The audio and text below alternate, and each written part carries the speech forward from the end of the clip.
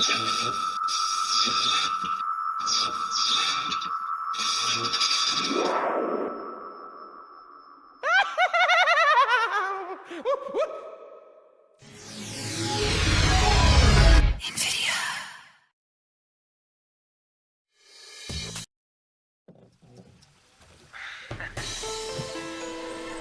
ready for this? Runaway 2. There comes the time to switch. You have to follow the bridge. Please! Here we go. I don't dare to think what I fear inside and break up the pain. To do this just tonight now. My inner me is needing a change. Far from being insane, I will do what pleases me. For once in your life, be real. These are the words that it said. That it said. I long to be free again. I just wanna be free. Now I'm waiting for you. Why do you stay? One time. I don't know from where this feeling grows. Am I bound to leave? What's between each other? I don't care about what the world may say. That's the way it goes. And I want to run away. If I wanna go, I will go. No way.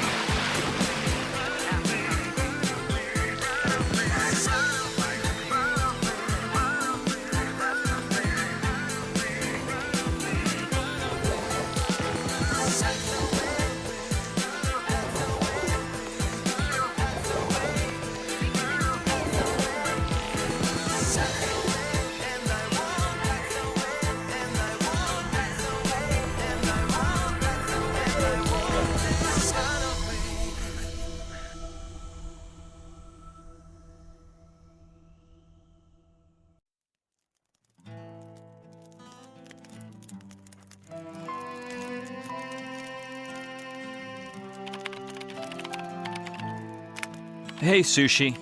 Are you there?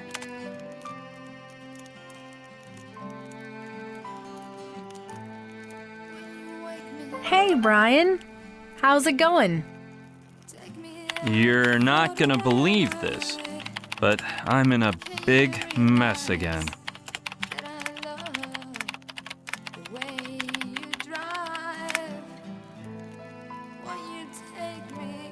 LOL.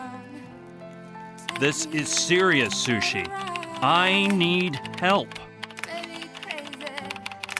Can you realize that I love the way you drive? Okay, calm down. You can count on me. What's happening? Well, I guess I should start from the top.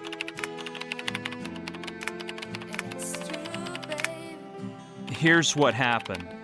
A few days ago, Gina and I were on vacation in Hawaii. You know, sun, sand, daiquiris, the hula. Anyway, the thing is that Gina wanted to go to Tiki Falls on Mala Island. So, even though I didn't feel like it, we got up early one morning to go on our ill-fated little day trip.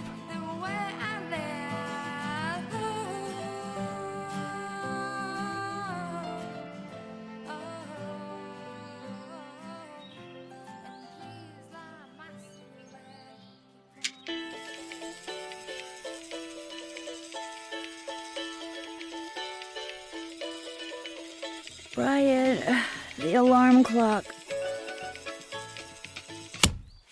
Oh, I'm so tired. Come on, man. I bet we're gonna have an amazing time. If you say so.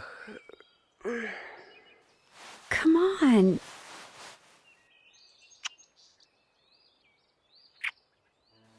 It'll be awesome. Come on, don't tell me you've never dreamed of seeing the waterfalls and the Tiki Temple. Platypus Tours, huh? Couldn't you find a more upscale agency? I called a few others, but they all told me their flights to Mala Island were temporarily canceled for some reason. That's weird. Oh, don't be such a worrywart. A really kind old man at Platypus told me there was no problem. We better get moving. The pilot is expecting us on the beach at 8 o'clock sharp.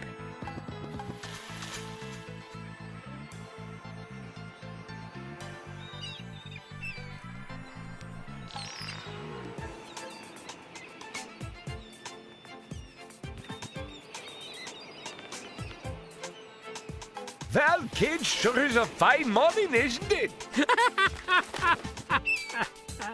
Just perfect for flying over Zamala Island. I'm telling you, you're just gonna love them Tiki Falls and Temple. They are, like you kids say, totally awesome. Don't take this the wrong way, sir, but aren't you a bit age-challenged to be flying a plane? Brian, don't you think that was a bit rude? Forgive him, Otto. I'm sure you're a first-class pilot. Don't worry, hotcakes. I'm used to dealing with smart Alex like him. And don't you worry, dude. This old bird's wings are still a-flapping. So, let's get a move on and fly over to Mala Island. I can't wait to get there. Brian, cheer up that grumpy face and stop worrying. Okay.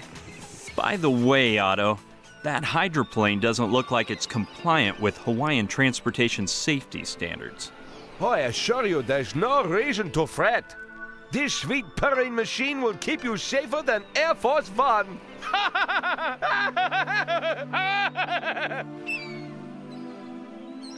Here comes the breakdown. Oh, God. Somehow I knew this wouldn't have a happy ending. Come on, hurry! You have to jump! There must be some other way. Are you sure Otto kicked the bucket? He's flown to bluer skies, no doubt about it. And there's only one parachute. So get the thing on, because I'm opening the door. Well, let's jump together. I am not leaving you here in a crashing plane.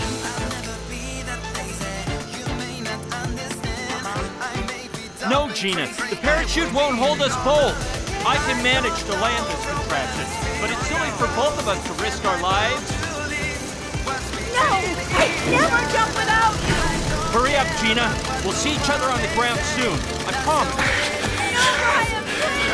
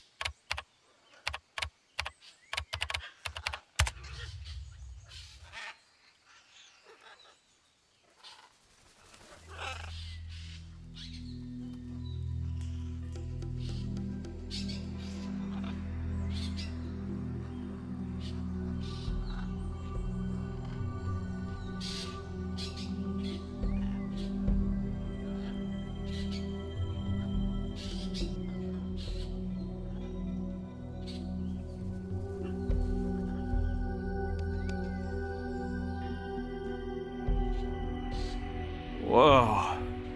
What happened? Where am I? The hydroplane. We were about to crash. Man, I can't believe I saved my skin this time. My poor body aches, but I don't think anything's broken. Just a few scratches.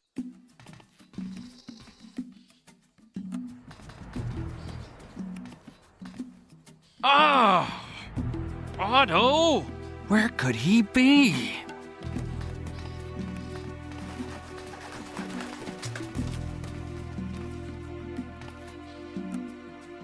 How weird.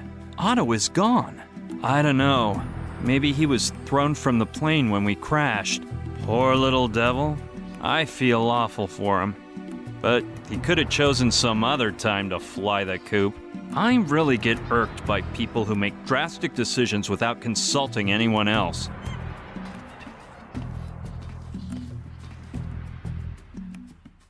I seem to have crashed in quite a lush area. Well, the first thing I should do is find Gina. I saw from the plane that she was falling over a lake. I hope she didn't have any trouble swimming ashore to safety. She's probably searching for me, too. I'll be needing our backpacks before I set off to see where we've landed.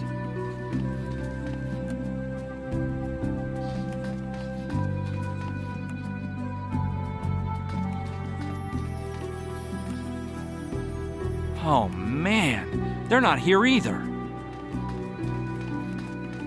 Nothing. They vanished without a trace. What a bummer.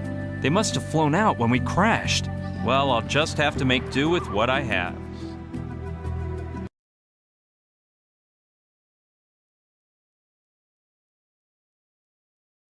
Hi, I'm Brian. Can you hear me okay?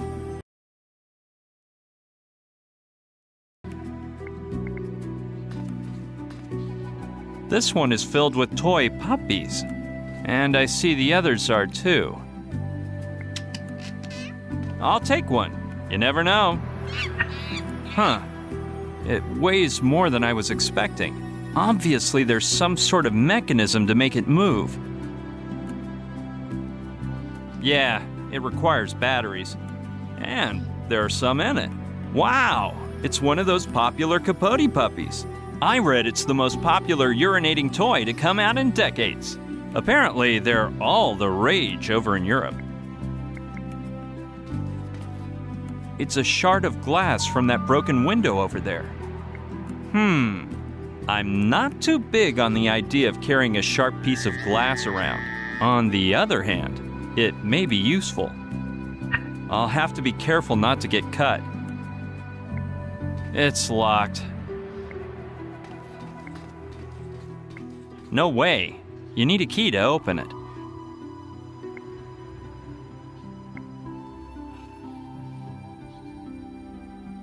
Some newspapers, bottles, cans, and Otto's old Walkman with music.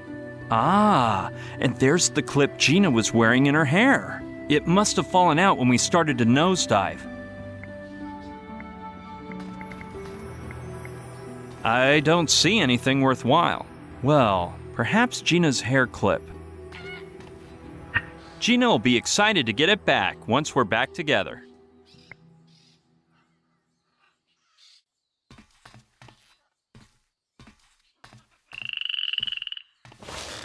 Anyway, I don't know much about planes, but this looks pretty banged up. I'm amazed at how many fans Elvis still has, even though he died 30 years ago. That is, if he's dead, of course. I don't really swallow that story about him being on an island with Marilyn, Lennon, and Mulder's sister, though. Just some old binoculars and a pint of scotch. Seems as if Otto liked to travel well prepared. Yeah, I know this is no time for a drink, but it may come in handy later. Jeez, they aren't exactly pocket-sized. However, they may be my ticket out of this jungle. Let's see. Maps and flight plans. And what's that down there? A magnifying glass. I'm taking that. I might need to use it.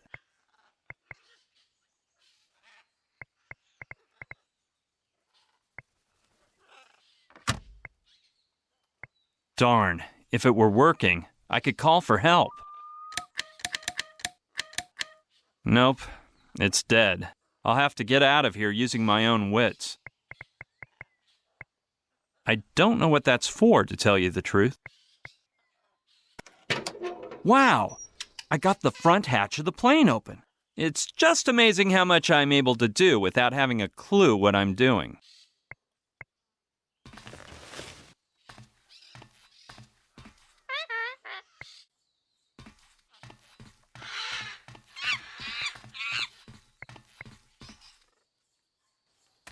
It's hard to be sure, but I must have passed out hours ago.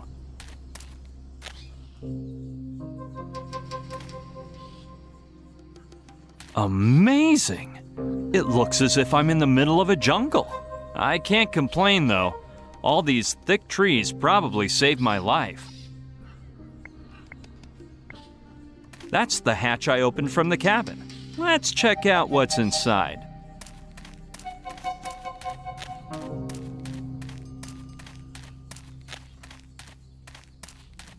Darn! It closed back up again. A little sooner and it would have decapitated me.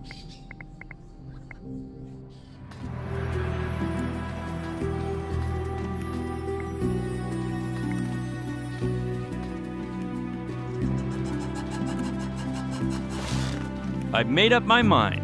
When I get out of this mess, I'm seriously looking into some flying lessons. Let's see whether the lever holds a little longer without moving.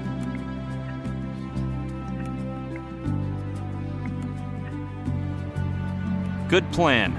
Let's see if it's the right size. Perfect. With the lever blocked in place, there's no more worry about that hatch slamming shut.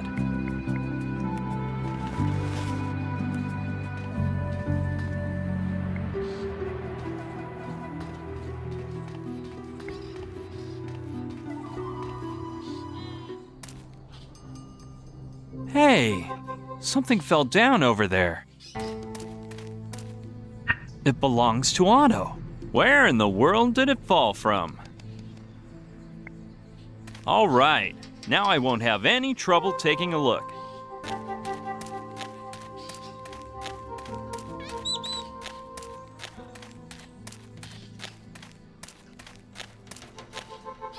A tank of water is always useful.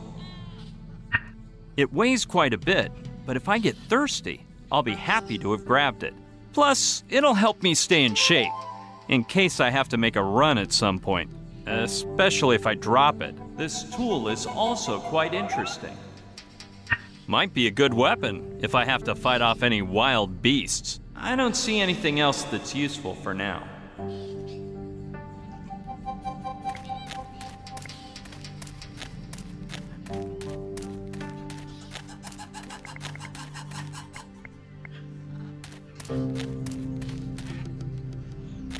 All right, let's see if I can find something up there.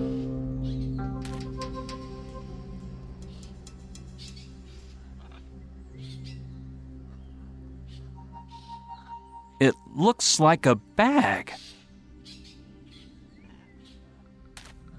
I'm not positive, but it might be Otto's. That would explain where his pilot's license dropped from. Well, as long as Otto doesn't fall down onto me at some point.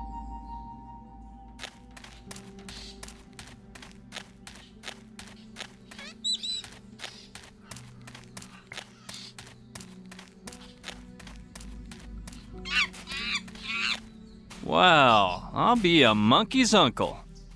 I think it's a lemur. Now, isn't that something special? It's getting more sparse up ahead. There are fewer trees and it looks like the jungle is ending. The bad part is over here.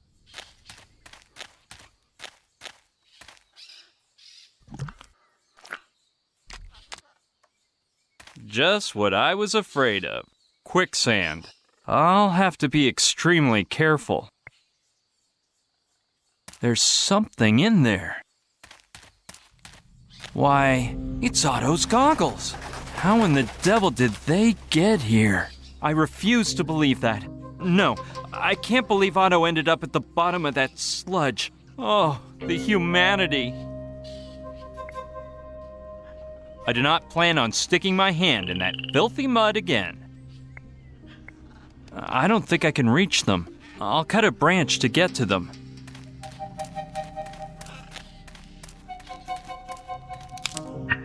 This one should do.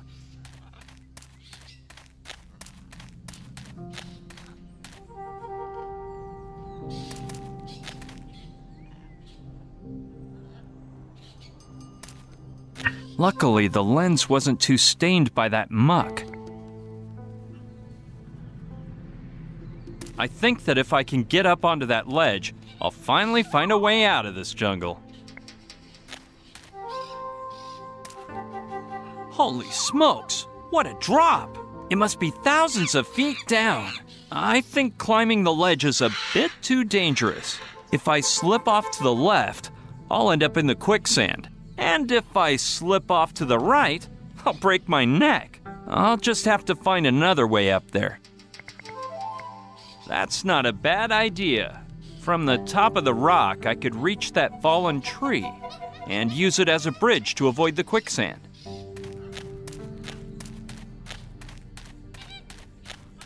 Here it goes. Rock's too slippery. I can't.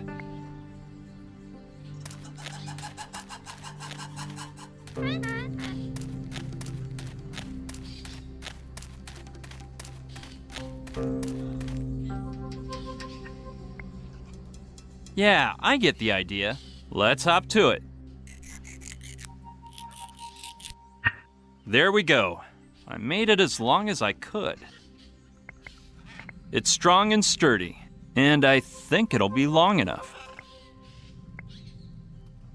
That's a good idea, but it would work better if I cut the branch first to give it the ideal shape. Yep, I just need to change the shape a bit. Bingo! It's just the way I wanted it. Yeah, I think I did this on a field trip once. Done. I've made the perfect slingshot. Yeah, let's see how good my aim is. I wonder if I can knock the bag down.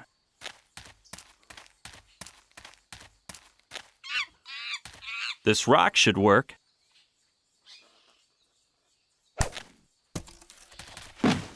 Presto. Yep, no doubt about it. It's Otto's bag. All right, I'll take a little peek. This key could come in handy. I think I know what lock it opens. The problem is that it's split in two. It must have broken when the bag fell from the treetop. That's unnecessary. I can see it with the naked eye.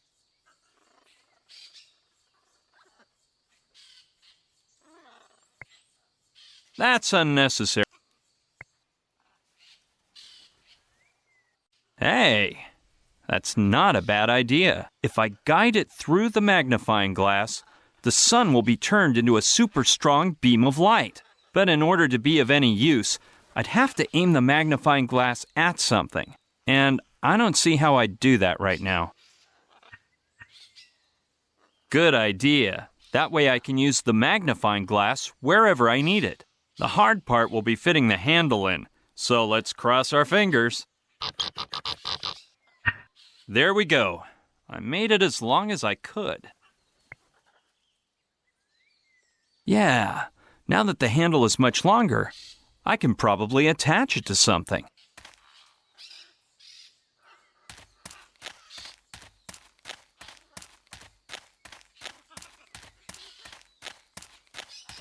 This looks like the perfect spot.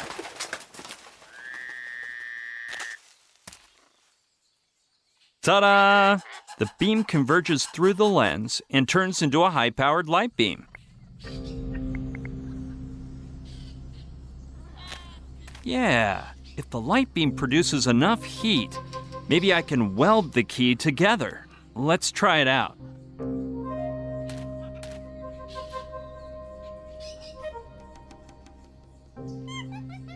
Yes, I deserve the Locksmith Merit Badge. And it seems to be pretty darn sturdy.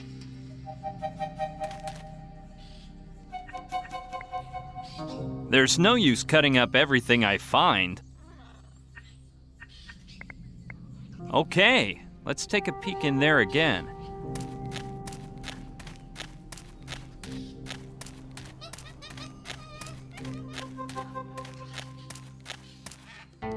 Yeah, that can there may be just what I need.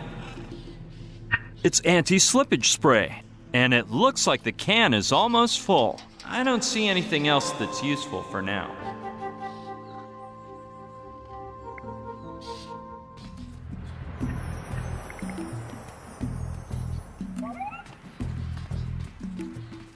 Let's try it.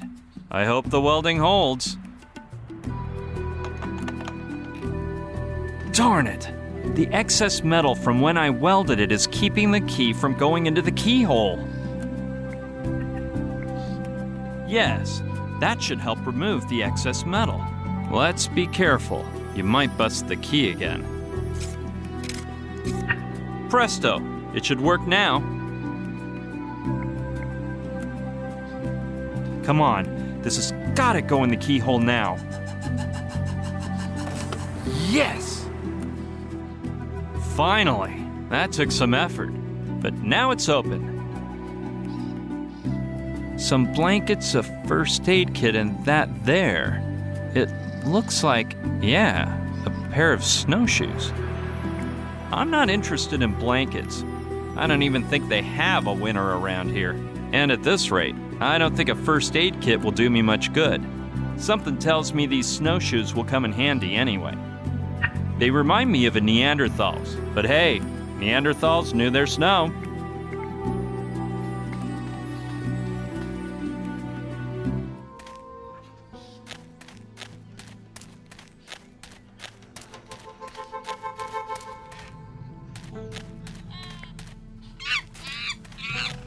Hey, there's that friendly little lemur. Good plan. Maybe that'll make it less slippery.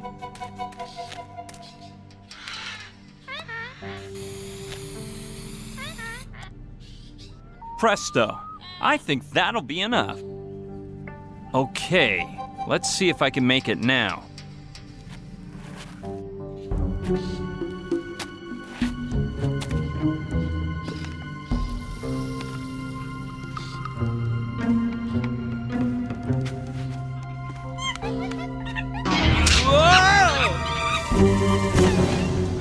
Darn that lemur from...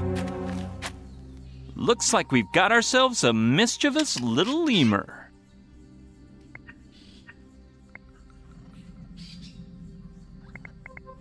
This thing near its tail looks like a screw cap. There must be a tank inside that can be filled with liquid to make Capote more lifelike. No, I don't see what I would achieve by doing that. All right, I suppose that's what the tank was designed for. Ready. Hey, that does sound like an interesting idea. Maybe that lemur will be distracted by playing with Capote and leave me alone. This is the perfect spot. I can hide behind the rock, and while the lemur is scampering amid the trees, it won't see me putting Capote in place. I don't want him to think Capote's a trap. Ready. I'll hide behind here.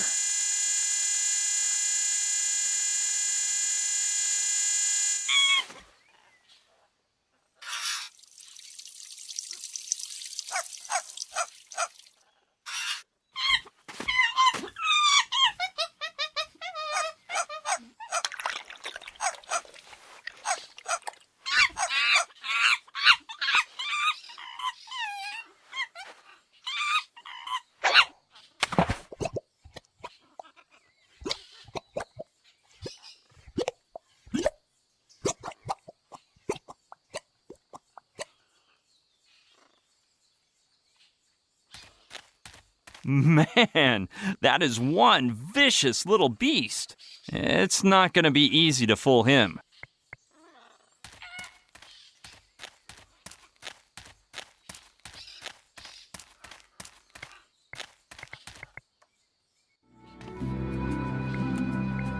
Sure, I'll take one more.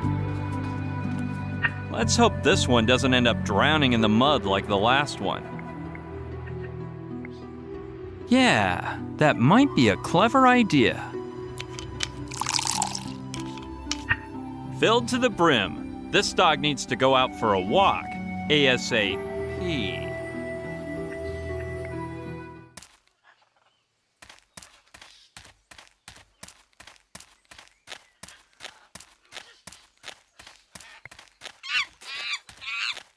That conniving little lemur again. Hey, you filthy monkey! If I get my hands on you, you're gonna regret it.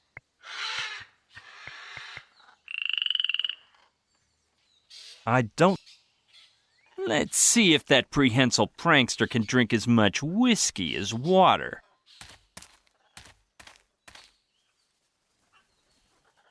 Ready. I'll hide behind here.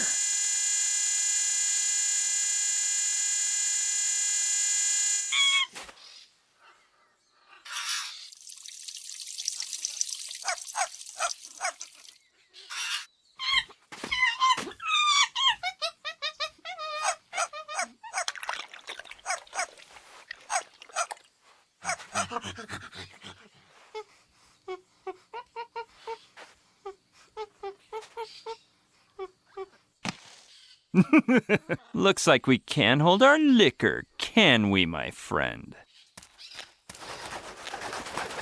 Time to get what's coming to you, it seems. He's out like a light. Well, I'm not gonna hurt him. And they say you should keep your enemies as close as you can.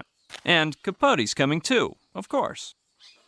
Good little puppy, Capote. You've been very obedient.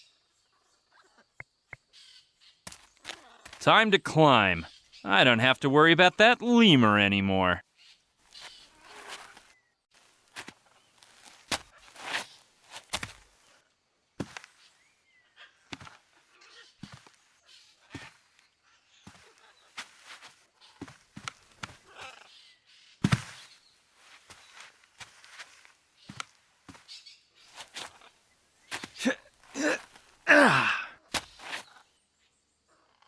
Finally, I made it up.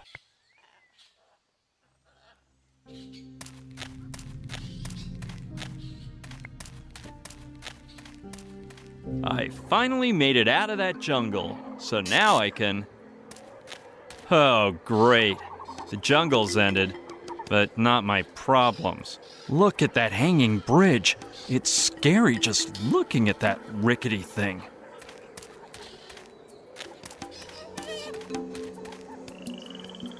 That is one deep gorge. It'll be impossible to climb down. If I fall, death will be pretty inevitable. The fun part will be the ascent with the full kit. Halo, wings, harp, and a white gown. Just what I was afraid of. The only way out is to cross that bridge. Rickety bridge. Cross at own risk.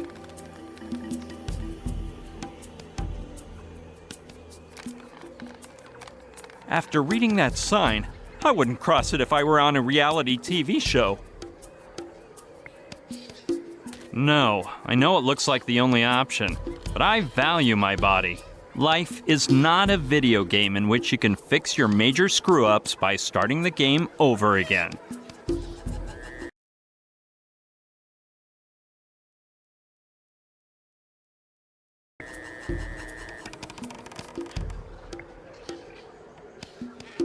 Wow, I knew I'd find some use for them. If I put the snowshoes on, my weight would be distributed across several planks of wood. It sounds crazy, but I have to try it. And not only that, but I should get rid of all my extra weight too. I'm gonna hide all the stuff I don't really need. This has to go, and this too. I'm taking the lemur with me. If I leave him here, he might shake the bridge just for laughs, or something worse. Darn that lemur. He must have woken up, and the first thing he did was polish off the whiskey. Okay, that should be enough. I really do feel quite a bit lighter now. Well, here we go. It's been nice knowing you, world.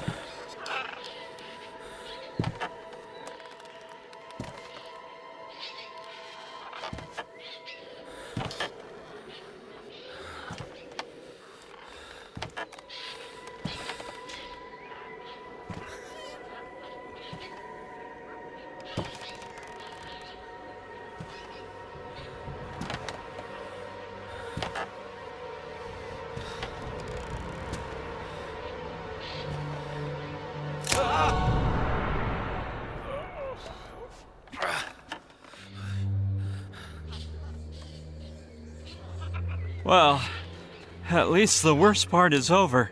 Now I just have to keep on climbing.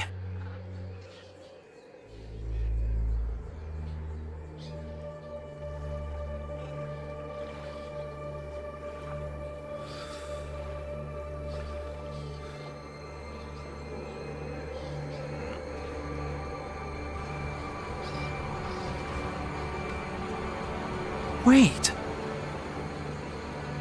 What is this doing on a lost island?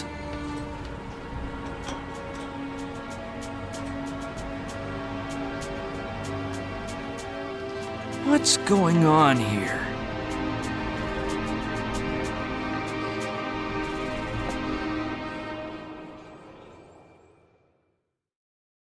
What was it? Nothing more and nothing less than a military camp. Can you believe it? It's not that weird, Brian. I bet they were just doing maneuvers. You're wrong, Sushi. In the beginning, that's kind of what I thought too. The soldiers had most likely seen Gina falling, so I headed for the camp to see whether they would help me. But it didn't turn out to be as easy as just going down to the lake, meeting up with her, and ending the day trip with a pina colada. Nope. The accident turned out to be nothing compared to what was in store for me. Things were about to get worse. Much worse.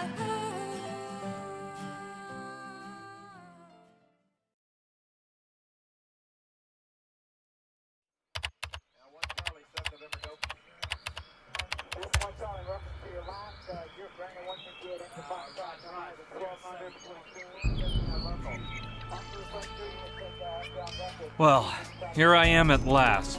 I never thought I'd make it. I hope the hike was worth it, and those soldiers know something about Gina. Freeze! Hands behind your head! But I said hands up, mister! Okay. All right, man, keep it cool. Listen, pal, it's nothing personal, but you can never be too careful. This is not necessary. I'm unarmed.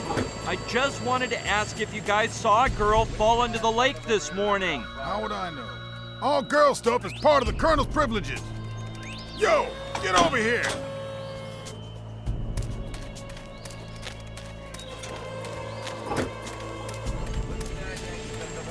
Could I speak with the Colonel then? I don't know why I should help you, dude, but you caught me in a good mood. Wait here, and I'll go ask him. Don't take your eyes off him, Felton. Leslie, a civilian wants to talk to the Colonel. All right, Felton, accompany the civilian into the Colonel's tent, as you ordered. Leslie, this is the guy who wants to have a word with the Colonel. One moment, my Colonel. Thank you, Felton. You, come here, please. I got as usual. Mr. And I'm to you. Uh-huh. You stupid old Theodore. I've taken note, my Colonel. I got as usual. Your name? Brian Basco. Well, Mr. Basco, wait here. Mr. What's-his-face wishes to speak with you, my Colonel. Who? Tell him I'm asleep, flower pot. But he can hear you speaking right now, my Colonel. I must be speaking in my sleep, flower pot. No, Daddy, you're more of the snoring type. Flower pot, that memory of yours is worse than a senile old general's. Get it through that thick skull of yours that there are no mommies or daddies in the Army. Get over here a minute. I need to explain something. And pull those shirt tails right out of your pants. You look like a mama's boy. Look here, Lester. Why do you think I call you Flower Pot? To belittle you? No. It's such an outlandish surname that nobody will suspect it's fake. If the troops knew I sired a dim-witted boob like you, they'd lose their confidence in me, and I'd be shafted. You get it, son? Looks like Leslie writes down all the orders he gets from his dad in here. What surprises me most, though, is that his writing resembles mine so much. I don't think stealing while under surveillance is a swift move.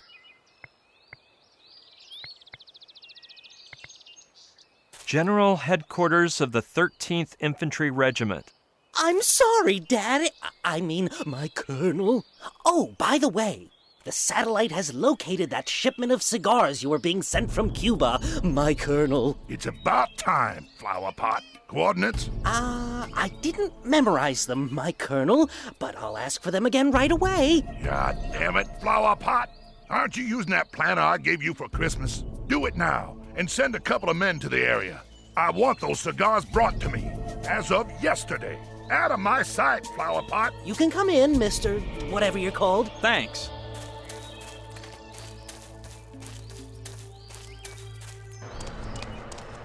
Well then? Good morning. My name is... Is that what you came to tell me, civilian? Or did you have something interesting to say? Well, I'd like to ask you about... Negative. I'm the one asking questions here. Yeah, but I was just wondering whether... What do you think this is? A Q&A in the Pentagon press room? I'm warning you. Nobody interrogates me.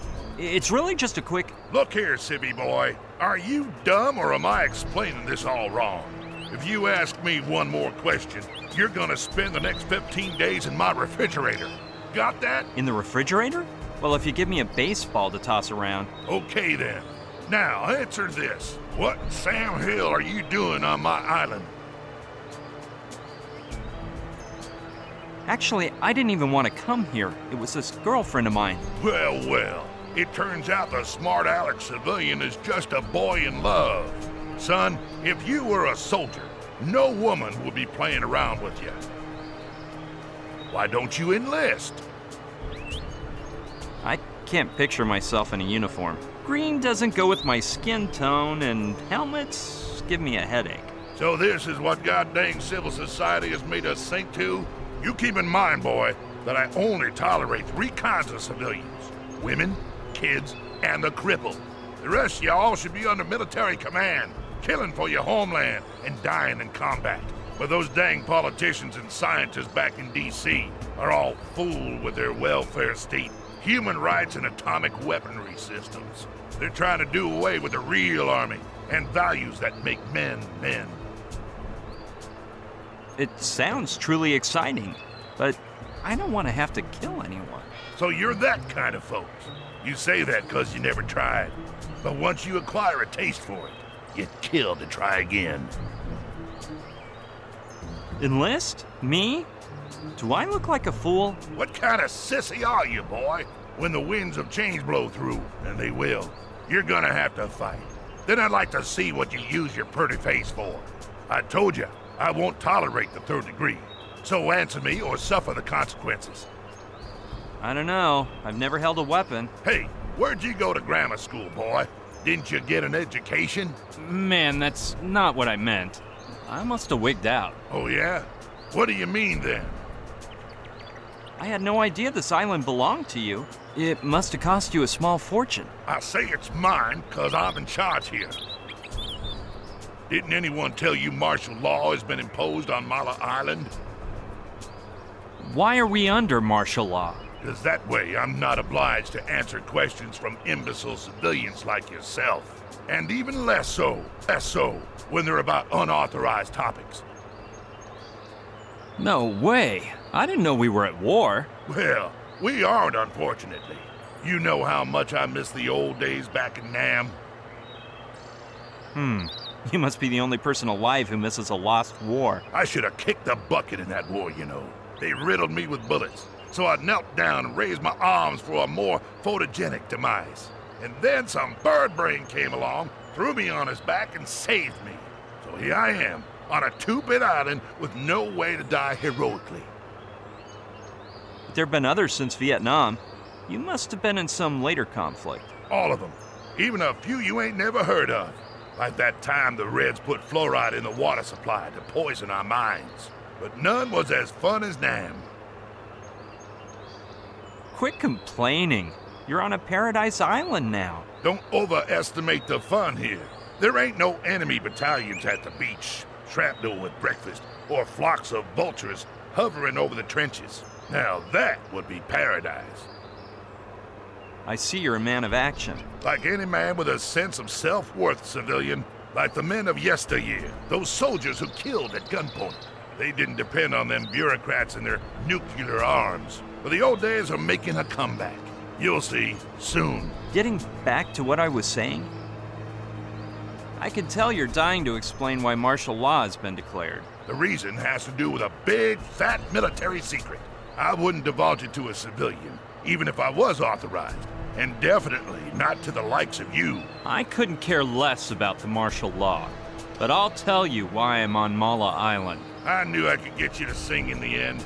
Come on, fess up. A girlfriend of mine fell into the lake, and I think you guys rescued her. Negative, civilian. My men monitor every centimeter of Mala Island, and they ain't seen none of that. You sure that happened on this patch of land? Yeah, if you haven't seen her, it's because you're all half blind. Sorry. Are you mocking me, civvy boy? Just remember, if I get a hold of your girl, I can give her a real hard time. In fact, I think she's being held here against her will. You don't say. There may be another possibility. She might be hiding from you. Well, she didn't exactly fall. I threw her out in mid-flight. Something was telling me you're not all bad, boy, and I was right. Turns out you're my kind of man. So, did you enjoy that experience? It's not what you think. I pushed her out to save her. No reason to apologize. You done nothing wrong. I bet you would have killed her. You look like a despicable slayer of helpless women. Come on, boy. There's no reason to start kissing up to me at this point.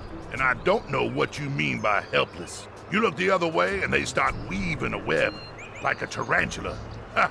That was pretty funny, like red tarantulas. I felt awful as I watched my girlfriend fall through the sky. Don't worry about that. You'll get over it. The first time always hurts. Then you get used to it. You even start to yearn for it. I'd do it all day long if I could. Did I say I pushed her? I keep saying the silliest things lately. You've got me more turned round than a dog chasing his tail. Let's see. Now, what did you mean? I mean, that's not what I meant. It's that I'm not obliged to answer that question. I'll only respond in the presence of my attorney. So that's your game, huh? Well, move your butt out of my tent, boy, and keep it still until the evacuation takes place. If only you could offer me a nice plush mattress to park it on with my girl. Don't you get smart with me, boy. In a few hours, you and all the other civilians left on Mala will be shipped out. The boat's on its way. It's a matter of hours. Flower pot? Colonel, sir! Escort the civilian to the door. And if he makes any funny moves, kill him. That guy rubs me the wrong way. I don't want him turning into a relentless pest. Tarantula. I don't know why, but I get a sneaky feeling that the Colonel is hiding something. What's more, when I came out, I saw a girl being escorted by a soldier toward Kortzmeyer's tent. For a moment there, I thought it was Gina, and I almost bumped into her. She was blonde and wearing a very tight red leather outfit, but what in the world could that insane Colonel be up to? It's clearer and clearer to me that Gina's being held somewhere inside the camp, but they're watching every step I take, so it's impossible to get a good look around. I'll have to find some other way to get in, no matter how hard I have to try. But it won't do me any good to rescue Gina if we have no way out afterward. With all travel by sea and air cut off, those military types would find us in no time. It's obvious. I'll have to cook up a plan to sneak into the camp and find a way to escape from the island. However, with the little help I have, that's gonna be one tall order. My only support is a plastered primate, who I'm gradually becoming fond of, I must say. And now that he woke up, his little eyes look so sad. They remind me of a little basset hound puppy I once had in New York. I'll name the little lemur after him. Little Demon.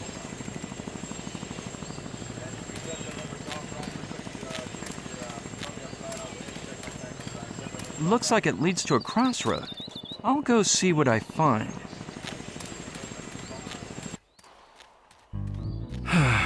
I can't take one more step. I feel like someone poured a pot of boiling soup into my shoes and I'm cooking noodles between my toes. But it was worth it. Finally, some contact with civilization. There's another soldier with a car. I hope this one doesn't give me any flack. Let's see what the area has to offer.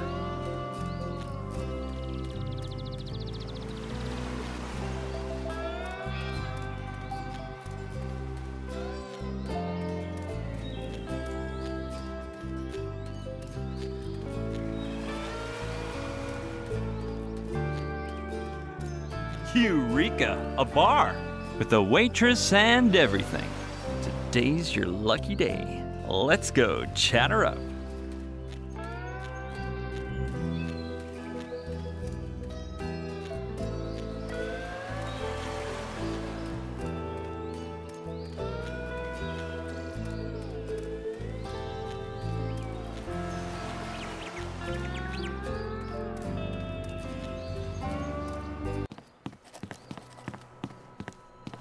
Hi there.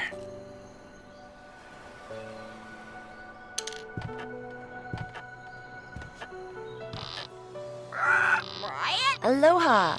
Welcome to Luana Beach. Where did you come from? Well, if you mean my place of birth, I come from New York. I got to Mala Island just this morning and... You don't fool me. I haven't seen any boats or planes arrive in the last 3 days. The thing is, I landed on the other side of the island, in a biplane that looks worse than a World War II relic. Did you fly in with Otto? No way! You guys know each other? Yeah, we're old pals, and I adore his cool plane. I met my ex-boyfriend Charlie in it. Where is old Otto, by the way? I think he went to Kauai. Yeah, he left full speed ahead to deliver a shipment of Capote dogs. Oh, I love those little puppies, and they have such a cute name. Mine is Lokelani, stranger, which means heavenly rose. Nice to meet you, Lokelani. I'm Brian. Oh, crap. You have the same name as my moron of an ex-boyfriend. I thought his name was Charlie. No, that was a different boyfriend. Brian was this loser I'd prefer to forget about. So I'll just have to pick a different name for you. Do you like Kaimi? It means he who searches in Hawaiian. I like the way it sounds. And if you knew me better, you'd realize it suits me to a T. Oh yeah, and that fluffy love ball of a cockatoo is Aolani, my best friend, and the only male I can trust. Charmed, Aolani. Lokelani, I wanted to ask you for something. Oh, sorry. I must be the worst waitress in the Pacific. What can I do for you, Kaimi? No, I didn't mean that. I just wanted to chat with you. I don't know whether to believe you. Whenever my ex said some girl had just chatted with him, I knew to expect the worst. Brian did that? Oh no, that was Mikhail, a 7-foot-tall Russian. So, surprise me. What should we chat about? I haven't seen many people around here. Yeah, the island's population has been reduced to just a few friends of mine. And this guy dressed like a monk who arrived last night. Plus me and the military guys, as you've observed. Tell me about that guy who looks like a monk.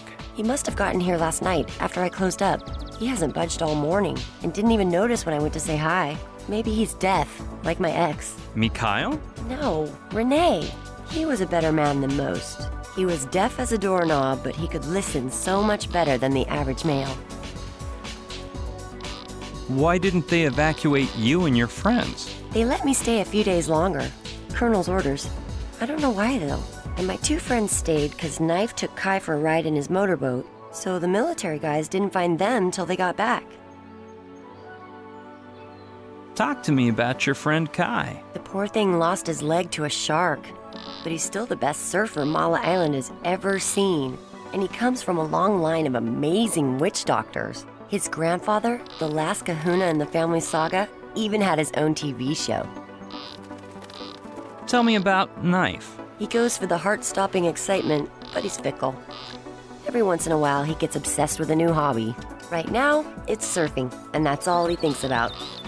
Lately, the waves around here have been smaller than in a kiddie pool, so he spends the day island hopping in his speedboat in search of killer waves. Oh, and then there's Koala, his son, but you'd better just meet him for yourself. Where can I find your friends? They live together at Alawala Cove. If you want to meet them, just follow the highway toward the northeast, and you'll come across their hut. I recommend it as a day trip. It's a lovely spot. Some people think Tiki Temple ruins are prettier, but since they're in the militarized zone, visits are out of the question. Do you get along with the military guys here on the island? That first night, they all came here to get sloshed. But then I think the colonel forbid them to return. Now he comes alone. When did they get here? About 3 days ago. They evacuated everyone, declared a state of emergency, and set up camp at the Tiki Temple ruins. Rumor has it there was some deadly virus running rampant, but I think the soldiers are being paid off by real estate speculators. They'll end up developing the island into a huge golf course for bored old moneybags, like my ex. Are you talking about Charlie? No, I meant Renako, an African millionaire who had petroleum coming out of his diamond-studded ears. Do you know the man in charge of the troops? The colonel? Yeah, he looks a lot like my ex, but with half the looks and twice the wrinkles. And he doesn't have that hot criminal look, of course. Your ex-boyfriend, Brian? No, Milo, a kid from Central Europe or somewhere around there.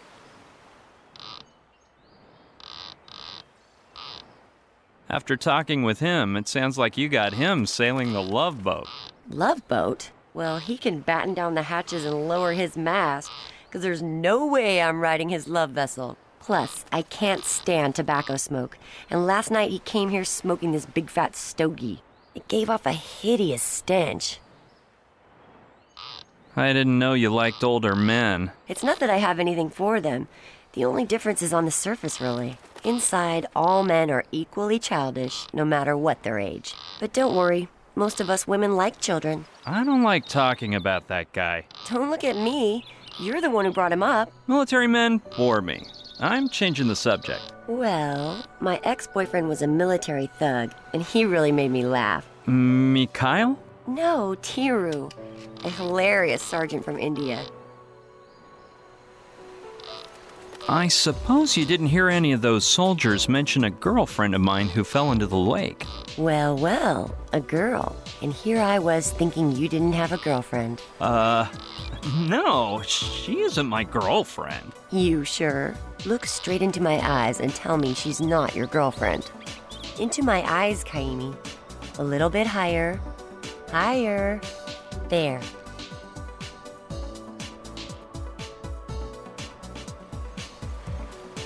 Hey, look!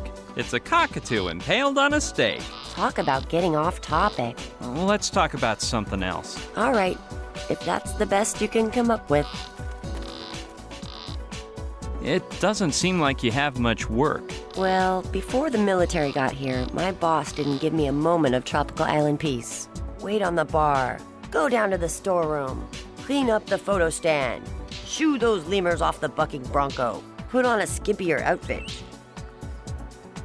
Sounds like you have a great boss. Huh. If only you knew.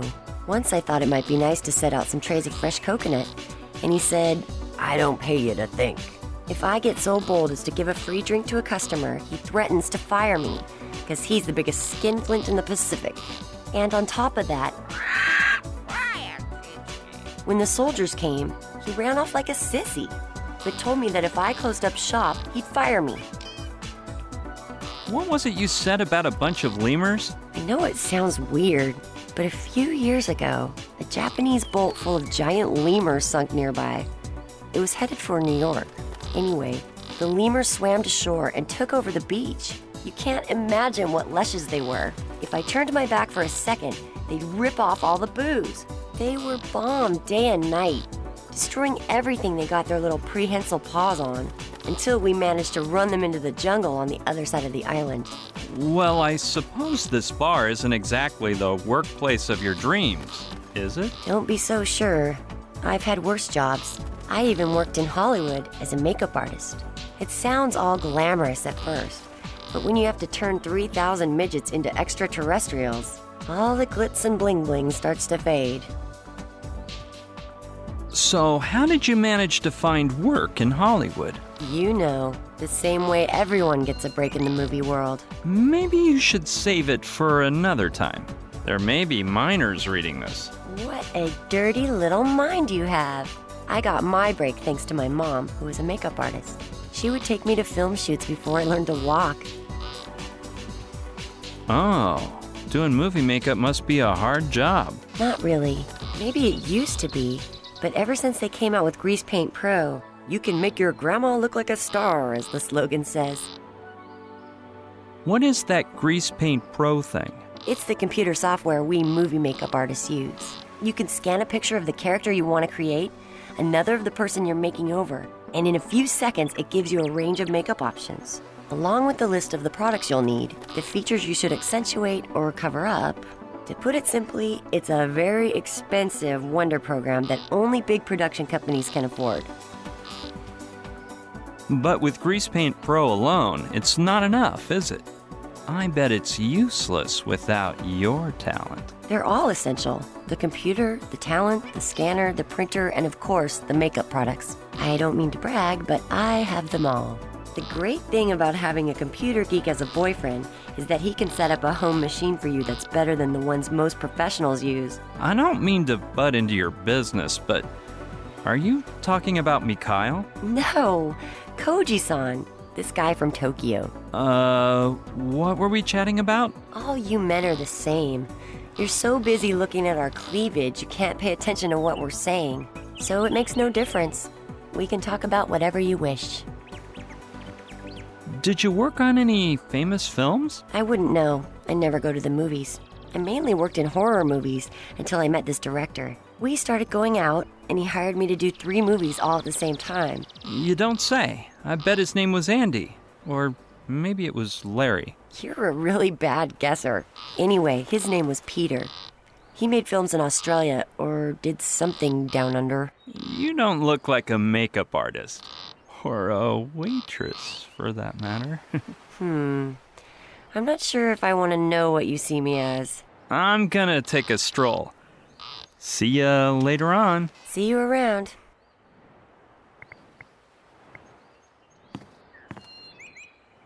It's full of sand, ash, cigarette butts, and that looks like a cigar holder. I bet I can find some use for that. If I remember right, that's the brand Kordsmeyer smokes. Special cocktails for $5. Sure, why not? Look, Ilani, could I borrow your chalkboard? Go ahead. Nobody's ordering any cocktails around here anymore. It comes with chalk, too.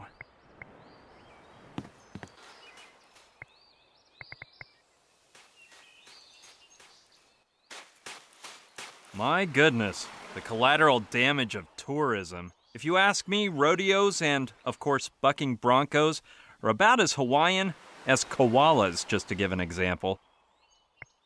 It's not exactly in tip-top shape, but I guess it might pass a safety inspection, if the inspector survived, that is.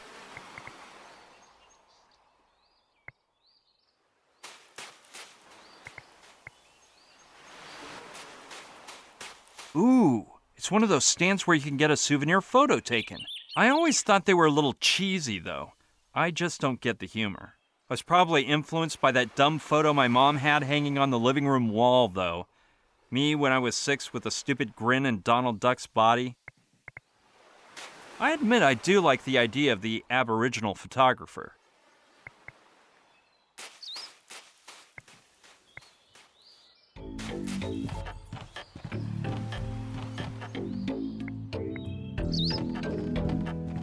Hello, nice man. Hello. Yoo-hoo! Nothing. Either this guy's deaf or he's on a real trip. I hope he sees lots of planets on the way. Oh, look! He moves and everything! Did that mean yes? Hi, my name is Brian. Nice to meet you. I guess he can only nod to express the idea of yes. Man, how innovative. Do you know any other tricks? Wow, he can shake his head to say no, too. You didn't happen to see a girl fall out of the sky lately, did you? Maybe a monk isn't the person to ask about a woman, so I'll rephrase the question. Have you seen a man with no hair on his face fall out of the sky? Maybe you saw her fall and thought it was a miracle. I have a hunch you're not going to be much help, so I'll just drop the subject. I can't see your face very well, but I get the sinking feeling we've met before. You're a whiz at saying yes or no, but I don't know if you really understand me or if you just have a nervous tick.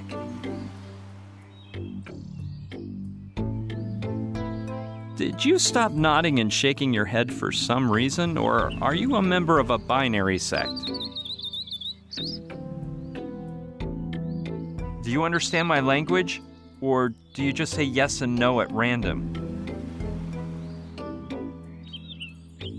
Maybe you don't make any other gestures out of spite. You're not a big talker, so there's no reason to ask whether you can read or write.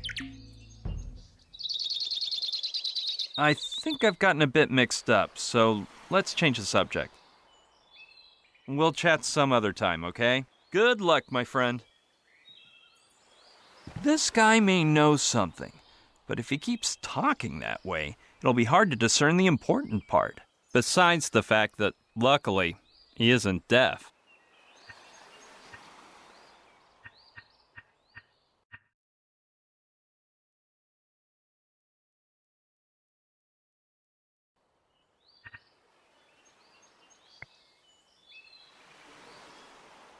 Okie doke, let's see if he knows how to write. Hey guy, I found a chalkboard for you. If I give it to you, you can write on it, and you won't be stuck just saying yes and no. Do you mean yes, you'll still answer yes and no, or yes, you won't?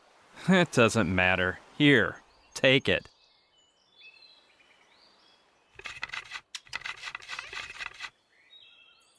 Thank you. You're welcome, man. You see, I wanted to ask you a few questions.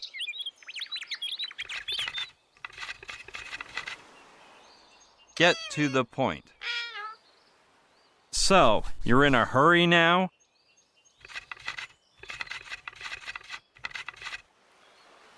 No. Running out of chalk.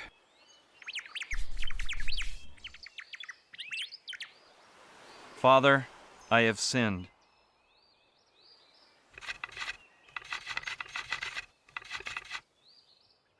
What are you telling me for?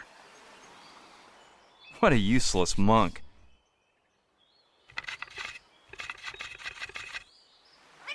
I am no monk.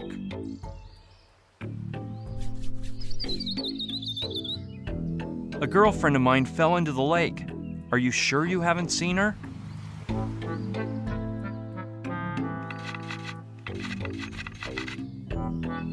Very sure. What are you doing here?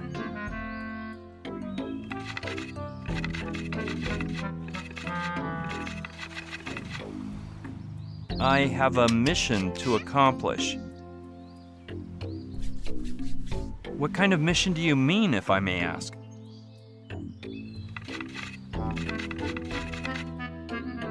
You may not. If you have a mission, then you're not a monk, you're a missionary.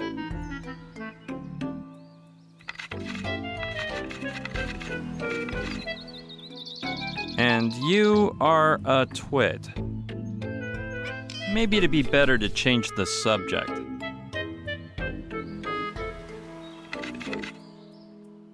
Okay. Are you mute or just pretending?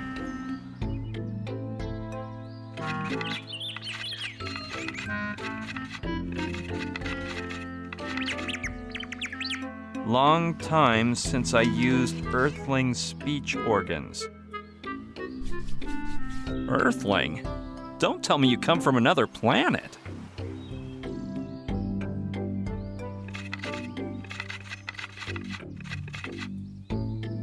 Chalk almost gone. So soon? Well, it did last quite a while.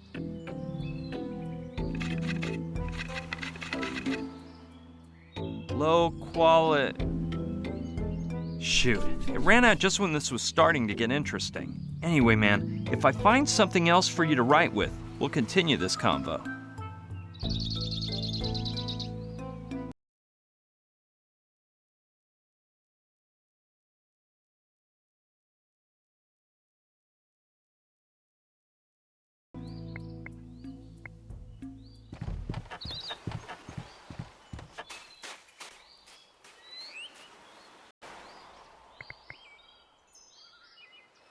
Yeah, I'll keep inspecting the island. I'll try to find that cove Lokilani told me about. Maybe her friends can help me out. Well, unless I'm lost, this must be them. And I'm willing to bet the guy with the surfboard is Knife. I'm gonna go check it out.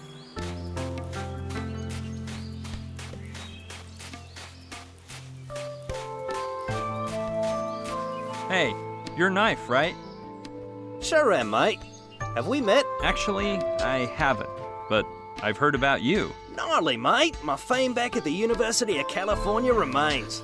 I'm not surprised, though. After so many years trying to finish school, even the professors know me. No, Lokilani's the one who mentioned you. Lokilani's one hot babe, eh? She's like totally for my bones, mate. But don't tell Kai or he'll go aggro. Okay. Hey, I haven't introduced myself. My name is... I heard that, bro. You just told Brian that Lokilani thinks you're the kind. And no one's gonna swallow that, bro. He is like totally full of himself sometimes. He thinks the fact that some shark chowed down on his paw is enough to impress a Betty like... Wait, what did Lokilani say about me? Not much. She just said you're crazy about surfing. How could I not? I was born in Byron Bay. Where? Byron Bay, in Australia, mate. The place with the bitchinest airs on the planet, buddy boy. Thing is, when I was a kid, I didn't like surfing. I was all into underwater diving. California's where I got all hyped on surfing, but crikey, over there in Cali, it's majorly packed. You know you gotta reserve a wave at least 2 days in advance? No, I didn't. Hard to believe. I'm telling you, and don't think that means you get to ride it alone. Nah, they rent it out to so many mates at once you feel like you're surfing in a public toilet. So of course you decided to come here for the peace and quiet. For Kai, too. When I was a freshman in Surf and Sciences, I saw him do a demo in a video. And it was so gnarly that I dropped out of college to become his student. Kai rules, mate. People say he's a bum just because he spends 16 hours a day resting. But all the masters have to meditate. I guess that video was recorded before he lost his leg, right? Negative, mate. The most awesome thing is that his mastery's greater with that iron leg than most people with... Hey, you're not trying to get him to give you classes, are you? Don't worry. Surfing's not my thing. You're not into surfing? Whoa, what's up with that? I knew there were some freaks out there, but... So, what brings you to Mala, then? Before, you said you studied surfing at the university. Full on, mate. Since people spent all day on the beach and the classrooms were empty, the uni decided to dream up some more interesting majors and the students were majorly stoked. It was mythical, mate. I, for instance, signed up for 14 different majors. From skating sciences to applied Tai Chi, plus adventure sports theory and practicum and California punk aesthetics. I didn't go to class much, but it was cool to say your major was one of those rad subjects. Lokilani told me you have a motorboat. Lokilani's a sweet babe, ain't she? So what about the motorboat? I think you used the motorboat to look for waves on the nearby islands. No, that was before. The guys in green told me they'll whip out their guns and shoot me if I use it. They must hate surfing so much that one of them says he wants to fly over the beach in a helicopter while I'm surfing and use me for target practice. People are just totally wacko. Could I borrow your motorboat? My regrets, mate. If those army thugs catch you, they'll rough you up and leave me boatless. Then forget looking for waves, cars, classes, and everything surfing means. Plus, just this morning I tuned it up and I don't want you screwing it up. What does everything surfing means stand for, if I may ask? Mate, surfing is a philosophy of life. On the one hand, it forces you to let yourself get carried away by the currents of nature. And on the other, it makes you control the situation so you won't wipe out. To achieve that, which is the essence of surfing, you just need two things: balance and foresight. 3 days, mate. 3 days without riding a wave. Is surfing your only pastime? No, mate, normally I work as a tourist guide. I take 'em down to get all stoked over the lake, the falls, the temple, and fishing, but right now, I'm on a required vacation. And not a single pathetic wave to ride. Don't you take him to Lokilani's bar? That Lokilani's a hot babe. Fair dinkum, eh? Of course, I take 'em there, and she pays me a commission for every drink they slip down. Mate, I make more off of that than my salary. And Kai is that good of a teacher? He's one righteous mate. In the beginning, I'm majorly stressed, but he made me walk around the whole island and substitute for him as a tourist guide. Then I wigged out even more because he made me wax boards for 2 weeks. Wax on, wax off. And on top of it, he just laid there without moving a finger. I almost returned to California. Or Australia, that is. But then he started to teach me for real, and you gotta admit, the mate's better than the whole surfing university faculty put together. Plus, I realized he's no bum. He's just meditating. Let's talk about your motorboat again. Isn't that like totally rad? What were we talking about before? I don't know, about surfing maybe? What's the meaning of those movements you were making before? Tai Chi, mate. Since I can't surf, I have to do something to keep in shape. It seems weird to me that you have a son. Koala? He is even weirder. I'm not sure whether he'll turn out to be a criminal or an artist. You look too young to have a son. I'm telling you, mate, it just happened once, kind of by chance. I met this hot, amazing, mythical babe who digs adventure sports and the Red Hot Chili Peppers. We were kindred souls, but hers was in a bikini. The thing is, when Koala was born, she got the chance to climb Mount Everest on a tightrope. So of course she bailed. Then she did this round-the-world hydro bike tour, then some other expedition, then another. So, I guess she'll come back someday, but I try not to let it get to me. There's too much stuff to keep me busy, and freaking out is for nerds. Did you say your kid's name is Koala? No, mate. Actually, his name is... It's... Mike. Well, eventually I'll remember. I call him Koala because of this cartoon movie he's watched like 10 bazillion times. One of the characters is this blue alien, but the kid kept yapping, "Look at the koala!" Since he saw one when he went to visit his grandparents that summer, it was koala this and koala that. So now, he's stuck with Koala. Why do you think he'll be a criminal when he grows up? 'Cause he's killing me, mate. Me and everyone else, 'cause he can't sit still for a second. He doesn't actually speak, but his actions speak loud enough. This morning, while we were having breakfast at Lokilani's, he started raging on this military mate, who almost whacked him to the other side of the island. And he's one fast little bugger too. If you turn the other way for a second, he'll totally whip your butt. By the way, that Lokilani's a hot babe, eh? What makes you think he'll be an artist? Didn't you see the sand turtle the little tyke built? I'm like totally amazed at the way he works with his hands. He made it in like 2 seconds, mate, right before going out for breakfast. But ever since he got his hands on that console, he's locked himself in the house and it's goodbye, turtle. Let's leave your son be. Yeah, mate, if he gets bored with that game Power Station or whatever it's called, you're gonna freak. I'll just leave you alone here, Knife. Later, mate. Hey, do me a favor. Don't go into my hut, 'cause my kid's in there flipping out with a console I picked up while we were having breakfast at Lokilani's. And now that he's quiet for once, we better just leave him alone, in case he decides to come out and ruin this peaceful moment.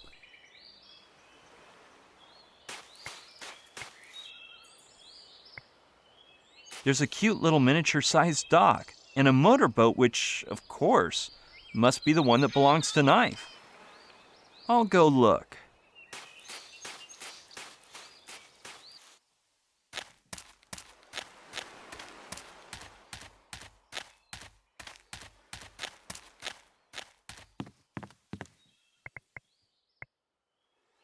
It most likely belongs to Knife.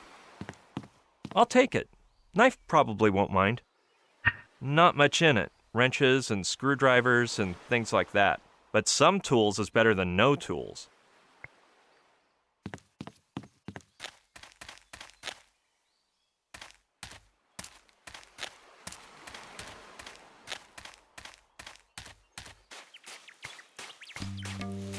Sure, I doubt Knife would mind. It's a good rope. Seems strong. It may be of use. I don't know why they say talcum powder smells like babies. To me, it smells like talcum powder. Something happened before, and I just don't get it. While I was talking with Knife, Kai called me by my name, but I'd swear I never mentioned it. I'll go ask him about it. Excuse me for bothering you, Kai. Aloha, Brian. But how do you know my name? You mean you never mentioned it? Not as I remember. Well, I must have heard it around town, brah. That's funny, because I just got to this island. Welcome, then. Do you plan on sticking around, brah? No way. I'm just passing through. Or more like I just dropped in by chance. No. Stay as long as you want, brah. I like it when you Malihini come to live here. As long as you don't make noise and you let me meditate in peace. There's fewer and fewer of us who speak Hawaiian, though, and it's sad to see the traditions disappear.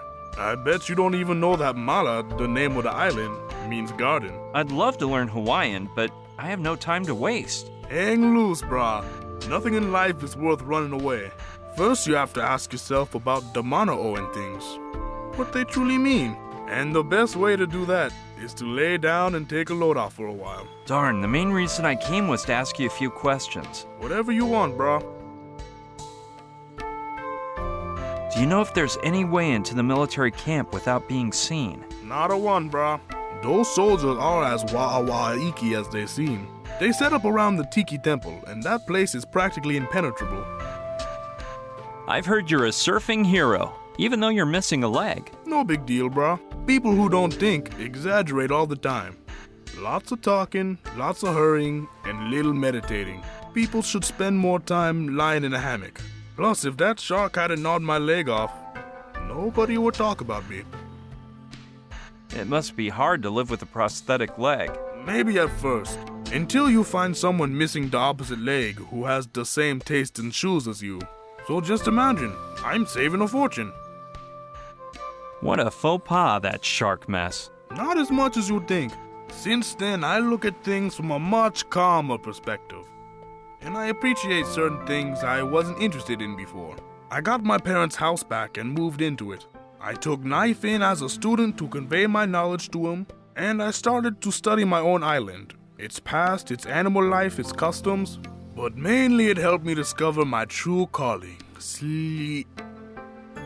meditating. I'm curious about your peg leg. It's a leg made of flexible black metal, especially for athletes. But I don't think you can see it, brah. Knife's kid Koala stole it from me this morning. The little rugrat was playing with the sand, and I guess he used it as a shovel. Who knows where he hid it? Getting back to what we were discussing, according to Lokelani, your grandpa was a witch doctor. Nani koki, Lokelani, huh? Yeah, my grandpa and my great-grandpa before him was the island's official kahuna and official witch doctor of the poultry god. His specialty was bringing poultry shop chickens back to life. Is it true that if a bird dropped dead, your grandpa could revive it? That was his specialty as a kahuna. He was called Kini Papa Moa, which means something like king of the sick poultry. He was so famous they showed him on TV around the world, until the National Bird Lovers Association denounced mistreatment of our fine feathered friends, and he was never allowed to revive a bird again. Then he started learning Reiki to use as a hangover remedy, but he never seemed to be very good at it. Maybe it's 'cause he only had one hand. I guess you must know a thing or two about witch doctoring. My grandfather would always take me to his Hawaii, his ritual hut, which is where he would teach me everything a good kahuna should know. Sharks are the spirits of our ancestors. To revive a bird, add a bit of this and a dash of that. Do this, do that. So, your great-grandpa was a witch doctor too? Yeah, brah. They say he was a specialist in hearing the future through the sound of waves. Though I've also heard he was born without one of his ears. What does Nani Koki mean, referring to Lokilani? Pretty much the same as Hilo Hilo. But Lokilani is much more than that. You gotta admit that Kio Kio has turned into one real huilau. I'm just saying that 'cause that nice fat manu she has, and that incredibly uli pair of pekekeu, get my mind to think of nothing but lele, lele, and more lele. I'm not sure, but that sounded a bit gross. Why? It's just that the girl has turned into a true pet fanatic, which is just 'cause of that big fat parrot she has, with that incredibly wide pair of wings that get my mind to think of nothing but flying, and more flying. What did you think I meant, bro? Me? Nothing. But I still don't know what it means if you say Lokilani is Nani Koki. Heck if I know. Oh yeah, I think it means the same thing as when Knife says she's a hot babe. Or something like that. Maybe we should talk about witch doctoring some other day. Alright, bro. What does that word bra mean that you say so often? I wouldn't know how to translate it, bro. Hold on, maybe Knife knows. Listen, bro. What do you want, mate? Hey, how would you translate bra, bro? I don't know, mate. Think harder, bro. Hey, the one who speaks the Hawaiian lingo is you, mate. Yeah, but I want to know how to say bra in your language. No, mate, I don't know what bra means. You sure, bro? Don't go aggro on me, mate. I can't stand the way that bra's always saying mate all the time. Sorry, Brian. You're just gonna have to find out then. I'll just keep strolling around the island. Aloha kaua, Brian. I'm just gonna keep meditating for a while. It's sad to think it'll wash away when the tide comes in.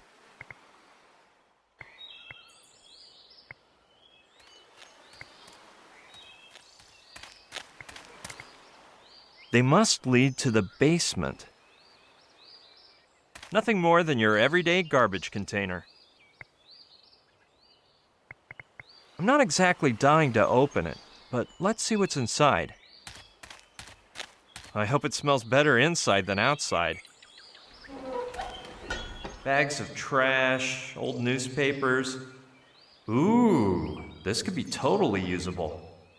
Almost a whole stick of butter. And no, nothing else in there looks recyclable, at least for now.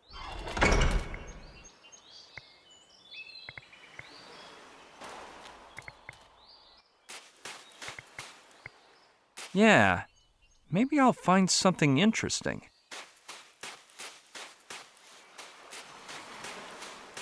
Or maybe something dangerous.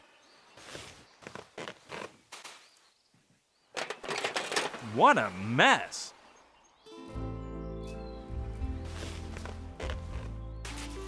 The only danger inside there is getting tetanus with all that rusty metal.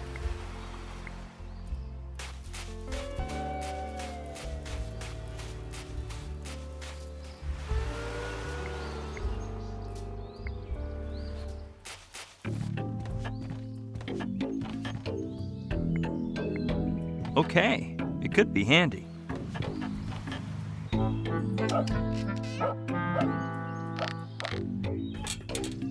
Huh, it looks like the other end of the cable is hooked onto something down there. Sure, I'll take a glance under the shack. It's pretty dark. I'll get a little closer. I knew it! The cable is caught up in the roots of a palm tree.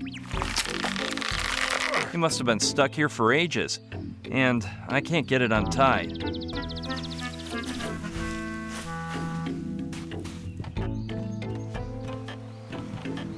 I don't know what this darn cable is for, but it's sure stuck tight. Yeah, maybe if I grease the knot, it'll come loose.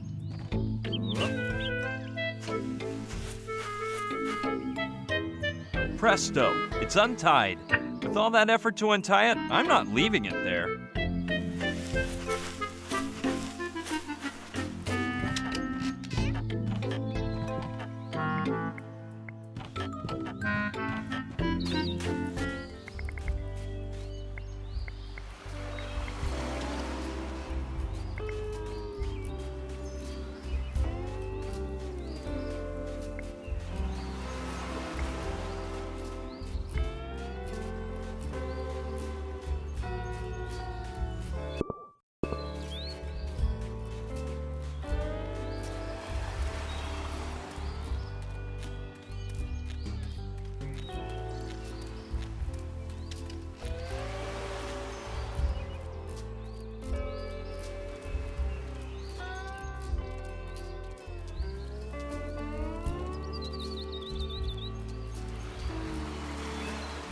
I couldn't get in.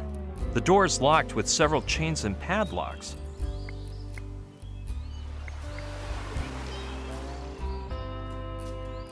I'm not very tempted by the idea of chit-chatting with more military types. But if I have no other choice... Huh. This guy's reading. I hope that good habit makes him act nicer than his cohorts. Hello there. Marine Zachariah O'Connor, at your orders, sir. What do you mean, at my orders? Pardon my indiscretion, sir, but I know a superior officer when I see one, even if he's disguised in plain clothes, sir. Jeez, how funny. Why do you think that? Because you wear flashy colors to draw attention to yourself, sir. And that is precisely what nobody would expect of a soldier going incognito, sir.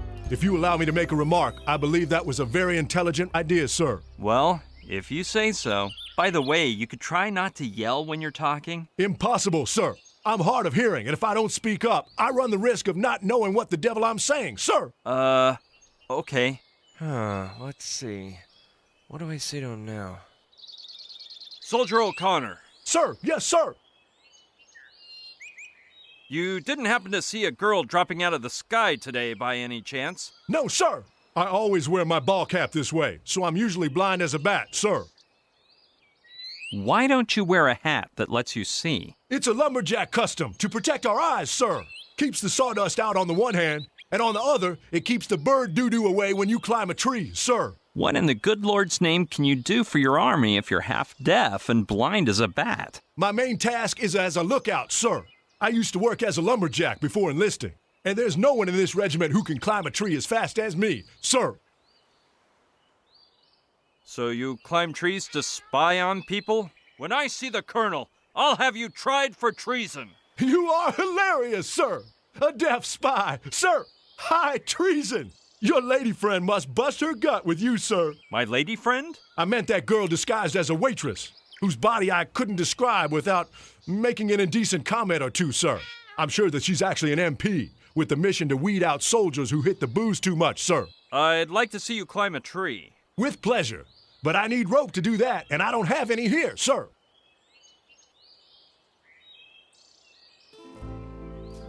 Got a piece of chalk on you? No, sir, but at school, I learned to make them. It's quite complicated, sir. You have to grate a bit of plaster, mix it with gum arabic, and place the mixture in a test tube, sir. Okie doke. So, what's the complicated part? That's all, sir. I see. Hey, I have another question, O'Connor. Return to your position, soldier, and remember, I'm watching you. At your orders, sir! Soldier O'Connor. Sir, yes, sir. Take me to the camp. Shoot, sir, I can't. People would be surprised to see a civilian snooping around. Someone would recognize you and it would mess up your plans, sir. Well, whether I'm recognized or not is my problem. I know you're testing me, and I'll end up with my butt in jail if I fall into your trap. So I'm forced to say, no, sir. I was told that nobody would bug me if I came in with Soldier O'Connor. No, sir. Only Professor Pignon is authorized to enter the camp with me, sir. Who's Professor Pignon? I've never seen him, sir. I only know that when he gets here, I'm supposed to drive him to the camp and remain at his orders as long as he's on the island, sir. Ah, and I was given a photo. Look. Which one is he? The monobrow with the wart? No, sir. The old one is Professor James Simon. Good guy. He retired a year ago, more or less. So, Pignon is the young one. Gee, sir. You are a sharp tack. I never would have guessed that in my life. Have you considered I could have you drawn and quartered for giving away confidential info? You've got me between a rock and a hard place, sir. I'm damned if I lie, and I'm damned if I tell the truth. I'm just a foot soldier who can't compete with your devilish West Point logic, sir. Do you know how he'll get here? I guess he'll be tired, sir. I meant, what mode of transportation will he arrive in? I don't know, sir. But whether by plane, train, boat, or swimming, you can't deny he'll be tired. Especially if he comes swimming, sir. Let's talk about something else. As you order, sir. Return to your position, soldier. And remember, I'm watching you. At your orders, sir!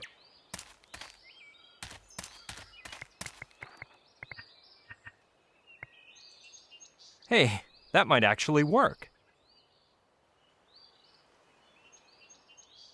Now I just need to mix this properly.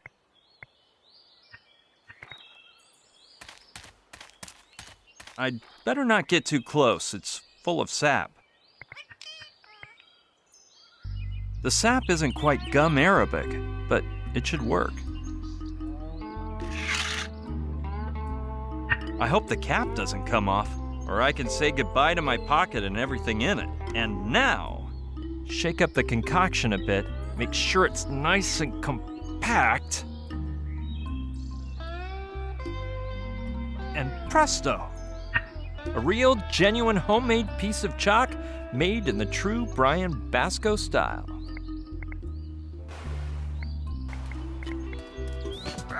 Brian? Brian! Lokilani, I wanted to ask you for something.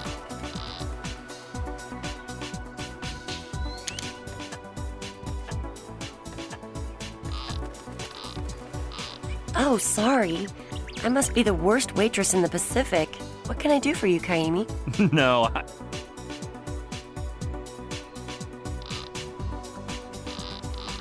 You know, I've never ridden a bucking bronco before. Well, unfortunately, you won't be riding this one either. It's been broken for a long time. I think the last guy to ride it was my ex. That was Brian, for sure. No, that was Georgios. He would saddle up and scream, "Hit it, Loki, this one's for you, baby." I would activate the button underneath the bar, and he'd buck back and forth until his perfect little behind was sore. Then I'd turn it off. When did that bucking bronco stop working? Let me calculate. Since Georgios returned to Greece, let's see. Georgios was the one before Atahualpa. Atahualpa came before Vincenzo. Vincenzo was right before Nanook. And a bit later there was Joao. Then Victor. Then Abbas, Wolf, Lars, Sean. Yeah, so I guess it was about 12 or 13 X's ago. Your ex was such a lummox that he busted the bucking bronco? No, but he came from an island where people jump onto bulls. He would hop on and start doing handstands and backflips. He said it was all a matter of balance and foresight, but it didn't seem that simple. Balance and... Wait a minute, Lokilani. We'll have to talk later. Okay, guy. See you around. Balance and foresight. Those are exactly the same words Knife used to describe the essence of surfing.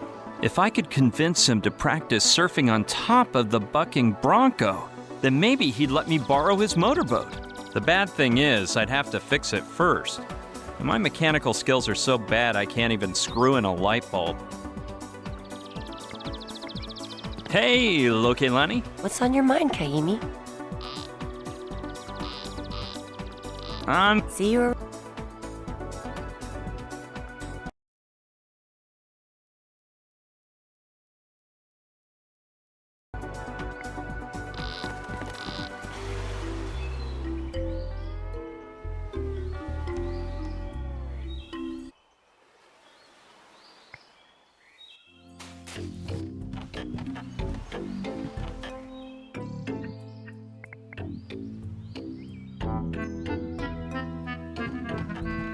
Here you go, mister. Now we can continue our little chat.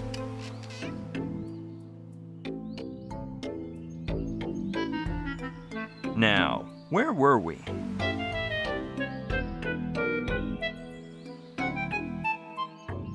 Are you mute or just pretending?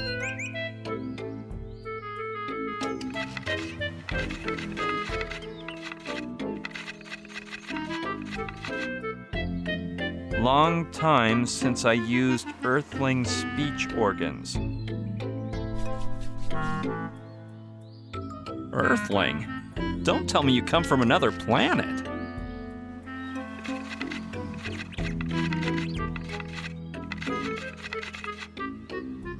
Rather not say where I've been. And what speech organs do you use then? Gills?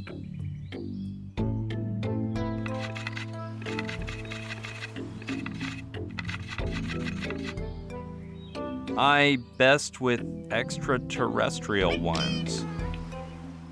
Are you sure you and I have never talked before?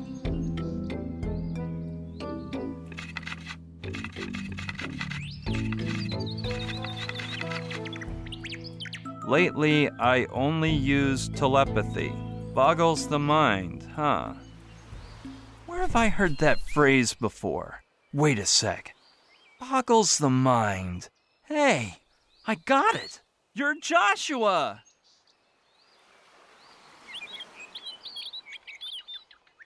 Of course, Joshua Nakayama Smith, to be precise. I know you. Hey, but you can talk. Why didn't you before now? My cocoa fords must adapt to Earthling atmosphere. So long since I talk, I hardly remember. Wherever I hear my name and I remember how to talk. Don't you remember me? I'm Brian. Brian.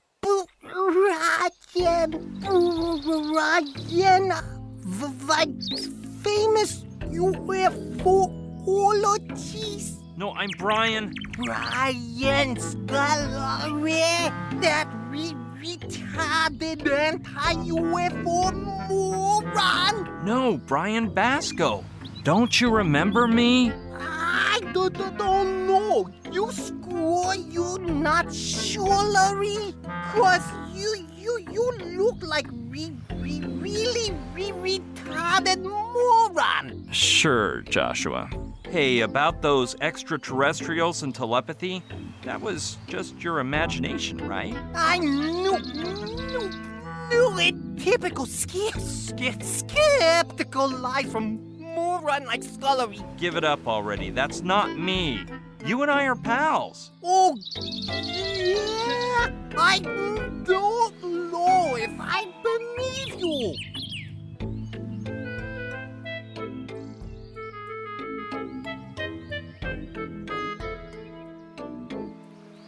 I remember you were great with your hands. Could you help me fix a bucking bronco?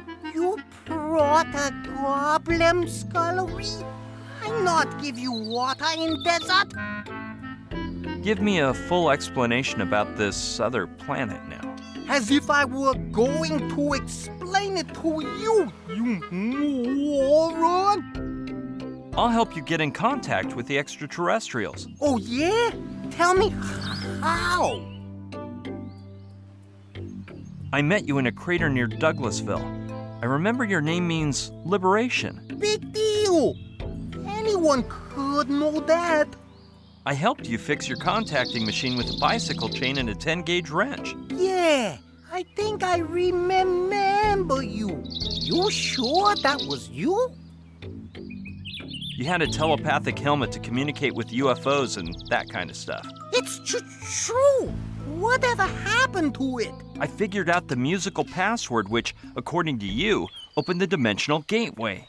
Then you rose into the sky wrapped in a halo of light and said, "You don't know how much love I'm taking with me, Brian." Oh yeah, now I remember everything. Oh, but you look so different, Brian. I remember you much less debonair and a bit more geeky. So tell me, what do you want to know, my friend? Give me a full explanation about this other planet now. I probably shouldn't explain it to you, but I guess I wouldn't have gotten there without your help. The Trantorians abducted me and took me to their planet where they opened my mind, sublimated my spirit, and taught me to communicate by telepathy without using my contacting helmet. My preliminary attempts, more than telepathic, seemed as telepathic as the summertime TV schedule. But now I have a good command of the skill.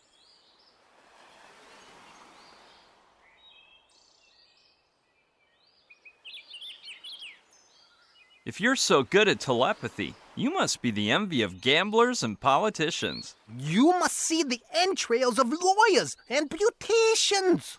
Ha! 100 points for Joshua. I'm not criticizing you, but let's leave it at 50. I don't believe in telepathy too much, but you could do a little demo. Prepare me some wine tasting with cheese and crackers. Isn't that what you were going to say? Well, not exactly, but you might say you were right. That telepathy gimmick is just a trick to get gullible people to give you their money. This is just a shtick to get more people to say you're funny. Isn't that what you were thinking? Basically, yes. But I think so quietly that you must not have heard me right. Joshua, I don't like it when people guess my thoughts. Dracula, I won't bite their wounds when they are gushing.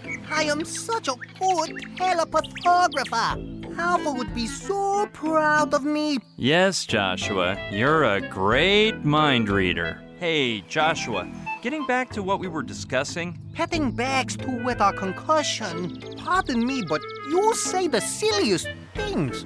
Look, I'm gonna stop telepathizing with you. You're driving me nuts. Okay, changing subjects. Let's see if you can focus here.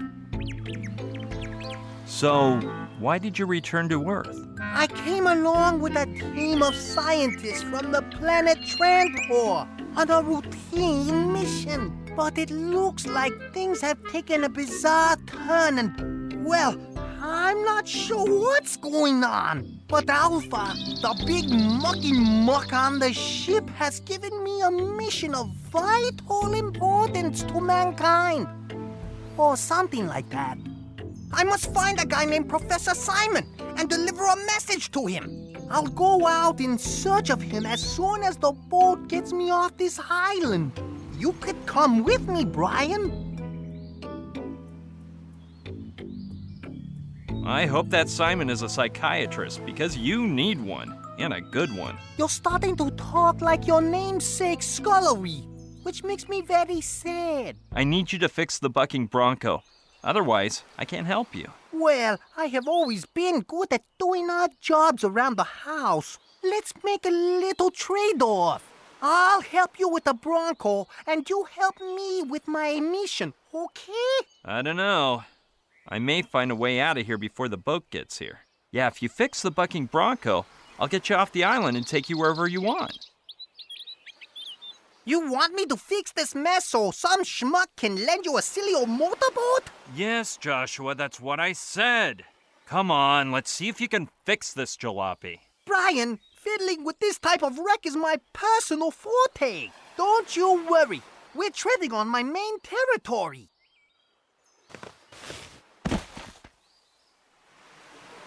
Are you okay? Yeah, I broke the fall with my own skull. Yeah, just got a little bump on the noggin. You think you'll be able to fix it? I didn't break anything, but thanks. I was talking about the Bronco. That old antique is practically from the Wild West. But give me a while and I'll figure out why it's not bucking. For now, just find me a 10-gauge wrench and some oil to grease the machinery. 'Cause it's drier than Scullery's brain. This guy's totally obsessed with 10-gauge wrenches. I brought you some tools, Joshua. Let's see if there's a 10-gauge wrench in here. Or my tooth enamel will be permanently damaged from turning bolts with my mouth.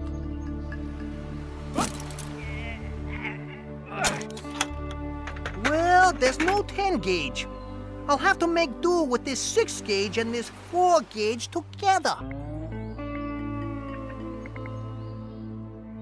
Joshua, take this lubricant I brought you. Okay. Oh, excellent. So where's the toast? There is no toast. It's to grease the machinery. Oh, yeah? All right.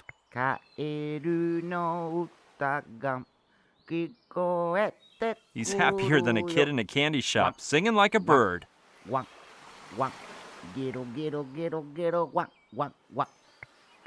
No, I'd better let him work.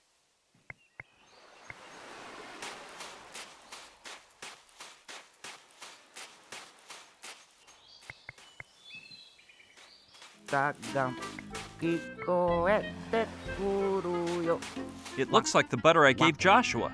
Hey, Joshua, you need any more butter? No, but I can't believe it's not oil. This is as greasy as the table at a cheap diner. Why not? It's so effective I can't believe it's not used by mechanics. There's still a nice chunk left.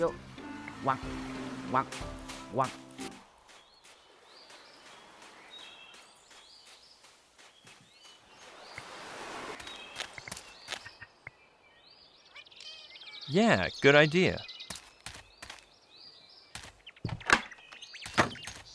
Done. Yes, I'll pull as strong as I can to see if the board gives. Here we go.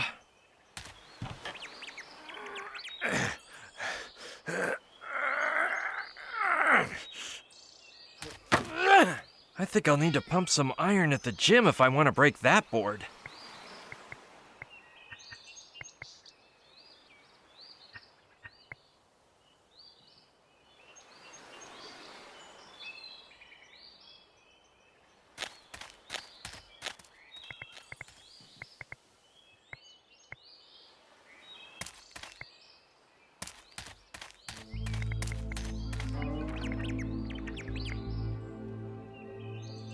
Yes, that way he can climb up the trees and I can get rid of him.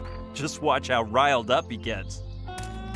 O'Connor, I have something for you.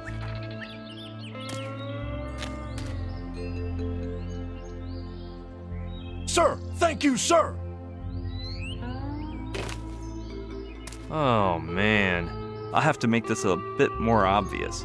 Soldier, let's see if you're as big a man as you say. Grab that rope and climb that tree, now. Sir, yes, sir.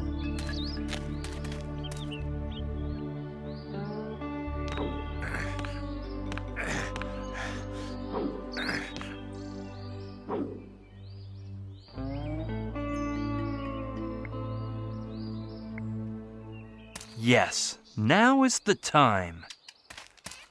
I bet he won't notice. Mine.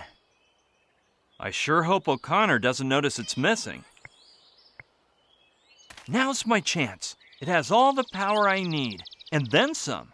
I'll just use it for a sec, and he probably won't notice.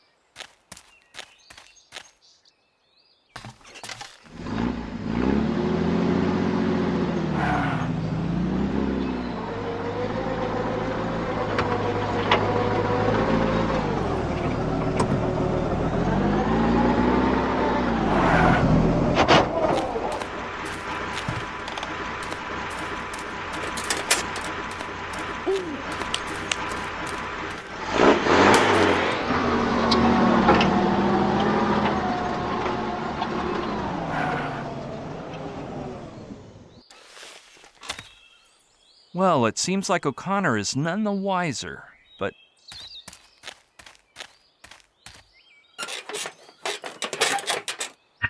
That way I'll tie up all my loose ends, 'cause you never know, I may use it again.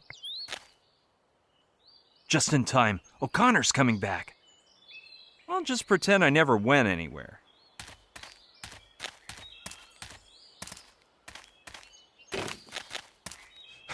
Did it, sir. Did you hear anything strange while you were up there, soldier? Just some vehicles off in the distance, sir. But allow me to correct you. You climb a tree to see, not to hear, sir. All right, O'Connor. At ease.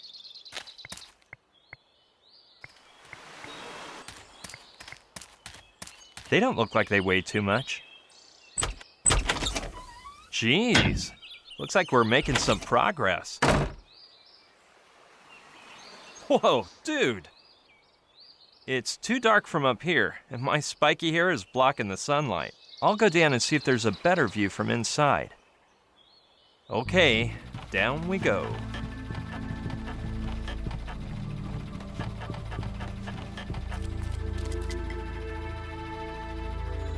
As expected, I can't see a thing, but I guess my eyes will slowly adjust.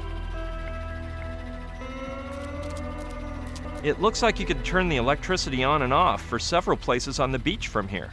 As far as I can see, there are 6 switches for 6 specific places. plus the general circuit breaker.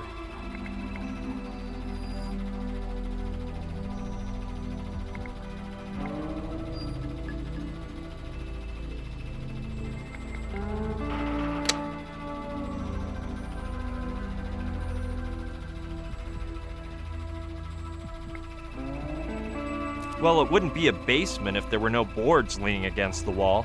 It's like those trunks full of costumes you always find in attics, or old shoeboxes in garages, or mason jars with peaches and syrup in Granny's pantry. It's almost like a requirement, you know.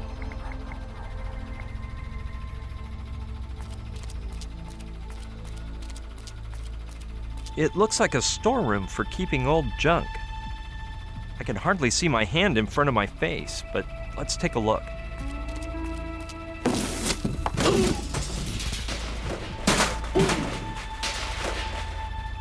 Oh, holy mother of... I think a sack full of sand just fell on my head or something like that.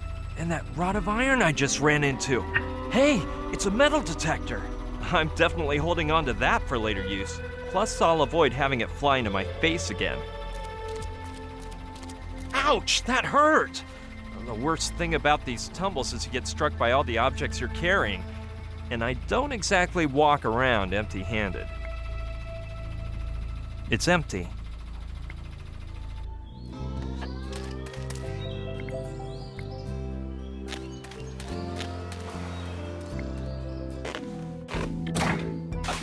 So, Brian, you feel like taking a ride on an automatic cow? Don't tell me you fixed the bucking bronco. I just finished up my little handiwork. And stop fooling yourself. It's definitely a cow. I've seen it from underneath, and I know whereof I speak. Whatever, a cow. Yes, sirree, whatever you say. But does it work? Of course. Then let's get moving.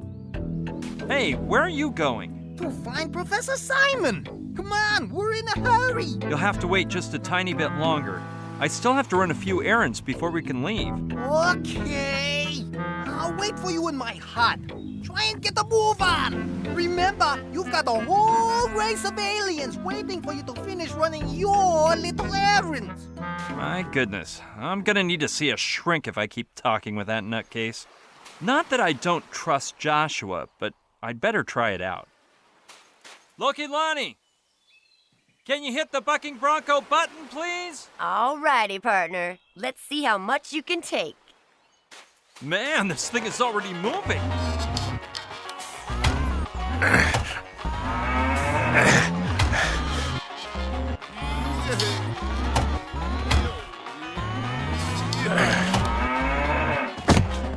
Now that I think about it, there aren't many cows in New York, are there?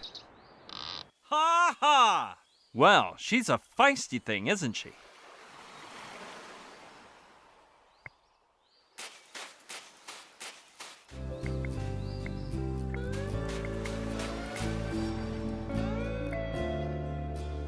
He looks like he's seen better.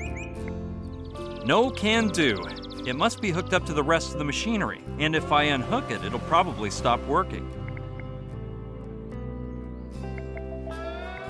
It's all worn out from exposure to the water and salt.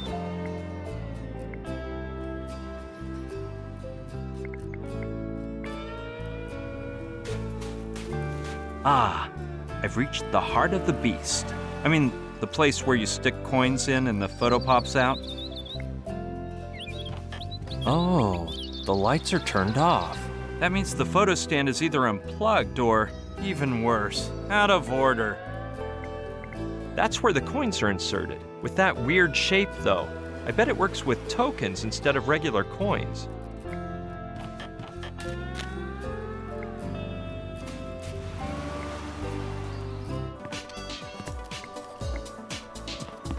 Hey, Loki Lonnie.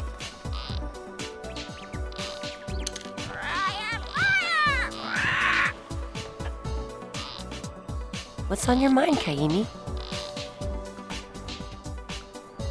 What do you know about that photo stand over there? Oh, it's just another money pit for tourists that my boss set up.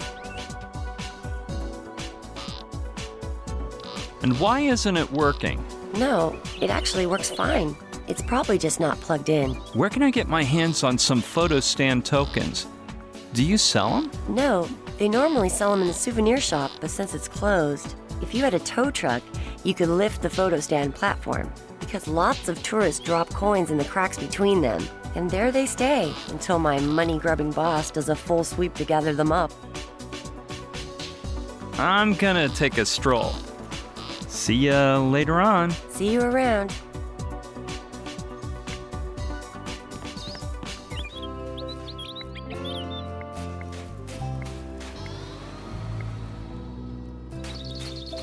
Yeah, let's see if Lokilani is right. Man, it's dark. Who knows what's crawling around down there? There might be a token under the boards, but it's pitch black underneath. There was nothing as far as my arm could stretch anyway.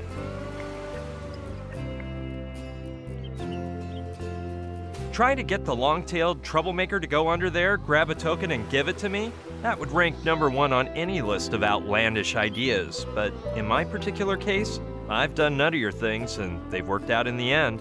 Knowing that lemur's nasty ways, I doubt this'll work. But times are desperate. Come on, little guy. Bring a pretty token to nice old Uncle Brian. That's it, you lovable furball. In you go. I wonder if he's actually following my instructions or lunching on sand crabs. Hello? Good primate. Hey, wait!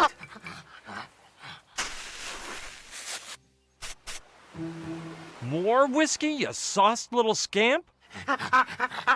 No? What now? Beer. This is insane! Well, I guess I have no choice but to find my alcoholic lemur a brewski. I'm enslaved to a boozed-up simian. He's pretty darn good at drawing, though.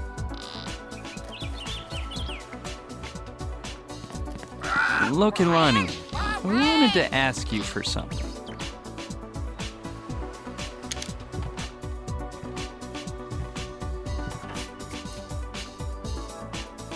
Oh, sorry. I must be the worst waitress, and what can I do? No. I've been walking around in the sun for so long, I'm parched. Give me a beer, please. Sure thing. That'll be $2. Well, the truth is, I don't have a cent on me, but I'll pay you back. You can trust me. Sorry, my boss doesn't let customers run a tab, and I don't trust men that much. While we're on that topic, there's something I wanted to mention. I'm listening. Here's the thing. I get the impression that you never listen to me when I'm talking to you, and it really bums me out. But do you think I would have spent so much time with you if I didn't like hearing you describe the island, your work, your boyfriends? That's easy to say, but I need you to demonstrate it. I've got it. I'll ask you a few questions about my ex-boyfriends, and if you're right, I'll give you a beer on the house. Well, so far I haven't really gotten their names straight, I admit. Plus, you might ask me about a boyfriend you've never mentioned. That must mean we need more quality time together. Ready? If I must. I had a Central European boyfriend who bears a great resemblance to the Colonel. What was his name? Kaimi? Milo? Well, all right, but that one was a cinch. I also went out with a Polynesian dude. His name was... Lopati. Not bad. Now let's see if you can remember which of my exes was of Indian origin. Tiru. Very good. Now for the last one. Which of my ex-boyfriends had the same name as you? That one I know. Brian. Now, did you think I'd make it that easy? I want his last name.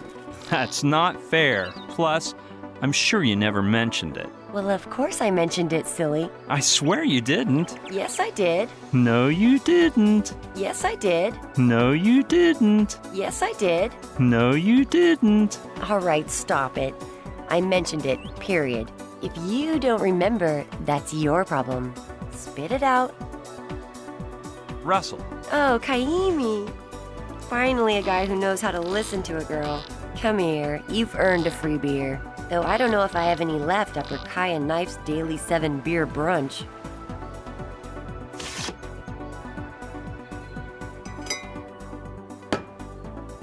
Oh, you're in luck. There's one left. Thanks, Loki-Lani. It is truly ice cold. If that deadbeat monkey gets a sore throat, I hope nobody blames me. Are you alright, Kaimi? You look like you're out of it. Me? Not at all. I'm gonna take... See you.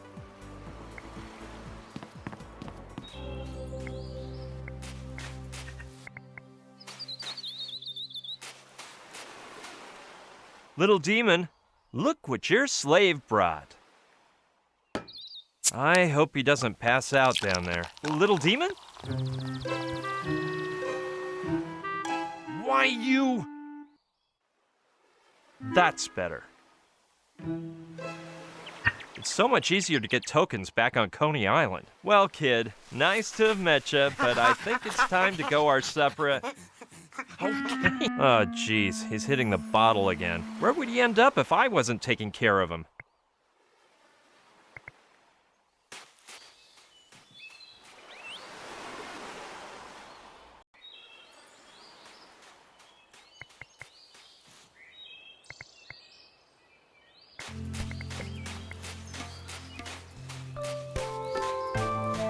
How's it hanging, Knife? Just what you see, Bri. What about you? How's it hanging?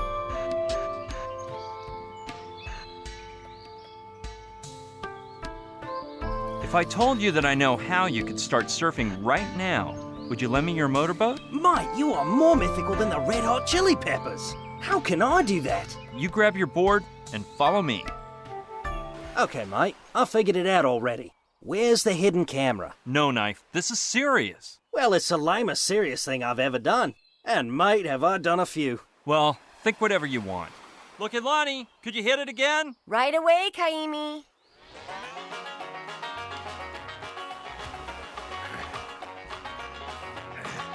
Well, man, what do you think? Awesome, mate. So, is it a deal?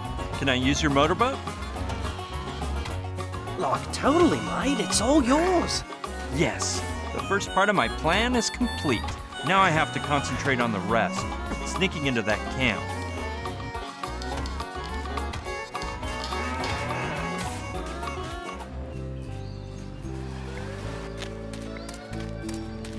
Okay, down we go.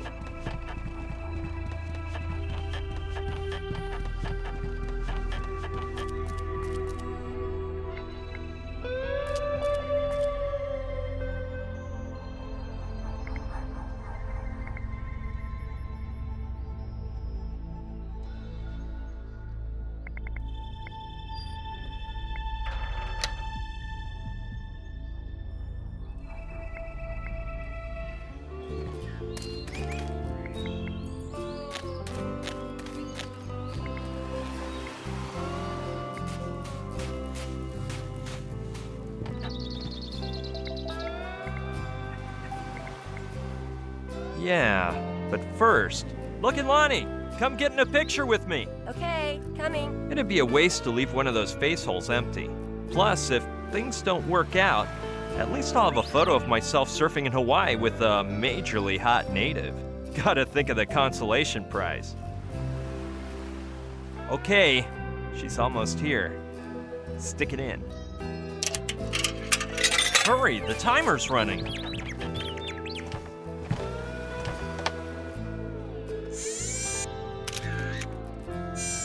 Well, wasn't that fun? Sure. Hey, I'm heading back to the bar. I don't like to leave Aolani alone for long.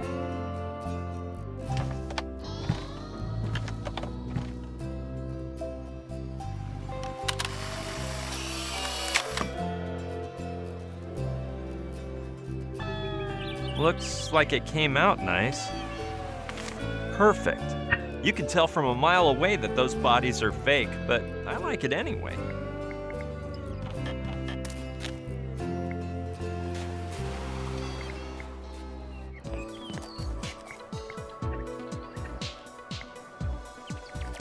I don't think she's interested.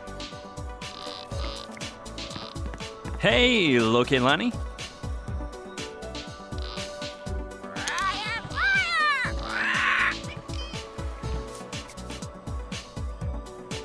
What's on your mind, Kaimi?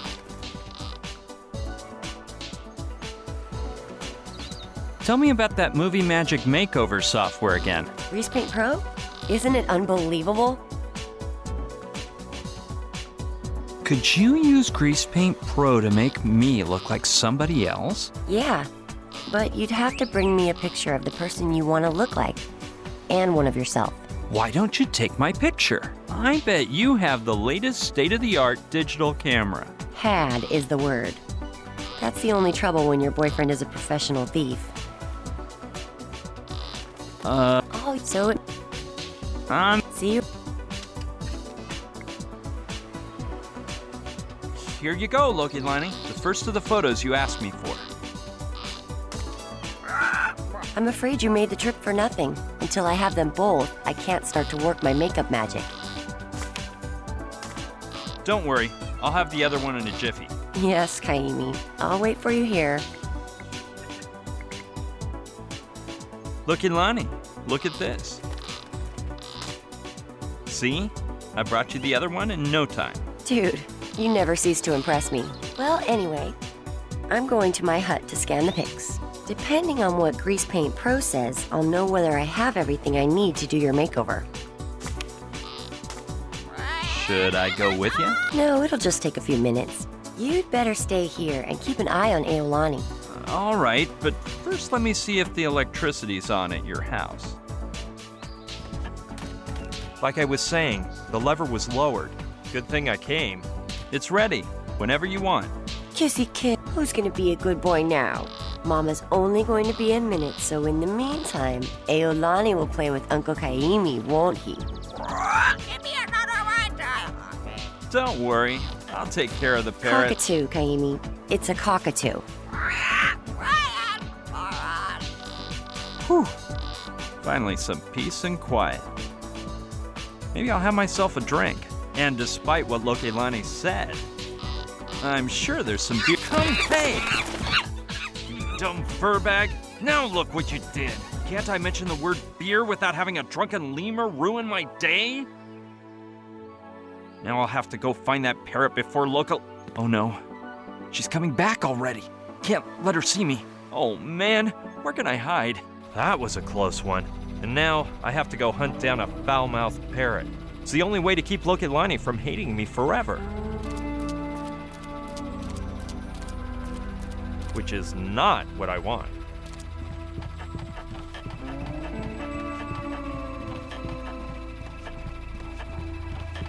Kaimi, where were you?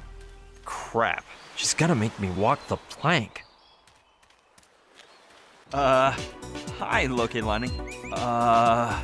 What's up? Should we head for my hut? It wasn't my fault that... Huh? I said I have everything ready for your makeover. Plus, I brought you a gift. Here. Wow. Is that what I'm gonna look like? You are one full-on artist. And you didn't even get mad about what happened to Aolani. You're amazing. Aolani? What's the matter with my cute little... Hey, where's Aolani? My poor little birdie. Where in the world could he be? So, should we start heading for your hut then? I hope you have an explanation for this. Yeah, well, where to begin? You see, suddenly like 10 or 20 drunken lemurs showed up. So I jumped onto the bar, brandishing a bottle of scotch, and warned them, "Back, you filthy beasts, or you'll get a taste of my jagged-edged bottle." Then they said, "Blast it, this roguish fiend must be selling his grog for a hefty sum." I started swinging and hitting left and right until... Pushing back the invading hordes to the confines of the jungle, I finally managed to safeguard your fine establishment. However, upon my return, Aolani had vanished. Pretty freaky, huh? Scotch, lemurs. Men, you go around promising this and that, and then a girl walks away for 2 seconds, and you just disappear and forget everything. My dear Kaimi, if you think I'm going to help you after this, then you're dumber than the rest of the members of your sex put together. Now scram, Buster. I don't want to see your face at my bar. Brian, you idiot. Did you hear what I heard? That little weasel must be somewhere around here. Come on, I'm going after him. I guess I deserve all this for having such an exotic, poorly mannered pet.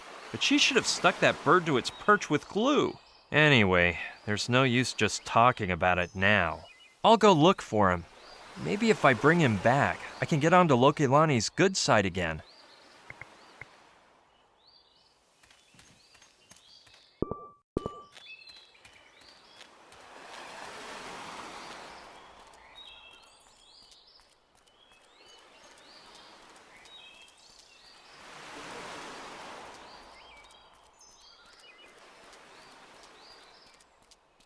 I can't go.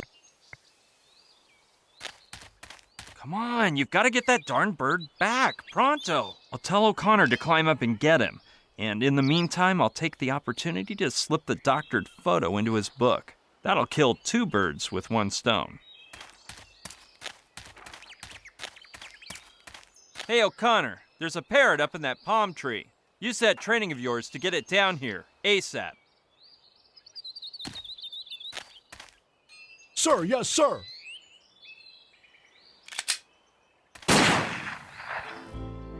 No! Poor little beast, you killed it! Oh, man. I better hide the carcass quick before Lokilani sees it. Lucky thing my pockets are huge and I can keep Aolani far from Little Demon. Everyone knows how wild animals can get after a long siesta. It's strange, though. I didn't see any blood or a bullet hole. Of course not, sir. I shot 1 millimeter above its head. Just enough for the speeding bullet to make it fall. What? But it's dead as a doorknob. Must have been the scare, sir. You didn't mention the bird had a weak heart, sir. In that case, I should have used stones, which are almost as effective, but not so frightening. Are you pulling my leg? Negative, sir. Do you know any man able to shoot someone with just 1 bullet from a distance of 1 kilometer in a headwind? No. Me neither. Is that all? Don't you have anything else to say? Do you need more information, sir? What about? Just forget it. Don't try to find any hidden meaning. I didn't get that either. By the way, when I commented on killing 2 birds with 1 stone, I didn't mean it to be so literal. Anyway, at least the doctored photo is now in place. As for the bird, who knows? I guess I'll need a miracle now.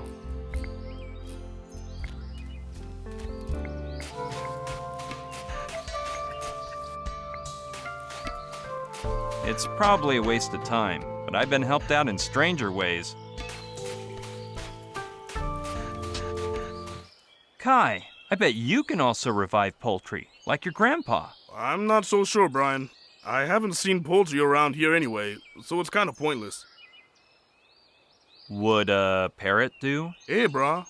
That's Aolani. What happened to him? Well, I guess he kind of flew to bluer skies, but... Bluer skies? No, brah, he's not fully dead, just kinda dead, which means he's slightly unalive, or what we could call provisionally dead. I think the technical expression the kahunas use is, he has a life ache. I don't think I can help the brah out, but even so, there's a little problem. I could only try to revive him in the Hawaii where my grandpa lived, in his witch doctor hut, and I can't remember where that's at, brah. But didn't you say your grandpa used to take you there a lot? Yeah, but I was just a little tyke, and I never paid attention to the directions. I looked for it like 1,000,000 times, but no can do, brah. I remember it was like toward the northwest of the island. There were a bunch of graves by it, and, well, that's all. Plus, without my leg, I'd need some amazing airs to reach that part of the island. Darn, I thought I had the answer to my troubles. I'll have to attempt to locate that hut.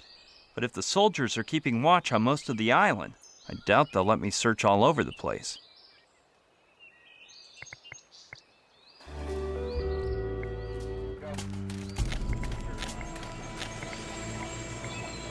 I'm not giving the soldiers a reason to shoot me.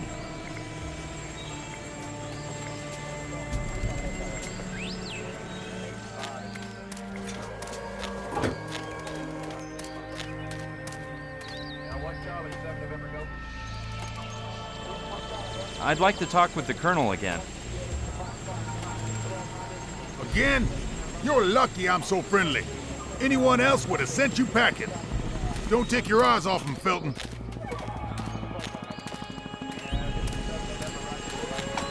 Leslie, that civilian from before wants to talk to the Colonel again.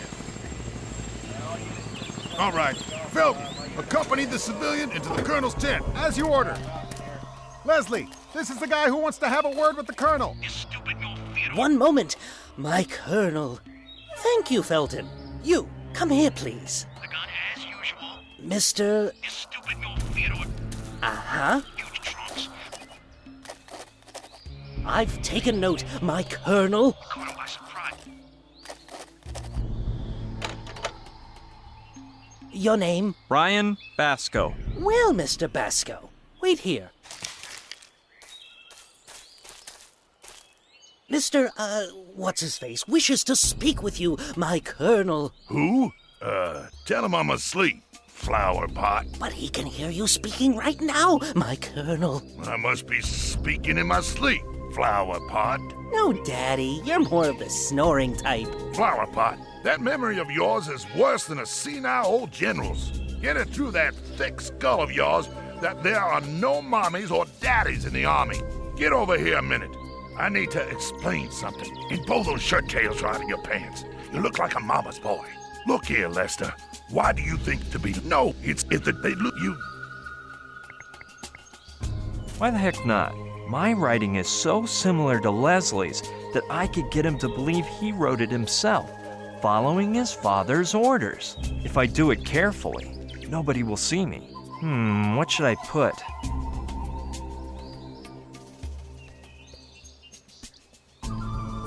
I may not get anywhere by doing this, but what the heck?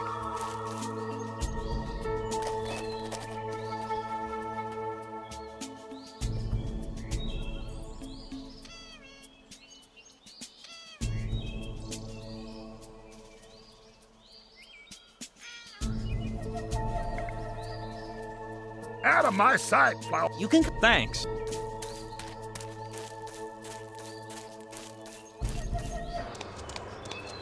I see you're still alive, civilian boy. Did you finally come to tell me what the heck you're doing on my island?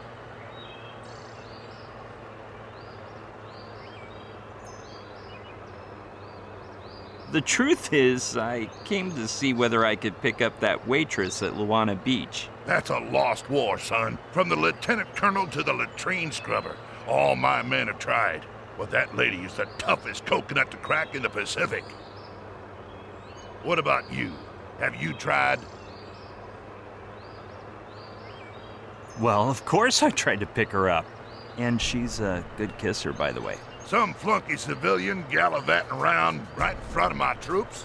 Go tell that story to someone who'll believe it. I tried, but she's in love with some one-eyed soldier. Won't even pay attention to me. I can't believe it. Another man. Well, just follow my orders.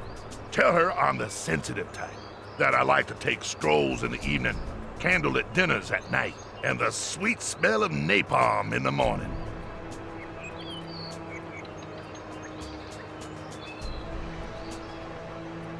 I'll tell her, but I think you better forget the napalm and use a nice compliment instead. You're right. She may be too young to heard of napalm. Tell her I fell in love with her the minute I laid eyes on that great pair of... Nah, that won't work either. I'll come up with something else. There's something else. You don't mean to tell me you've hit a home run with her, do you? Well, if you tried, she probably used her don't ask, don't tell policy on you. You're getting a little cocky, civilian. Don't you think I was rejected? I'm just following a long-term strategy, laying siege on her rear guard without taking my eyes off her front lines. I don't want to talk about that girl. I don't even think she's attractive. Either you're lying or you're dumber than I thought. Anyway, I still don't know what you're doing on my island. I'm waiting for Professor Pierre Pignon. The professor's arrival is a military secret. How the heck did you find out? I saw a sign that said, "Today welcoming party for new Frenchie in the barracks." They'll make up any excuse to whip up a party. Those lazy boys. The ingrates didn't even invite me.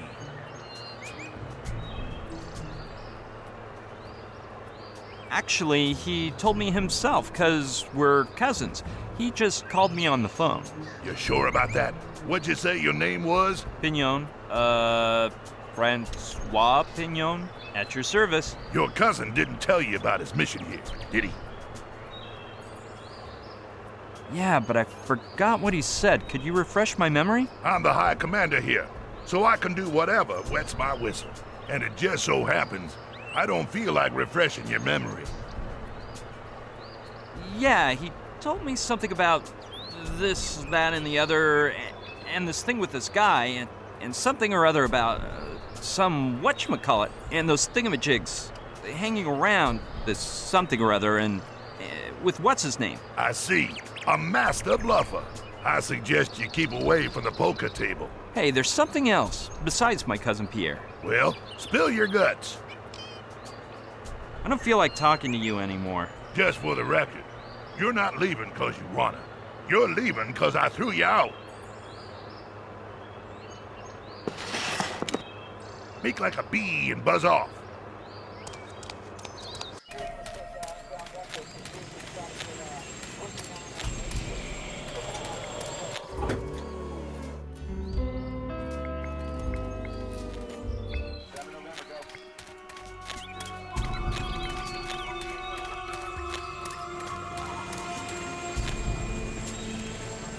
I'd like...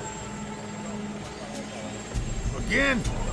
Don't take your eyes off him, Felton.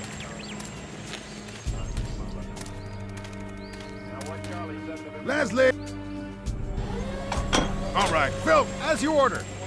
Leslie, this is the guy who wants to have a word with the Colonel. One moment, my Colonel. Thank you, Felton. You, come here, please. The gun as usual. Mr. Huge trunks. Uh-huh. And the Bible to you. I've taken note, my Colonel. Caught him by surprise. You're... Brian? Well, wait...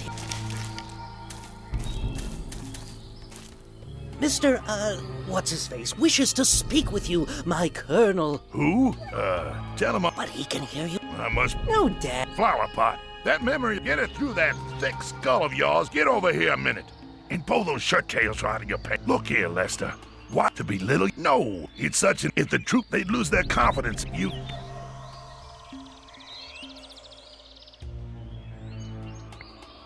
Lucky thing Leslie writes down all the orders in there.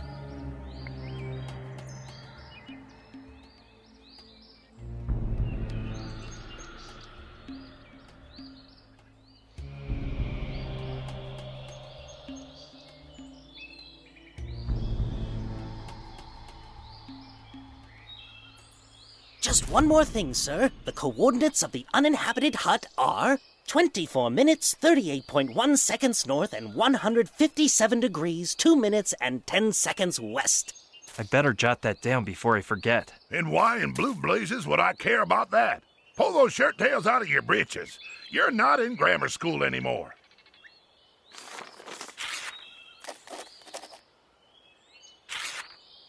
I wish I had a GPS. Then I could enter those coordinates and find Kai's grandpa's hut in 2 shakes of a parrot's tail. Out of my sight, flower pot. You can come in, Mr. Whatever you're called. Thanks.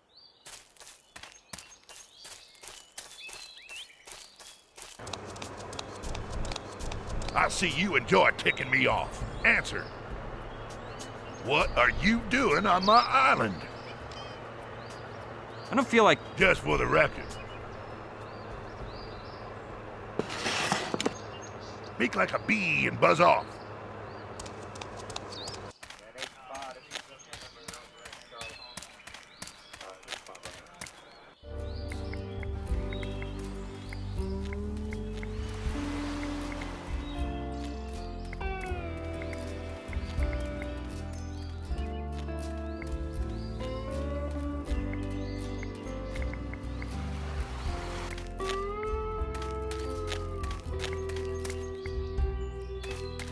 Soldier O'Connor,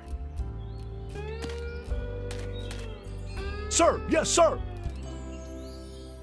You weren't equipped with a GPS device by any chance, were you? Shoot, sir. I knew you'd find me out in the end. Excuse me? I've been a fool, sir. I should have told you from the very beginning. Told me what? I lost it, sir. The GPS? Yes, sir. I swear I had it when I left the camp, because I kept checking my coordinates before lunch. Then this rowdy kid came and chased me around. Maybe someone took advantage and stole it from me then, sir. Well, don't get your khakis in a knot over it. I will accept my punishment with honor and integrity, sir. Nobody's gonna punish you, O'Connor. However, if you do remember where you left it, or who might have stolen it from you, let me know. Thank you, sir. Return to your position, soldier. And remember, I'm watching you. At your orders, sir!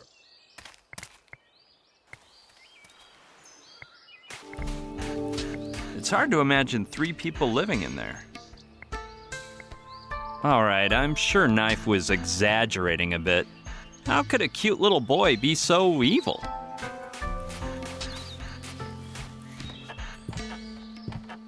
Look at him, just an innocent child playing with his console. I'll go talk to the cute thing. Hello, Koala. Wanna chat with Uncle Brian? Well, I'll take that as a yes. Don't you know how to talk yet?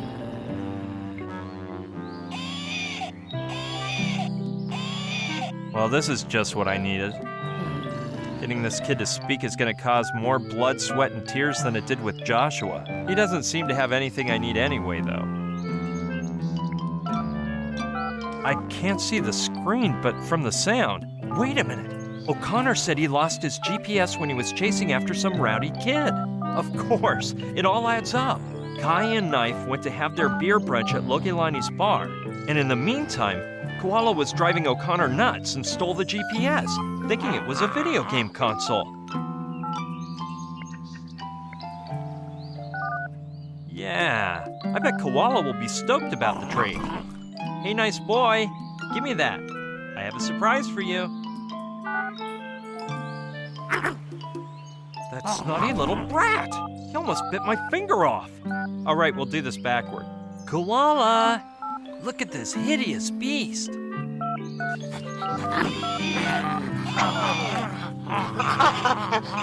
This could get ugly. I'd better be moving along.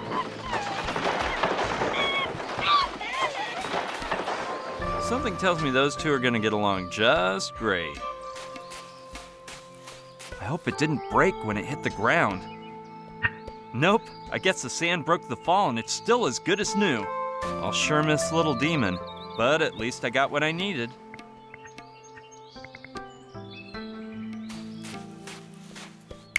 Why didn't I think of that before? If the Rugrat has been using the prosthetic leg as a shovel, it may be buried near the turtle.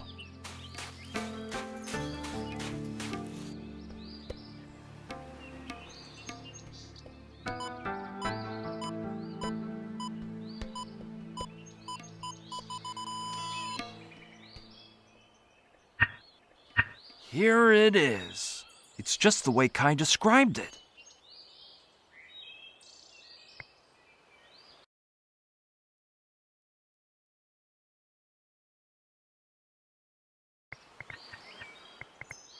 Let's see if I can figure out how to use this contraption.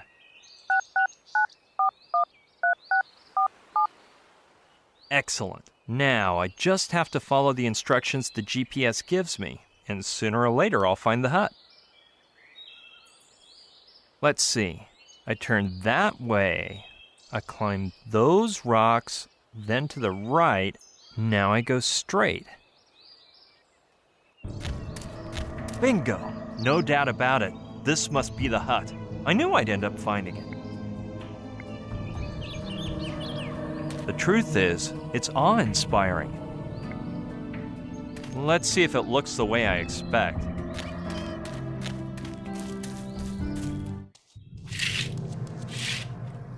Now there's no doubt about it. This could only be a witch doctor's hut.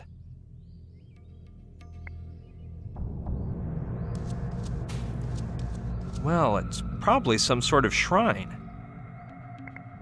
It looks like a primitive throne. Primitive and spooky, if you ask me. It's truly grotesque. Remember reading that they were used for almost everything in some cultures, from cradles for babies to battle shields, and even in ceremonial outfits.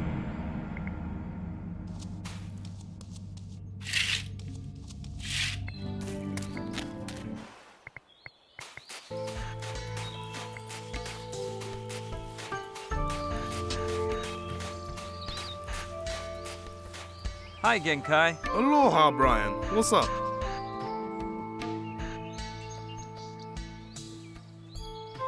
Hey, I know where your grandpa's hut is now. You pulled in my leg, brah. How'd you find it?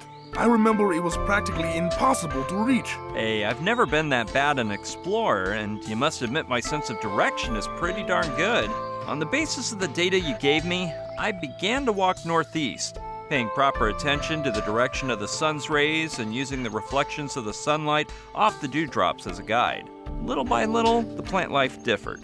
So I knew I was on the right path, thanks to the undulations the Pacific nor'easter causes in the leaves. At one specific location, I saw that the spider webs shifted their concentric patterns for others more hexagonal, an unmistakable sign that I was approaching some sort of human settlement. In the end, I followed the flight path of the native crow because you said there were some graves by the hut, and voila! There was the hut. You're one awesome brah. And to think that any other poser would have needed a GPS to find it. Oh yeah, there are some real dimwits out there. The hut is located a few hours away, so let's get hopping. You'll have to hop on your own, brah. Without my prosthetic leg, I doubt I could get that far. Speaking of which, I found your prosthetic leg. Cowabunga, brah. Now you can get up from that hammock. Your butt must have a nasty hammock imprint by now. Well, yeah. Actually, my other leg is totally asleep too. Maybe I should keep meditating for a while, brah, to see if it wakes up. But hey, I owe you one. Actually, why don't we go to your grandpa's hut to revive the parrot? Alright, brah, but keep it cool. Hurrying is for the weak of bladder and bad burglars. You can't imagine how many memories this brings back, brah. The throne, the tikis, the turtle shells. By the way, did I tell you that my kapuna discovered an underwater tunnel that goes beneath the island? Turns out the sea turtles pass through it to reach the lake and enjoy mating season, cause... Kai, could you explain this to me some other day? If we wait too long, poor Aolani may end up with a terminal case of life ache. Maybe you're right. Wait a sec. I'm gonna put on my working gear. Okay. Let's just hope he doesn't doze off while he's changing. Bad news, brah. Man, that was speedy. I can't find my kapuna's grammarium anywhere. Grammarium? Yeah, his book of spells. That's where his poultry reviving spell is. So if we don't find it, I can't get Aolani to snap out of it.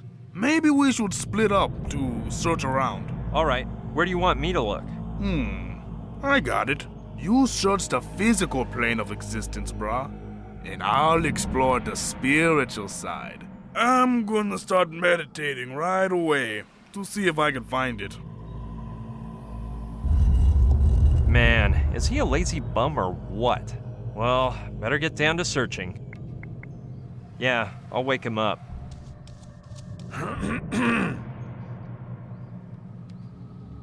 Kai? Kai? Kai? Coming. Hey, brah. How's it hanging? Were you meditating or did you just zonk out? Both, brah. Being unconscious is meditation. And dreams are wisdom. In fact, I was on the verge of merging my Wailua with the spectral image of the grammarium, and... If you hadn't interrupted me, what were you saying, brah? Could you tell me about your grandpa's book of spells? Sorry, I'm a bit shaky on the waves today, brah. But that always happens when I get back from the astral plane.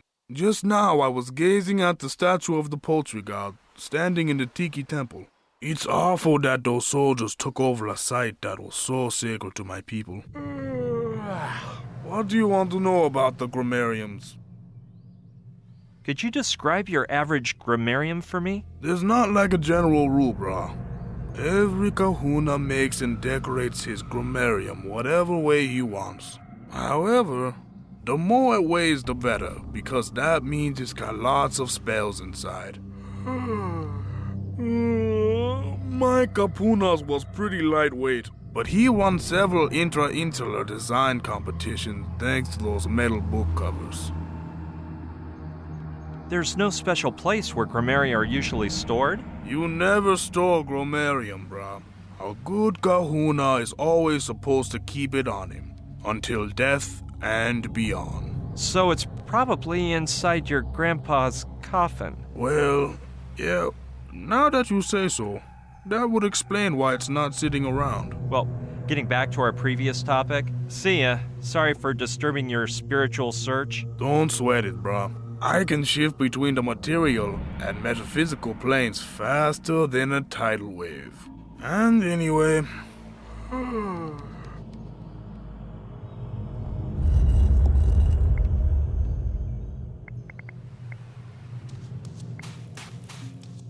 Something with so many uses can't just be left here. Eeny, meeny, miny, mo. You're it.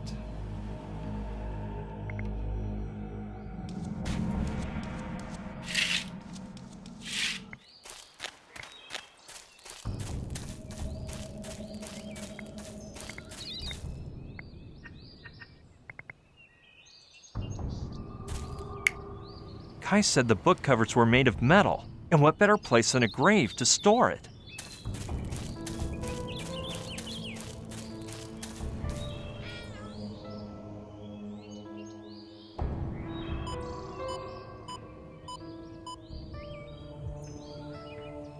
Not here.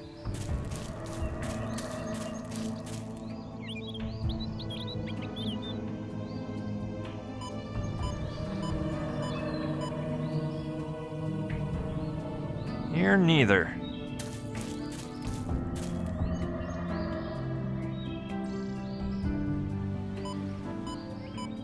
Bingo.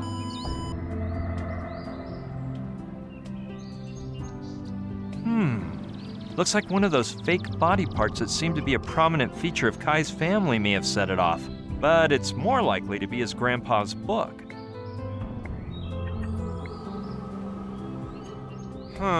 This isn't exactly the handiest shovel, but it'll do the trick for digging. The truth is, my stomach is a bit upset over the idea of what I might find in there. I wish I didn't have to look while I dig. Hey, this isn't gonna be pretty, so, I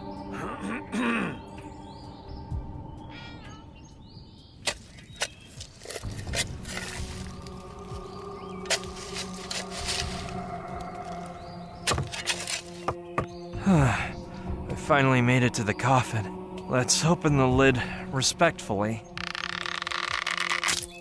Oh shoot, it broke. Whoa, this guy sure got hit with the ugly stick. And he's missing an arm, just like Kai mentioned. So where's the book? I'm not seeing it. Oh, ugh. They must have placed it over his chest. But for obvious reasons, it gradually fell a bit lower. And now it's caged between several ribs. I guess it's time to operate.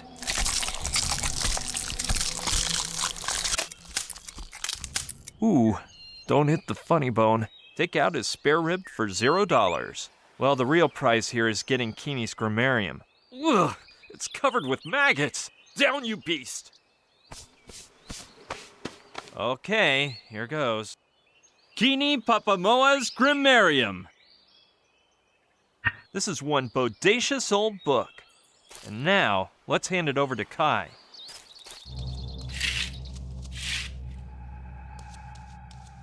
Wait a minute. If I don't give it to him, the parrot will die all the way. But if I do give it to him, he'll know I opened his grandpa's grave, and then I'll be in yet another mess. Well, I'll just have to risk it. Brah, I was just about to go looking for you.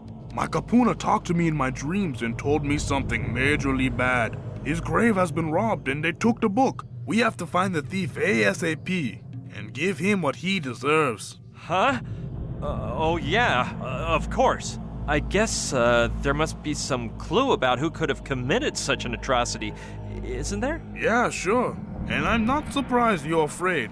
It was one of those lame soldiers. A soldier? Yeah, brah. The only thing my Gramps could see was the criminal's clothing. It was green camouflage, like the color of a turtle shell. And on top of everything, they swiped the grammarium. Why are you smirking, brah? Something funny? No, of course not. Well, yeah, 'cause a minute ago I managed to get the grammarium back from that soldier. I surprised him when he was running away, and I was so appalled that I really smacked him up good. What pigs. They don't even respect graves. Amazing, brah.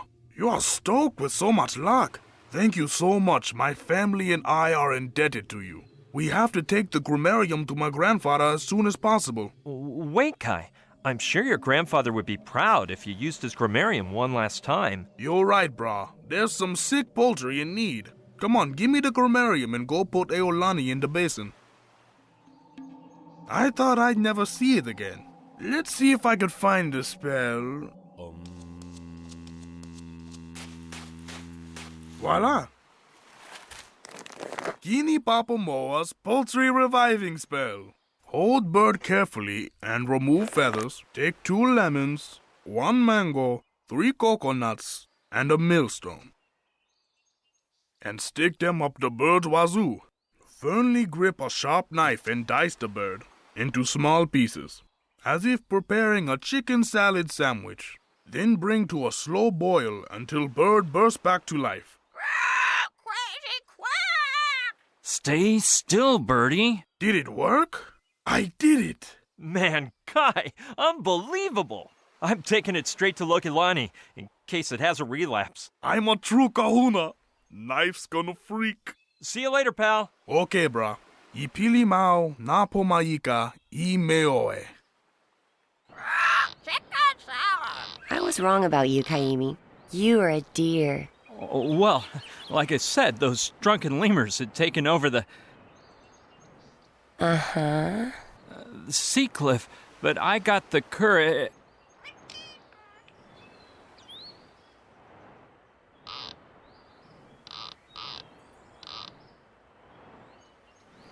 But Close your little mouth. Let's go to my place. Come on, Eolani.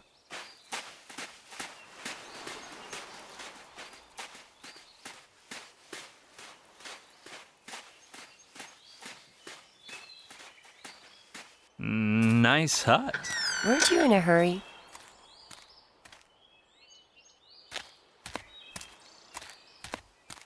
Okay, off with your clothes. My clothes? You don't think you'll look like a scientist in that, do you? Yeah, but why? Are you taking off yours? Shut up, silly, and come here. What are you gonna do? Chicken salad! No, I'm not sure if this is necessary. First rule of movie makeup artistry. The actor's face must be completely relaxed, and you are really tense. I know how to loosen you up, though.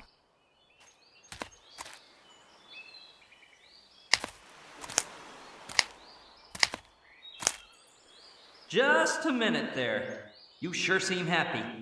Gina's disappeared. We don't even know whether she's alive, if she's a prisoner. Nothing. Hey, don't listen to that guy. You can't pass up an opportunity like this. You had to, so you did it. Ignore him. It just doesn't seem right to me, and you hardly know that girl in there, and... Come on now. Didn't we talk about how there are times in life when you have to know how to say... Hey, what the heck? Kaimi, get in here. When the times get tough, the tough get a little crazy. Stop messing around. We've got a lot of work to do. Oh. Come on, sit down. I'll start by cutting your hair. No way. I've been letting it grow for months. Look, do you want to look like the guy in the picture or not? Yeah, but... But nothing. By the way, this may be a good time for you to explain why we're doing all this, don't you think? You're right. It's the least I owe you, but get ready, 'cause it'll take a while. My friend Gina wanted to visit Mala Island, so this morning we woke up early to... Perfect. My former boyfriend Zabi's clothes fit you like they were tailor-made. Do Naguki's glasses bug you? No, we seem to have the same lens prescription. Yeah, his eyesight wasn't really that bad. But since he was a physics student and a boring, shy bookworm, they looked right on him. Yeah, I know some guys like that. Well then... Wait a sec. That suitcase there used to belong to Hyun, my Korean ex. I threw some clothes in, just in case they examine your personal belongings when you enter the camp. Now you're just perfect. Oh, are you leaving already? Yeah, I have no time to waste. Goodbye, and thank you for, everything. Thanks to you, Kaimi. By the way, don't forget to tell Joshua to wait for me at Alawala Cove. And remember, when the real Pignon gets here... Don't worry. I'll know what to do. Yes. See you soon. Mwah. Bonjour. My name is Pierre Pignon. Yes, sir, but not that I don't trust you, sir, but you can never be careful enough. But of course, soldier. Correct. Welcome, Professor. Marine Zachariah O'Connor, at your orders. I'm completely at your service, Professor. Is everything in order? Alors, to the camp!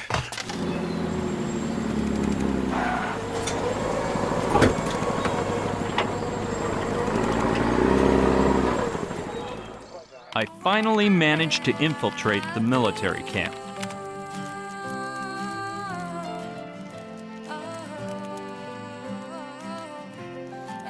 In other words, the girl did a nice job on you. How do you know that? I mean, what job are you referring to? The makeup, silly. What else could I mean? Phew. Well, anyway, this Lokelani took the cosmetics and some clothes to the bar, did my makeup real fast, and then afterwards I changed behind some bushes and... Okay. I can tell there's something you don't want to tell me. Just explain what happened when you sneaked into the camp, will you?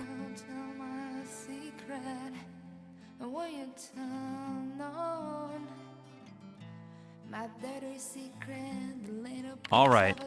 It's a miracle I'm alive, Sushi. The whole thing made a 180-degree turn, and nothing had prepared me for what was waiting inside. What I did figure out fast was that they were desperately awaiting Pignon's arrival. No sooner did I set down the suitcase in my tent than O'Connor told me the colonel was requesting to meet with him immediately. I tried not to get nervous. If Kordsmeyer recognized me, my fate could be sealed. And when I got to his tent...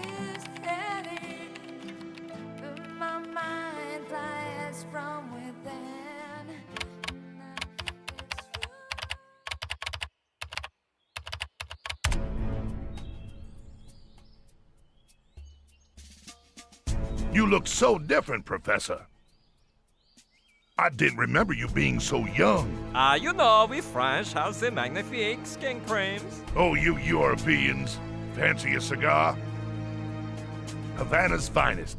Sent straight from Guantanamo by my old pal, Colonel Chesset. Merci, but I do not smoke. All the better for me, because I ain't got much tobacco left. My last shipment got dropped by parachute, but the wind blew it off course, and my men can't find it. You should to smoke un peu less, Monsieur le Colonel. I'm twice your age, Professor, so save your advice for the younger whippersnappers. Flower pot? Yes, my Colonel? Tell Chapman everything's ready. Send him in. Professor, I'm gonna put my cards on the table. They say you're the best contactor around since Simon retired.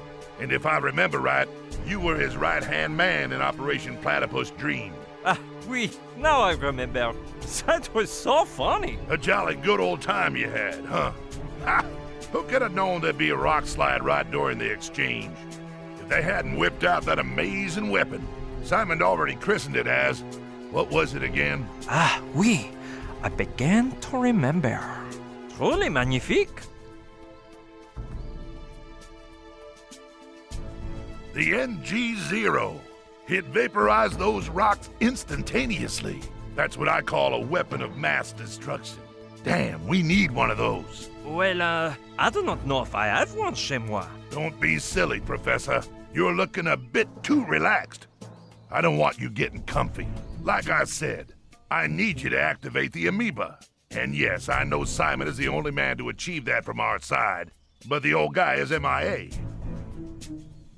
In summation, we lost all contact with our guests, which makes us believe there have been technical difficulties. I don't want to spook you, but if we don't activate the amoeba soon, we could lose them forever. I assume you understand how serious this matter is. Sacre bleu, I imagine something like this.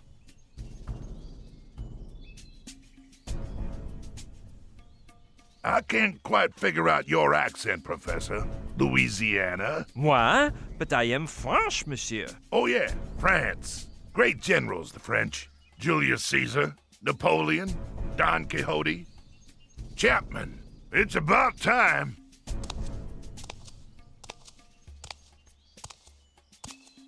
Sir. Professor Pignon, this is Lieutenant Colonel Chapman, my second in command. He'll take you to your workspace and give you the procedural briefcase. You'll start working immediately, and I'll let you do so by yourself, as your damn agency's rules ordain. However, I'll be watching your progress up close, and I hope you bring me some good news soon. Open the amoeba, and everything will go just fine.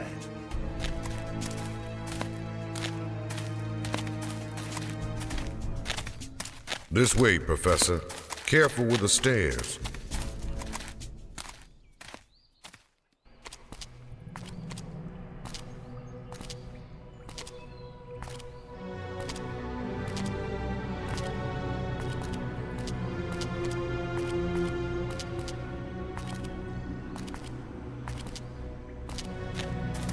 Please don't fall behind, Professor.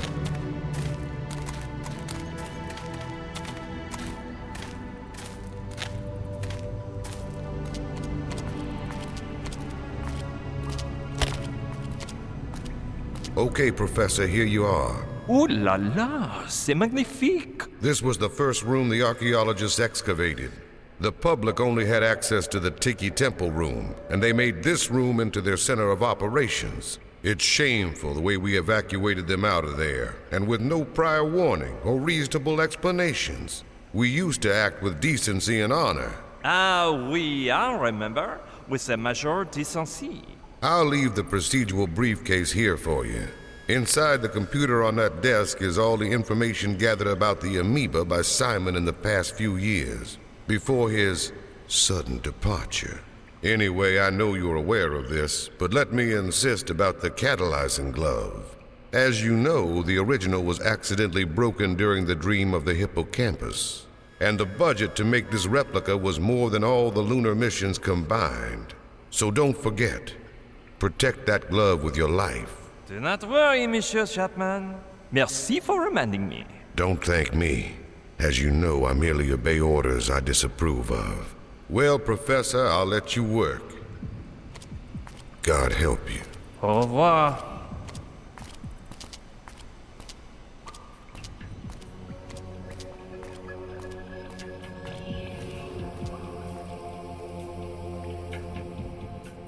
Bizarre présence, Chapman. He's so decent and has so many catalyzing gloves.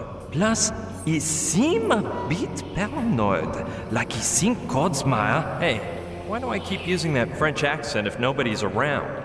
Anyway, Codsmire's got another thing coming to him if he thinks I'm gonna sit here and open up amoebas.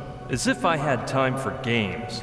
The important thing is I'm here, and now I'm free to roam around the camp, find out where they're holding Gina, and escape on Knife's motorboat full speed ahead. watch out, Army. Here I come. I thought we had an understanding, Professor. When you open up the amoeba, you'll be free to do as you wish. But in the meantime, your place is here, in this room. Oh, man. The thing is, I take the 15 daiquiris in the boat, and since there's no lavatory, I have the need of doing le pipi. Give it up, Professor. Even though I can see you perfectly, I can't hear you. No? And if I want to the 1-2 punch on the face? I repeat, I cannot hear you. So please shut your mouth and get down to work. Well, I guess this means he can't hear me.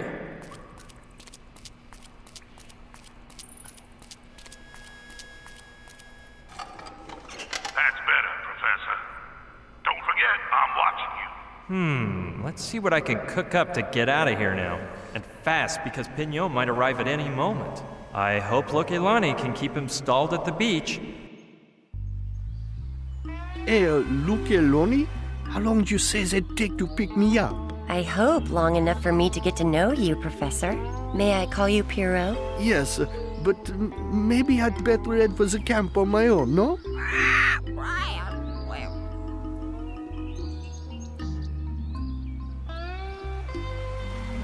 You could wait in my hut and change out of those sweaty clothes. That's a tempting offer, but... Oh, I'm in a bit of an hurry, and Silence. Oui, madame. I have confidence in her, abilities. So, let's get down to work.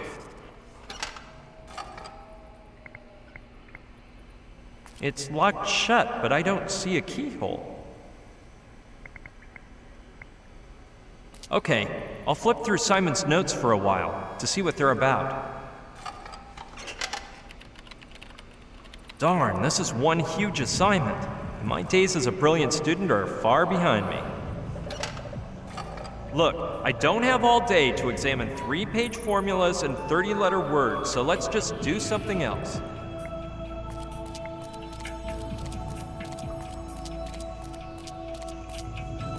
There are just bottles of paint and a box full of plastic bags. The bottles are of no interest to me, but I'll take a bag. They look strong. 4-ply is my guess. It's made of several-ply plastic and zips, hermetically shut.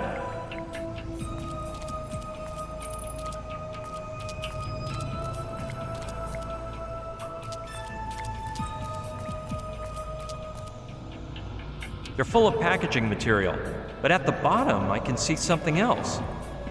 A socket cam. It records straight onto an 80-megabyte hard drive, has 18 megapixel image quality, 12 times optical zoom, and allows for montage and editing in the camera itself. A modern wonder.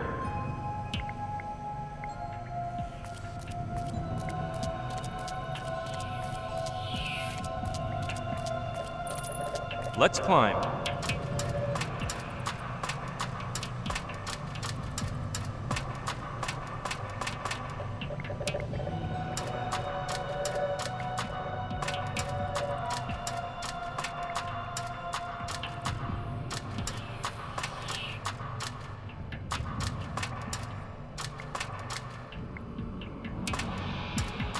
Sure, I'll take it.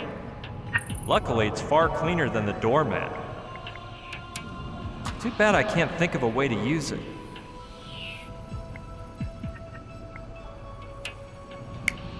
Let's see. This is a bit complicated, but since the socket cam is equipped for loop mode playback, I could record myself sitting at the computer for a while, make a loop containing that footage, and play it for hours by disconnecting the cable coming out of the surveillance camera and plugging it into the socket cam. The image Kordsmeyer would see is almost the same one he's getting now, so he'd never notice the difference. In the meantime, I could search for Gina as long as I want. But now that I think of it, there's one tiny problem. The socket cam could fall down while the surveillance camera is moving, and my plan would end up thrown for a loop. Hey, wait a minute. That roll of duct tape might be just what I need. I'll have to choose just the right moment so that Kordsmeyer doesn't notice anything. Here we go. I'll put the camera in place using the tape and start my performance.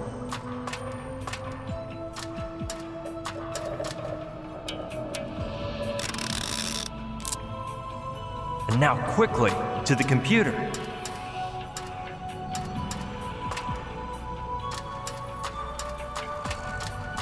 I think this 5-minute recording should do the trick.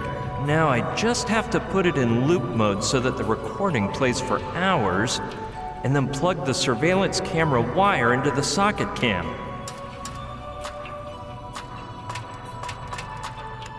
Done.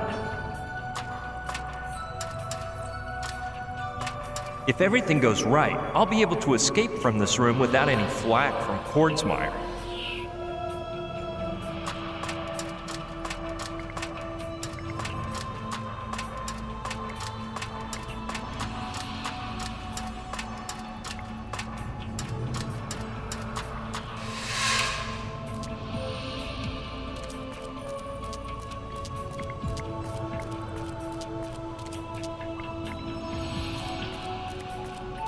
Well, if Kordsmeyer stays quiet, that means my little trick worked. Kordsmeyer isn't saying anything, so I guess I passed the test. Hey, what is that? Could that be the amoeba Kordsmeyer's so uptight about opening? Must be something mighty special, because it's protected under a cube of glass like a museum piece. A ball with 3 holes in it. A bowling ball? I don't see what interest the Army could have in a primitive bowling alley, even if it's the archaeological find of the millennium. The cube seems solid, and though it looks like glass, it's hot. In some way, this all reminds me of a petrified mosquito in a piece of amber I used to carry around as a good luck charm. The crack could have been in the original design, but I doubt it.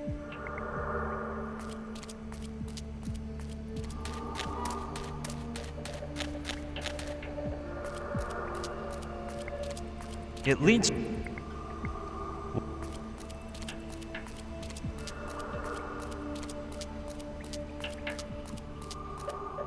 Hey, 18! Wait, I hear some voices over there. Why can't we choose our own numbers? Impossible. That don't work, 13. Tarantula let us do that once for fun, and she ended up with 30 guys fighting to be number 1. You got number 13 fair and square, and 13 you'll keep. What about Mr. 11? Don't that sound cool? Forget it. You can only use a number that isn't busy, and there's already a Mr. 11. I can't stand the superstitious. Wait, it ain't superstition, but... well... Excuse me, my lady. We'll shut up now. What a weird conversation. If it isn't a football team, then who were those guys? Ooh, imagine this. 13, the Tiki Justice Maker. Absurd. You're not saving your country, you're just a mercenary paid by a murderess. But hey, you sure 77 wouldn't look better on me? Negative. It'll never pass. How about, sir, 12.999? That's almost 13. No. And if you keep blabbering, I'll sew your mouth shut. Okay, Mr. 13 will be my official name, but I'll let my friends call me... Moron. We must never reveal our true names.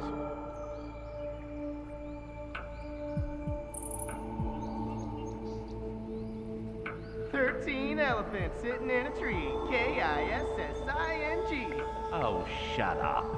We're working. 13. Hey, weren't the apostles... There were only 12. Now keep quiet. So what? Good Lord. Put a muzzle on it.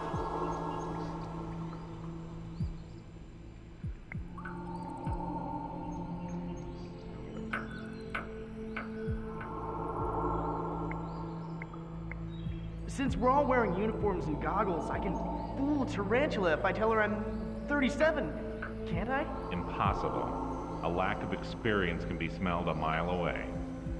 13 elephants sitting in a tree. Kissing. Oh, shut up. Sure, let's take a peek. We're working. Ugh, nice stairwell. Wonder where it leads. There's a couple guys up there. What about 88? Oh, it sounds so forceful and... Who goes there? Bonjour, messieurs. It is moi, the professor. I can't stand professors. Exactly. Whoever you are, where do you think you're going? I was just stretching a bit the legs on the... Listen up. You go up one more step and you won't have any legs. D'accord. I will be leaving. Hey, we really spooked him, huh? Damn soldiers. That black uniform strikes me as odd, too. It doesn't look anything like the ones I've seen before. I don't know. Maybe they aren't soldiers, but they're sure watching that entrance like hawks, so there must be something interesting inside. There's probably a crushed soldier against the door, but I'll give it a go. Okay. Well, if it isn't O'Connor, great. That'll make things easier for me. No, Caddy, the audition. Don't you remember that application form I sent in? And that's not all. I climbed a palm tree, too. Several times. Well, more than once, man. That's what several means, doesn't it? S-E-V-V-R-U-L. No. Several, which means two or more. No, that's not it, Caddy. The thing is, I like to read. If you followed my cue, you might get a tryout yourself. Bonjour, Monsieur O'Connor. Gotta go, man. Duty is calling. Call me later on Channel 5. Professor, you're gonna get me in big trouble. The Colonel has told me I'm absolutely not to let you out of here. Tranquille. Right now, Monsieur Kotzmauer is seeing my hard work in the control room. You got me on that one, sir. I don't even want an explanation. I've had quite a mixed-up day today, sir. Pardon? Why have you called me Monsieur? Shoot, sir. Sometimes I mix people up, sir. You'll get to know me better and see, sir. Hey, Professor. It's the same. Call me Monsieur if you wish. Whatever you order, Professor. Sir. With who were you speaking on the walkie? With Private Cadwallader, sir. He's an utter fool, but he's my best buddy, and I'm teaching him to add up numbers. It ain't easy for him, because his fingers are all twisty, and he can't stretch them out right. What do you know about this place? The same thing I know about almost everything, Professor, sir. A bit more than nothing. Have you ever heard of CIA2? No, sir. I had no idea they'd open branch offices. But I think it would be a grand workplace for a nice soldier/lumberjack who you and me both know. You haven't heard of the Operation Platypus Dream, have you? Not a thing, sir. And I'll be a furry duck if I know what a platypus is used for. Do you know what the amoeba is? No, sir, but I'm sure it's not that complicated. My grade school teacher always said, "Zachariah O'Connor, you are simpler than an amoeba." So tell me about those ruins and that temple inside. No soldier in the regiment is authorized to go in there, sir. I was only there the day we arrived, to throw out the archers and put up a big steel outpost. Archers? Yeah, but they'd left, sir. The ones who were there were those guys in white robes who were looking around for broken things in old places. Archaeologists? Dang, sir. I just sounded like a complete idiot. If you don't know anything, I probably shouldn't ask. My teacher used to say that too, sir. Dang, I messed up already. What do you use that big head for, O'Connor? Well, it makes the rest of me more attractive, wouldn't you say? We speak after, O'Connor. Sir, yes, sir. I was supposed to deliver a message to you when you came out of the temple, but I forgot. And why you not give it to me now? Sir, you are devilishly sly. You seem to figure out everything, don't you? For Professor Pierre Pignon. How did you get this? The boys over at Highway Patrol warned me a while back. The waitress at the beach told him to give it to O'Connor and nobody but. Merci, O'Connor. After, I return and we chat for a while. I wouldn't do that if I were you, Professor, sir. Why alors? We got orders to intercept you and take you to the Colonel if you exit the temple, sir. But you have no dances. Because where we're at, nobody can see us, sir. But if you walk just a ways from the temple and get into the guard's line of vision, you're in for a nice thrashing. Très bien, O'Connor. Merci for the warning. Sir, you're welcome, sir.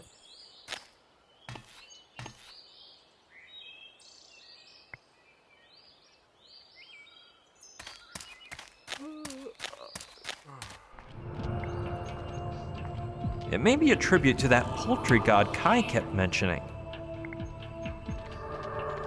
How about Sir 12.99?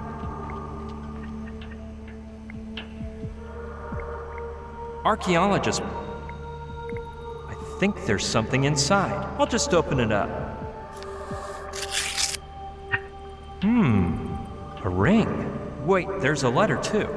Dear Kaimi, the strange object I am sending you belongs to the real Pignon. I noticed he refused to be separated from it for a single moment, so I assumed it was something important. He's asleep right now, but when he wakes up, he'll want to go toward the camp, so hurry up. Your friend always, Lokelani. P.S. Don't even ask how I got it off of him. This girl's amazing.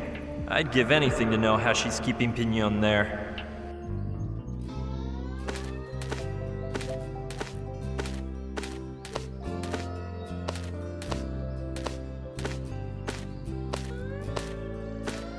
Hurrah, my dear.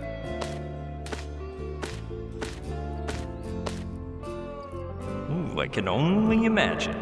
Though knowing Lokelani, she probably just started talking about her ex-boyfriends, and he fell asleep out of sheer boredom.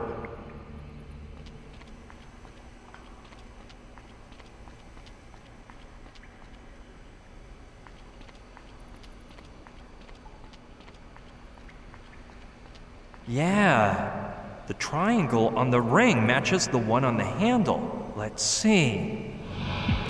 Man, what is this?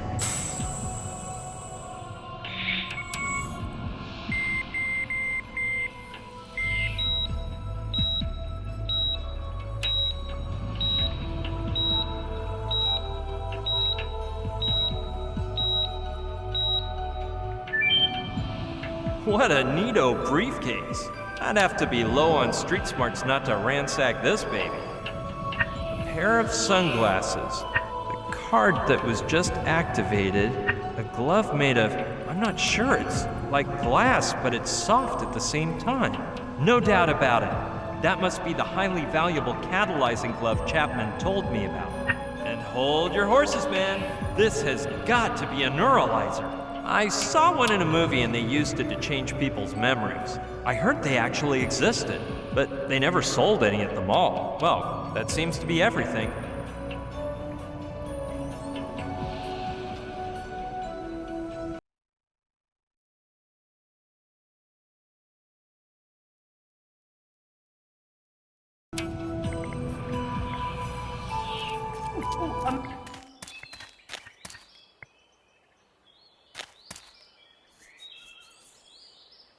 No, playing with his brain would be more cruel than removing an elderly man's last tooth.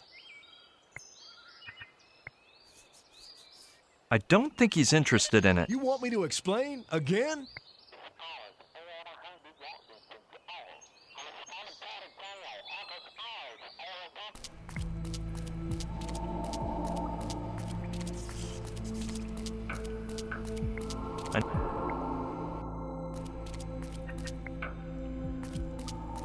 Like an ATM machine? Well, the size matches, and weirder things I have seen.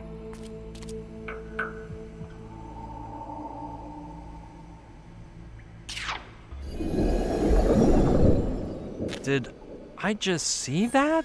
Or am I imagining things?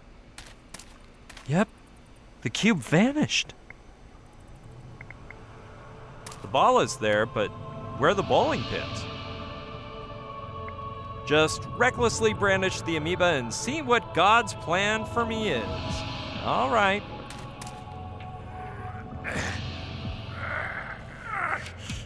No, impossible. Either it's stuck to the ground or it weighs several metric tons. With the glove on, my fingers wouldn't fit in the holes. Hey, what happened? How could that be? The glass cube came back again. This island is outrageous.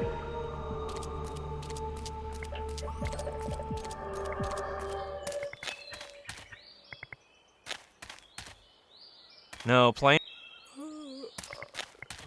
Monsieur O'Connor. Gotta go, man. Duty is calling. Call me later on Channel 5. At your orders, Professor. Sir!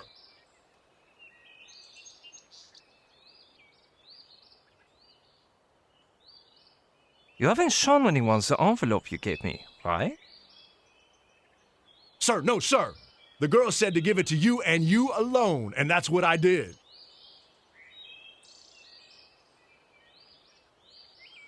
What do you say? Well, it makes the rest of me more attractive, wouldn't you say? With who will you? With Private Cat, he's an utter fool. It ain't easy.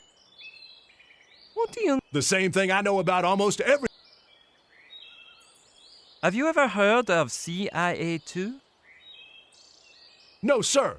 I had no idea they'd open branch offices. But I think it would be a grand workplace for a nice soldier/lumberjack who you and me both know.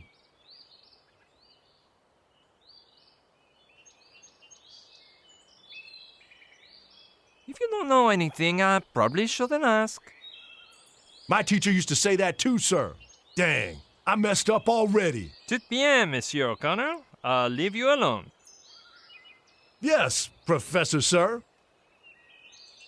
You know, I'd like to ask you something, if it isn't too much. How's the audition going, sir? Of what are you speaking about? Dang it, sir! The audition you're doing on me right now. If I pass, I swear I'll be a brave, hard-working soldier, just like I put on the application form for the intelligence service. And me? What do I have to do with all this? There's no need to pretend, sir. At first, I was a smidge confused. But then I realized you're not Pignon.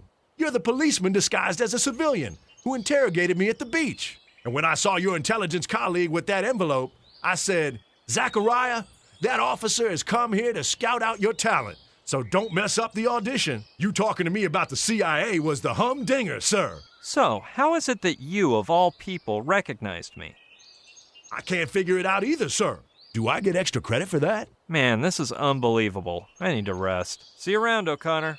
At your orders, sir. He's a total wild card. I don't quite get that story he's cooked up in his head about the audition, but he could obviously blow my cover at any moment. Colonel Kordsmeyer, that agent disguised as Pignon said blah, blah, blah. I better do something about this, or it could be my neck.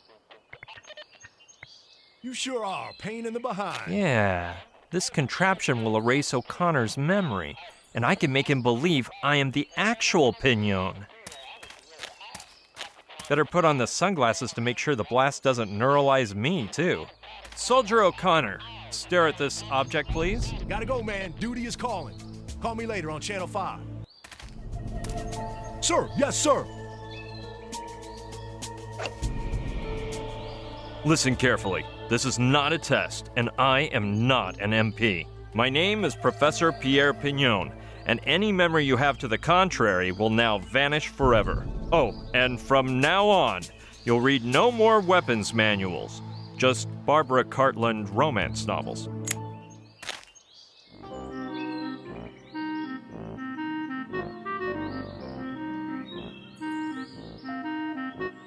Whoa, sir, careful. Marble's falling at 6:30, sir. Now, that was unexpected. Anyway, is it clear who I am or not? Sir, yes, sir. But I'm not sure if I passed the test. Oh, man, it didn't work. Dang it, sir. I thought I was up to muster. Now what do I do with you, O'Connor? I'm all out of ideas. Do what you will, sir. I shall accept my punishment with honor and valor, sir. Wait a minute. Soldier, I'll give you one more chance to pass. Your task is to keep your mouth closed tight and not to tell my true occupation to anyone, not even Kordsmeyer himself. Sir, thank you, sir. On my honor as a Marine, I will not let you down. Just my luck. For once I get to use a neuralizer and it turns out to be a worthless model. I guess these marbles are what make the neuralizer work.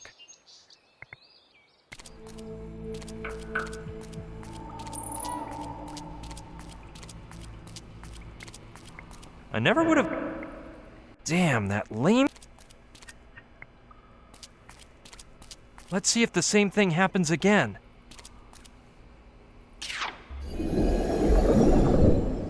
Hey, I knew that once I figured out that trick, life would be simpler. Doesn't seem too logical, but 3 holes? 3 marbles? What the heck?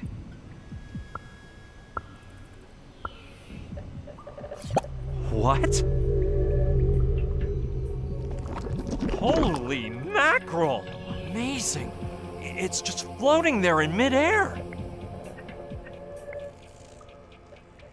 Within the range of outrageousness here, this seems like the most logical thing to do. Plus, I'd say the lines on the glove match up nicely with the grooves on the ball.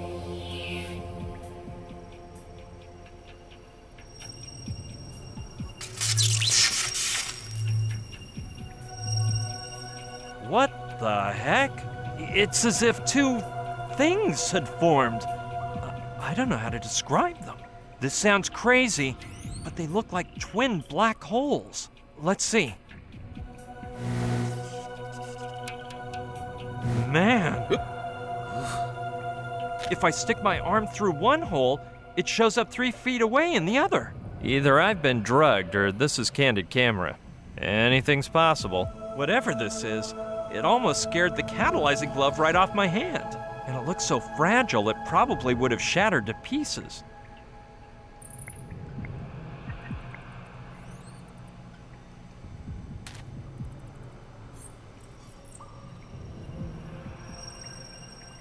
I somehow feel as if the energy from the ball were reaching my brain, but I don't know what I'm supposed to do.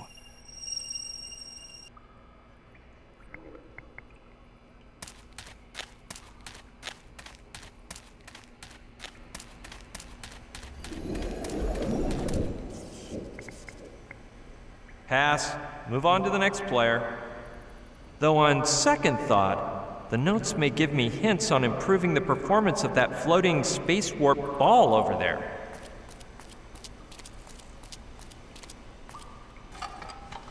Each of these docks is longer than the Baroque trilogy. I guess I'll have to tap into my speed reading skills.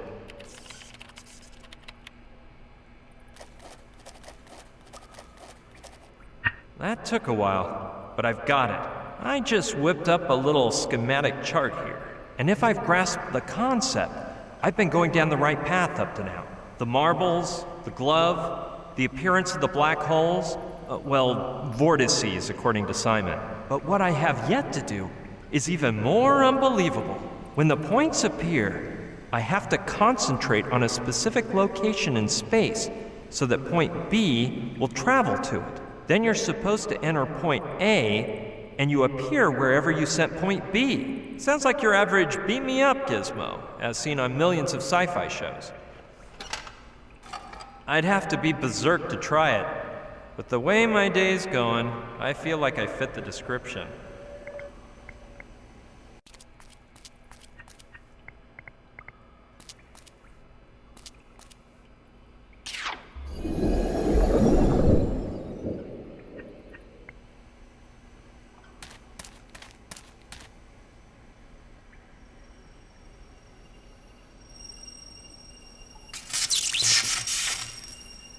According to Simon's notes, I should concentrate on some point in space to make point B travel there. Now, what place should I think about?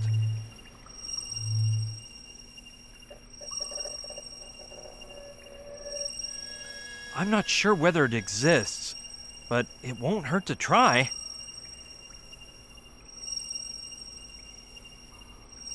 Huh. It doesn't work. Yeah, it wouldn't be a bad idea to check whether the motorboat is still there and make sure Joshua isn't up to any shenanigans. Well, at least not up to anything that's highly damaging. Neato! I can feel something. I think it's working.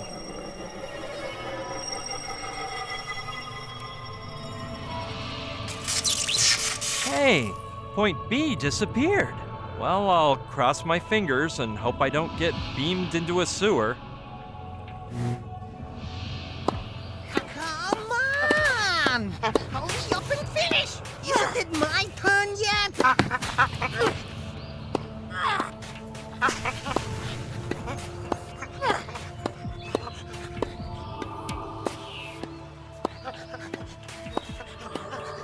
Ooh, that must hurt.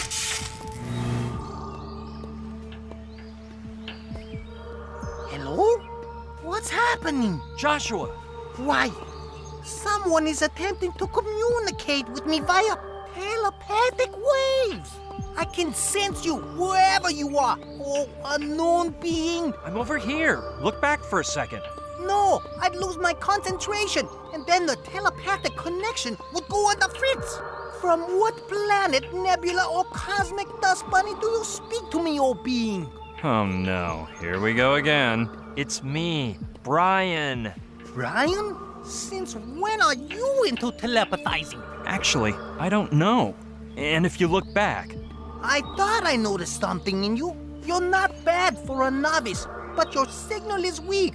There's a lot of static, as if someone were wringing your neck. Whatever you say, but please, do me a favor and don't move, because I'll be back for you at any moment, and we'll zoom out of here on the motorboat. Oh, and one more thing.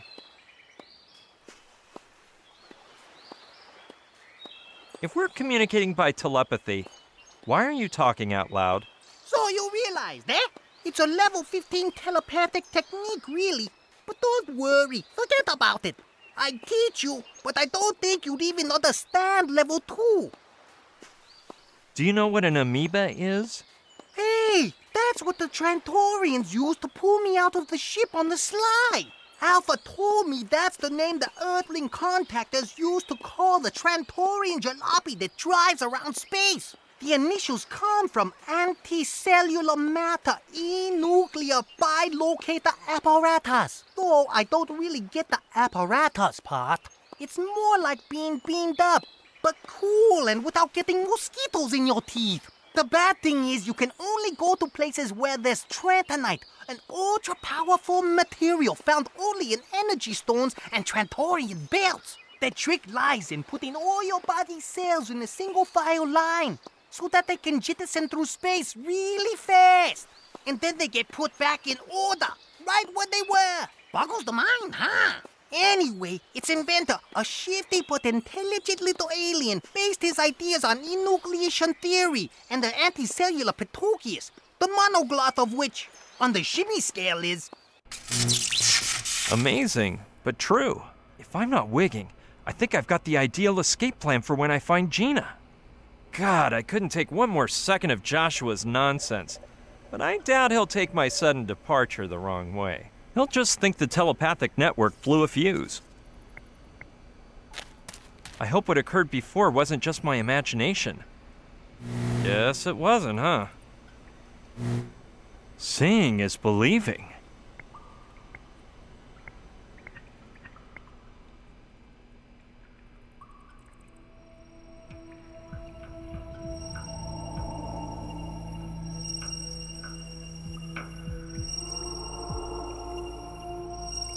How would I know where that is?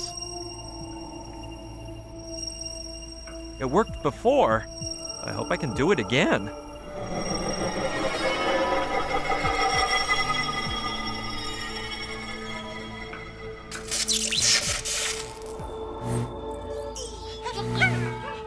Joshua, what's going on here? Brian, I can't telepathize at this exact moment. I'm operating on a boy. Boy? Little demon is a lemur. A lemur? I knew such a smart guy could never be human.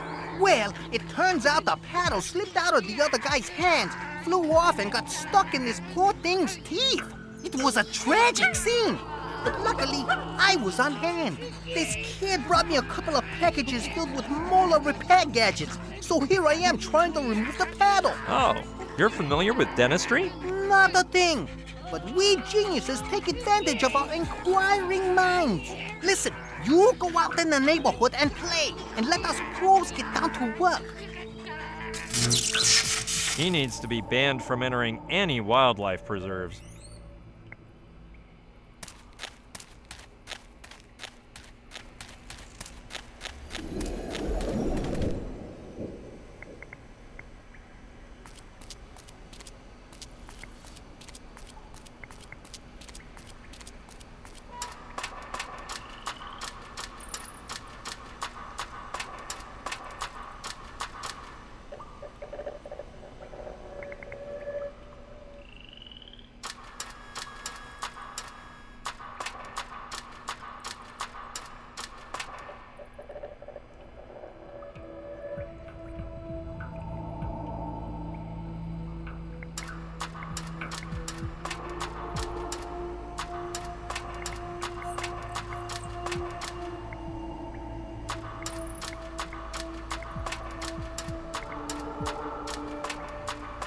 They're surely used to lift up the platform. I'm not gonna get far. The machinery isn't turned on. They're surely used to lift up the platform.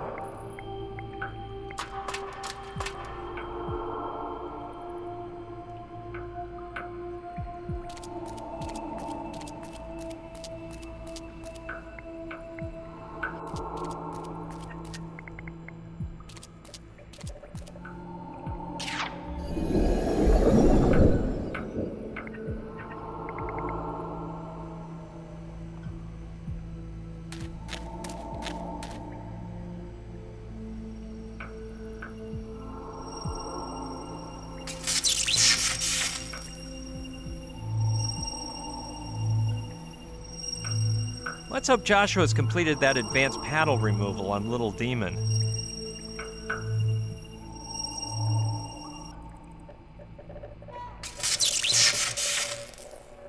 And it may sound gross, but it saved my life when the toilet was busy because I placed my derriere through the amoeba and into the next toilet over. Unless... Joshua. Jeez, don't rush me. I'm finishing already. So anyway, Alpha says that... Wait, just answer one question. Okay. What a pain in the neck. Have you heard of the CIA too? Yeah, I think I've heard something about them. They're a gang of Earthlings who aren't as dumbstruck as most, who keep in touch with Trantor. Did you know the average retarded Trantorian's IQ is 176.8 times love in the first degree? It's actually quite obvious, since you could fit the unplugged version of the Encyclopedia Britannica in one of their big fat heads. Well, as the old scientists with the perpetually bad hair, they used to say... He needs to be banned from entering any wildlife preserves.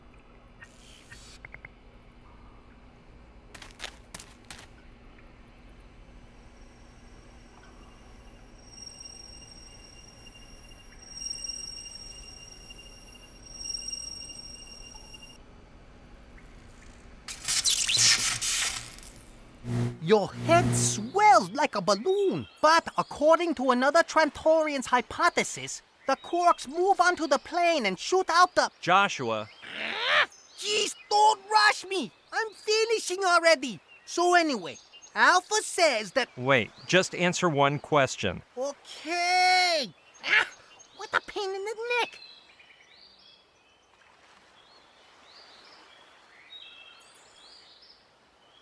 How did Little Demon's operation go? Joshua never messes up, Brian. The paddle removal was a major success. Actually, I hardly even used the molar repair instruments. But I implemented the 5-stage batch-up technique and pulled in his silver cord before it snapped. The poor devil screamed bloody murder. Did you anesthetize him? Not at first, but the guy was shuddering all over the operating table. So we made them drink 2 bottles of rum. Boy, did the little primate swig that down fast. I get the feeling he's been around the block. His rum goggles got so thick he passed out till the end of the surgery. It takes all kinds. Are you sure he's okay now? Do you doubt my work? That guy's right in the hut, playing with that bread to see who can pull harder on a rope. With their mouths, of course. Did you lend me the dental instruments you used on Little Demon? I would, but you know how weak my telepathy is when I try to work with material objects. I could never do it, but you're a genius. I bet if you concentrate hard enough and throw the instrument straight up, you'll break the time-space continuum barrier and I'll catch him. I see you're getting to know me. Well, I'll try to make you happy. Which do you want? The probes or the removers? Probes? Okay, catch. Here they come. Shoot the glove! Chapman even warned me. I find an amazing way out of this camp and my invention gets messed up before I can even use it. At least I got my hands on these dental torture tools, which I plan to take full advantage of. Without a glove, there's no way to open the amoeba. So I'm basically shafted. Well, the truth is the points are still there, and they won't disappear till I leave this room. I could escape this minute, but I can't leave without Gina. Forget it. Maybe I can find some other way out.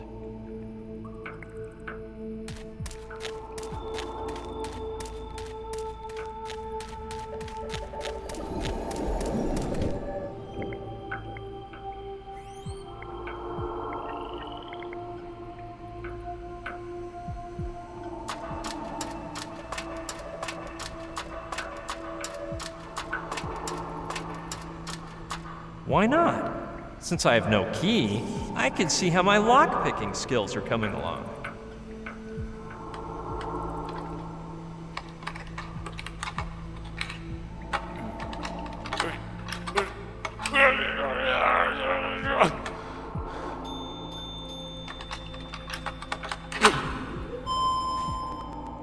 Bingo!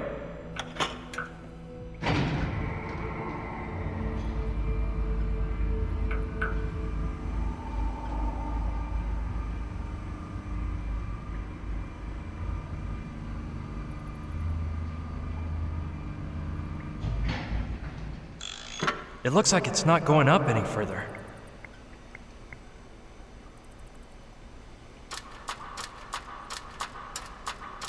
Doesn't seem too hard considering the increase in my skill set throughout this adventure.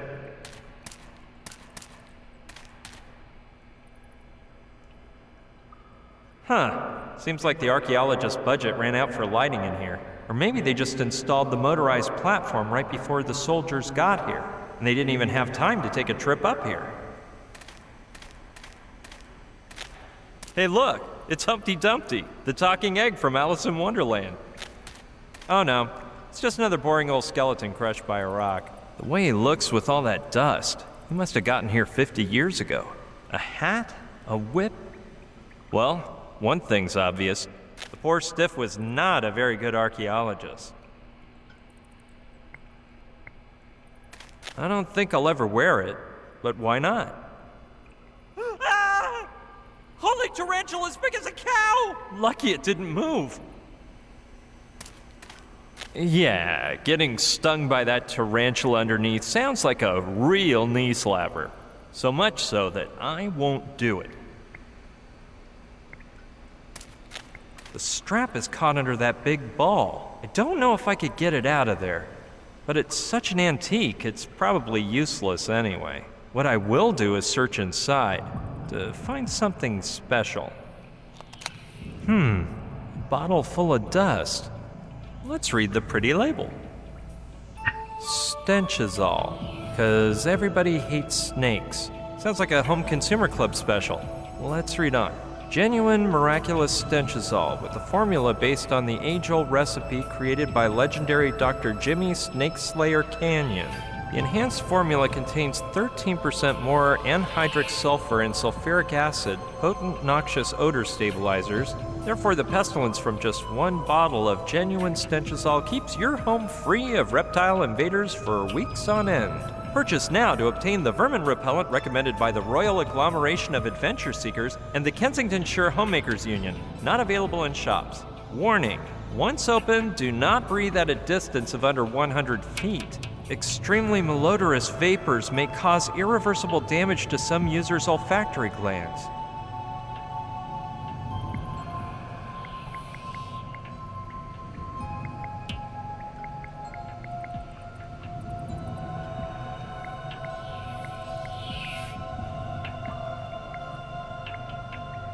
Couldn't I look at something more pleasant?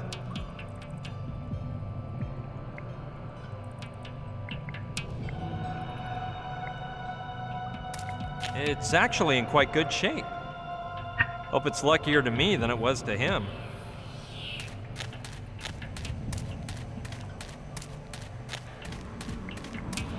Sure, let's see where it leads to. I can't wait for one of those huge rolling balls to appear and smash me up against my hat-wearing friend. I'll have to take it slow. It's pitch black in here.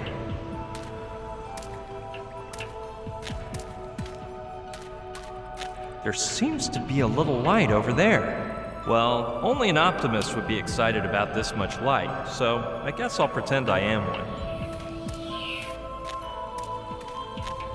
Tarantula! I hear voices.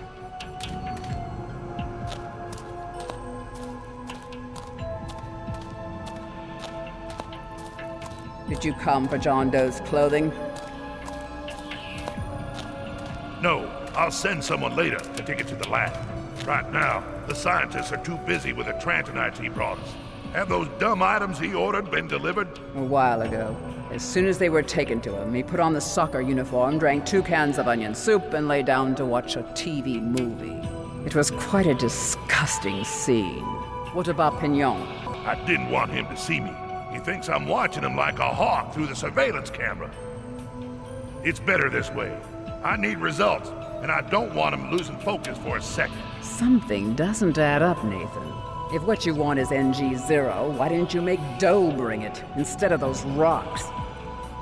Trantonites, doll. I wanted our contact to be someone else. But Doe is really just the chef, and it would have created suspicion if he droned around the NG0. That's why I thought of the Trantonites. Simon said they weren't controlled by any security systems. Some poppycock about how Trantor, its inhabitants, and Trantonite are all the same being. Their existence, therefore, depends on those rock things, which none of them would even think of damaging. Except for Doe, right? These 40 years in the service have taught me the world's full of embittered sourpusses, and it ain't hard to turn them into traitors. Finding Doe was just a matter of time, just like now. Ha! As soon as Pignon activates the amoeba, we'll go in through the NG0. Without their Trantonite, they'll be so weak we can mow them down. And then... Then what? You'll do as with Doe? You'd betray your own people and act behind the president's back? Negative. I'll protect him from himself. I'll clean things up and get rid of the sissies who are using him. Wimpy hamburger-devouring civilians who don't have the balls to grab a machete and cut the bull's head off. What the heck? This country was founded by generals, by soldiers. Calm down, little soldier. I'm with you. As long as you keep paying me what we agreed, that is. Tarantula, I've got some news. We think that spy is around here, in the camp. The signal ain't clear, but we're trying to zero in on him. Damn that two-bit civilian. Mobilize everyone. Let no one sleep until we catch him. Ha! He's walked into the wolf's den. No doubt about it. He's in cahoots with that parachute girl. Gina! So don't repeat the same mistake as this morning. She jumped out over the lake. She had to be eliminated. She should have been captured and interrogated. Well, you can just forget about her. The underwater camera recorded footage of the girl sinking to the lake bottom. She's not talking to anyone anymore. No, it can't be. Gina can't be dead.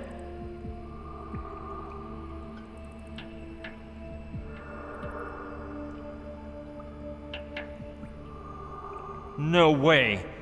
My experience tells me she isn't so easy to get rid of. She got shot by some mafia thugs and managed to escape, and I myself ran over her with my car on accident. And once again she escaped the grips of death. She even fell into a really deep well, and she hardly scraped her leg. And now, well, maybe I'm wishing on a star here, but Joshua says that the alien spacecraft is at the bottom of the lake. And considering the way things stand, maybe what he said is true. It seems nuts, but I think my only way out is to help him find Professor Simon. Gina doesn't deserve for me to give up. I'll have to act carefully, however. If I heard things right, they think I'm a spy and they're hot on my trail. And don't mess up again, doll. Don't be afraid of him, my little pretties. The day I grow tired of him, you'll see. Oh, you're all so lovely. Angelina, Augustina, Andrina, Agrippina, Alexandrina, Alphonsina, and Adelina. You, where is Adelina? I don't know anyone named Adelina. Amateurs. I stop for 1 second to speak with a colonel and you lose a 20-inch long tarantula. Oh, poor Adelina. It was 13's fault. Hey, I didn't do nothing wrong. 18 did it. Liar. It was 17. It was... You, for instance. Ugh! She almost sucked him dry, but she hardly even scratched the dude. I could see it coming. I told you those finely manicured nails contain a paralyzing venom underneath. One, do you copy? Forget about that food for my pretties. I just came across 180 pounds of feed, but it's too fresh for their weak stomachs. You know what to do. Hey, I thought spiders ate insects. Normally they do, but these have been raised on decomposed flesh. The worse it smells, the better. Silence, or you will be accompanying 17. That's the girl I almost ran into the first time I came into the camp. Who'd have guessed she's a grade A psychopath? I better hurry up and escape through the amoeba, or I may not live to tell this whole story. This must be the Tiki Temple everyone keeps mentioning, though. What I don't get is what the heck that huge metal arena is for. With that circular structure and the size, it almost looks like a coliseum. And it's surrounded by men in black like the ones from before. So something important must be hidden inside. Probably that John Doe. I wonder who that guy is. This is all so weird. Excellent. It's filled with Tarantula's cute little pets. It looks like it has clothes in it. A uniform, perhaps? Not very discreet, by the way. This may just be a coincidence, but the palms of those gloves remind me of the palms of those catalyzing gloves I wrecked. How is my little pretty's dinner coming This along, uniform is a Ron? bit odd, but I guess it does have more flair than your usual soldier's gear.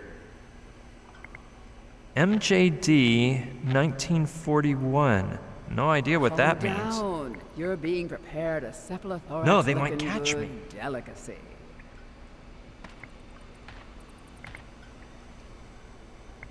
No, I can already see just fine. He's dressed in black, like the ones that wouldn't let me into the temple. How is my little pretty's dinner coming along, one?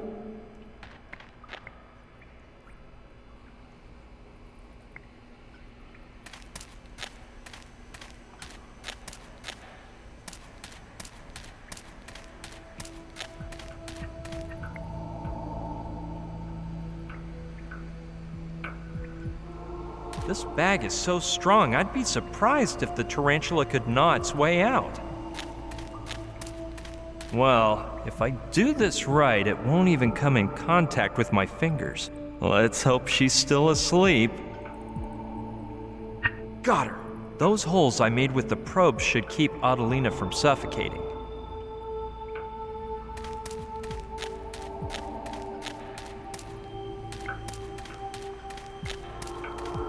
Here goes.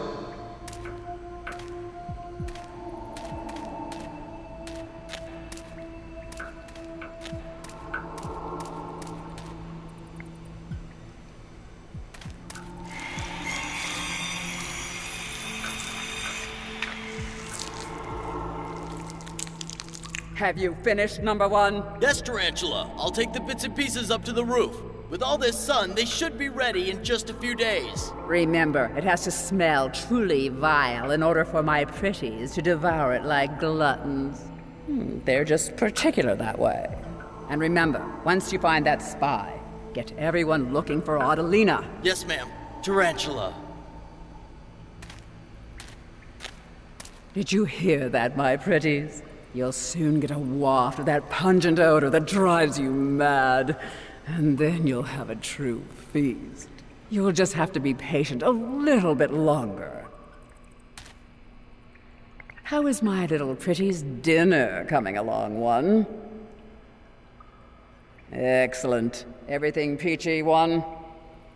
Of course. Excellent. The spider will run out, Tarantula will follow it, and I can go grab the glove. Wait, what am I saying? How could I be sure the spider won't make a beeline for the terrarium? Darn, I'd better forget it. Any further news about the spy?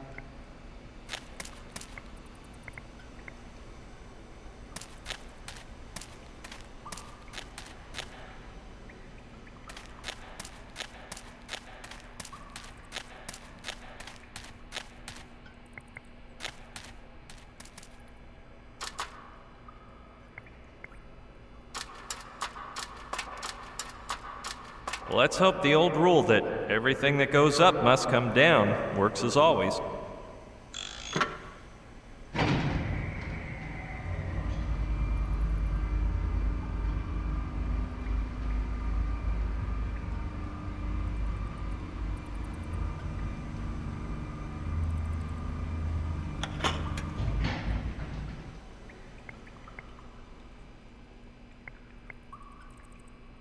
Hey, I'm sticking with number 13. Screw superstitions. Cool. But it's funny. Did you know you're the 13th guy to be called 13? And, what happened to the other 12, if I may ask? Guess. You saw what happened to 17. Oh, God. I have to ask Tarantula to switch it for me. Typical. That's what the other 12 did. Okay, forget I said anything. Great idea. If I put the bottle in the right spot, I can get that aromatic rotten beef smell to drift over to the Tiki Temple. Since we're all wearing uniforms and goggles, I won't be able to get Tarantula beyond if I this tell her point I'm without being 37. caught. Okay, I'll open the bottle and hide it inside this crack. Crap! Impossible. A lack of experience can be smelled a mile away. This bottle's so old, I can twist it open. I'll have to put the creative juices to work. Yeah, that one on the right will help me get some leverage to twist off the lid. Oh man, disgusting. For once, an advertising slogan that doesn't lie. This could raise the dead. If I hadn't closed the lid right away, it would have knocked me out. So now that I managed to open that thing, it's time to put my plan to the test. But hey, you sure 77 wouldn't look better on me? Negative. It'll never pass. 13. Hey, weren't the apostles... There were only 12. Now keep quiet. Perfect. Nobody saw me. Hey, what's that stench? Ugh, it's revolting. Yeah. If you even hint it was me, I'll pound you on the head. Hilarious. The smell made it all the way to the temple. It's working. So what? Good Lord. Put a muzzle on it.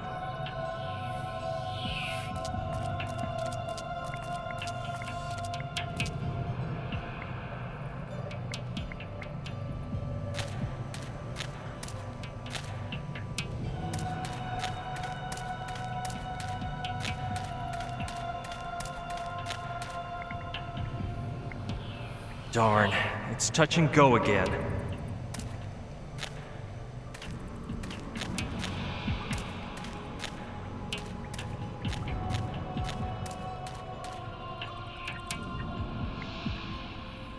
Sure, that plan should work, and Adelina will run in the right direction. Even I could smell where that icky stench is all emanating from. Let's just cross our fingers and hope everything works out. Come on, Adelina. Use that keen sense of smell and head for that aromatic delight. Hey, a spider! Adelina! Stop her! Yikes! She crawled into that hole. Move out of my way, you amateurs! Now's the time. I better hurry if I don't want those goons to catch me down there. Adelina, my lovely.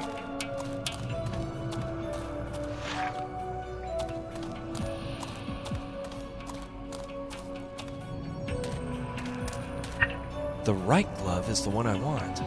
Good. Now, wait, I heard something. It's Quartzmeyer.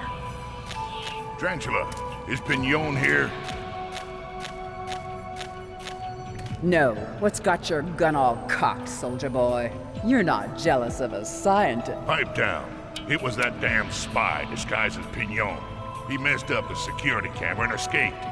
What spy? I thought his face looked familiar. Of course. Now it makes sense.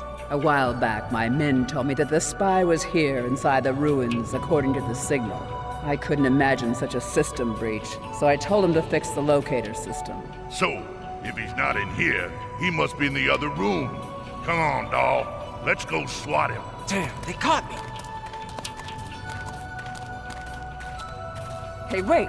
My twin!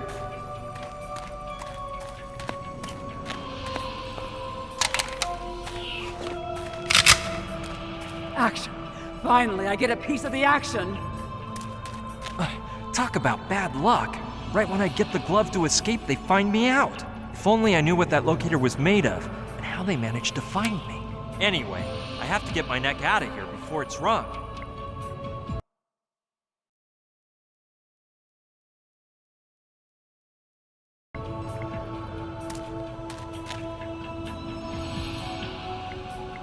Yeah, not a bad idea. Maybe I can overhear the info I need to escape. I've gotta hurry and keep those men in black from seeing me.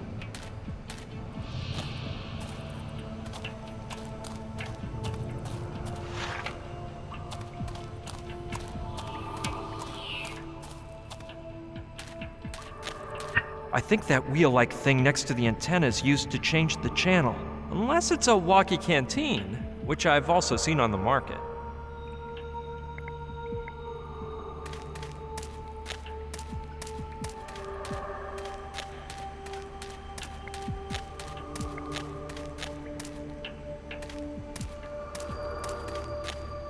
My men have combed the room, and he's nowhere to be found.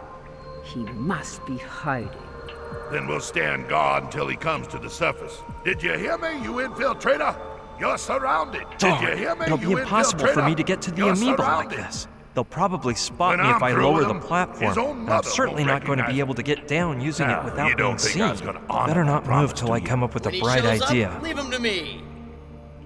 I'm not sure if that's an ear, a horn, or both at the same time. He ain't here, my lady. The order was not to look for him, it's to find him. Now, I don't see the reason. I was going to honor that promise. That won't do any. I need to kill someone already. I don't see the reason for doing that.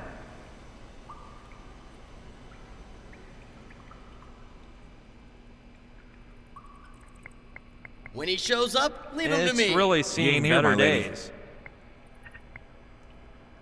He ain't here, my lady. That might be good. If I use it a la Indiana Jones, I could swing to that outcropping on the wall and make my way down to the amoeba room. Though it would be in cadaver form, since they're sure to see me jumping. Hey, wait. If I remember right, O'Connor said he would be on Channel 5. If I call him on the walkie-talkie and get him confused enough, maybe he could do the distracting. It's a little convoluted, but it can't hurt to try.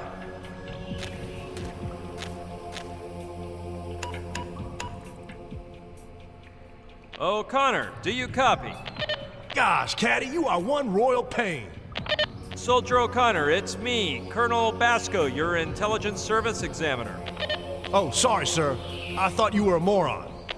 Whatever. I just wanted to say you've passed all of the test stages satisfactorily, except the most important one. Oh, man, I meant this moron friend of mine, sir. Just listen. You are to enter into the ruins screaming. My colonel, Professor Pignon, has run off toward the lake. I'll hop to it, my colonel. Run, soldier, run! Where in tarnation's he gone? Calm down, Nathan. He'll turn up sooner or later. Pignon has run to the lake, my colonel. Follow me. Down we go.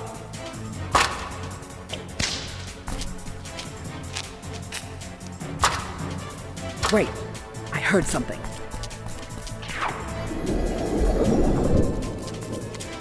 Come on, come on, come on!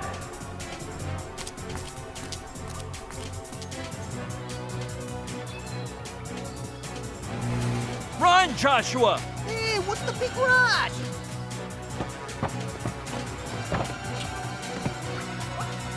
Joshua!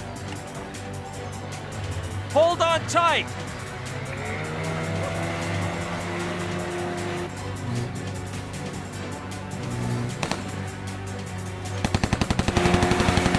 Duck!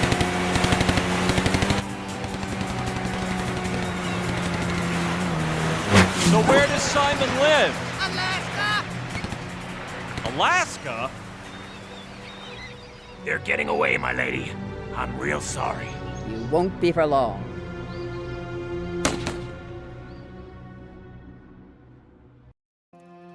Brian, if anyone else were telling me this, I'd never believe it.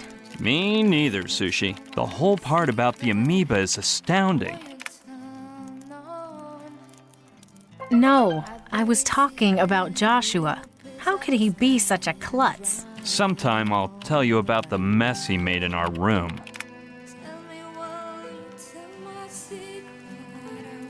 In your room? Yeah, when we left Mala, we passed by the hut I'd rented with Gina. I didn't have a cent on me since the plane crash, and I needed to pick up some money and clothes for the trip to Alaska. By plane again, I suppose? Only as far as Anchorage. Then we hopped on a train to Fairbanks, and after that a bus to Sicily, where this nice man offered to take us as close to our final destination as he could on his snowplow. And you finally met Professor Simon. We still had to walk a ways through a snowy no man's land, but that wasn't our final challenge. Even worse was that Joshua was starving. His voracious appetite almost put an end to our little adventure. We were looking at the doors of Simon's house when...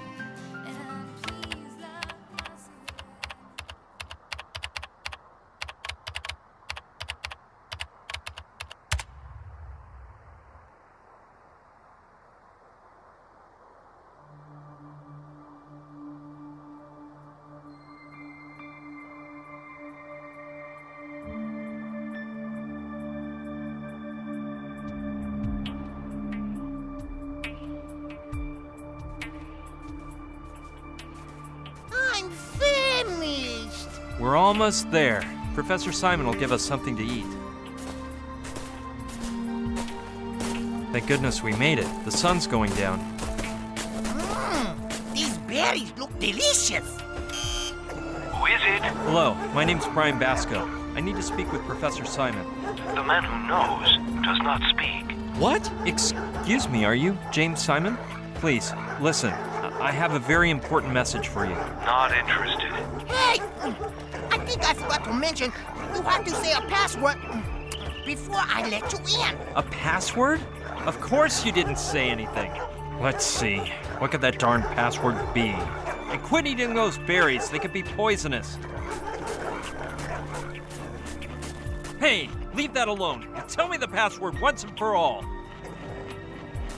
You see, Professor Simon will say who knows what about the man who knows. And you have to answer him. Yes, you must tell him.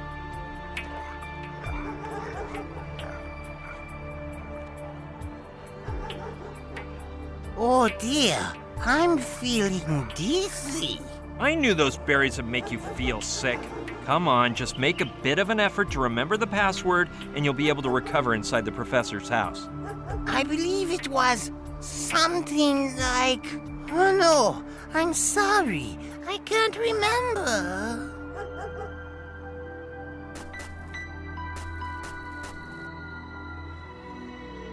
It's all right, calm down. When we were coming up here, I saw a shelter by a lake. We'll go up there, and I'm sure you'll remember that password after a bit of rest. Come on, I'll help you. Joshua, the fire is already lit. You rest and try to get over this as fast as possible. You've got to remember that darn password. Maybe you should try to do something about this. Who knows how long it'll take Joshua to recover. If I insist, maybe Professor Simon will let me into his house. By the way, when we were walking down to the shelter, we saw a pretty strange guy.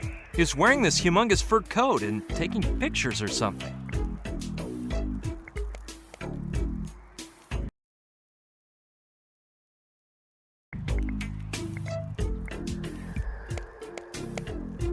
I'm not surprised he communicates with aliens. With that bizarre face, I have a hard time believing he's even human.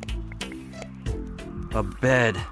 I wonder how long it's been since I slept. It has no mattress, but I'd still take a snooze if I could. I'd rather not take the risk. Who knows? It could blow up at any moment. Okay, if there's any oil inside, I might be able to use it. Looks like it's not full, but there's a little bit inside. I'll take it. One of them might have a solution to all my problems. Back in my dark period, I would have loved this 19th century French lit, but fortunately I got over all that. There's some hot titles here, but this is no time to play the bookworm. I'll leave them right where they are. He is like totally out of it. I'll have to find some way to make him come to.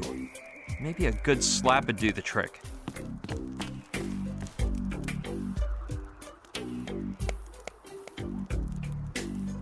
Joshua, wake up! No, Mommy. Please let me sleep 5 more minutes, please. I was dreaming I was a super friend, and I was eating berries in the mountains of Alaska with Dorothy and Toto. It was so beautiful. You have to remember that password, Joshua. But I already told you the password. And I know it was the right one because Auntie M said so. You have to let me in. Plus, that treehouse is mine. And if you put your dirty mitts on my Space 1999 trading cards, you'll feel my wrath. Man, your zipper's open. I can see your Woody. Daddy, no.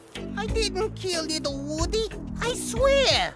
He flew into the path of my self-propelled intergalactic rocket on purpose. To break it. That woodpecker hated me, Daddy. The other day, he started pecking away while I tried to study for my math test. And now he screwed up my science project. I hope he's happy now, cause he did. I'm going to flunk science for the first time in kindergarten. Joshua, it's me, Brian, your friend. Nice to meet you, Brian. I bet you don't know what that name means. Well, I don't have a clue either. By the way, my name is Joshua, which means liberation. Boggles the mind, huh? You don't know how much love I feel inside. Trantor's been destroyed by a huge meteor. No! Say it isn't true! Yeah, and the berries contain trantonite, which took away your superpowers. Brian, what you are saying is scientifically impossible. So stop making things up. While I am flattered that you think I have superpowers, you must be wrong. My superior smarts weren't created by any supernatural device. They're just due to the bubbling mix of supercharged genes that gave me an extra large brain. Now, I won't deny that Trantor has sublimated my ripped mental muscles, but I've been a genius since I was a kid.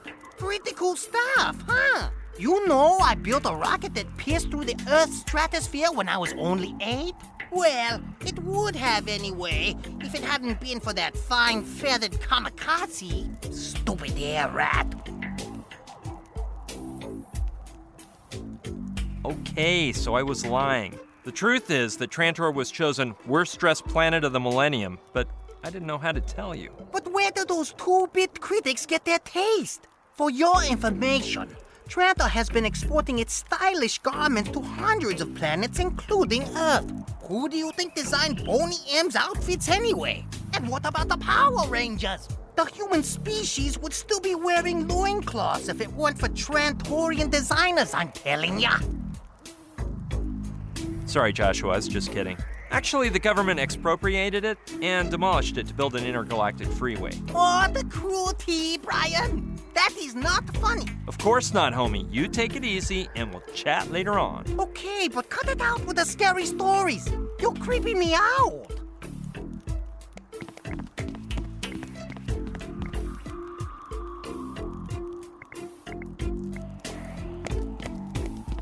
I'll take it, but I hope I don't have to use it on anyone. In that condition, it may not cut anyone, but it'll give them a nasty infection.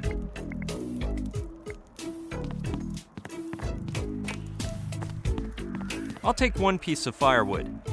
Oh, it weighs so much I can't imagine taking them all. Well, I guess it's for the best. I'll attempt to go find help to get us out of this crazy mess.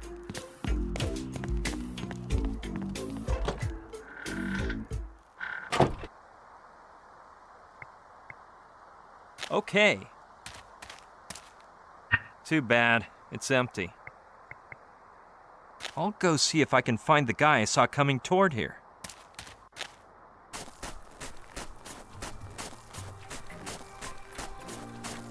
Hello there, my friend.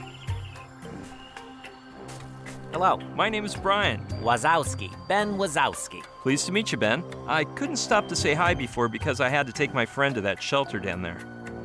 Yeah, I saw you too. What? So you needed to warm up a bit and you went overboard on the whiskey, huh? No, not at all. He was fine until he ate some berries from a shrub. Some big red juicy berries that look like cherries? Yeah, those are the ones. Don't say another word. I bet he's dizzy, has muscle aches, a hallucination, short-term memory loss. Exactly. How did you know? I've been observing the behavior of bears for years, and I see how they react when they ingest those berries, which they love, by the way. I myself have tried them on occasion for experimental purposes. The effects take several days to pass, unless... Unless what? Salmon. Salmon? Yes, salmon. Eating salmon practically counteracts all the effects of those berries. I myself have experienced it. Well, that's good news. So I just have to get my friend to eat some salmon and he'll go back to normal? Yep, that's it. Well, but there's a little detail you have to know. What? The salmon will only work if he eats it raw. In my earliest experiments, I tried cooking one over a fire with some W ketchup as a condiment and freedom fries as a side dish, but it was no good.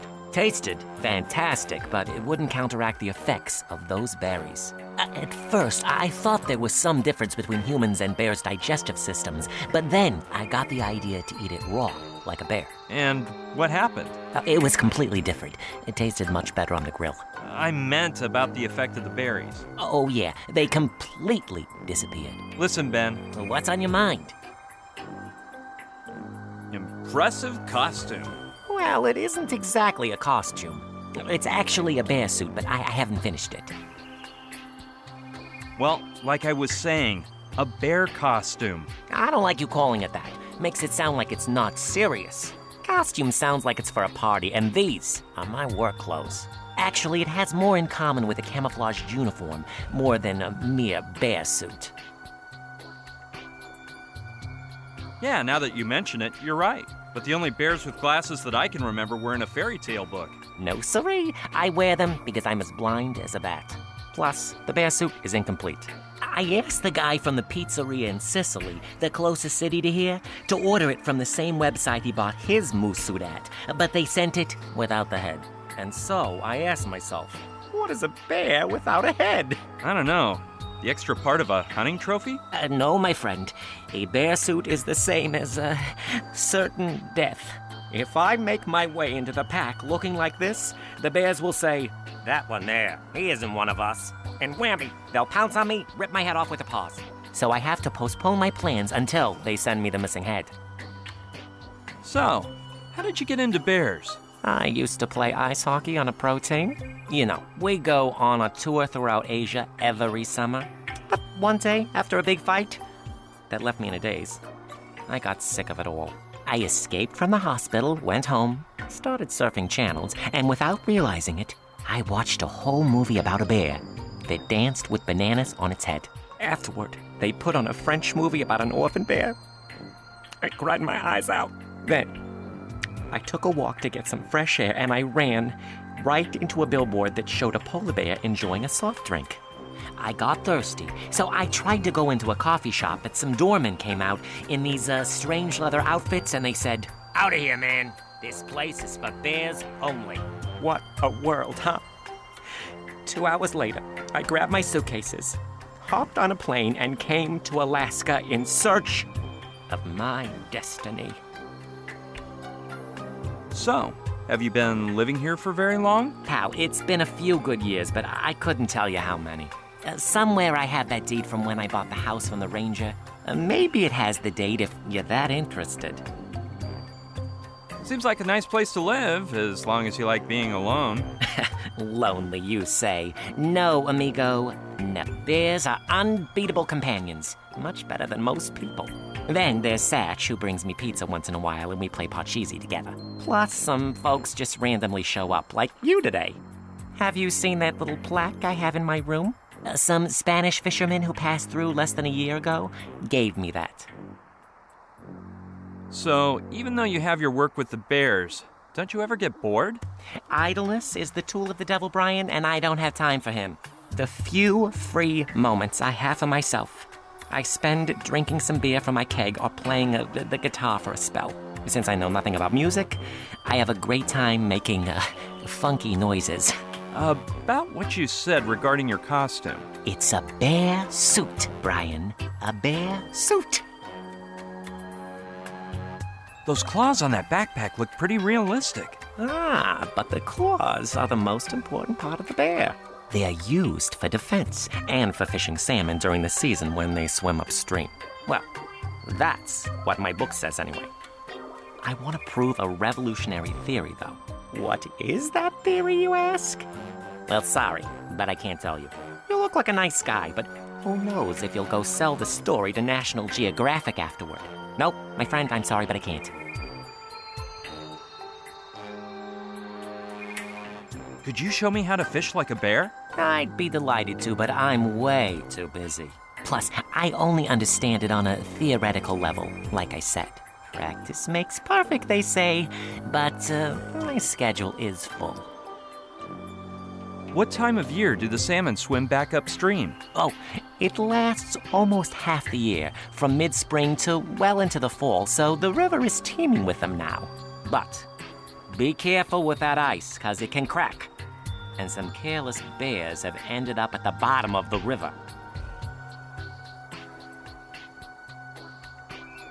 I hope you can prove your theory as soon as possible. Well, I'm on the verge. Everyone believes bears scratch their backs against trees because they itch. But it isn't true. Look, we humans didn't discover the properties of birch sap until 20 years ago, and they've known for centuries. And that's as far as I can read.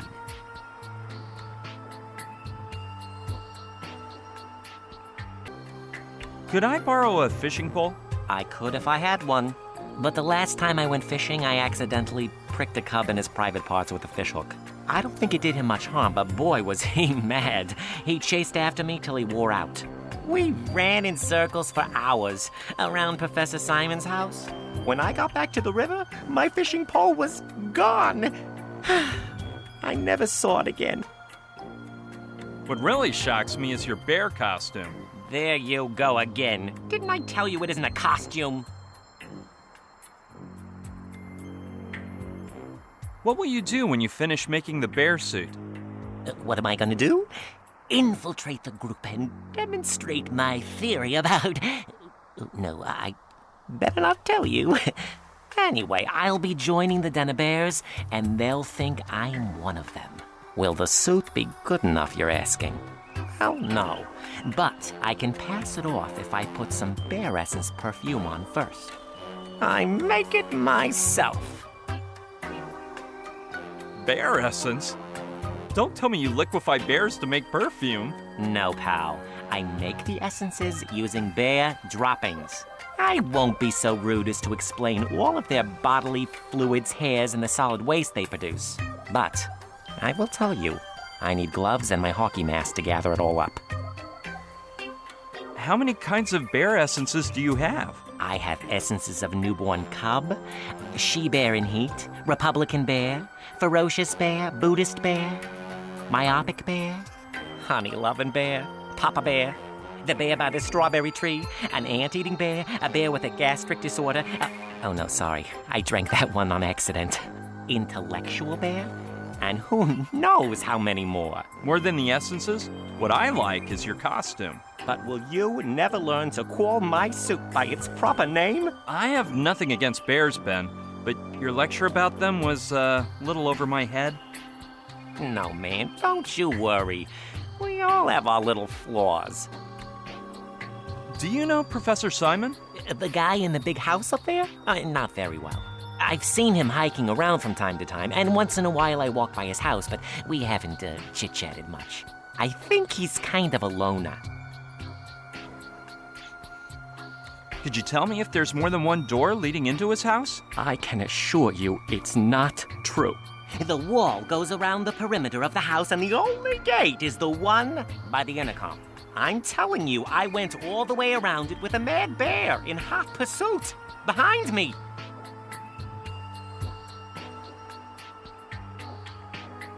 By the way, you wouldn't happen to know the password to get into Professor Simon's house, would you? Password?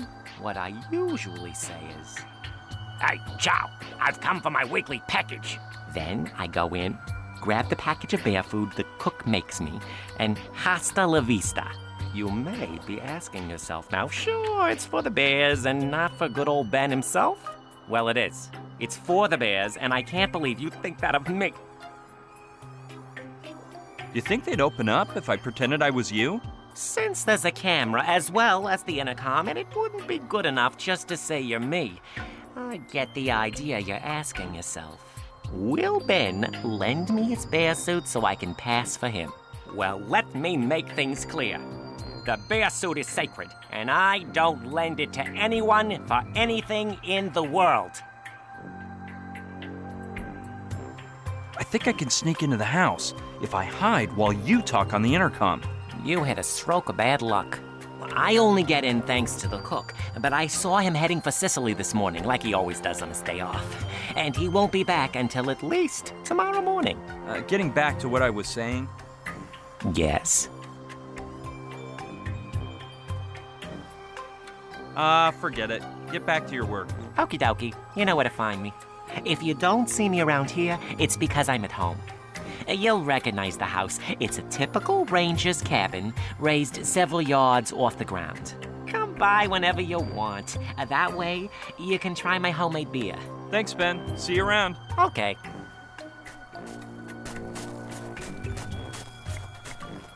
I'm gonna go check on Joshua.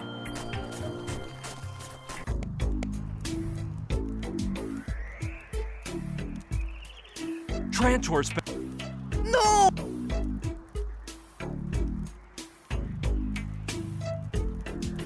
Nothing's happened to Trantor. You just need to eat some raw salmon to remember the password. Raw salmon? A lunatic wouldn't eat that.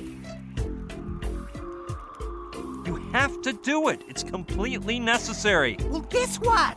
I'm not gonna. Not even with some W ketchup and freedom fries? Yuck! I can't stand ketchup.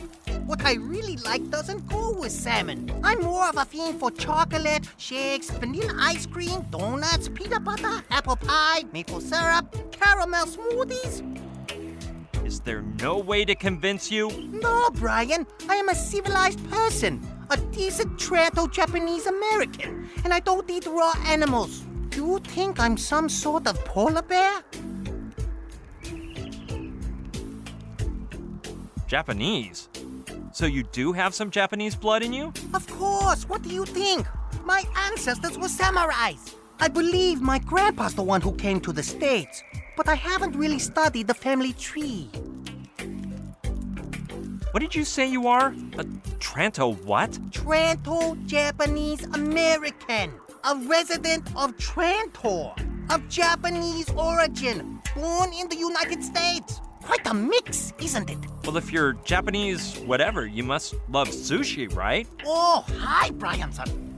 Mackerel, tuna, halibut, octopus. It's almost the only gourmet food I enjoy, besides desserts. What about salmon? Do you dig salmon sushi? Well, if there's nothing else swimming around, yeah, I'll eat it with pleasure.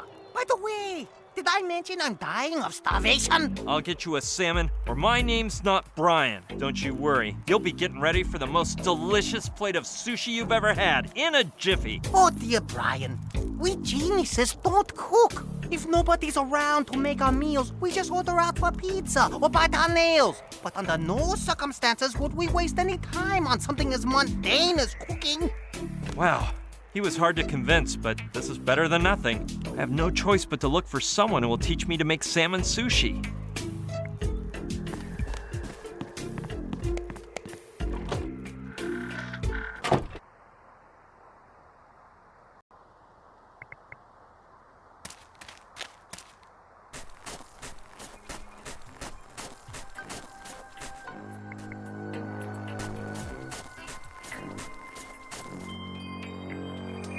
Yeah, I'll take a look over there. Wow, I've never seen a completely frozen river before. I'll try not to walk across it just in case the ice breaks.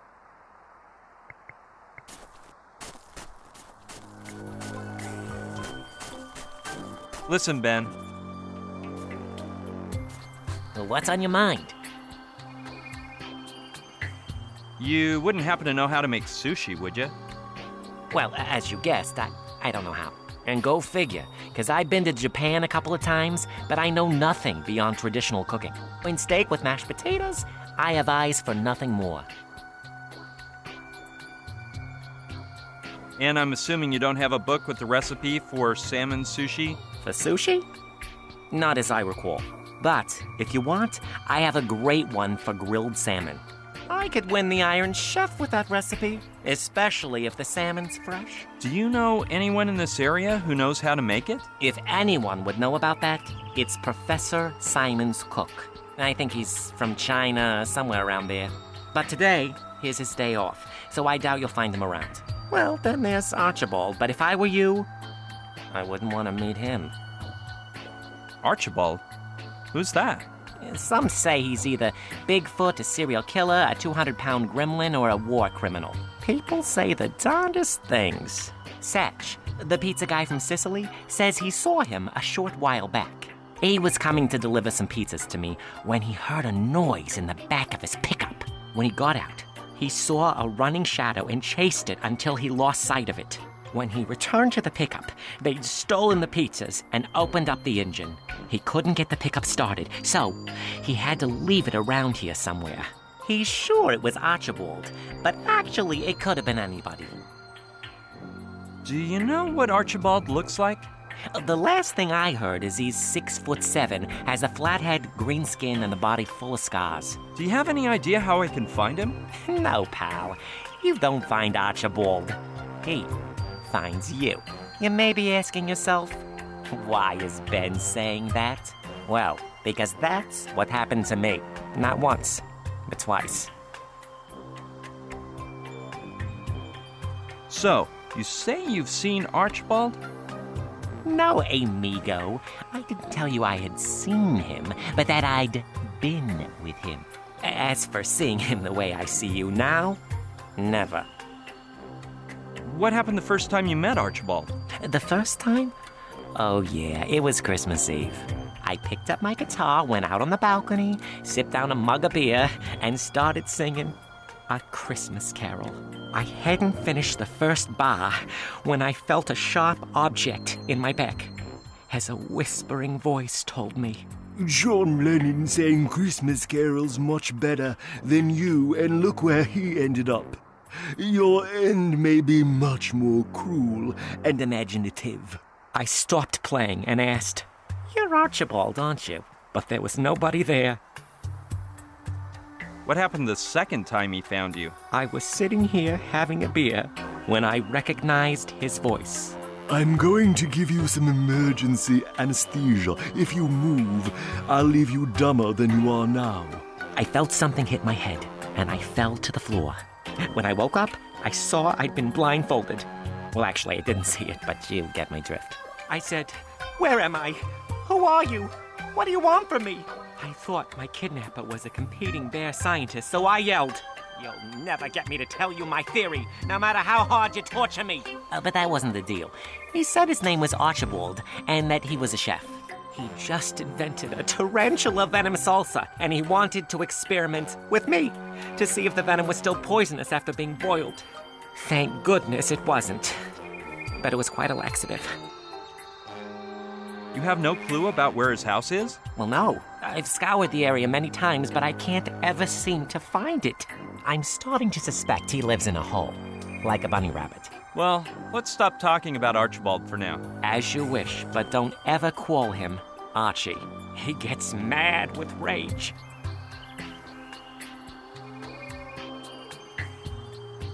Forget it. Get back to your work. Okay.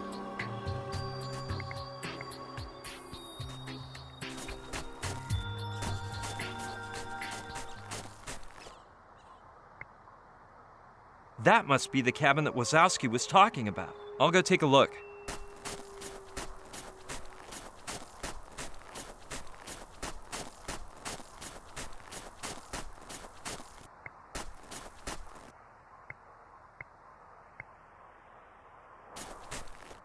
I'll just take a quick glance inside.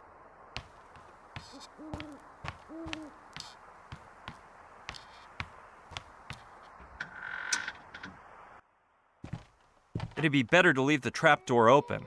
Well, so this is what Wazowski's hidden den is like. Let's see what we can find around here. I thought Wazowski was pulling my leg about that hockey thing, but I guess it's true. Sure, I bet I can use it somewhere. It's as good as new. I'll try not to wreck it. I don't think it'd be of any use. But what the heck? This isn't the first time I take something without knowing what I want it for. It'll be easier to carry if I roll it up. I don't know. It might be a little heavy, and I'm starting to get tired of hauling junk all over the place. Though, on the other hand, this is one of those pieces of junk that could save my day at some point. Anyway, by lifting a bunch of junk like this, I won't need to join a gym.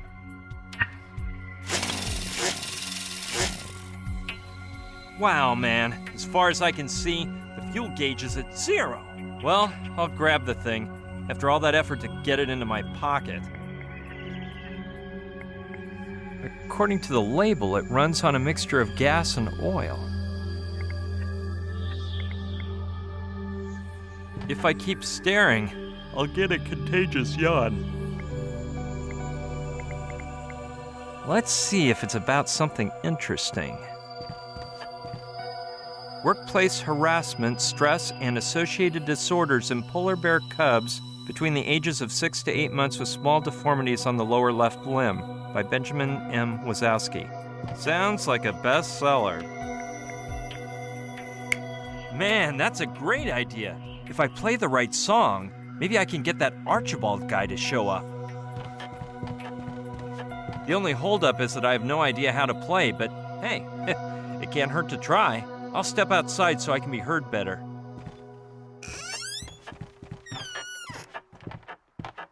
The light from this lamp will come in handy. Here we go. Jingle bells, jingle all the way. Oh, what fun is it to ride on a one-horse open sleigh? Jingle bells, jingle all the way. Oh, what fun is it to ride on a one-horse open sleigh? Hey, you!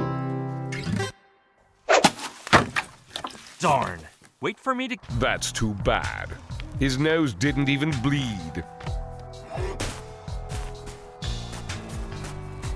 Can you tell me why you just tried to do me bodily harm? Forget it. I don't feel like arguing. You must be Archibald from what I've heard. Well, you must be a moron. And from what I've heard, a worse guitar player than your father. So, how is it you met my father? From hearing him play on that very balcony there. Or isn't your pop that bird brain with the bears? No, I believe you're mistaken. Wazowski's not my dad. I'd swear you guys were family. I find it hard to believe backward evolution is widespread among humans. Hey, he doesn't look like... The same ape-like expression on your face, the same lack of musical knowledge, and bad taste from the look of your clothing. No, there are just too many coincidences. Listen, Archibald, I'm warning you that... All right then, let's look at it from a more entertaining perspective. I know a game called Give Me One Reason Why You Shouldn't Die at this very moment. You'd like it. The end's supposed to be a killer. You have to help me. My friend got sick from some wild berries, and you're the only one who can whip up the antidote. You got the wrong idea about me, mister. Even though I'm smarter than most of them, I'm not a doctor. I've heard you're a whiz in the kitchen. Mister, I am much, much more than that. Where'd you learn to cook? By cooking. How else do you think people learn? But of course, I studied at the finest schools in Paris with the greatest chefs. All I can say is, though, they learn more from me than me from them. You must have worked in the finest restaurants, I'm sure. Yes, all the ones they won't let the likes of you into. But I grew tired of half-baked cooks stealing my recipes and using them to get the best reviews in the Guide Michelin. The truth is, looking at you here, it's hard to picture you in a white apron and a chef's hat. Hey kid, I can easily picture you in a shroud lying in your coffin. Anyway, getting back to what I was saying... Good lord, what an annoying person. If I'd known, I would have acted like a sane individual and made you swallow that bleach. Do you know Professor Simon? The best thing I can say about him is, I hardly know him. He doesn't bother me with nonsense, and he doesn't make a bunch of noise with a guitar. The guy is nice and quiet in his mansion. Doesn't bug anyone or show his face. Now that I think about it, I kinda like him. Are you ready? My questions are somewhat personal. Well, in that case, we could start playing our old game again. But backward. Every time you open your mouth, you give me another reason to feel sorry for your pathetic self and put an end to your sorry, meaningless existence. Considering the vegetative state of your brain, it would be a true act of euthanasia. Are you barefoot because you don't own any shoes? Or did you make some sort of vow? Is that what you think? Well then, let's just say I made a promise never to reveal why I go barefoot. Go figure that one out, kid. It looks like your shower isn't working right. Or your washing machine, for that matter. You're calling me a pig, aren't you? Well, get over it. I smell like myself, like a human being. In other words, what I'm supposed to smell like. If I'm not mistaken, you smell like body milk, shaving mousse, aloe vera gel, conditioner, artificial aromas B303, F507, and H452, along with any perfume made from camel's sweat that happens to be in fashion. Conclusion, the only dirty pig here is you, and you spent a fortune to get that way on top of it. Wazowski says you hit him, blindfolded him, and gave him tarantula venom. Wazowski is an imbecile. He was so drunk he fell down the stairs in his own house, so I threw him over my shoulder and dragged him back up. I put a wet rag on his forehead and eyes to lower his fever, but the guy started to get delirious and spewed a bunch of nonsense about his theory on bears. Then I made him a nice broth out of Terra Brachula, a harmless brachiopod, and left him sleeping. The rest is a product of his moronic imagination. Do you know Wazowski's theory about why bears scratch themselves? I'm not just familiar with it. The theory is actually mine. I'm the one who discovered that female bears in heat scratch birch trees to get the sap out. It's as sweet as honey and can be used to make syrup. I noticed that right afterward, they rub their back against the tree to get all covered in it. Then a bear comes along, smells her back, gets on top of her to enjoy the delicacy, and well, nature takes care of the rest. But I don't care about Wazowski stealing the theory from me. I'm used to that kind of thing. Plus, the poor devil has to get some kind of enjoyment. I think we should talk about more important things, Archibald. I shudder to think what type of things are important to you. I need you to tell me how to make sushi. I don't have to explain anything to you. Did you explain to me about the expired syrup they gave you when you were born? I have money. If you help me out, I'll pay whatever you want. Well, obviously there had to be something good about you. But I'm warning you, I don't come cheap. And I don't work for scraps. You charge that much for your services? Price is a relative concept, kid. It depends who asks me, what they want, when they need it, and more than anything, what side of the bed I woke up on. Are you sure you can't teach me to make sushi? I've mastered the art of cuisine, but I hate the world of education.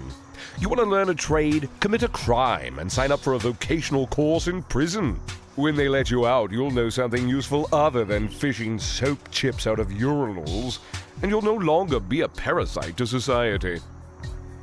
Are you familiar with making salmon sushi? Does the Pope pray? Kid, you stand before the former chef of Japan's Imperial Palace, the man who introduced the West to sushi, tempura, and sake.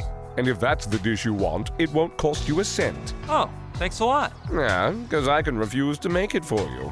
I only work my cooking magic when I'm given each and every one of the proper ingredients, and I'm missing some essentials for sushi. What ingredients go in sushi? I don't see why I should tell you, but okay. It contains rice, nori algae, soy sauce, wasabi, ginger, a touch of sugar, a dash of salt, and in this case, salmon.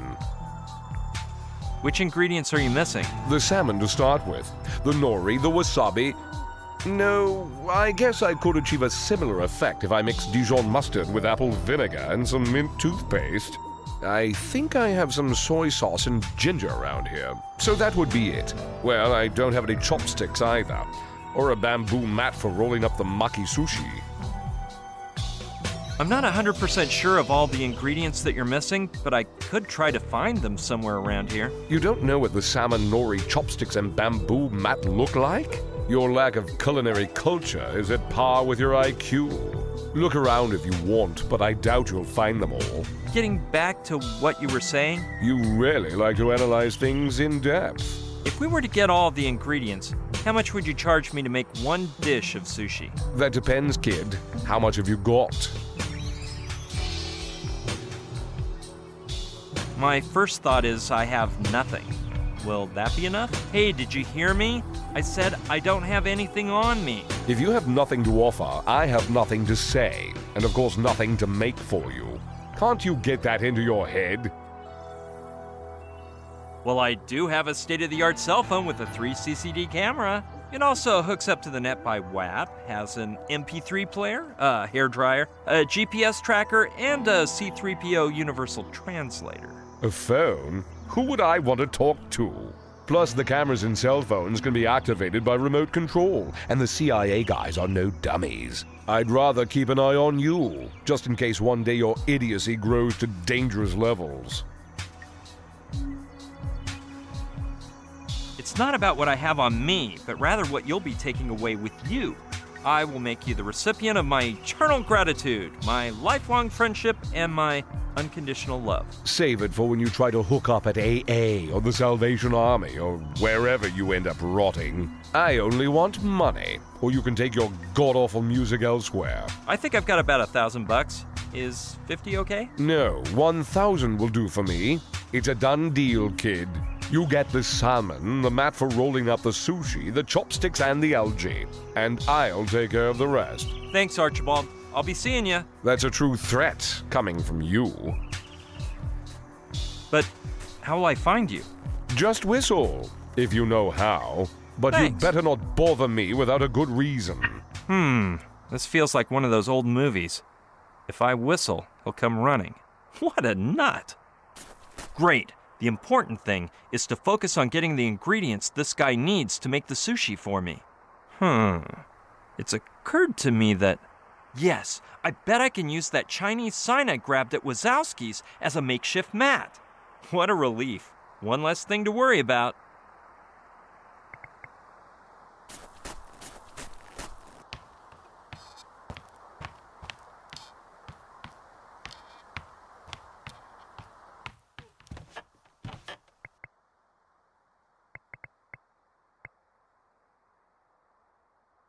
Those look like perfume bottles. Newborn bear essence, pheromones of she-bear in heat, Republican bear extract. They appear to be the essences that Wazowski was talking about. Now, don't take this the wrong way, but I bet some she-bear in heat pheromones could come in handy. I'll have to make sure not to spill a single solitary drop. Smelling like that goop with wild bears roaming around is the last thing I need. Seems to be made of oak or some similar wood. Okay, let's go on out.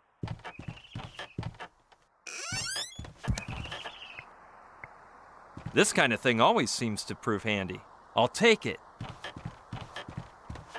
In the end, it's the simple things in life that turn out to be the most useful.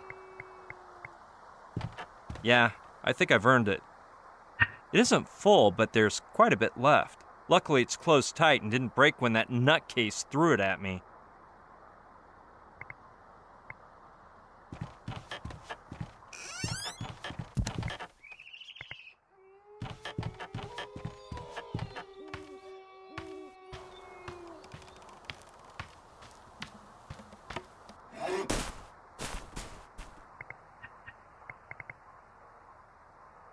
It's not the most ideal tool, but if I cut it in just the right spot, maybe I could carve something resembling chopsticks.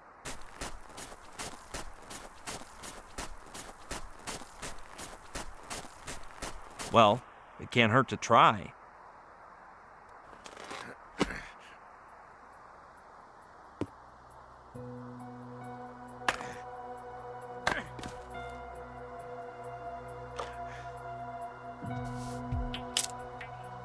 Oh, look at that. I did a pretty good job.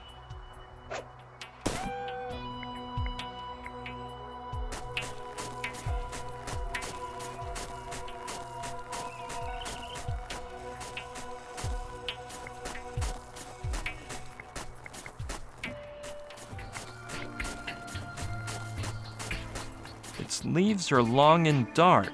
I'll take it to my pal Rutger. He'll think it's way cool.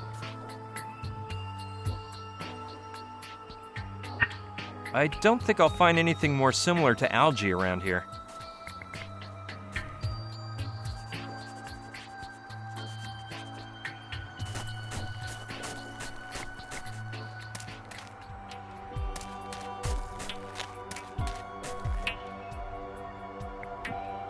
It's the mascot of a pizzeria. How appropriate for this region. That idea is not good. This is gonna leave a gross aftertaste, but oh well.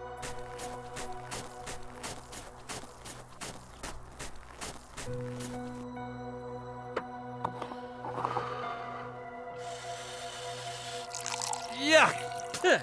Talk about needing a mint. It isn't full, but that should do. I doubt that'd work. I'll just approximate the amount of oil. Maybe it's my lucky day.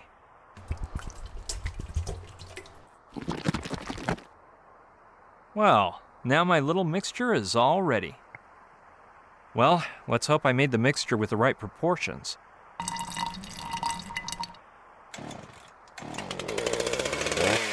Yes! It works!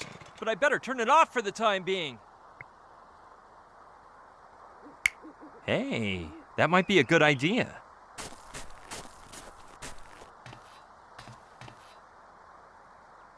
I know a guy who could be interested in that head.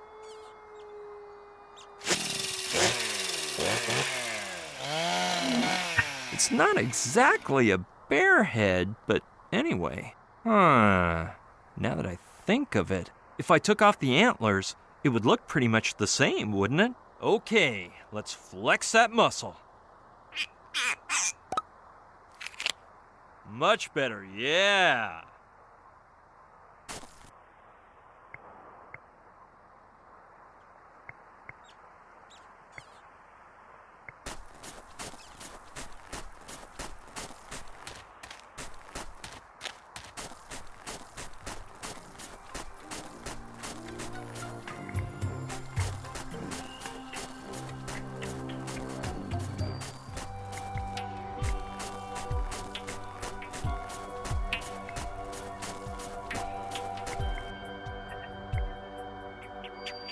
Great idea! I'll make a hole in the ice. Let's get to work.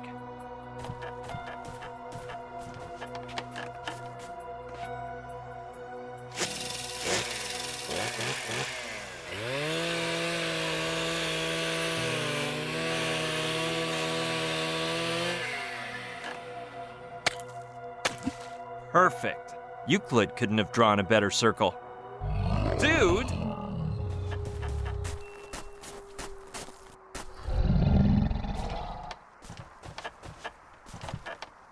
Phew! I thought he was coming after me. Looks like he just wanted to use the hole to fish in, though. I'll have to come up with a way to shoo him off.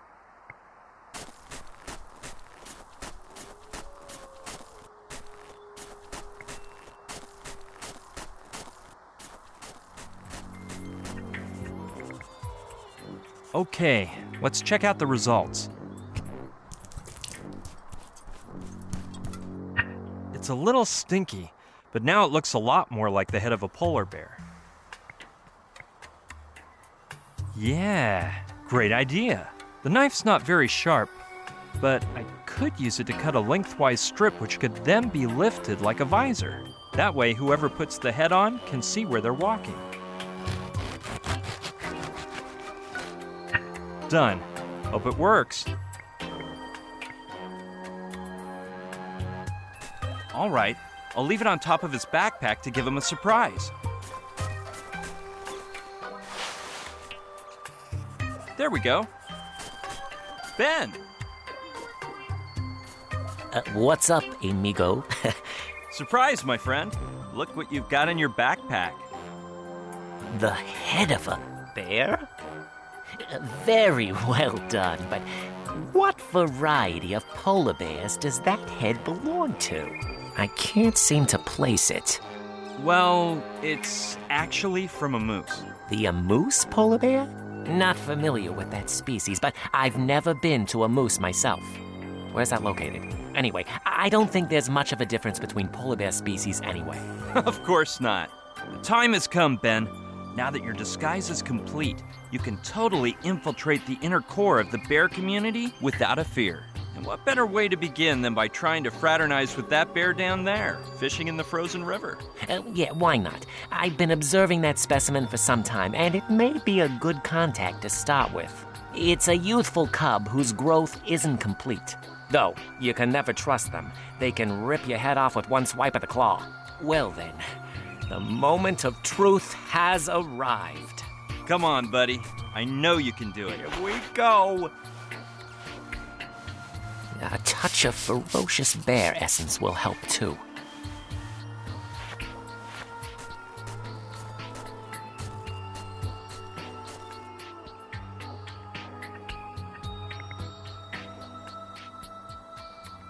Yes, now that Wazowski is gone, I can do it without getting caught. I hope Wazowski doesn't notice.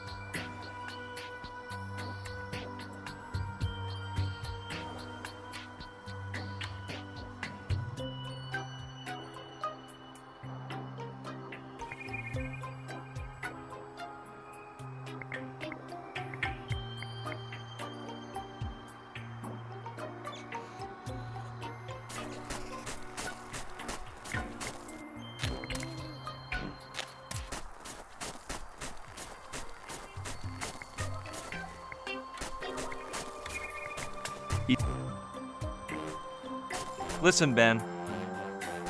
What's on your mind?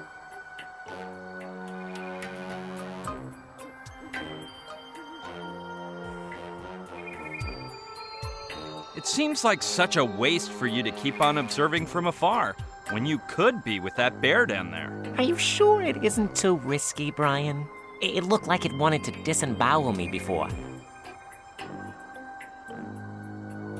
You can't give up now, Ben. You're too close to the finish line. I'm no quitter.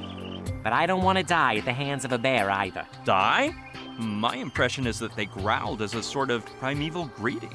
Yeah, maybe he was. Come on. Where is my bear head from a moose? Right where you left it, on the backpack. I'm really out of it. One of these days, I'm gonna lose my head. Anyway, let's go. Go get him, Ben. World, here I come. Come on, buddy. I know you can do it. Here we go. A touch of ferocious bear essence will help too.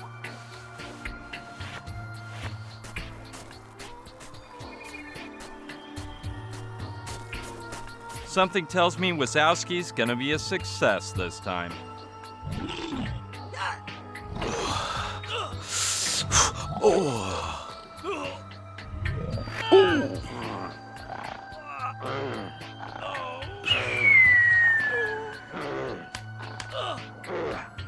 They vanished into the woods.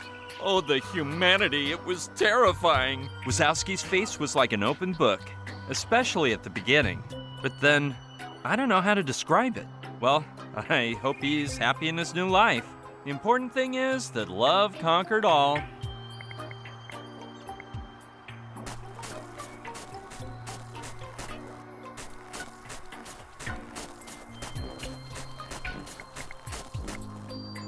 I'd have to walk across the ice, which isn't on my itinerary.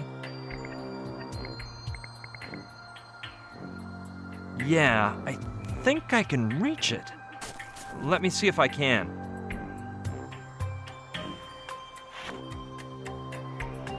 I'll return it to Wazowski if he shows up around here.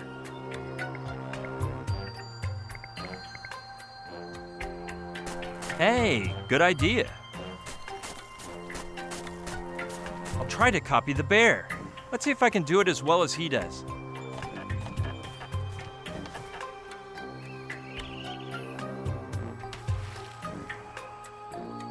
The stick is so smooth and flat that as soon as I touched the salmon, it slipped off and swam away.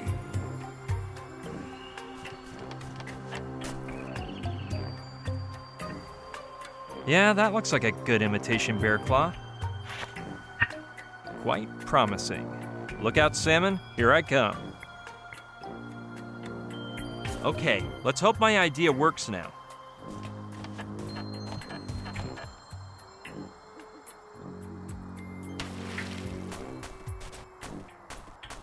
Unbelievable! I never would have imagined it to be so easy.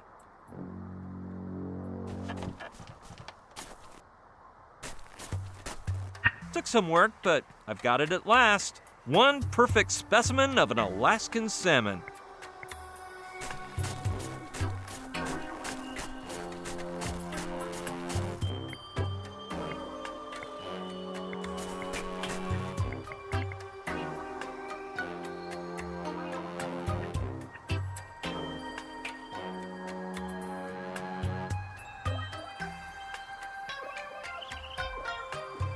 I'll tell him what I've gotten. That way I can be sure he won't forget the deal we made.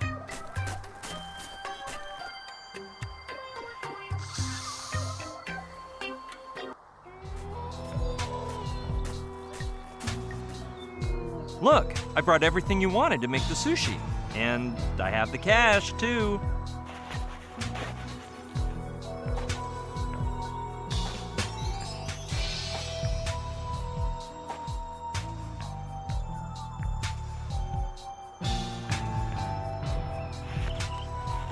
Do you mind if I ask you something, Archibald?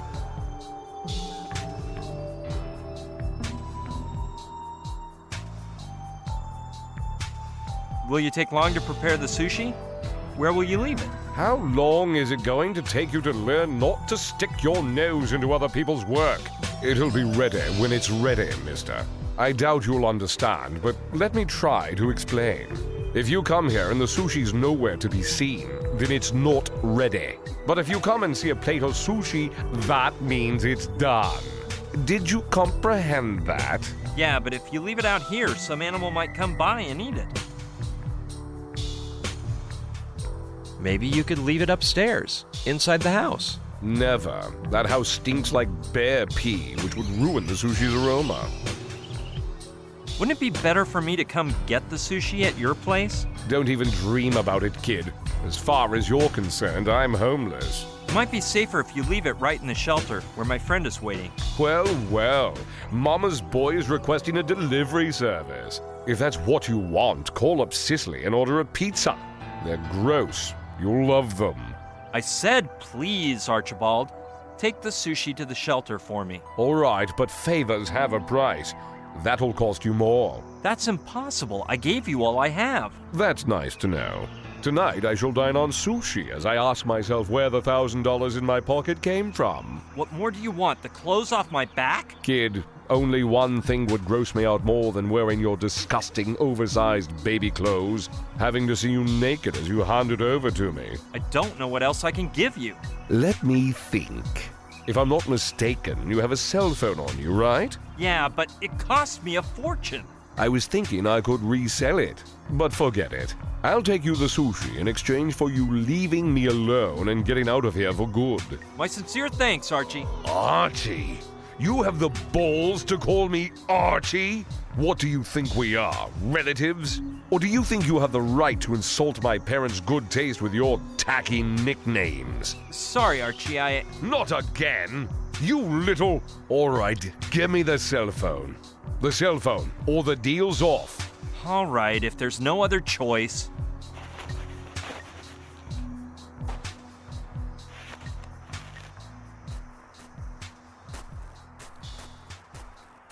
At the shelter, okay? If I'd known you were trying to feed the village people's blind cousin, I'd be preparing, making the sushi with your eyeballs. And if you bug me again, kid, I'll make some with your family jewels. No, man. That won't be necessary. You'd make some great sausage, too. See you later. Good riddance, kid. Why, you... Oh! Come on, Joshua. Here, boy.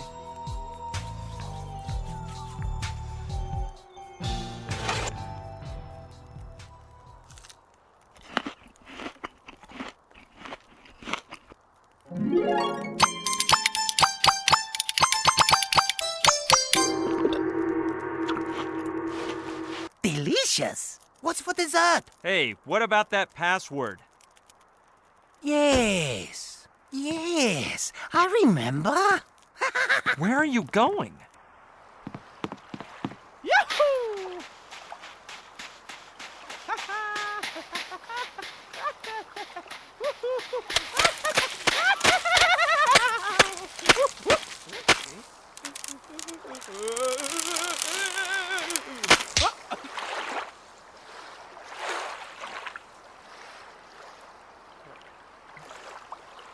Oh,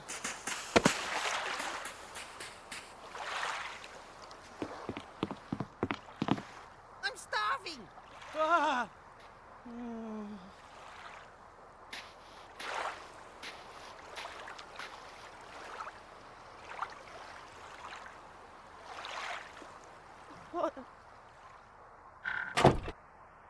Look at the mess this wacko got us into.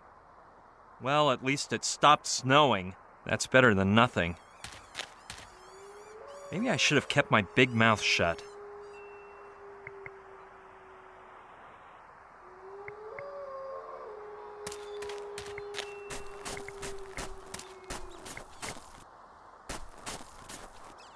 That's one of those doohickeys they use to drag heavy things with.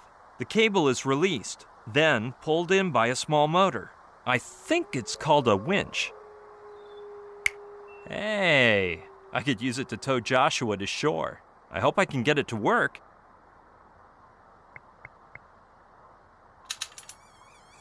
I was afraid of this. The battery is dead.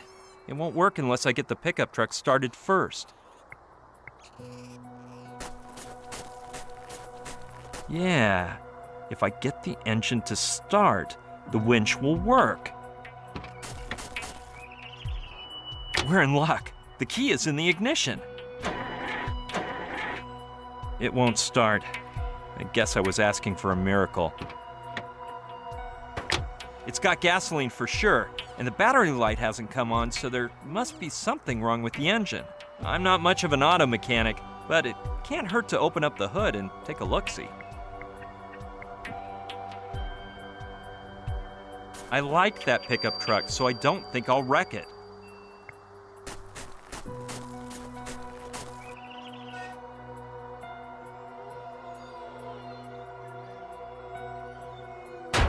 How weird. There's no sign of the rod used to hold up the hood. The hockey stick may be too long, but it could work, though it would be better if I take off the bear claw first. Perfect. Now I can take a good look at the engine. Okay, let's see if I can figure out why it won't start. One thing's for sure, it doesn't have any spark plugs.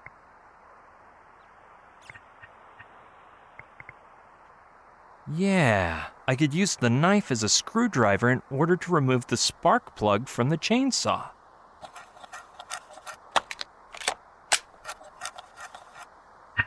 Presto! Now I've got a spark plug.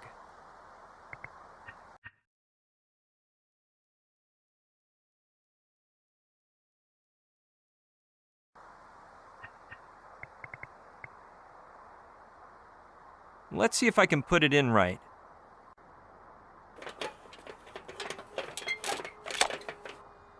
Done. Hopefully the engine will work now. No, better leave it open until I can check out whether the engine works. Cross your fingers. Sweet! Let's hope the winch will work. Yes! Let's get this nightmare over with. Joshua, pay attention! Grab it!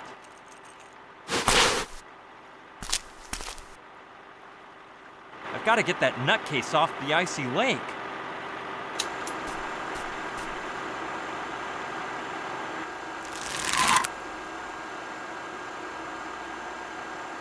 Perfect, this is working.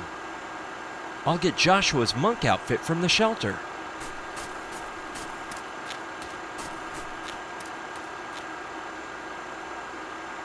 He should be wearing it when we go to Professor Simon's house. If they see him in his regular clothes, they won't let us in, even with the password.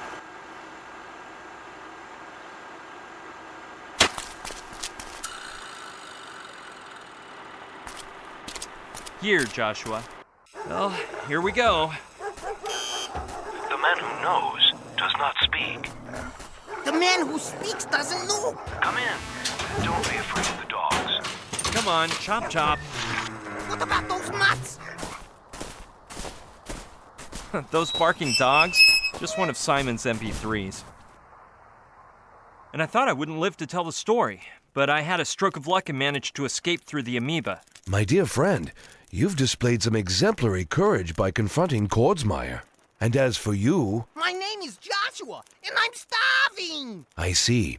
Alpha spoke to me of you, the human who lives among Trantorians. You are quite lucky. My stomach's growling with hunger! As is mine, dear friend, though it's the hunger for knowledge which makes us scientists. I think my legs are going to give out! Joshua, we're short on time, and I haven't even figured out what those Trantorians are doing here. You are new to the field, then.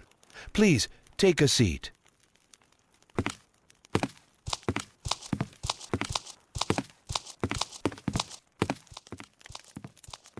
Trantor, an ancient and distinguished planet, more than 60 light eons from our own. Let me tell you, if you thought the walk up here was far... Its inhabitants had already dominated quantum technology before the first single-celled being sprouted to life on Earth. What he means is they already had some awesome wares running when our ancestors were riding in slime. They learned to model the space-time continuum at their whim. to leap from galaxy to galaxy, to alight onto dimensional vortices in a purely tangential manner. You know what? Their travel budget was out of this world. Their telepathic mastery is such that they could dispense with their mere physical presence, should that be their whim. Dude, not even Scullery thought of that. As you are aware, their civilization is beyond ours by an exponentially awe-inspiring amount. They do seem to be pretty quick. They could effortlessly make slaves of whole solar systems and shrink them infinitesimally with nothing but a thought. Their brains could fry our sorry bodies into a heap of atoms. Boggles the mind, huh? Yet all that seems to interest them is an intergalactic zoo. He means the only... A what? A zoo? Fascinating, is it not? They trek throughout the universe collecting animals and take them to a planet 3 times larger than Earth, an immense zoological collection where ecosystems from extremely distant galaxies and eras coexist. During the journey, they put the animal into an induced slumber which they refer to as the dream. Sounds like they've been keeping some info from me. Furthermore, they've been coming to Earth since the dawn of time, and though they actually need no one, they have made us all stakeholders in their enterprise. The truth is, I don't quite get it. A time came at which Earth's technological development made it difficult for Trantorians to go unnoticed, and therefore they contacted our most eminent scientists to reach an agreement. We would protect them when visiting, conceal them from the public eye, and supply them with animals. In exchange, they would provide us with some of their knowledge and most advanced technology. What a deal! Yes, my friend. Don't you find it unbelievable that mankind has carried out the technological revolution of the 20th century with no help? Had Trantor failed to furnish us with knowledge, theories, and prototypes, we would never have gotten so far. Think of heretofore unconceivable vaccines, the space race, or even the vacuum tubes in the first computer. And you are thinking of Trantor. I knew that, and the first jelly-filled donut. They told me so. Astounding, isn't it? As I was saying, we trade animals for wisdom. The Earthling entity responsible for coordinating these efforts is the Contactors International Agency, of which I myself was a member until recently. Until Kordsmeyer appeared, I suppose. Precisely, during the dream of the platypus. We were waiting for the Trantorians in a cave in Kubapeti, Australia, when the rocks in the ceiling started raining down on us. It looked like our days were numbered. Right at that moment, a Trantorian appeared through an amoeba point carrying a small sphere in his hand. The NG-0, an antiparticle generator that reduces all sorts of matter to nothing. He raised it up and aimed it at the rocks, and they disappeared instantaneously, as if they'd never existed. Since then, Kordsmeyer has been awfully interested in the NG-0. He even ordered me to ask the Trantorians for it. When I refused, he tried to have me eliminated. So I was forced to leave my position and flee to this dull hideout, surrounded by safety measures with passwords known only by Alpha, Trantor's High Commissioner for Earthling Affairs, and now you, of course. So what we know is that Kordsmeyer has managed to get a Trantorian spaceship into trouble. At least enough for it to risk sending a message through Joshua. Whoops! With all this chit-chat, I forgot about the message. Yes, Simon. What is that? Let us join hands, and then you will see. Joshua put a lid on it. Man! Silence.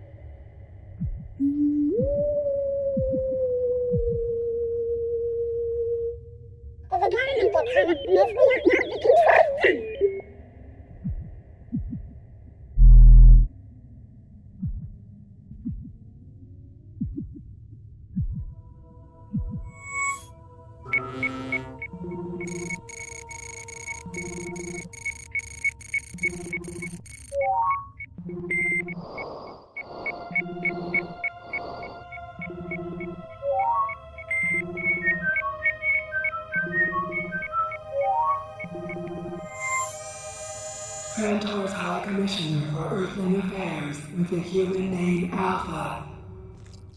Scientific Craft 317 Milky Way 28 Sewer 1. Mission, The Dream of the Turtle. Date, 3/89/7/28/24 Onion 14/7. Hello. Professor James Simon, we require your help once again. Our head chef has stolen the Trentonite from our ship, both the current and spare Trentonite stones, and has given it to the military. Colonel Nathaniel H. Kurzmeyer will only return them to us if we exchange it for something you call the NG0. We do not want to give it up, but as you know, Trentonite forms part of our very essence, and we cannot survive far from it. As you know, we cannot even breathe long without it. And as if that were not enough, yesterday we found a seriously injured human at the bottom of Tiki Lake, where our ship is located.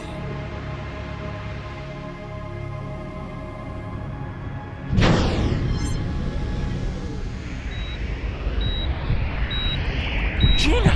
She's alive!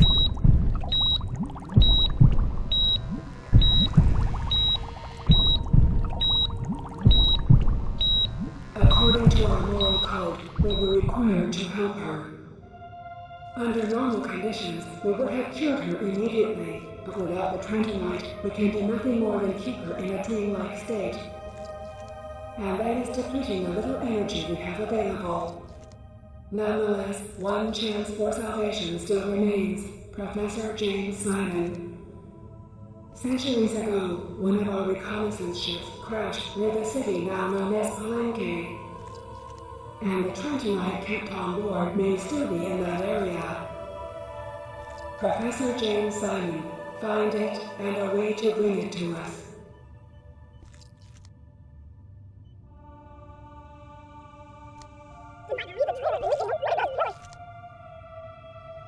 And some of the local onion soup.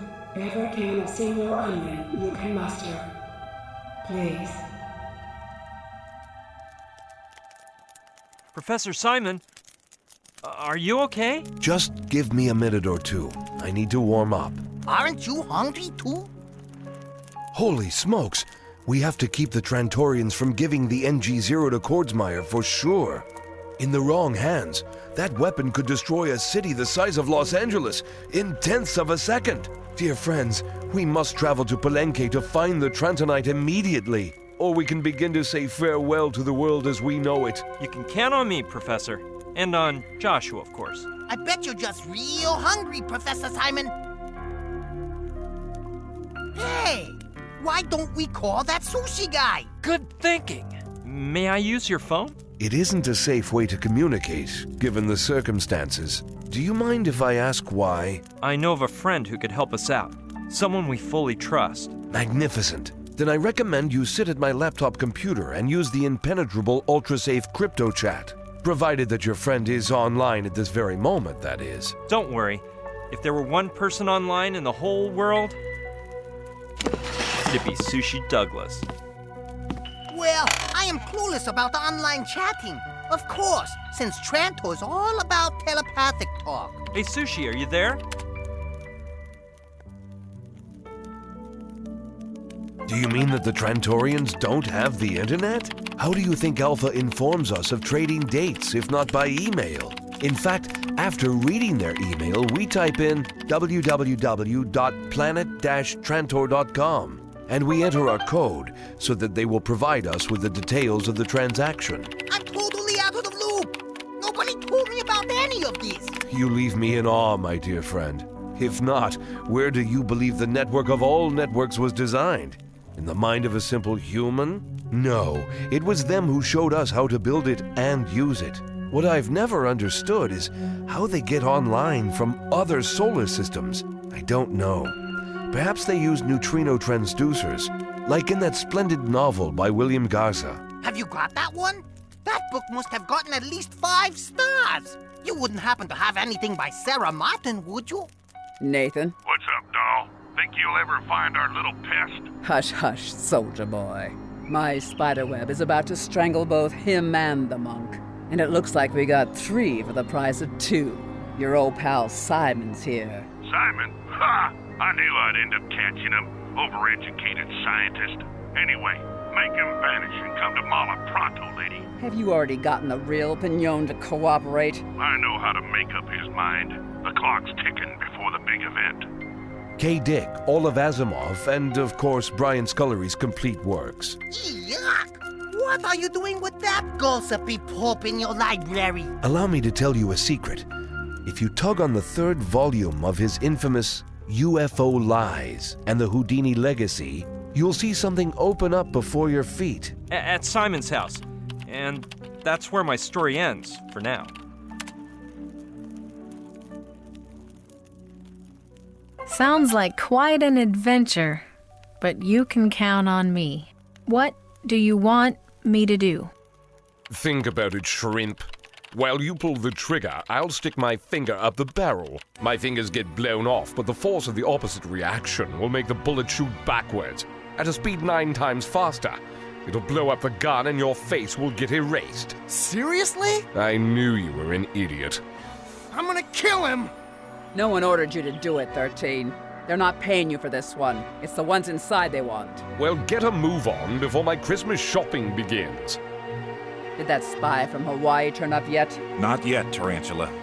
This is getting a bit tiresome. They've been in there for hours. All right, 18. Finish off the other 2. Then we'll go in and get the spy. Which one should I take out first? The clown? No, the old geezer's more important.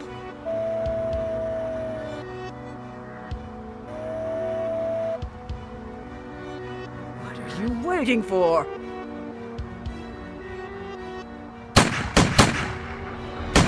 Houdini's legacy, Joshua. Brian, go after him. What about you? I'll be fine. Everything depends on you now. Run! But jump for Pete's sake! Find that stone! Find it!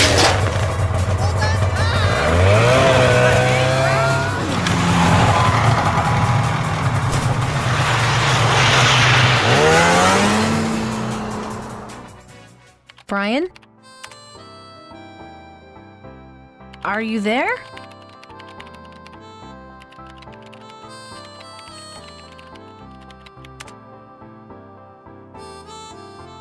Brian? Something's wrong. We have to leave immediately.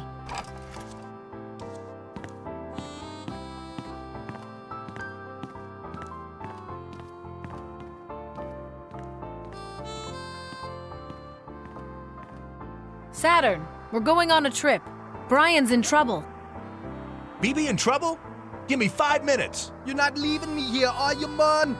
And bring your best equipment. We may need it. 4 minutes. I'll go grab some equipment too, but the good stuff. You're gonna fly when you see it, man.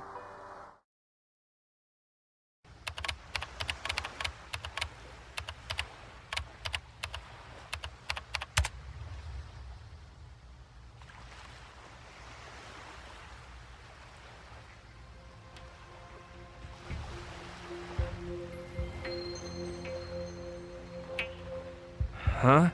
Where am I? A boat?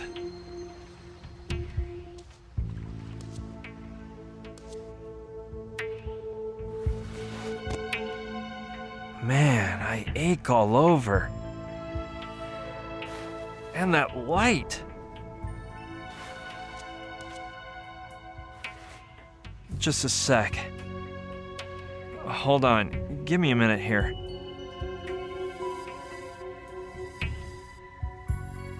Let's see. I escaped with Joshua on Simon's snowmobile. We got as far as Sicily, and from there to Anchorage, where we hopped on a flight to San Diego, since we were supposed to meet Sushi there, and then, I don't know. I can't remember anything else. Truth is, I feel like I've been asleep for 3 days. Joshua's missing, and what in the world am I supposed to do now?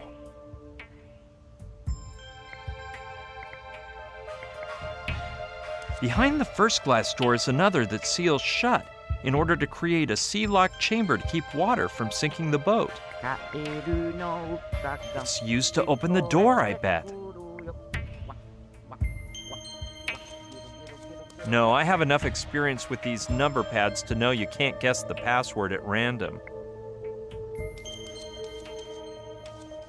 The realism in the clouds is evocative and surprising.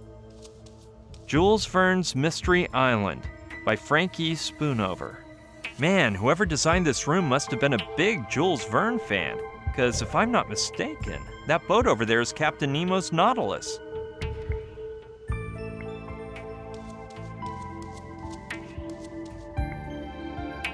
According to the sign up there, it's the Neptune Suite. 2,000 Leagues Under the Sea by Jules Verne. I wonder if it's some sort of elevator. Let's see what happens when I press this button.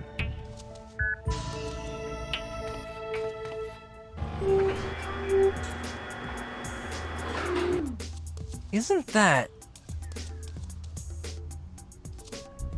sushi? Brian! You finally woke up. It's amazing to see you again. No, I'm the one who's excited. So how are you feeling? Well, a bit nervous, because besides the whole Gina problem, the soldiers and the Trantonite, I can't even remember how I got here. The truth is, I don't even know where we are. Ha ha ha. I got here this morning, but from what Rutger told me about last night, I'm not surprised your memory is shot. And as for the Trantonite, everything has been fixed. You don't have to worry about a thing. What? Let me explain. It turns out that a man flying in some bizarre device was painted inside a tomb within the ancient Mayan ruins of Palenque. It's so weird, it looks like a spaceship. So much so that people call it the astronaut of Palenque. As soon as I found out, I took off for Palenque. The stone has to be there. The first thing they told me when I got there is that the tomb was robbed more than 5 centuries ago. 5 centuries! Finding the stone was going to be impossible. Luckily, they gave me a hot contact, Paco, a Spanish student obsessed with the whole topic, and he just happened to be working at the temple ruins then.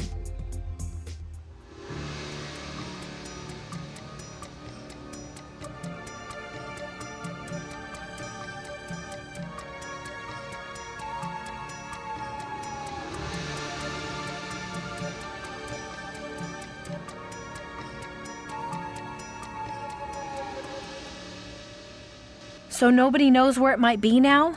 I mean, whatever was inside that tomb?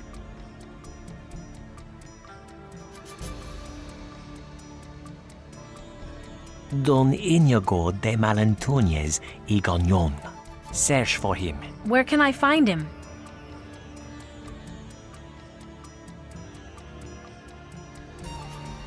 No idea. Probably at the bottom of the sea, since he was one of the cruelest pirates of the 16th century. Nobody knows how his galleon, the Orion, managed to survive the harshest tempests, or come out unscathed from battles with much better armed vessels.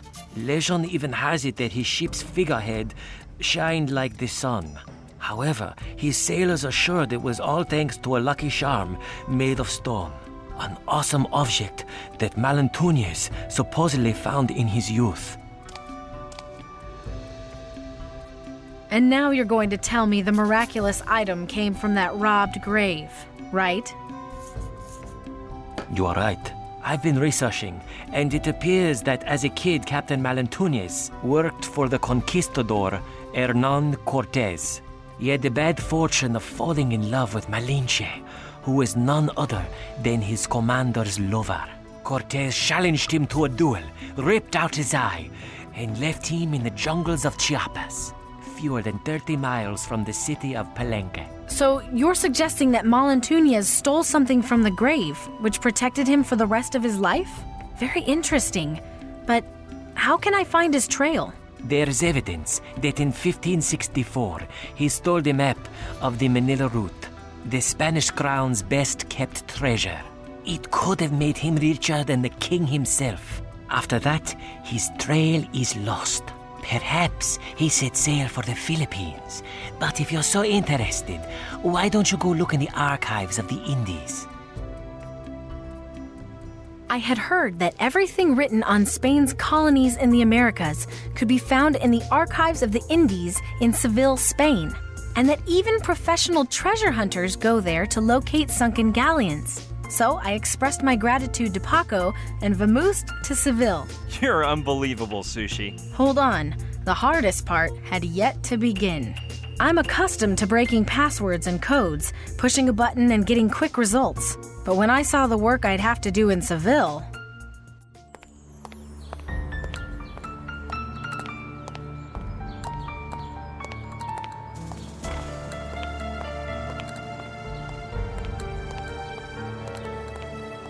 Here it is.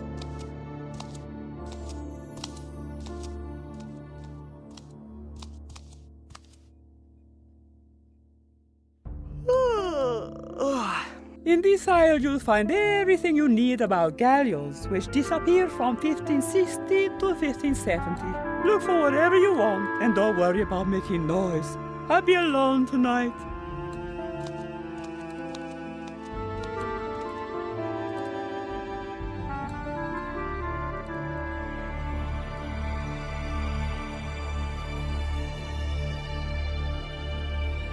I searched through book after book, galleon after galleon, and pirate after pirate until...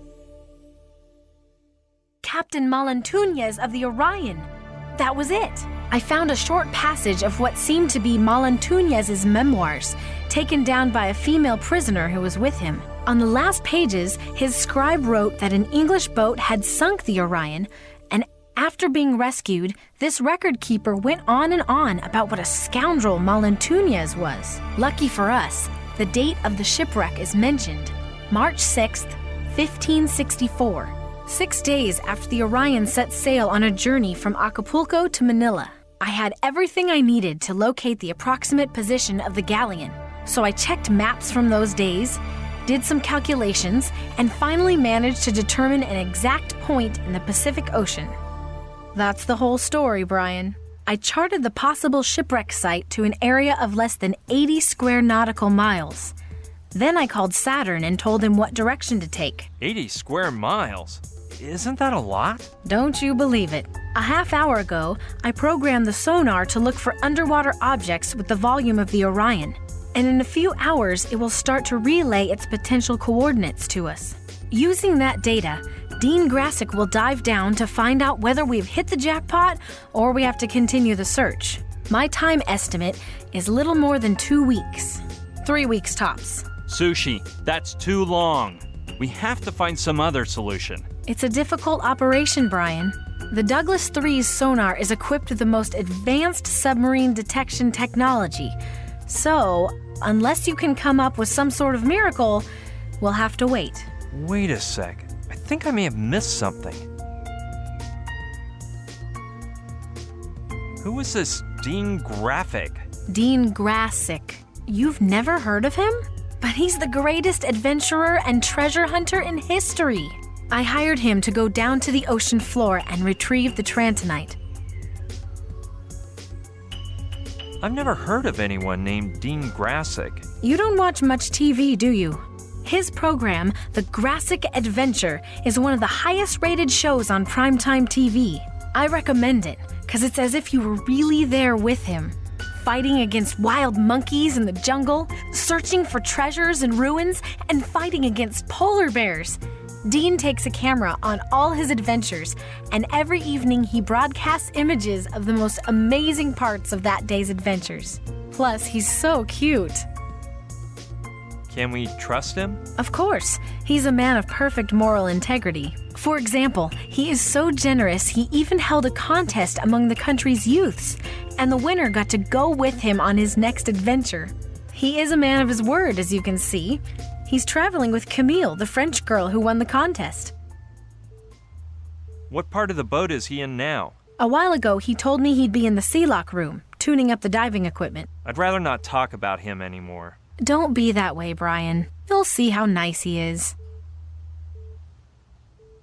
Speaking of Rutger and Saturn. Yes? Now, how is it they came too? When you IM'd me about Trantor and the amoeba, I thought it would be a good idea to bring along a man of science. So before departing from Douglasville, I asked Saturn to join my team. As for Rutger, well, that was a bit more spur of the moment. They're nice guys, but I think we've discussed their participation enough. Okay, whatever you say.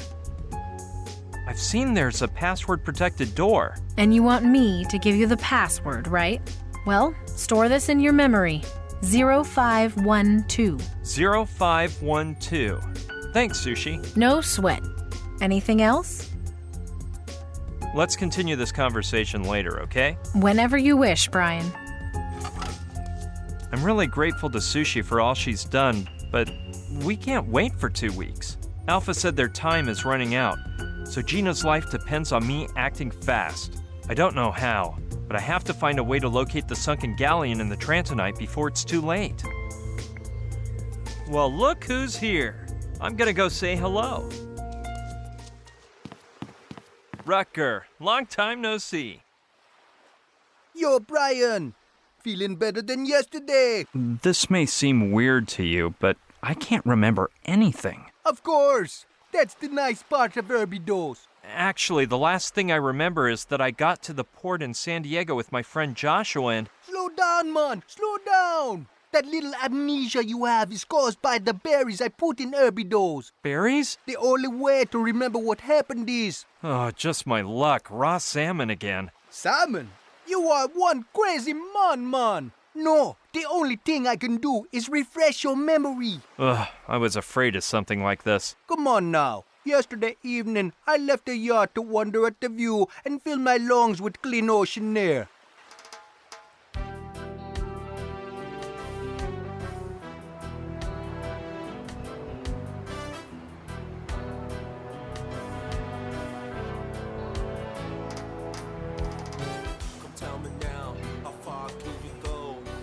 Singing ends and you're walking in a beating rain. Summer warms, the cold wind is chilling. In the wind, now I hear a voice ringing. Just Sugar came to me, let me show you something. Can you see that girl being told? Somebody did to her, and now how was her feel?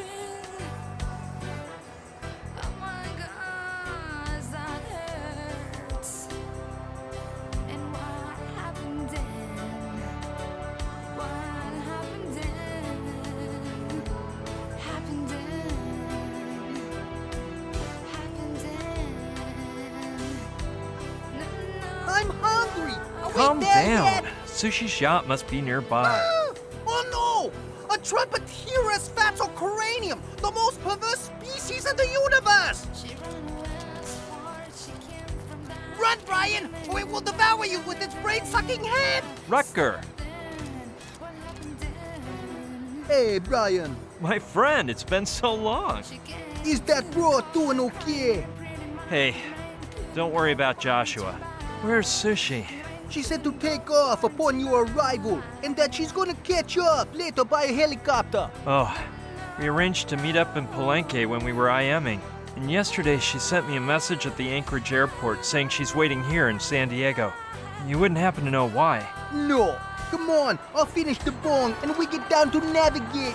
You gonna help me finish it off? Go back to your 2-bit constellation, you coward, fat-headed beast! Thanks, Rutger. But I haven't slept for days and I can hardly keep my eyes open. No problem, man. Just lie down in the stateroom and you're gonna come out fresh as an herb. Impossible. I can't sleep in trains, planes, or automobiles, so forget about boat naps. That's cause you never tried my Herbidos. Don't trust that nut, Brian!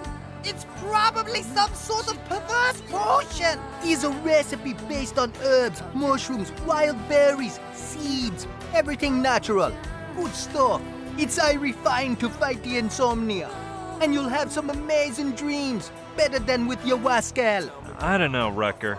Your recipes have always seemed a bit potent to me. Of course, that's why they're so cool. Let's dine. You have some Herbidos, and hey man, you're gonna sleep better than a zombie. Now I remember. But I refused to take the Herbidos. Yeah, but Didn't you find the orange juice a little strong? Besides, now you're in an amazing mood, no? Well, I don't agree with what you've done, but I guess you're right on that one. I haven't felt such inner peace for a long time. But explain one thing to me. What? Could you explain what the Rastafarian religion is all about? No. You haven't seen Joshua lately, have you? Your boyfriend? Well, yeah, but now he's around here, a roaming as he pleases. What? Joshua isn't my boyfriend. Are you ashamed of him? He might seem like an inside-out peanut wrapper, but I'm sure he's an incredibly amazing guy. What made you think that Joshua and me... He's not as flamboyant as you, but if you two ain't gay, then I'm no Rastafari. I say gay in a totally cool way, man. Did you convince Joshua you aren't a fat-headed hornblower? Not until he seen me without me hat. But when he seen me dreads, he said I was a Medusianus fumensis. Whatever that is. I wish I could live as sweet as your lover boy. That's the telepathic helmet you've got there, isn't it? Telepathic? Well, it's the one that you gave to that bird-brained Saturn a while back, man. But I want it fair and square, and it's mine now. I brought it to the boat, 'cause it really freaks me out. But for the last 3 days, it don't work. Typical overvalued Babylon machine. By the way, Joshua came here before, man, and told me he had a similar device. But that his was much awesomer and less pathetic. That whole thing about Saturn being an idiot, it's all in good fun, right? No, I say it in the worst way. Saturn, imbecile. Actually, Joshua built it to communicate with the Trantorians. When he managed to get abducted, I kept it. Oh yeah, and that whole thing about the Martians and the stone they lost. I know how difficult it is, 'cause I lost one the other day, and I felt that evil feeling at the tip of me dreadlocks. The important thing here is not the helmet, it's... It's what? We'll talk later, Wrecker. Sure, man. It's huge. Maybe I can use it for something. It's a hog bristle broom. Very durable.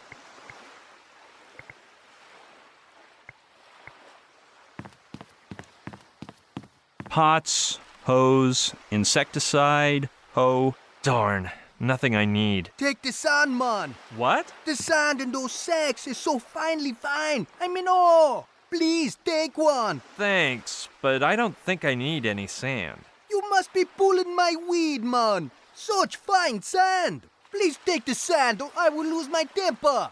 Okay already, I'll take a sack. Great, now I have this thing to lug around all day.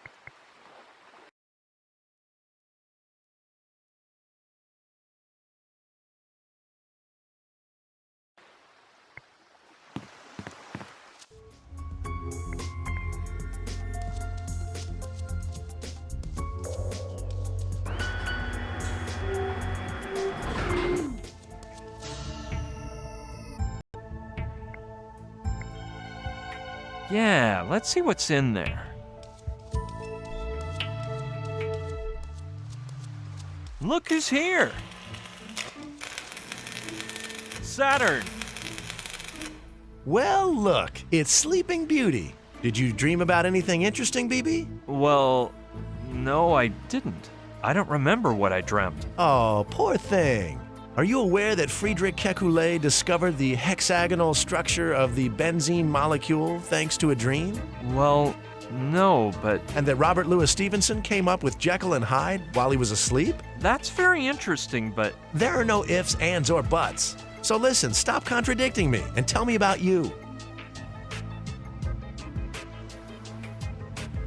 You haven't seen Joshua lately, have you? He just left a minute ago. I am amazed with his cultural knowledge. Joshua? What did he say? I'm hungry. Exactly the same words uttered by Mike the Melting Pot Orchard in 1935. right before demonstrating in the flesh that ingesting a set of chrome-plated horseshoes is lethal to human beings. What's that you're working on there? Oh, I knew the mini-sub would draw your interest. You don't see a work of techno art like this one every day. And it was a huge success at the last Burning Man Festival, the most advanced art event in the US of A.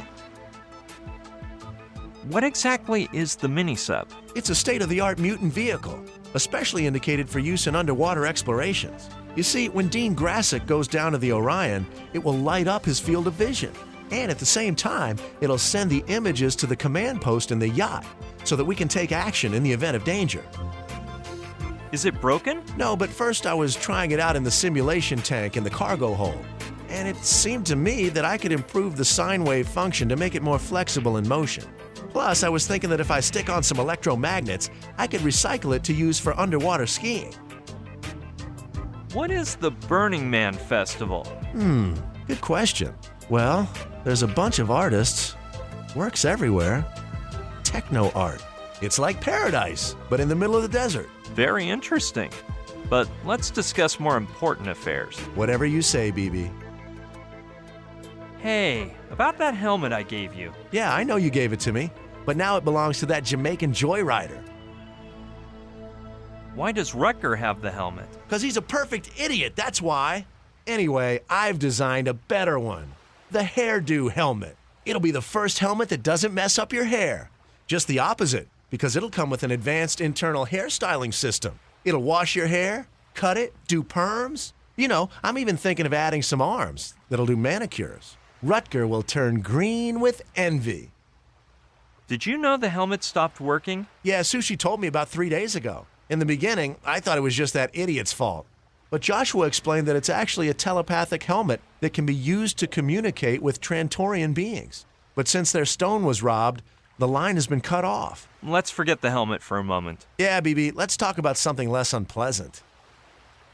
Well, about the Trantonite we're looking for. Your friend Joshua told me about it. I'd love to get a glimpse of that stuff. Huh. Joshua still hasn't explained anything to me about the Trantonite. He hasn't?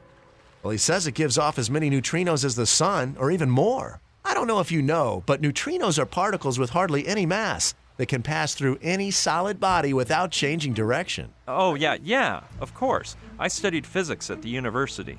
I remember that they're created through beta disintegration, and wow, it's too bad they can only be seen using a neutrino detector, because otherwise... Are you thinking the same thing I am? Do you also think the Mega Fan Mixer will work better if I add saws to the mincing blades? No, Saturn. If we could build a neutrino detector, we could figure out where the Trantonite is, couldn't we?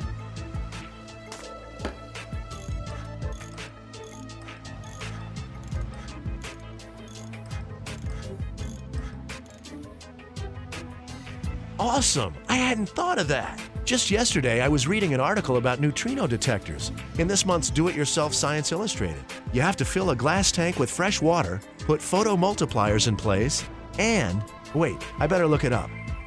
Improvements in ultra-energy neutrino detectors on pages 31 through 34. Let's see, 28, 29, 30. Dang! The ones where the article should be. I bet that French girl did this. Huh? You know, man, the one who came here with Dean Grassick. The poor girl was so bored, I lent her my magazine. She seems so nice.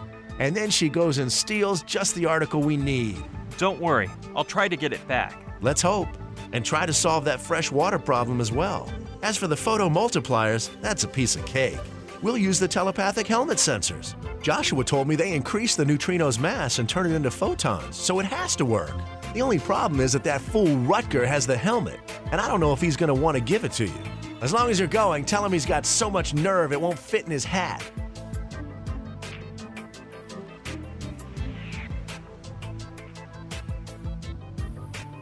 If the planet is called Trantor, shouldn't it be called Trantorite instead of Trantonite? You really get bored, don't you? I'm sorry, but I don't think we have time to analyze the stone. Well, it's a shame, because I think it would be wicked as part of my two-mouth bottle. Getting back to our original topic, I'm gonna see what else I can do around here, Saturn. Okay, BB. See you later. Alrighty, Saturn. Hey, wait. Since there's a glass tank in the cargo hold, we can build the neutrino detector in there. Right now it contains salt water, so you'll have to empty it out and prepare everything so we can refill it with fresh water. You won't have any trouble because all the water that comes out of the yacht's faucets is fresh. But I told you, as soon as you finish with the tank, get the telepathic helmet back and retrieve that article on the neutrino detector. Come tell me and I'll get to work.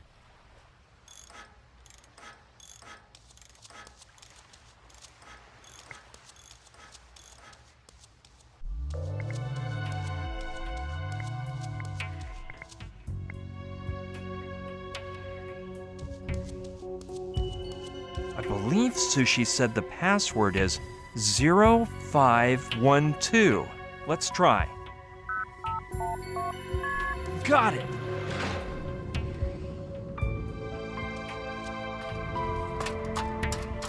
Hello? Bonjour, Brian. How do you feel? Have we met before? But of course, at dinner yesterday. You were a bit, how do you say, dizzy? Well, actually, I don't remember much of what happened yesterday. I don't even remember your name. Don't worry, it sometimes happens. My name is Camille. Nice to meet you, Camille. It's a pleasure to meet you again. The same to you, Brian. I'm ready, Hostov. You come here, baby.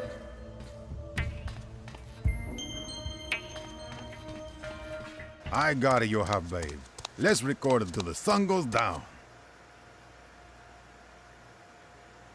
Camera rolling. I am Dean Grasic, and let me say bienvenidos to the Grasic Adventure with Dean Grasic, your favorite show, broadcasting from Miami to the world, baby. You know why? Because I, Dean Grasic, promise tons of real adventure with money-back guarantee. You know why, amigo? Because I live tons of real adventures every day. You know why, amigo? Because I, Dean Grasic, am the greatest adventurer on the planet. The only one who can do the amazing stuff. You know why, amigo? Because I am oh, darn it.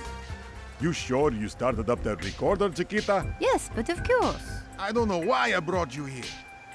Anyway, you beauty, I'm going to concentrate and we'll start over. Wow, Camille. I didn't know that. Hey, muchacho, don't bother my Chiquita. She's working. You're Dean, right? You guessed right. It's me, the one and only Dean Grasic. But don't be embarrassed to speak to me. Just treat me like an everyday guy. I'm your brother. Sure, Dean. I'm Brian. The teenager who has put me into the Orion's path? Yeah, well... You're hot stuff, amigo. Despite your lack of experience, you have really helped me out. But your contribution is done with, brother. I'm going to the bottom of the seas to get back the amazing rock. Cause I'm the greatest adventurer you'll ever know. Dean Grasic, the answer to all your troubles. Thanks, but I'd like to finish this on my own.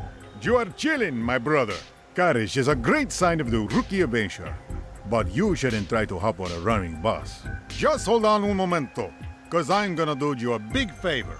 All day today, I will answer your questions for free, placing all the wisdom of the Grasic Adventure method within your reach. Take advantage of this ultra cool offer and pose your questions, my friend. What is the Grasic Adventure method? What rock did you climb out from under, kid? It is the amazing learning system for adventurers and treasure hunters. Patented by Dean Grasic. Its pages contain more than 12 years of experience, excitement, and triumph. Now it can be yours for the low price of just $39.99. Amigo, apply now and you will get an original 8x10 Dean Grasic glossy print. Autographed by Dean Grasic himself. May I ask what sort of adventures you've been on? Answer these questions, my friend. Who cut down the last living example of the Havana Poppy? Who played water polo in Rio Piranhas, winning a total of 7 matches against himself? What adventurer always has the hot stuff? Dean Grassic? You're right, brother. Dean Grassic! Don't you believe it. Brian Basco ain't bad either. I recovered the sacred key of the Hopi Indians. That's nothing, amigo. I stole the golden cigar label from Fidel's best cigar factory from his bedroom closet and took a siesta in his hammock. I got a mafia of killers in trouble with the help of 3 drag queens. Please, amigo, don't insult me. I did the same thing with one drag queen, and she had an amazing fruit basket in her turban. I've been inside of the monumental statues in the Tiki Temple. But you didn't powder his nose, did you? I, on the other hand, cleaned the steps into Lincoln's right nostril on Mount Rushmore. I've been putting up with Joshua for days. Well, amigo, that is a challenge. But I beat you on that one too. Once I babysat for 12 hungry primary school kids, 7 depressed Boy Scouts, 3 drunk musicians, and 1 calm scriptwriter. Okay, I'll let you have the grand prize. Dean Grassic is the greatest. You said it, kid. Come on. Ask whatever you want, and I'll answer. Seriously, I want to be the one to go to the sunken galleon. Keep it cool, my brother. Do you think I'd dive to the Orion if I weren't the best? Keep your blinkers on me, amigo. And after a while, you may be ready to become a real adventurer. Keep recording. I'm out of here. Yeah, let's quit the talk, or I'll have to work overtime. The most dazzling enigmas. She's a true martyr. Crossing half the world to become the slave of someone like Dean is really messed up. You are the best. How's it going, Camille?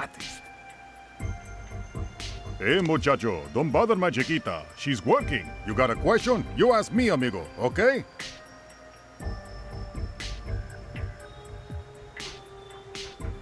Don't you think you're being a little unfair to Camille? Camille? What Camille? It is moi, Camille. Close it, mamacita. I'm talking to me, amigo. You haven't seen my friend Joshua around, have you? I get the feeling you're talking about your friend with the glasses, no? He was here right now, but he stirred up a mess, moving everything around and screwing up my scene. That guy is one loco yokel. Keep recording. I'm out of here. Good work, amigo. The most dazzling enigma. There's a weird vehicle inside, like a jet ski with huge propellers. I wouldn't want to have to ride one, to be honest. Dean Grassic, Dionysio, you are the best. The hottest. Dean Grassic, Dionysio, you are the best. It's used by divers and small crews to go straight to the sea floor. Hurry up, Chicky. I need my siesta. And action. I am Dean Grassic, and let me say bienvenidos to the Grassic Adventure with Dean Grassic, your favorite show, broadcasting from Miami to the world, baby. You know why? Because I, Dean Grassic, promise tons of real adventure with money back guarantee. Why, amigo?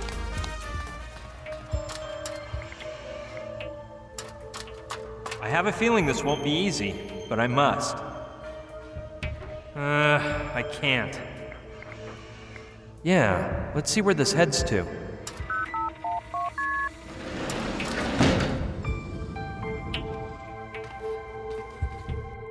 It looks like I'm in the cargo hold. Yeah, there's no doubt about it.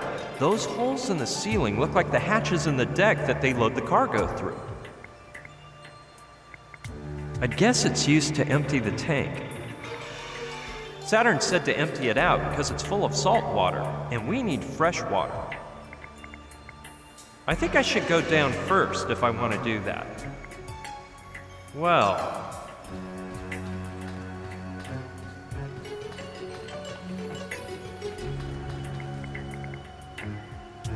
yeah, that seems like the most logical way to empty the tank. Let's try it.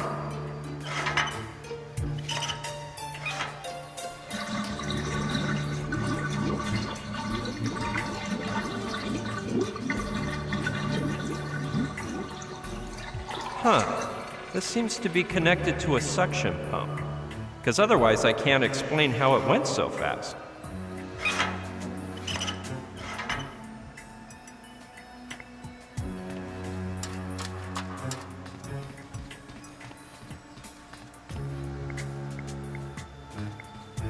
Well, open sesame.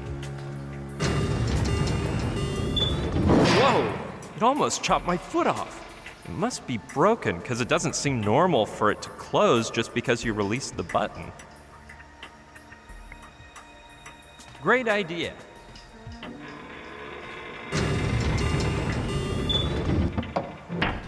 Presto! Plus, it looks like the broom will hold steady. That was a major pain. However, I better get some excellent payback inside. Oh man, this must be my lucky day.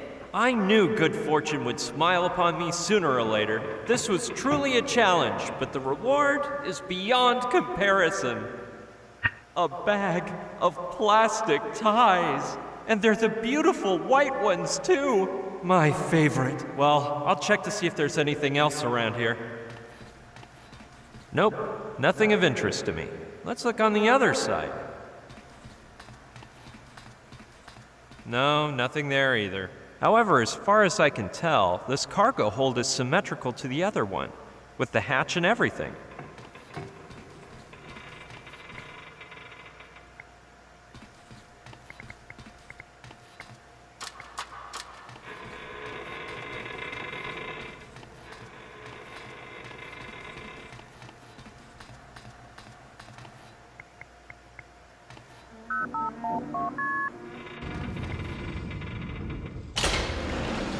Long hose inside for use in the event of a fire. However, I think it'll be a real nice thing to have for filling the Sea-Lock tank with fresh water.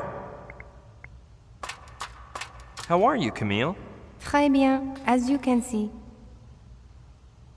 Where are you from? From France. Don't I have an accent?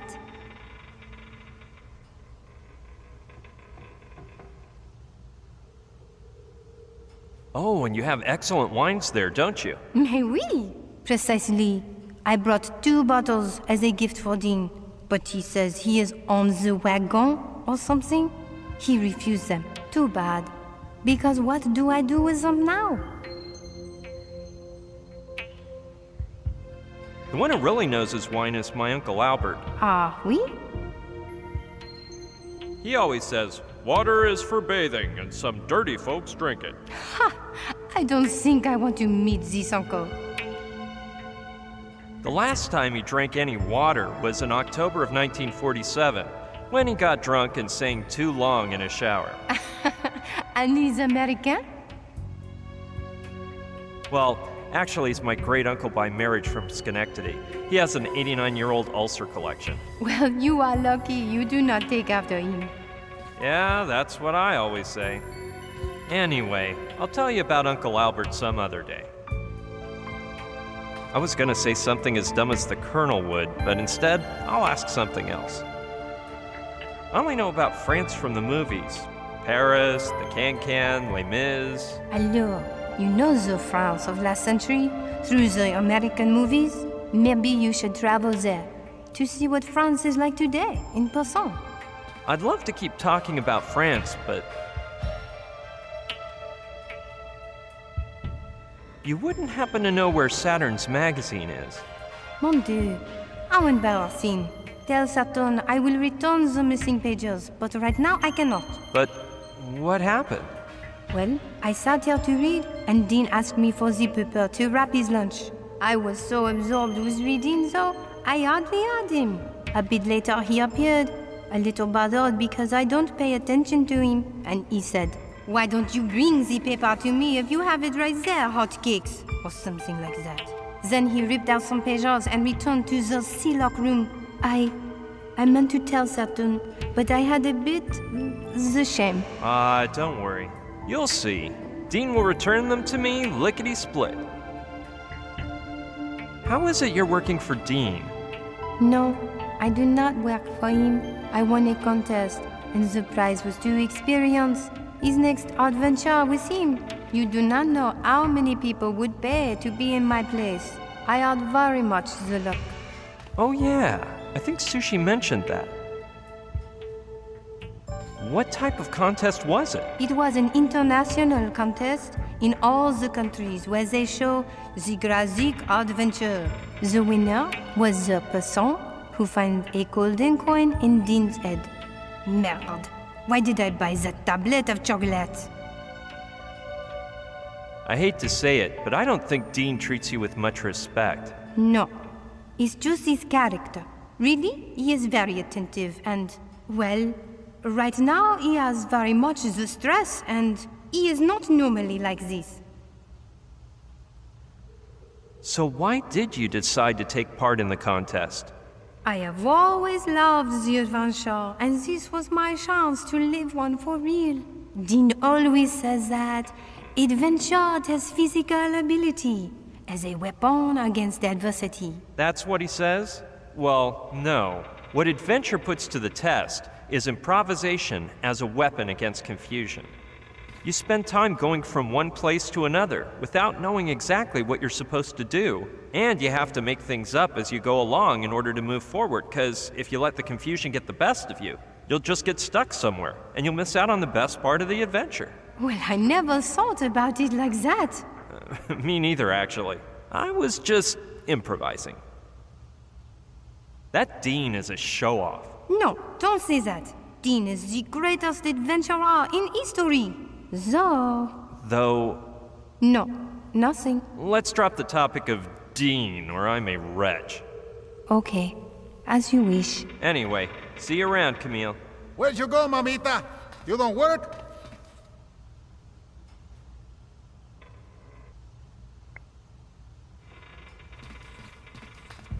I got it, you have, babe. Let's record until the sun goes down. And action. I am Dean Grazik, and let me say bienvenidos to the Grazik Adventure with Dean Grazik, your favorite Joe, broadcasting from Miami to the world, baby. You know why? Because I, Dean Grazik, promise tons of real adventure with money-back guarantee. Why, amigo? Because I saw the most amazing.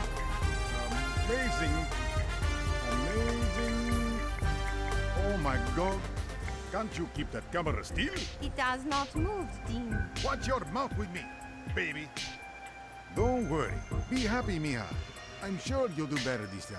The most dazzling enigmas. The most dazzling Hi, Dean. Dean Grazik!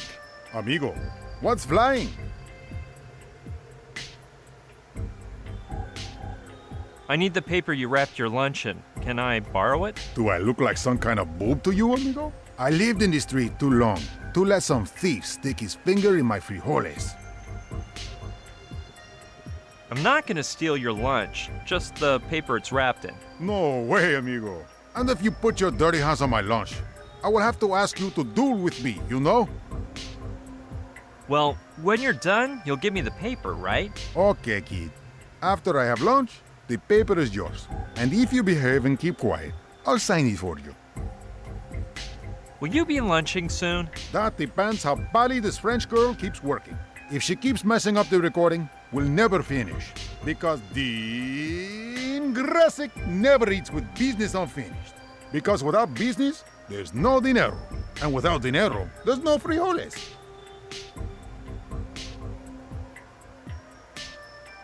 You don't have to autograph the paper, just don't tear it, that's all. You're lost, amigo. For an amateur adventurer, there's no greater treasure than his idol's autograph.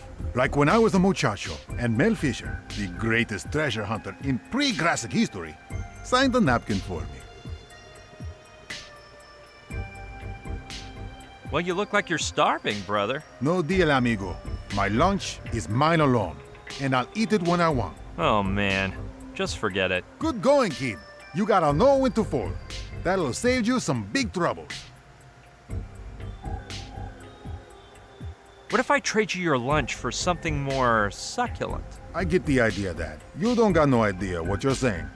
Do you know what I'm saying? Something more succulent than a hardened bar of genetically engineered, potassium-rich beans? You better start looking, because this is the best snack in Miami. Well, let's just drop it for now. You finally got some common sense, kid. Keep recording. I'm out of here. There's no problem for me, brother. No way, man. This loco says he won't give me the article until he finishes recording the scene. And of course, he must be used to having a teleprompter on stage, feeding him the text, so his memory's no good anymore. If things don't change around here, I won't get the article for days.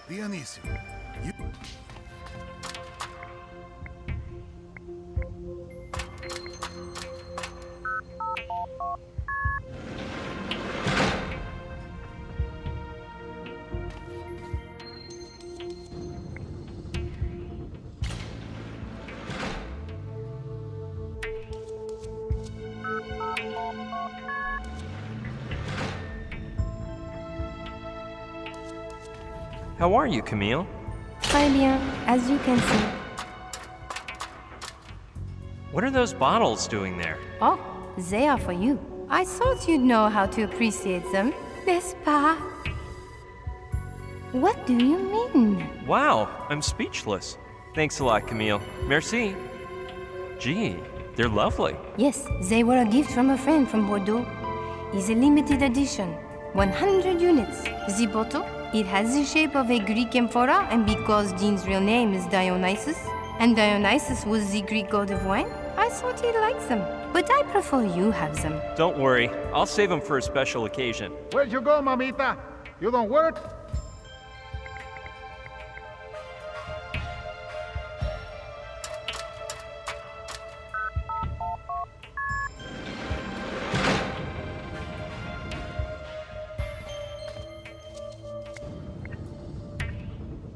I don't know. I'm considering keeping them until this is all over, to take them to my Uncle Albert. Yes, a wine like this should always be properly stored in a cool, dry location. In proper storage, they're less likely to break or spoil. Yeah, this cabinet looks like it has all the features needed to preserve the wine's aroma and taste. Just out of curiosity, though.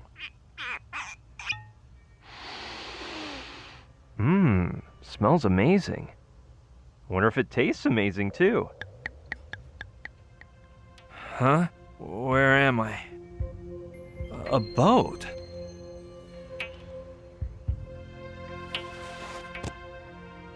Man, I ache all over. And that light. Just a sec. Hold on. Give me a minute here.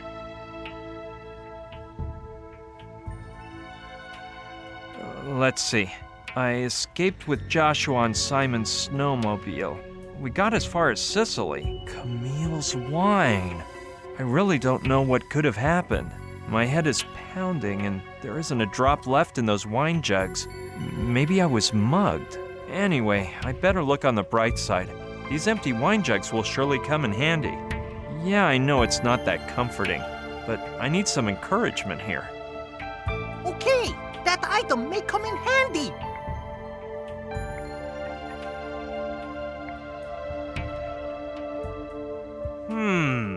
I'm getting another one of my brilliant ideas.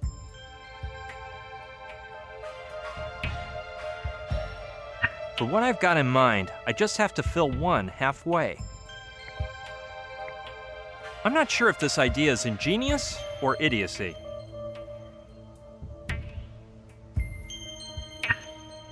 There we go. One family-sized hourglass.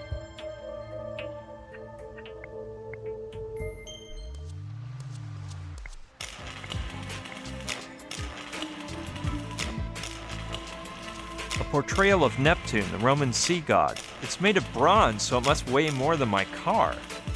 However, the trident has come loose. I'll nonchalantly slip it into my pocket.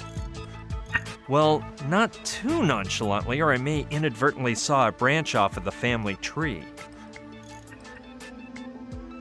Yeah, through the awe-inspiring wonder of the plastic tie, my grandiose creation will be complete.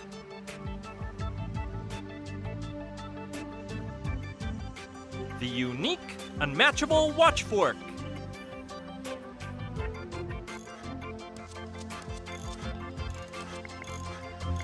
Yep, I'd better tell Saturn.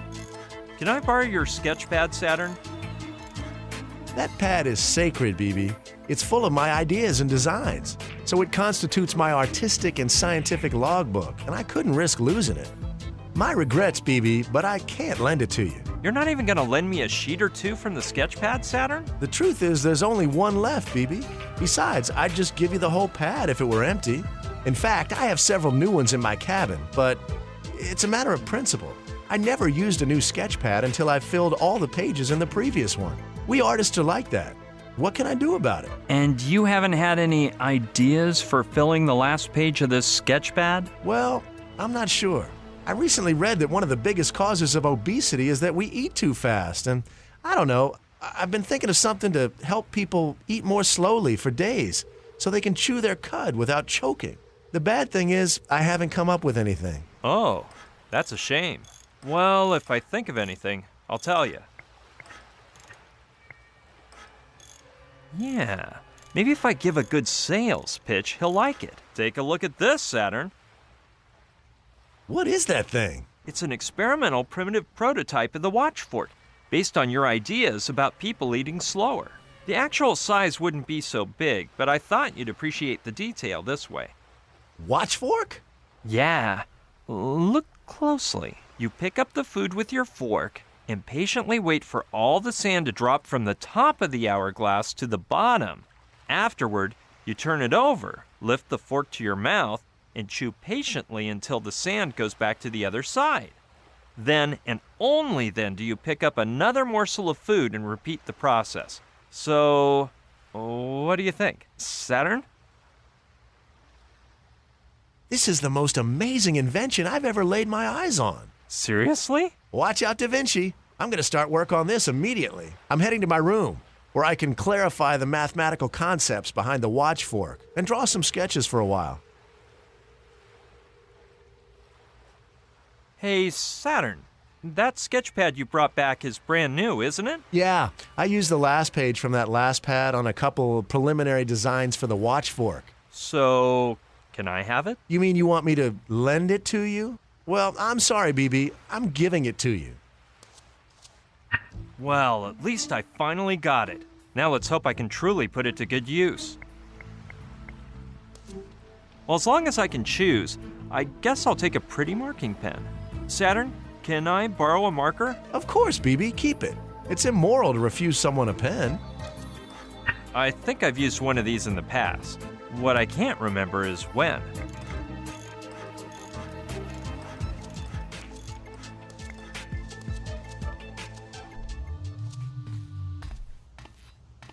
No, I see no reason to do something so absurd. I'd swear he had a helmet on before. I wonder where it went.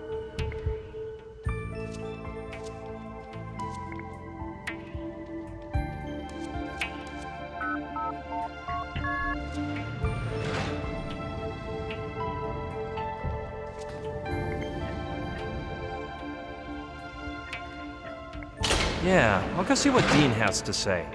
No, Brion, please. Dean is concentrating. On the VCs, he will scream at me for letting you in. Okay, don't worry.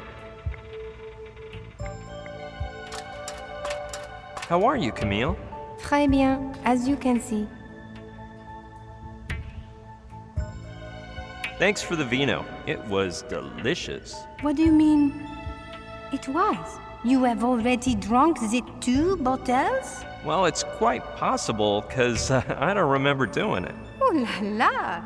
Well, I'm happy you enjoyed them. How is it you're working for Dean? No, I do not. I want it. You do. I are. Oh, yeah.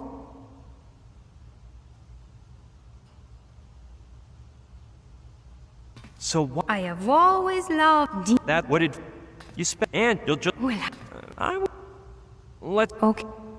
Anyway. Let's get to work, honey. I'm starving. I got it, your hot babe. Let's record until the sun goes down. That's the ticket. I better wait for him to finish. and let me say bienvenidos to the Jurassic Adventure with Team Jurassic, your favorite show. Broadcasting from Miami to the world, baby. You know why? Because Dean, show. You sure you started up the recorder, Chiquita? Yes, but of course. Listen, baby, you just do your work. It's okay, mamacita. I'll take a break and we'll start over. Ay, come on, Dionisio. You can do this. Ay, come on, Hey, Dean, Dionisio. I bet you can do with a helpful teleprompter. How'd you know, amigo? I have a primo memory. But if I had the words written down, I could concentrate better on my acting, you know? Well, let's get to work then. I'm gonna prepare an analogical teleprompter for you to watch. Recording. I am Dean Jurassic, and let me say bienvenidos to the Jurassic Adventure with Dean Jurassic, your favorite show. Broadcasting from Miami to the world, baby. You know why? 'Cause I live tons of real adventures every day. You know why, amigo? Because I, Dean Jurassic, I am the greatest adventurer in the world. The only one who can lick his own elbow and jump onto his earlobe. So now, you can just give your remote control video, because our adventure is about to begin. Here we go. Roll that video. And cut. What did I tell you, kids? Dean Jurassic is the biggest of them all. And now, I'm gonna get my lunch, because I deserve it.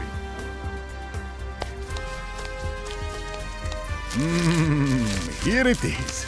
A delicious hard tofu bar with genetically engineered, potassium-enriched beans. Could you lend me that paper now, Dean? It's all yours, amigo. I finally did it. I'll go take it to Saturn in case he wants to start watching. But you don't have the rest? Well, I'm still missing a thing or two. Don't worry. When it's all ready, you tell me.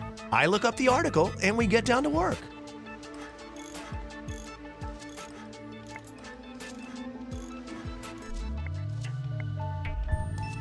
Here we go.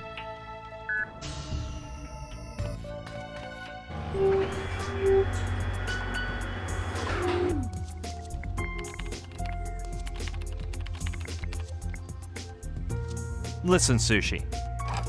Yes, Brian?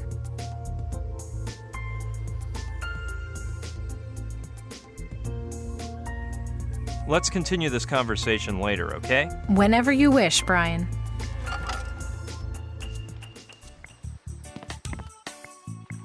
I have to get Record to lend it to me, or I'll never find the Trantonite. Okay, I'll grab it. No, man. What? Don't want to make you vex, man, but the element is mine, and it stays here. Just one thing, Wrecker. What?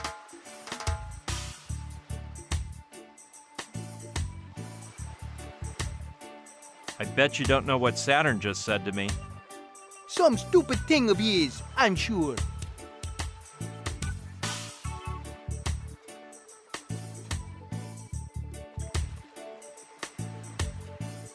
He says his hat's off to you, and not to pout.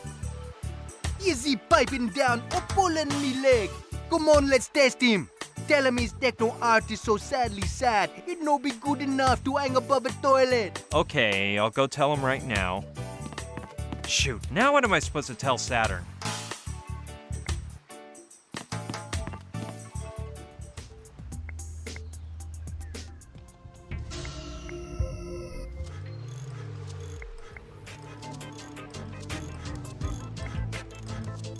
Just one thing, Saturn. What's up with you, BB?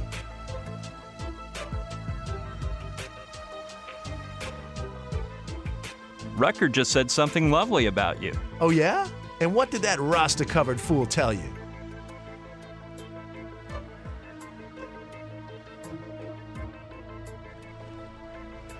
He says he's sad your techno art doesn't get more deserved airtime on TV. Is that so? Well, he's probably just saying it to get something out of me. Screw him. Remind him of what I said the other day. That in order to like reggae, you have to be daffier than a duck and waddle like one too. Trust me, I'll tell him. Let's see how I can tell Rucker that.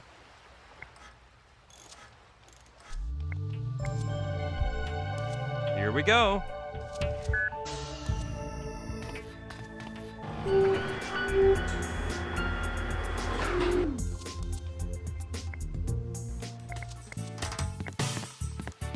Just one. What?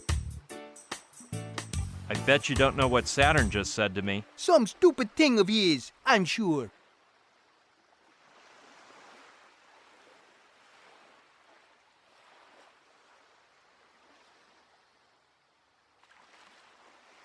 He says that when he listens to reggae, he gets so happy that he starts to flap his wings like duck.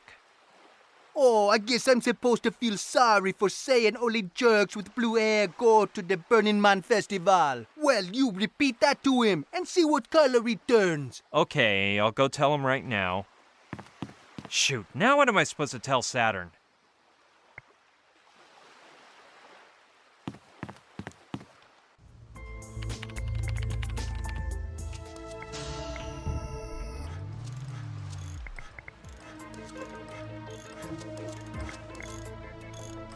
Just one.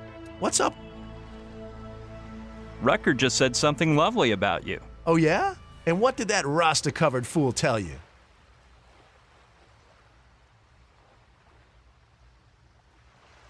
He says he feels like a wacko for not having gone to the Burning Man Festival with you. Now he realizes? Look, maybe in a few days I'll feel like a fool for saying this, but the Jamaican bobsled team won't win the Olympics, even if it secretly uses doping. Go tell him that. Hey, the day you got mad, did you exchange any other words? Well, I don't know. Why? Nothing. It's just that he's starting to treat me like a punching bag, but don't you worry.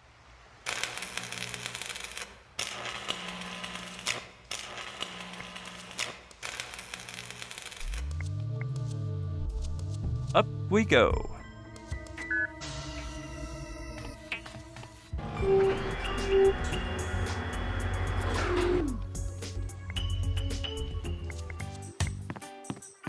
Just one. What? I bet you. Some stupid.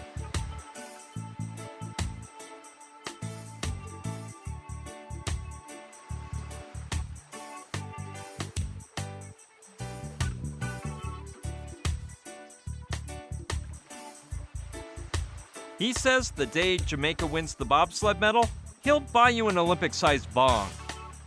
Saturn said that? No way! In the end, it will turn out he ain't the jerk I thought. But all he's a saying. You ain't making that up now, is ya? Me? Make things up? Lie? Oh, Wrecker, you just don't know me. Can't believe my ears. Peace, man.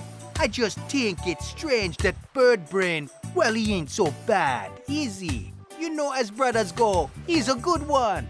What am I saying? He's my best friend. Oh man, I'm gonna give him a makeup gift that's gonna knock his dreads off. The helmet? No, but take it if you want. I meant something more personal. To help him with one of his inventions. Don't know, I'll think of something. Thanks, Wrecker.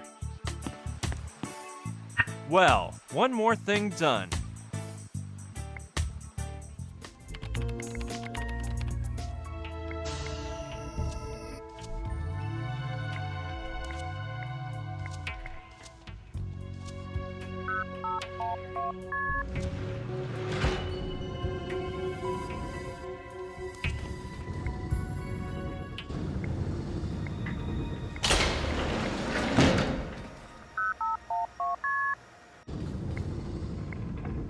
It looks like you need a key to open it.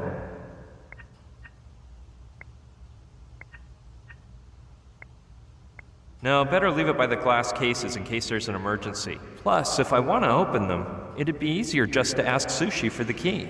I bet she has one.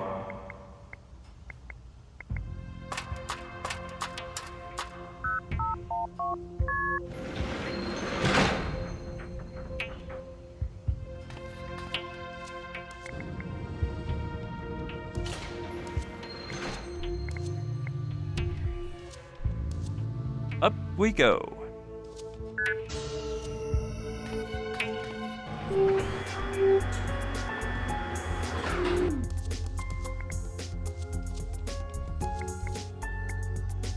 Listen, Sushi.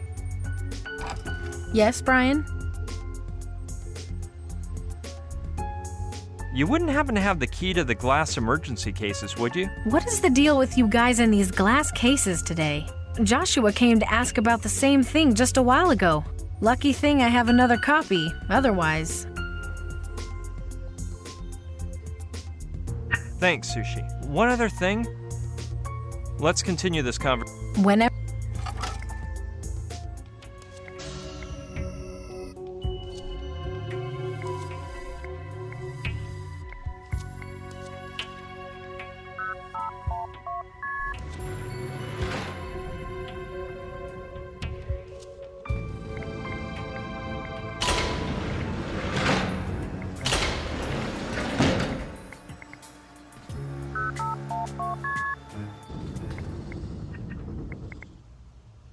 It's empty, and therefore useless. I'm sure there was a hose in there before. No, better leave it by the glass cases in case there's an emergency. However, in the current state of affairs, it won't do much good.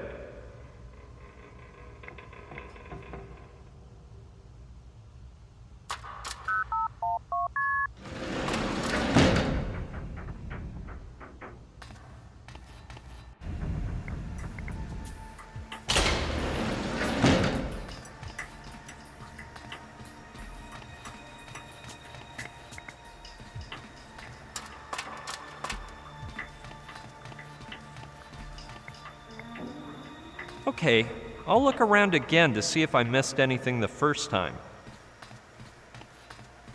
Nope, nothing here that's worth the taking.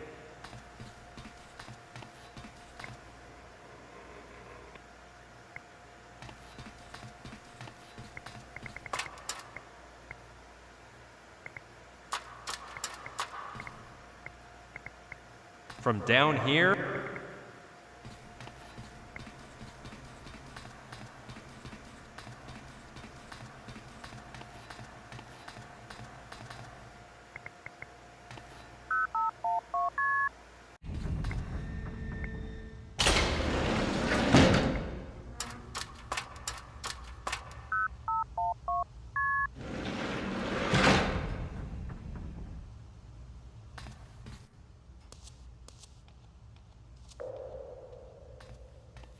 Yeah, I'll take a peek.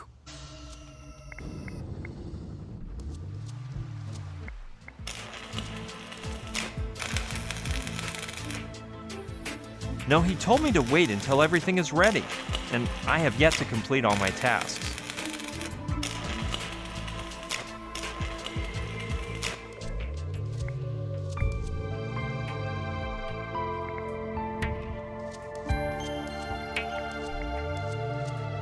Here we go.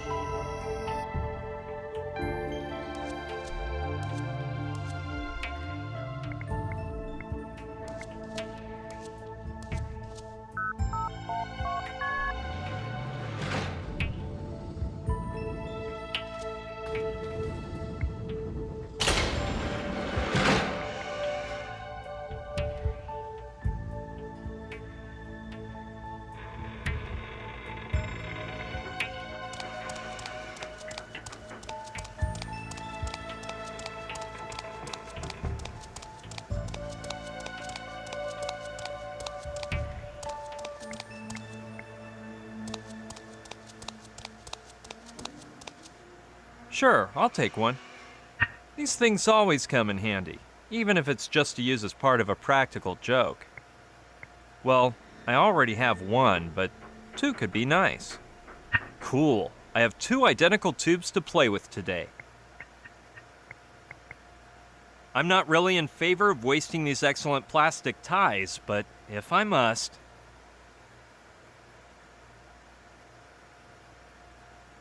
Well, that's done. Yes, I'll take as many as I need to build an amazing makeshift hose. Well, I think I finally have everything Saturn needs to make the neutrino detector. I'll go tell him so we can get to work ASAP. Come on, start dismantling the helmet while I figure out how this works. Okay. Let's see. Awesome! This is a piece of cake. Hey, BB, you sure that's the right tool? Ready to roll, Saturn! Cool! Come on, BB, bring it on! Tell me when it's full.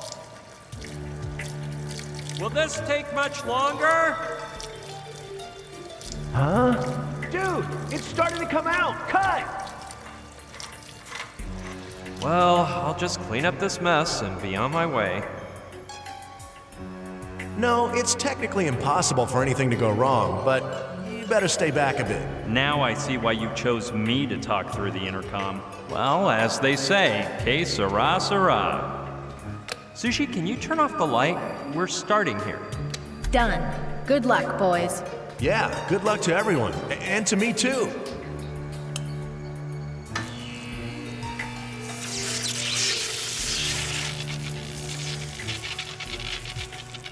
Look at them.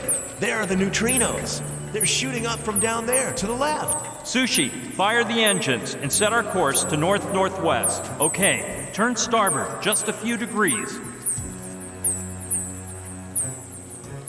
Look at that thing coming. Stay the course, Sushi. We're headed in the right direction. Drop anchor, Sushi. We're right on top of it.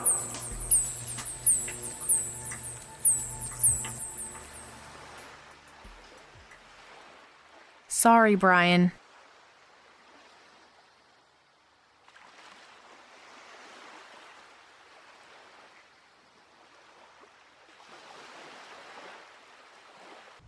I still can't figure out why he could back out at the last minute. That's the job I hired him for in the first place. You see, I told you there was something fishy about Dean. Well, fortunately, Camille has offered to go down and get the Trantonite. No, tell her not to worry. I'll go. I understand that your endgame is to do this personally, but after what you went through to build the neutrino detector, shouldn't you take some downtime? Negative. The Trantonite is my mission. Plus, there's a couple things we need to discuss.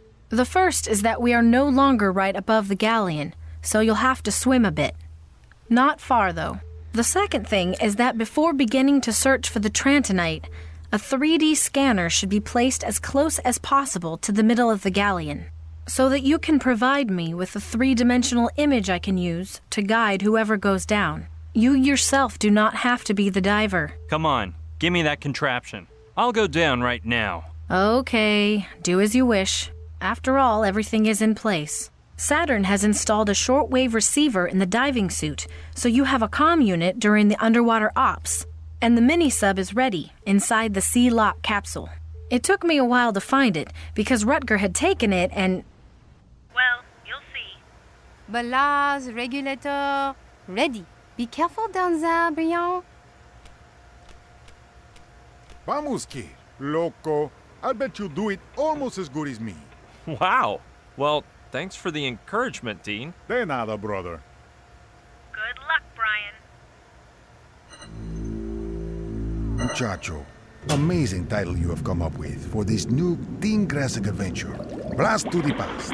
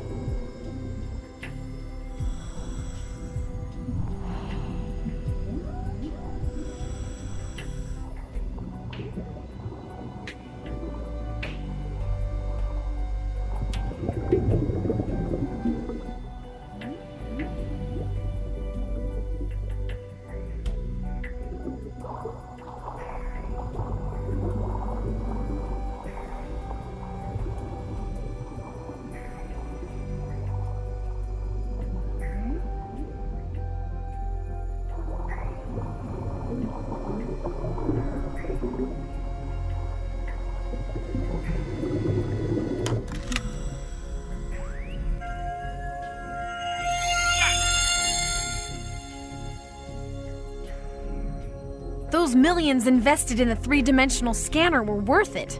Well done, Brian. Hop in and we'll decide where to attack. Good work, Brian. Now I have a virtual image of the Orion, and I can view your position the entire time and indicate which bearing you need to take. So, where do I have to go? Well, if you look closely, you'll see that the Orion's figurehead looks like a scorpion, and right next to the stinger on its tail, there is a small sphere. According to Paco's indications in Palenque, that sphere would be illuminated during battles, and I wouldn't be surprised if... I catch your drift. Come on, prepare me for the dive. I'm going back down. Are you sure you don't want to rest first?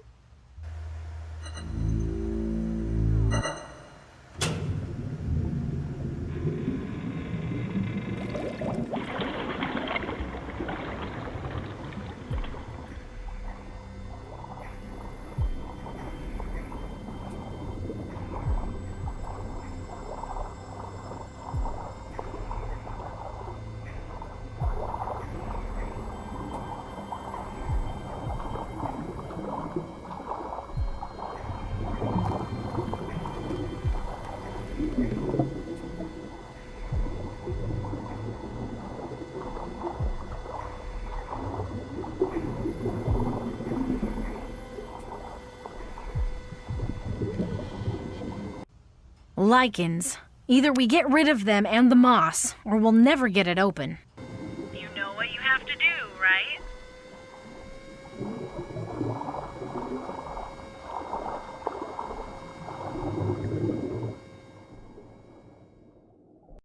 Clean it? Clean it, Brian. Remove the moss and lichens to see where it opens.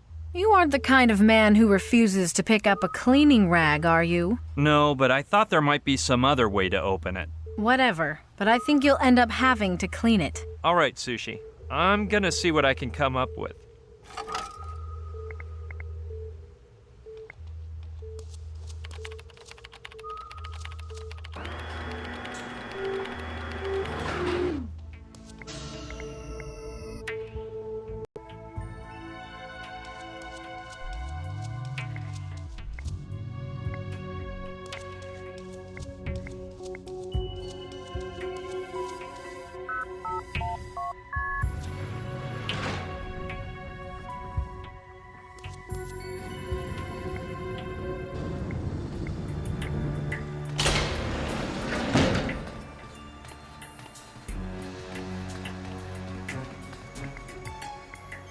No, I already toted one around on Mala Island, and it weighed a ton.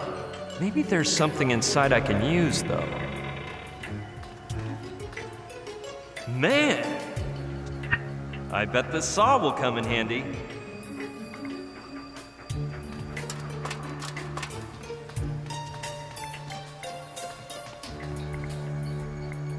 I don't think that's a good plan. Of course! Who but I could dream up such a cool plan? It's obvious I'm a genius. Here we have it, an actual hog bristle brush, pocket-sized and at wholesale price.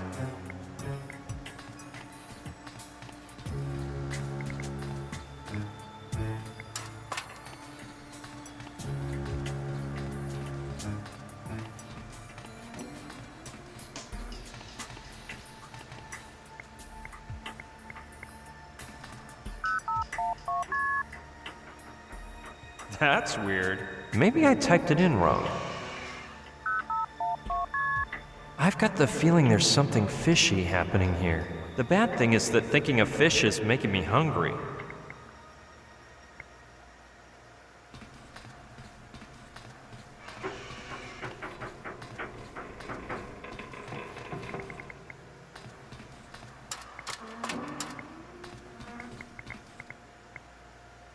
Hey, let's see who answers. Hello? Anyone there? Brian? Is that you? What do you want? Oh, nothing. I'm just trapped inside the cargo hold.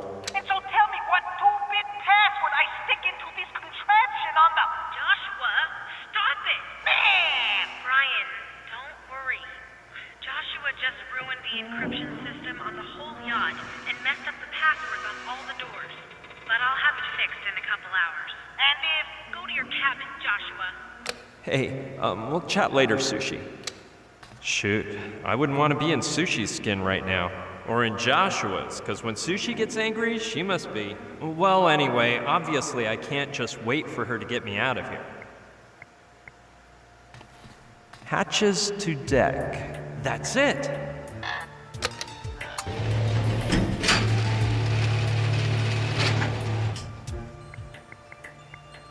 I've actually become quite an expert at jumping these long distances, and I'm better when going from high ground to low ground than the other way around.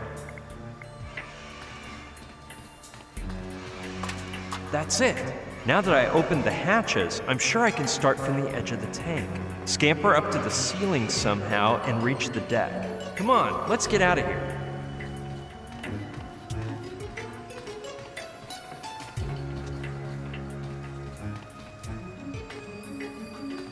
It appears I also opened the hatch to cargo hold too. Holy smokes!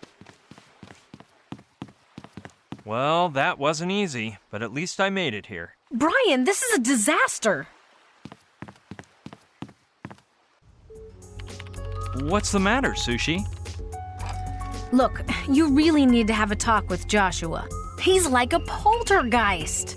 Now he's deactivated all of my passwords in addition to leaving the hatches on the deck wide open. Oh man, what are we gonna do with old Joshua? I already figured out the password thing, but I'm telling you, my experience is that it is quite unpleasant to enter the cargo hold and find a flock of seabirds looking at you as if you were some huge and yummy fish. Lucky thing the computer warned me and I was able to close them from here. Otherwise... Don't you worry. As soon as I see him, I'll kick his butt so hard he'll never open another hatch again. For goodness sake. Listen, Sushi. Yes, Brian? How's Camille doing? I just went to see her in her cabin, and the poor girl is a mess. She's writing things in her diary. Bear in mind that Dean was her biggest idol, and in a matter of days, his image has been completely shattered. She'll get over it fast, though. She's young and strong, and I have a feeling she may surprise us.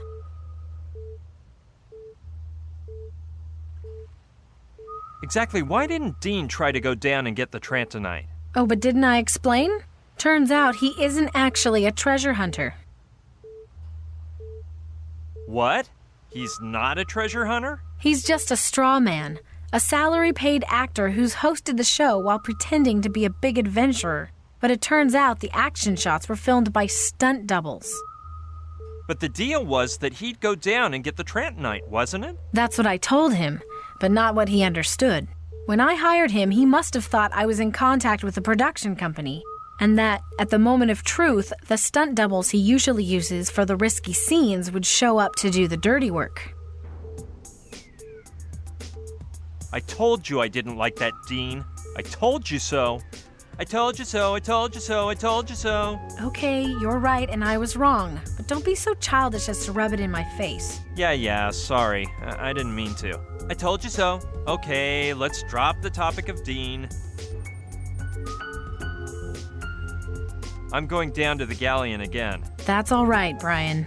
Just start prepping and tell me when you're ready.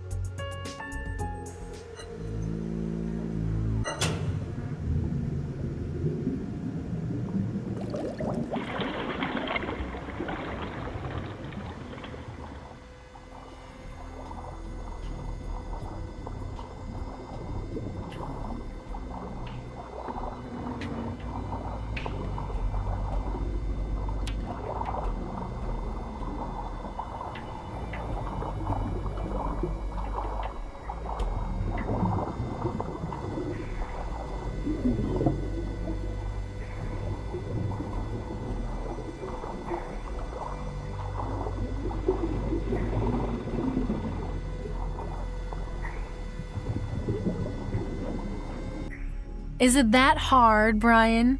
You're not going to tell me the dirt is really stuck to the surface, are you? No luck? No? No!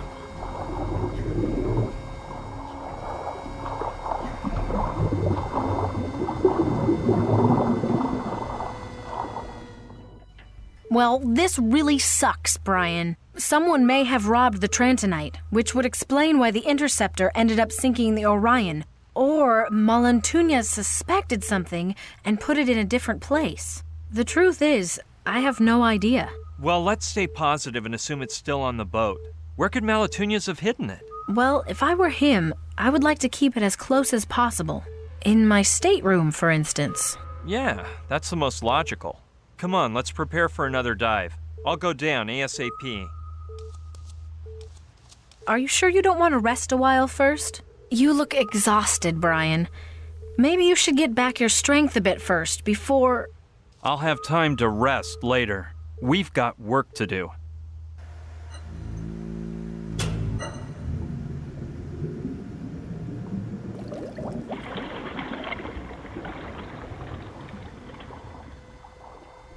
Try to go in through the middle hole, Brian.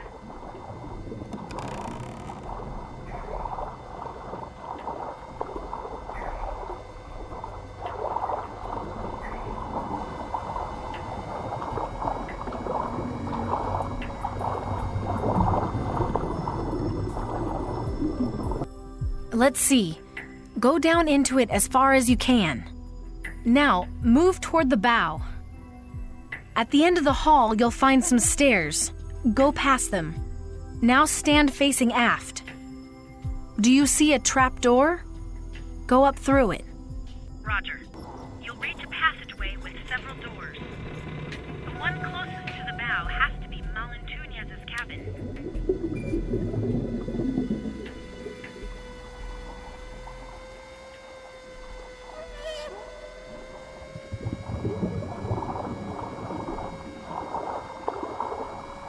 Where are you going? Oh crap, I meant the stern. The cabin is near the stern. That's the door, no doubt about it.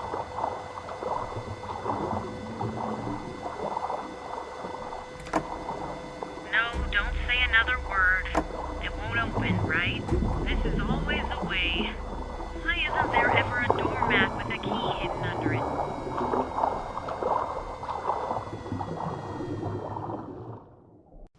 Well, of course it sucks, but when the going gets tough, the tough get going. I'll take a stroll around the boat, and I bet I'll come up with an idea to get that door open. Okay, I'll just keep thinking up ideas. And if you see Joshua, tell him enough is enough. What did he do now? What did he do? While you were diving, he made a major mess out of the cargo hold. He found a crowbar and started opening boxes of things, spewing stuff all over the floor. Replacement parts, nails, packaging materials. What nerve! Don't you worry, that guy's gonna get what he deserves.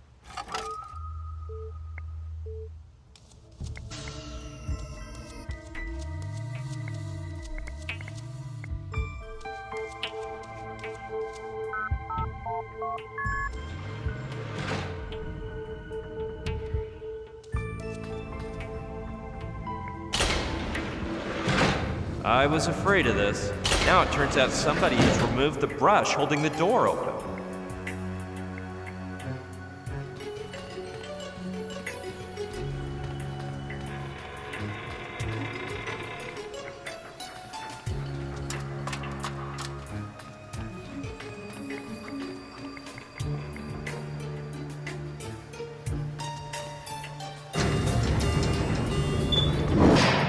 Nada.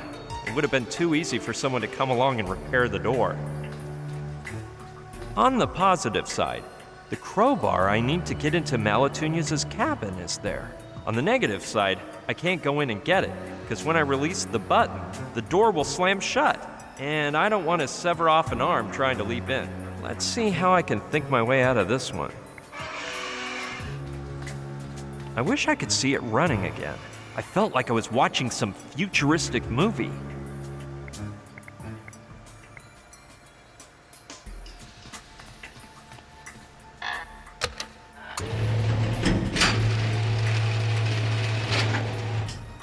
Done. Without the ladder to climb up the tank, no can do. No, better leave them open so some light shines in. Let's see if this one is any loose.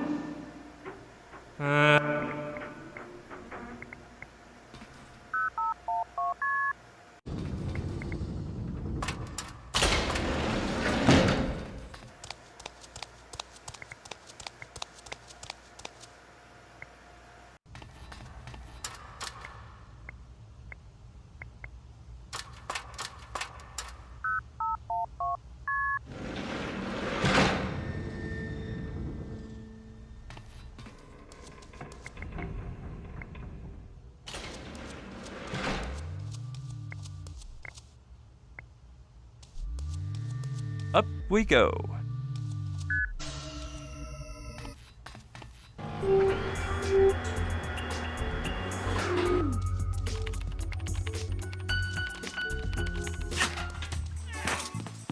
What's that banging? I can't believe it! Your boyfriend is knocked out, man! With him, if I laugh, I die! What are you talking about? Joshua? What's he doing? I don't know, man, but he took an axe and he's a banging at the satellite dishes! And what did that poor antenna do to him? Damn if I know! Everybody gotta do what they feel like, man! Joshua! Leave that antenna alone! Jeez! No! Right now I have no reason to stop! You can't make me!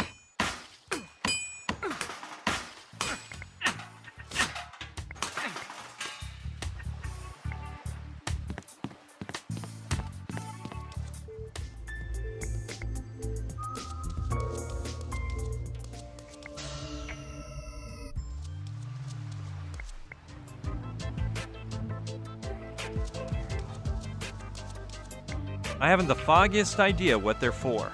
I'll inquire. What are you working on, Saturn? Haven't I told you about the electromagnets? They're one of my latest creations, equipped with a device that magnetizes or demagnetizes things at will. When this is finished, I plan to attach them to the mini-sub and take up underwater skiing. Oh, that exists? The question is not whether it exists, BB, but whether we want it to exist. Art and science are based on that grand principle. Saturn, I'm going to borrow your electromagnets for a while, okay?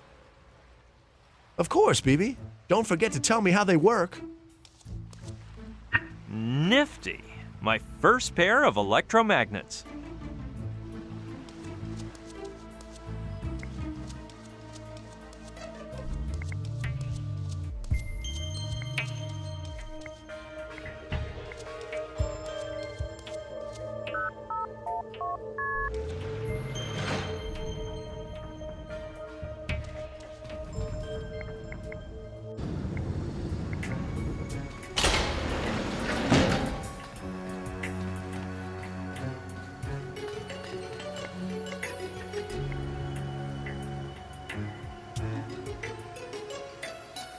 Hey, that's not bad. Once I'm up there, I slide down the wall of cargo hold 2, snatch the crowbar, and run out.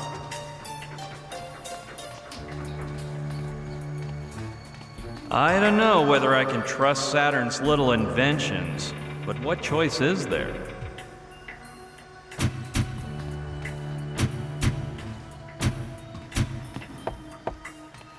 Down we go.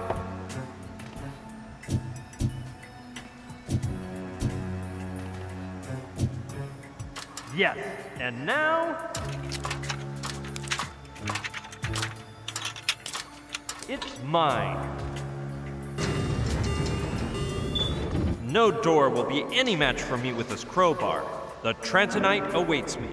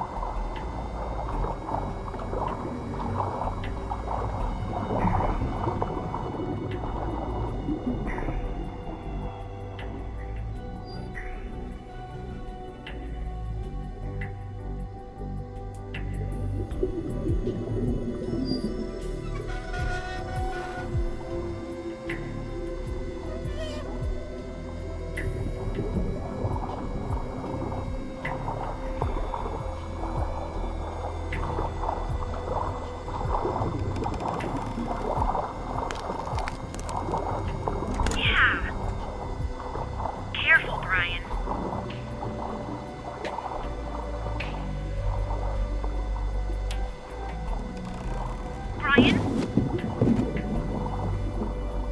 Ryan? Ryan?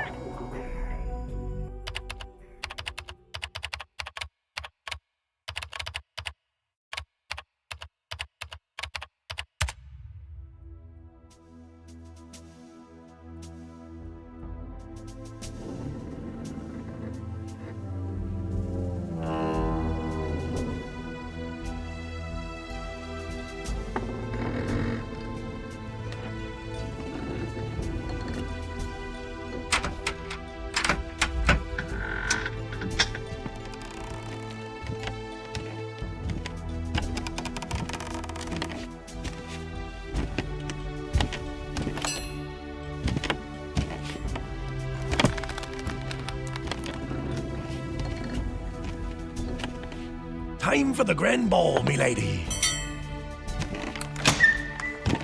Wenches first. Are you gonna be making me walk the plank? Aye, aye, you sad mutt. But chin up. In recompense, you'll be meeting the bravest hidalgo who hath hoisted the Jolly Roger. Don Inigo de Malatuñas y Goñón.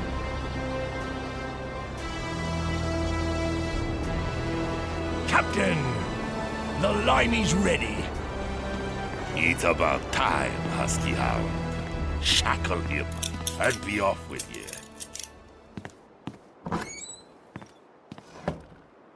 Despite appearances, you have the upper hand on me, lad.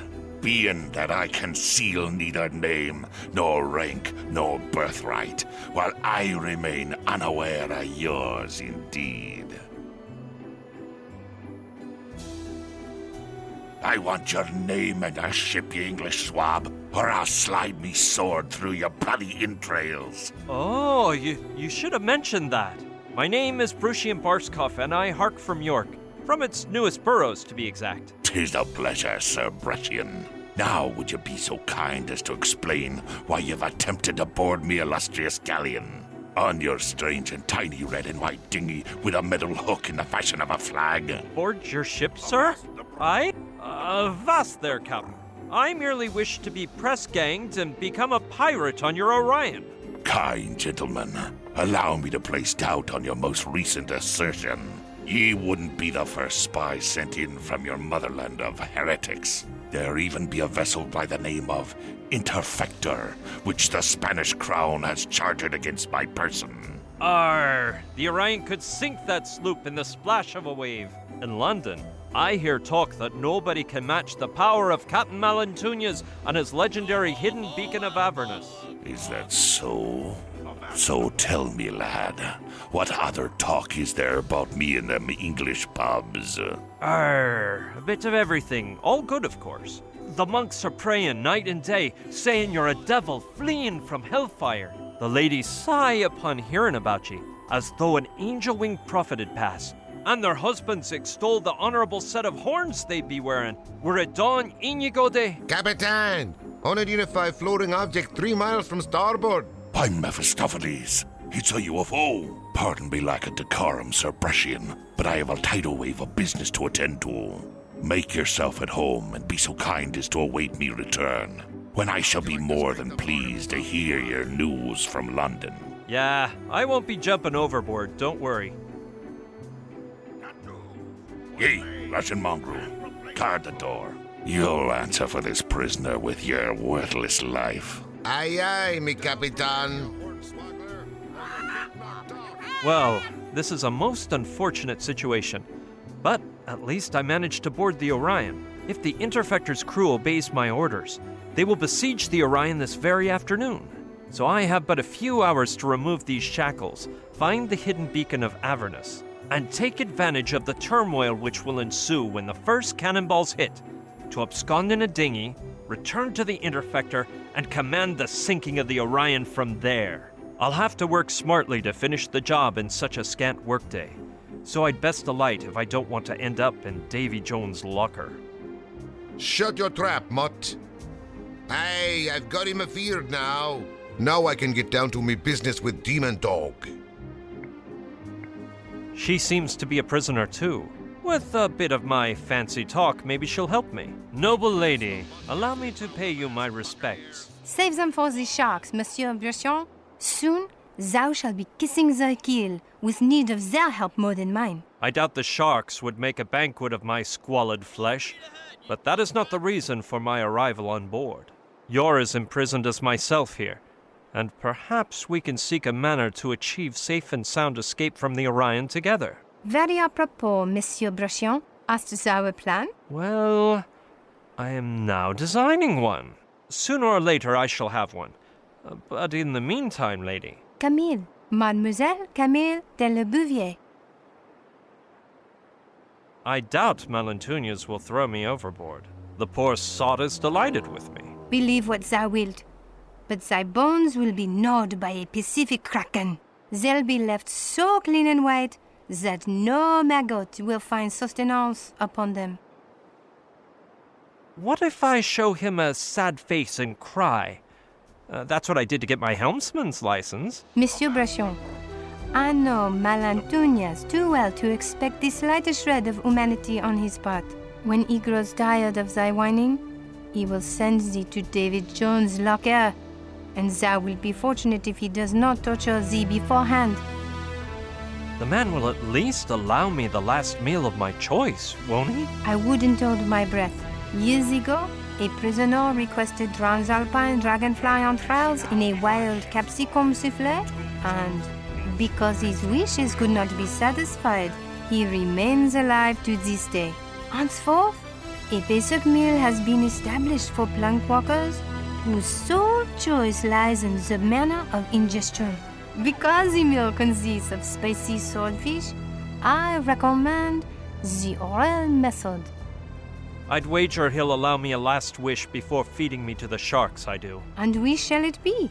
I'm warning thee that I wish not to be thrown to the sharks or any similar act, and that the act performed unto me first be tested on the captain. Was abolished by the Tortuga Convention months ago. Well, that junk sunk my strategy. Hook, line, and sinker.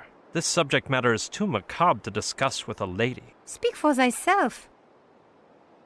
What are you doing on board? Upon mooring at Tortuga Island, where I spent my days learning English by reading old tales of overseas adventures, Malentunias held a contest to press gang one lucky new deckhand, and guess who won? What type of contest? It entailed 3 trials of skill. The sword fight of insults, the theft of sundry idols, and the most pressing of all, the search for treasure. The latter required finding a gold doubloon, which I found in the depths of a chocolatl receptacle. Damn the hour in which I spied that coin. I've never heard of a girl deckhand. Neither thou, nor I, nor Malentunias, wherefore I took part in the contest in the guise of a haughty lad. I wasn't found out till we reached the high seas, and my neck was spared by dumb luck. May I ask how your womanhood came to be known on board, if it isn't too meddlesome? It is, but I shall respond in a manner concordant with proper breeding. Malentunias, whose knowledge of numbers and letters resembles his familiarity with honor and gallantry, had the mind to look for a person to write down his memories, so he called for a scribe from among the crew.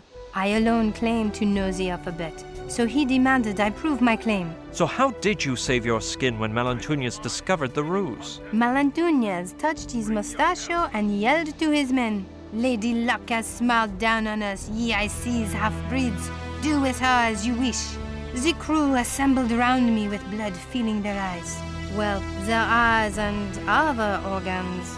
So at the last moment, I whipped out a dagger from my boot and... A bone-chilling tale of pseudo-biblical proportions, milady. But let us confer on other matters. I can't fathom how you managed to change your fate, for I see you moisten the quill and scribble in that book like a true scribe.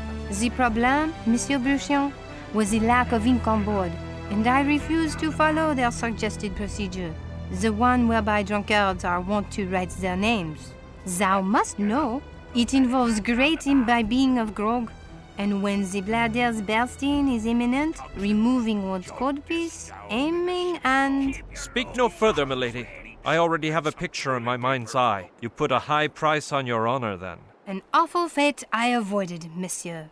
So I simply kneeled and carved my name onto the deck with my dagger. When Malantuñez saw my swift quill move, he ordered me to his quarters. And thenceforward I have spent my days here, chained up writing the barbaric memoirs he spews about his life and times. Are you aware of the dark legend told about Malantuñez? But of course, monsieur. Europe's palace and the New World's ports abound with fables of Malantuñez's duel with the devil, about his beacon of Avernus, his invincibility, and even his sought-after immortality. Do you think Malantuñez challenged the devil and won? Such an occurrence is unlikely, monsieur. Nonetheless, his haughtiness and cruelty are so extreme that were he to happen upon Beelzebub himself, he could scarcely amount to less in evil and perversion. And so it is that he would send him back to the fires of hell with the blade of his Toledan sword. Is there any truth to the rumors about his immortality? A trifle, yes, but not much, because it is known that Malantuñez has already reached his 60th fall, though his face seems to reveal no more than 40. Is his invincibility such, or do you think he can be vanquished? A difficult undertaking it would be, monsieur. 3 moons yore, in the environs of Margarita Island, a convoy of 12 armed galleons performed a surprise attack on the Orion. Now the 12 are now fodder for the krakens and tritons on the sea floor, while our vessel's sole injury was that of a novice blunderbuss shooter who suffered a self-inflicted wound.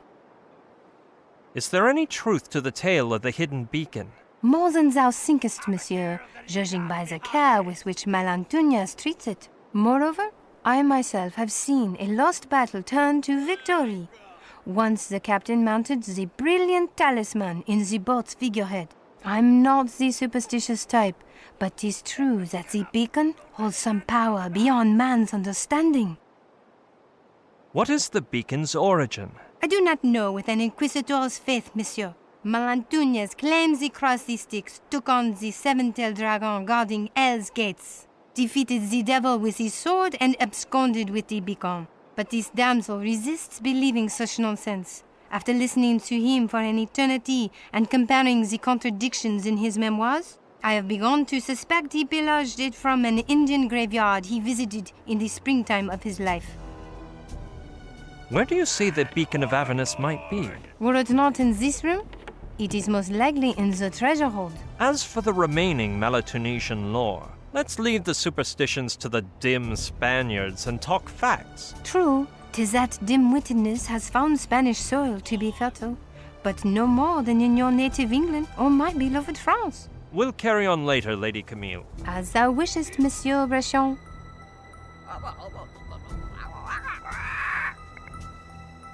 What have we got here, Malantuñez? A true ruffian would never play chess. It looks like it was put there to wound any and all passers-by. No, I've got a bad case of lumbago, and my physicians have forbidden me from using all bladed weaponry. Well, considering its blade is short and dull, and that someone left it behind on the writing table, I guess I could regard it as a mere letter opener. Into me trousers, then. There 'tis, a fine letter opener, in the shape of a dagger, though. It's gonna throw my back out of whack, but I will. I thought it would be made of precious metals, but I guess it's just a piece of souvenir merchant junk.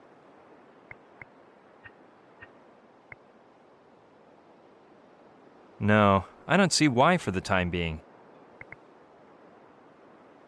Let's see. The mechanism is simple.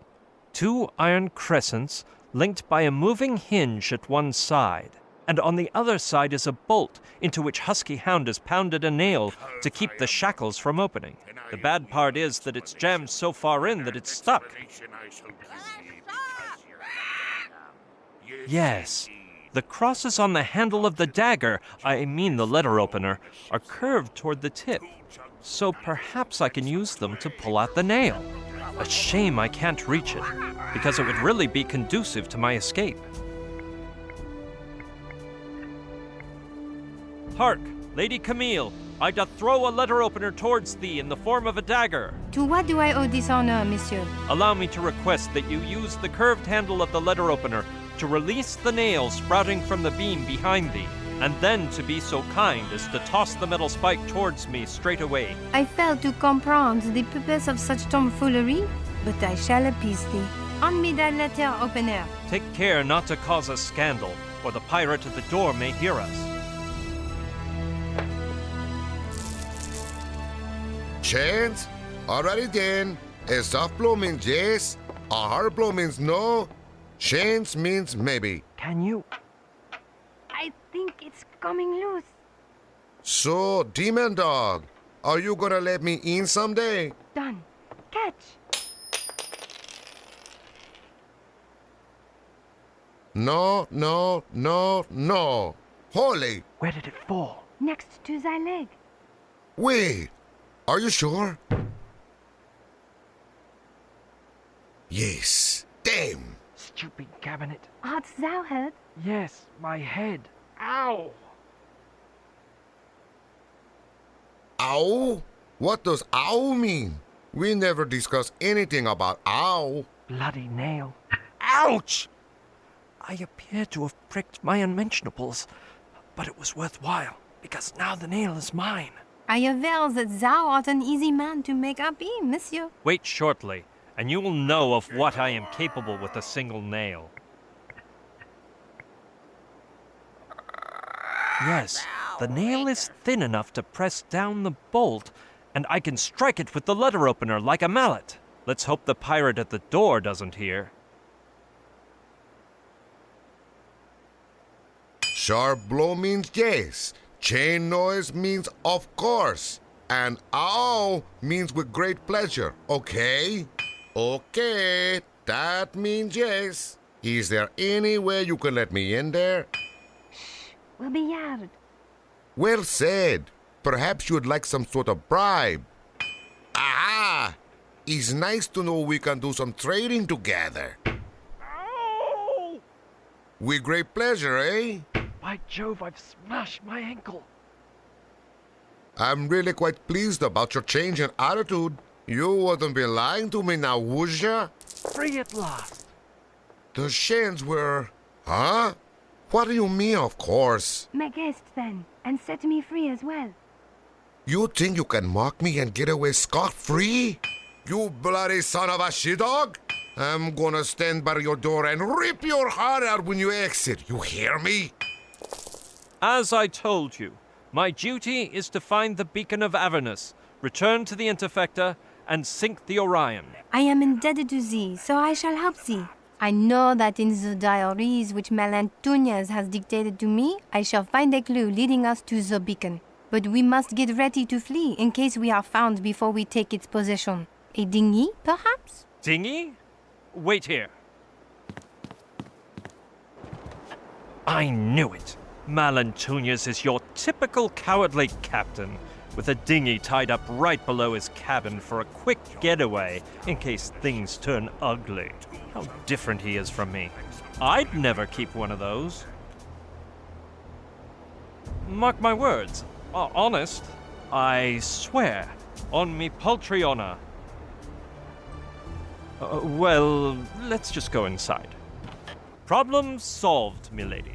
Now we need only worry about the hidden beacon of Avernus. It will be a pleasure, monsieur. I shall immediately begin my reading of Malantuñas' diary. In the meantime, thou must search hither and thither to see what can be found.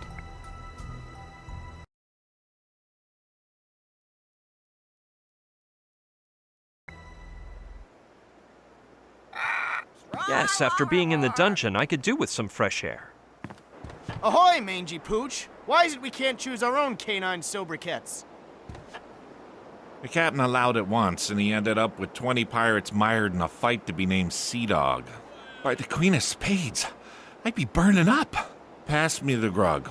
So what if I go by Seawolf and it's Lou? I fancy Seawolf. You had the good fortune to be called Lapdog, I'd say. By the Queen of Spades, there's no grog left. The swindling shopkeeper who sold me it, he said the bottle was magic, and the grog automatically refills.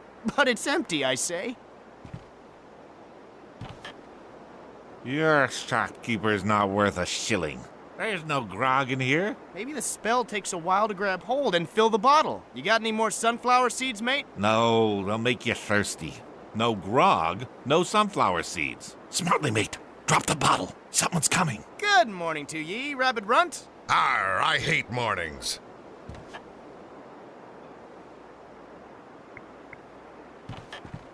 Yes, a thing like this wouldn't disgust a hardy pirate like me. Shiver me timbers, 3 whole sunflower seeds.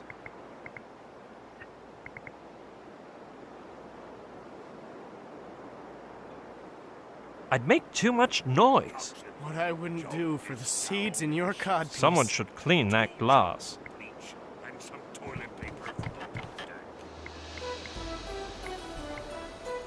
The windowsill is on the verge of falling off.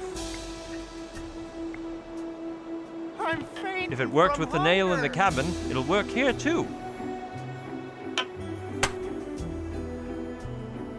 I'm not surprised the nail came out so easily. The wood's been eaten up by termites.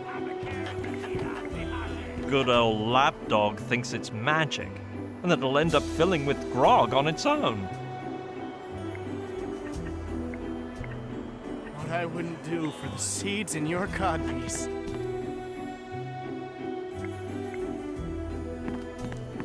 Hello, parrot. Rather flea bag? Hello, feathered flea bag. Haven't we met before? Where does Malentunias hide the hidden beacon of Avernus? Check out salad! Want something to eat, nice birdie? Brian, idiot. I am really getting a craving for a dish of Peking parrot. Check out salad! Take a hike, Flatbeak. Fill me drunk, quick. Darn. Either this parrot's a moron, or he's pretending to be one. Brian, idiot. He's pretending. Fill me drunk, quick. Yes, my pretty. Eat them up like a dodo. Here, parrot, a sunflower seed.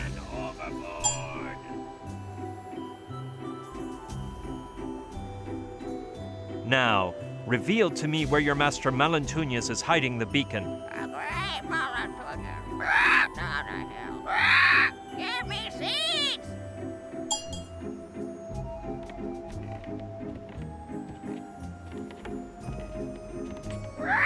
Left from Spain to the Eastern Trail.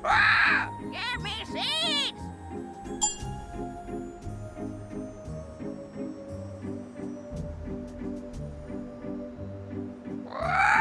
Campfire of the rising sun. Give me seeds! Lord Almighty, I don't have one left. By the devil's horns! I don't know if the parrot's intentions were to reveal the location of the beacon of Avernus, but if I don't give him any more seeds, he won't cough up the information.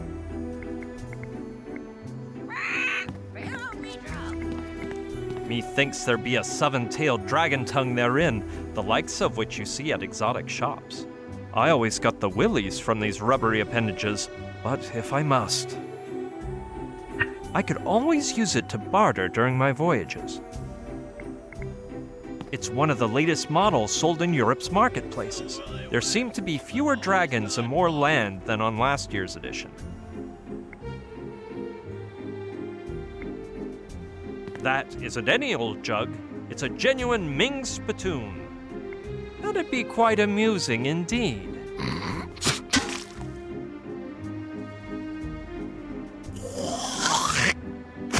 From the dull sound upon landing, it appears Malentunias hasn't cleaned it out for a spell.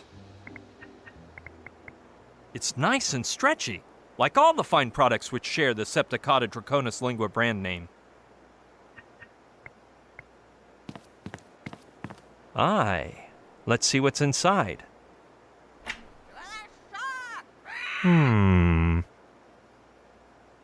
Not a thing. All those finely labeled drawers and slots, and there's nothing but certificates, deeds, and parchments of miscellaneous utility.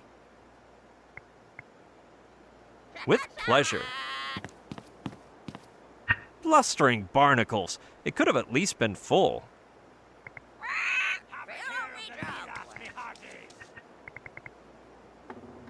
By Jove, it's about time I found some use for that slimy appendage. Hornswoggler, or you'll get knocked off.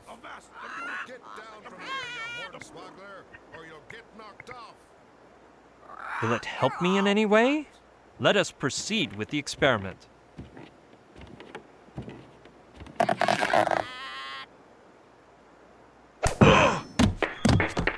Oh! Ouch! That must have hurt. I shall recover the dragon's tongue. So nobody is alerted as to the origin of Russian mongrel's misfortune.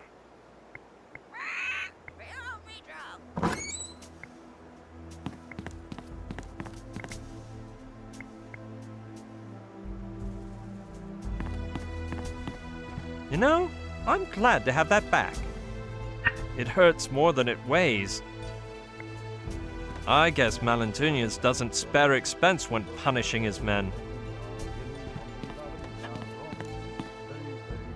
How vile! There's water inside. And what's worse is that it's clean. I bet Malentunius bought it on sale.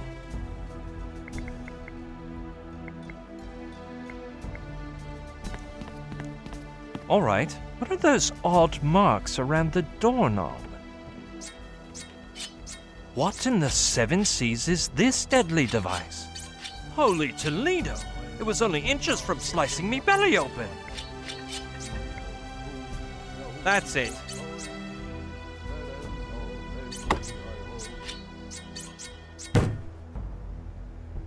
Because I am your... As our elders used to say, brains are better than brawn. I hope to have done away with that little sword problem.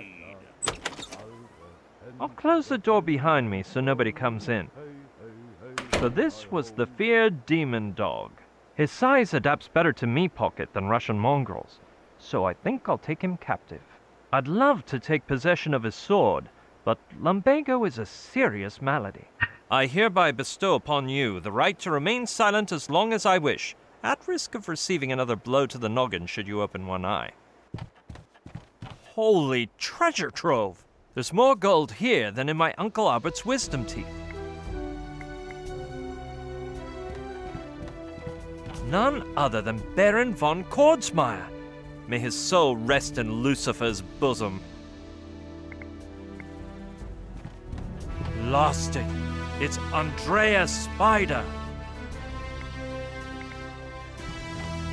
By Jove, it's the horrific Smoky R. Plantenberg. By Jove, what's the Nakayama Road? Now this was a pirate, the one and only Alpha Khan. No way! It's Lula of the Sea, Mario Landlubber, and Carlotta Scurvy, co-captains of the Dragon Queen. My reputation as a pirate isn't grand enough to rob another pirate's treasure, but...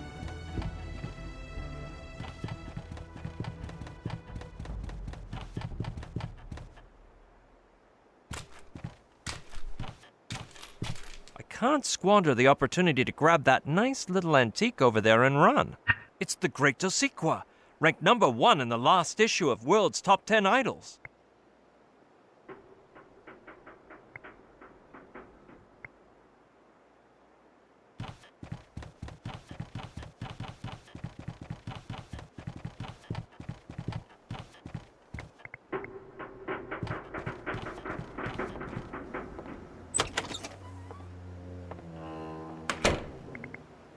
Okay, but be very careful. Whoever you are, I'm telling you to wait your turn behind the white line for devil's sake. Wait! You're the prisoner! Congratulate me then, matey. Ah, you've escaped? You're the one who shackled me up. Did you think an Englishman like me wouldn't be able to break free? You're right, by devil.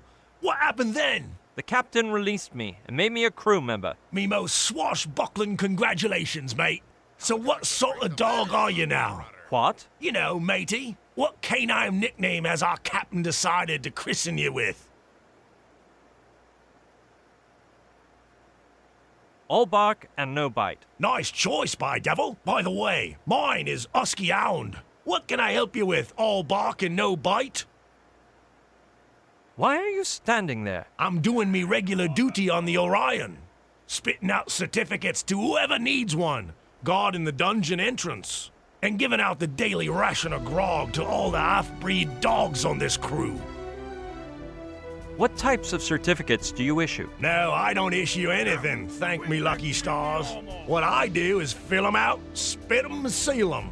There's all kinds. The minimal hygiene certificate, the one for swine-like traders, the frustrated house husband's merit badge, official certification for eye patches, hooks and peg legs, but most importantly of all, the certificate for pirates of low moral standing.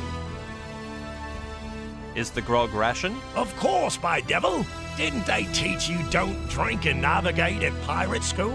Therefore, every member of the crew is entitled to 1 bottle and just 1 bottle per day of fine grog. Serve me up a frosty mug of grog. By devil, bring me a bottle and I'll fill her up for you. But first, would you be so kind as to display your certificate for pirates of low moral standing? You'll simply have to trust me word, because I appear to have left it at home. Matey, you know we pirates don't trust anyone's word. I would like 1 certificate for pirates of low moral standing, if that isn't a problem. Then bring me a form, and it'll be a pleasure for me to fill it out for you, spit it, and seal it. First, you have to pass 3 tests. But that should cause no problem to your despicable excellency. First of all, a pirate worthy of his name must never show any sign of compassion. So you must commit 1 act of extreme cruelty. Secondly, a pirate respects no private property other than his own, for which purpose you must bring me certifiable proof of plundering and pillaging. Thirdly, any pirate with self-respect has to know about the great masters of piracy. So I'll be giving you a little quiz on the history of classical ruffianism. What sort of acts do you consider to be of extreme cruelty? Well, most involve causing violent damage to someone, dicing them and then pounding their skull. The usual. But in your case, since we can't be losing any members of the crew right now, or our prisoner, Fifi Foxhound, you'll have to come up with something else.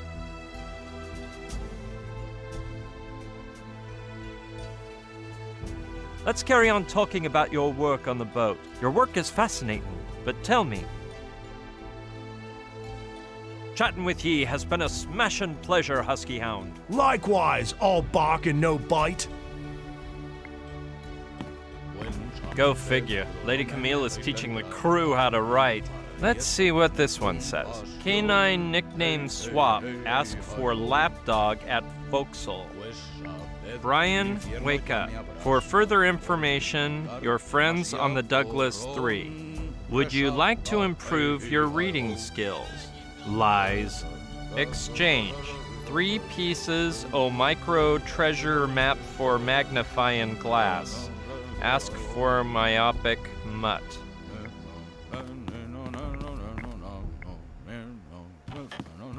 Deposit useless junk here.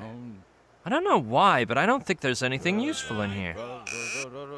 Napkins, silverware, clean clothes, stuffed dodo, a pirate's brain, a travel sewing kit. Look, a rubber chicken on a pole. But darn, it's missing the batteries. 24.5 gigahertz Pentorium 7 processor. Cotton swabs to clean the ears. A Trentorian spaceship. By Jove, it's a wedge of cheese. A pine-scented nautical air freshener. A watch fork. Nothing interesting here.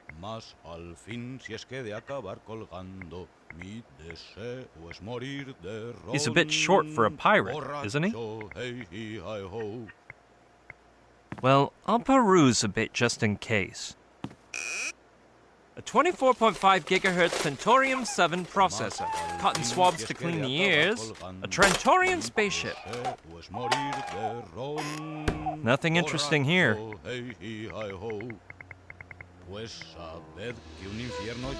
If he tried out for a pirate idol, it would make for some laughs.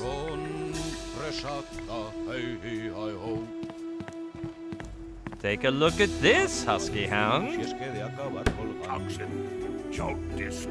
Sink me! If that isn't certifiable proof of level 3 plundering and pillaging, then I miss Trinidad and Tobago. Congratulations, you passed the test.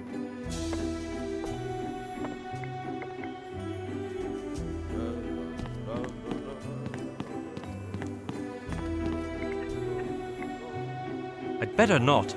The water might wake him. Though, I have heard rumors about strange reactions when you mix water with certain products. That might come in handy.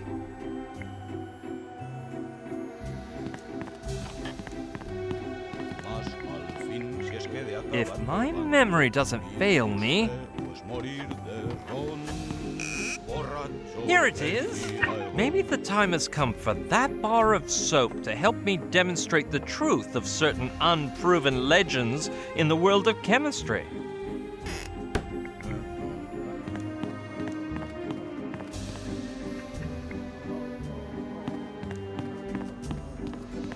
I've heard odd tales about what transpires when adding this malignant substance known as soap to common everyday water. Let us now authenticate its verisimilitude.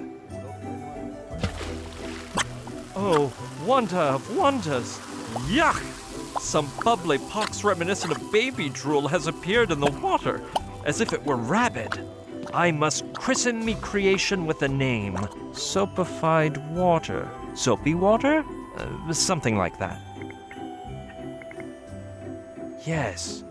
Could everything I've heard about soapy water and its effects on filth be true? I'm not a man of science and philosophy, but I do enjoy experiments. Let's try. Keep quiet, you whippersnapper, or I'll swab the deck with you. Unbelievable! The filth simply melted from his shaggy coat like witchcraft. Even though he's awake, he's no threat to me anymore. Everyone knows a pirate loses strength if he loses his filth. It's like scalping the dreadlocks off a Barbary pirate.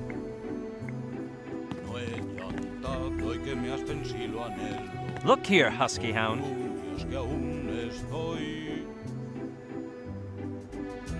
Sink me! What have you done to him? His coat is practically shining.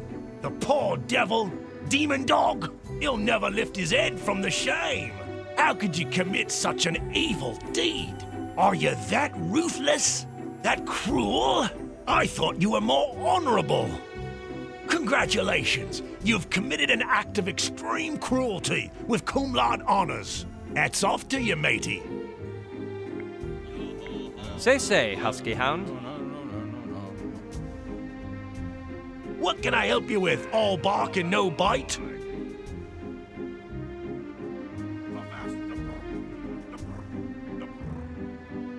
Tell me about the test required to obtain a certificate for pirates of low moral standing. Like I said before, there's 3. First of all, a pirate, so you. Second, for which. Third, so I.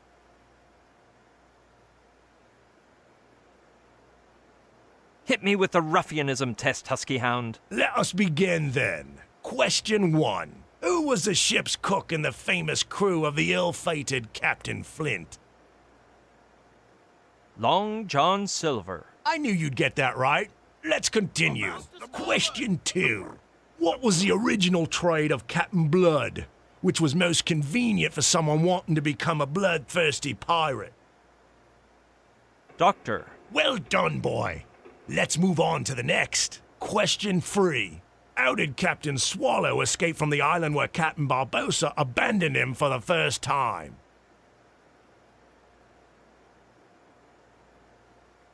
By inventing turtle surfing, as everyone knows. Quite inventive indeed. And to think, some people dare say he was rescued by a boat of rum traffickers completely by chance. Anyway, you must answer one final query. By means of what ingenious combination of trips did the 4 pirates of Lentil Cove reach the Caribbean Express port of call on Chickpea Island? What? I know it's a silly question, so I'll give you some background information. At the beginning of their careers, peg-legged pirates Henry Wobblins, Diego El Cojuelo, Jean-David Leclope, and João de Passaromo did not possess their own ships. So they set sail on the Caribbean Express, headed for Chickpea Island, where they found treasure map H94856 in Lentil Cove.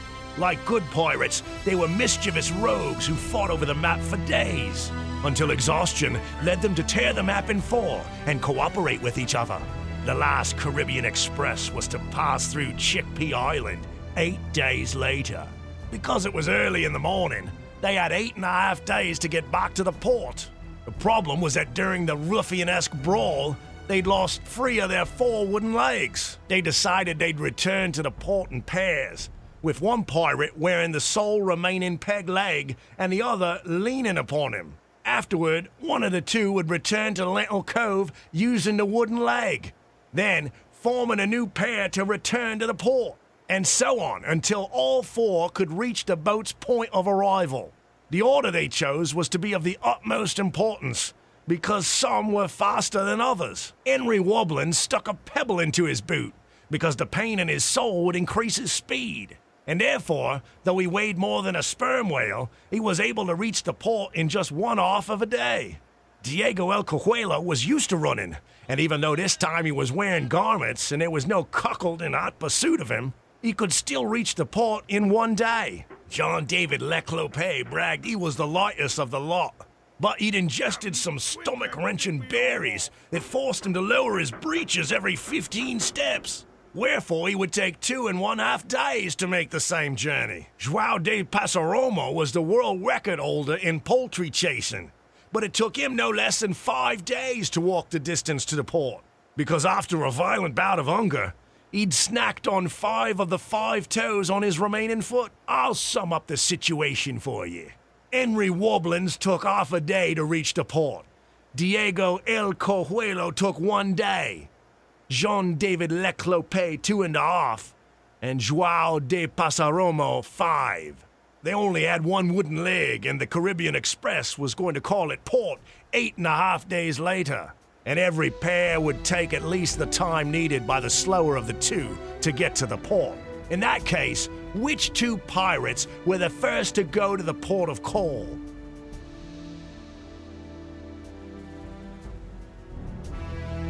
Henry Wobblins and Diego El Cojuelo. And therefore it took them 1 day. Now tell me, which of them returned to Lentil Cove with the wooden leg? Henry Wobblins. All told, that makes a total of 1.5 days. Don't get your waistcoat in a wad. You're not doing bad. Which was the second pair to walk to the port?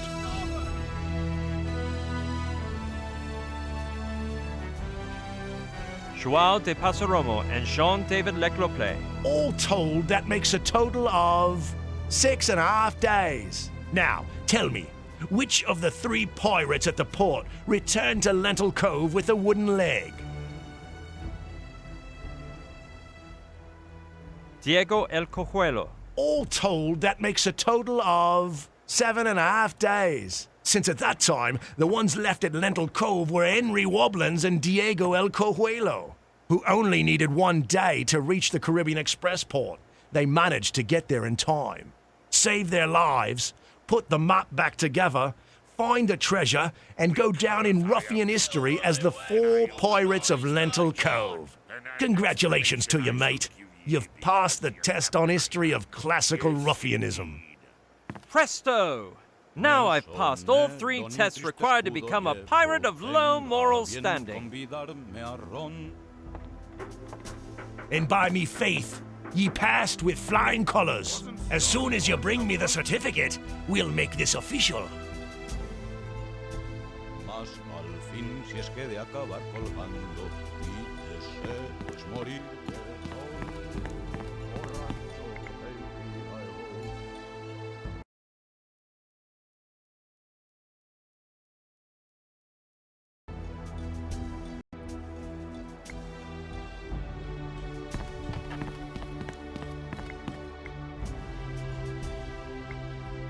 Certificates of...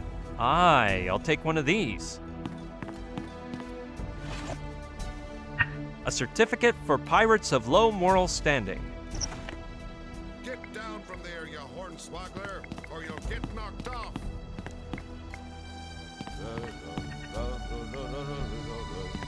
There you have it, Husky Hound. Let's see. You've passed all 3 challenges. The form looks official. Aye, aye. What's your real name?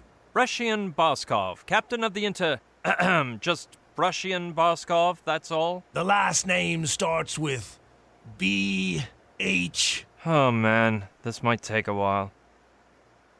How may I ask have you been, Husky Hound? O-U-G-H...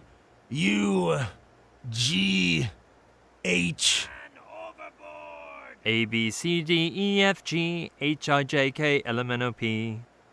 Where have I heard that little ditty? Well, here you go.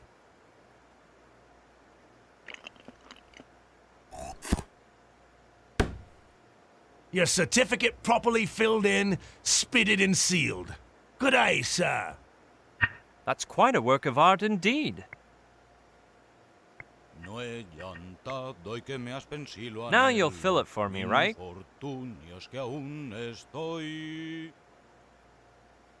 Of course I remember spitting the certificate for you.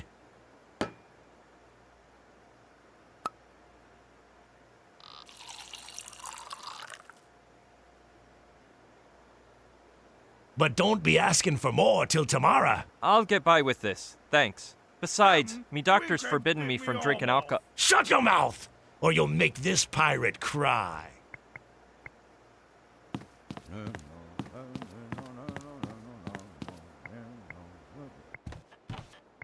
Aye, aye! Now that I possess me swashbuckler new certificate for pirates of low moral standing, I have the guts to do that and more.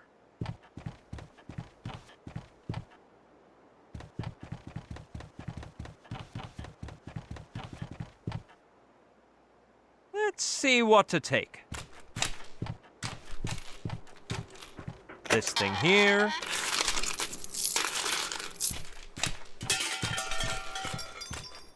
Ooh, this too. Not that. Well, okay. This.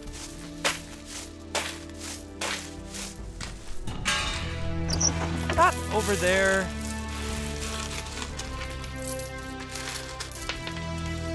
Well, I would have felt just terrible if I'd left anything behind. Now you may inquire, how did I fit everything into me pocket?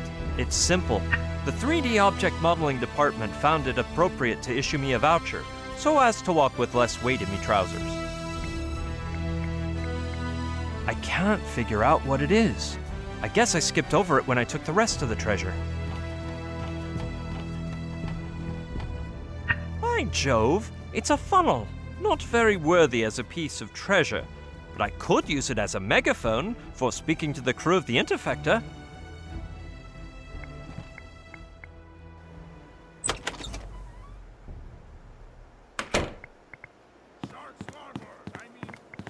Go home, boozer!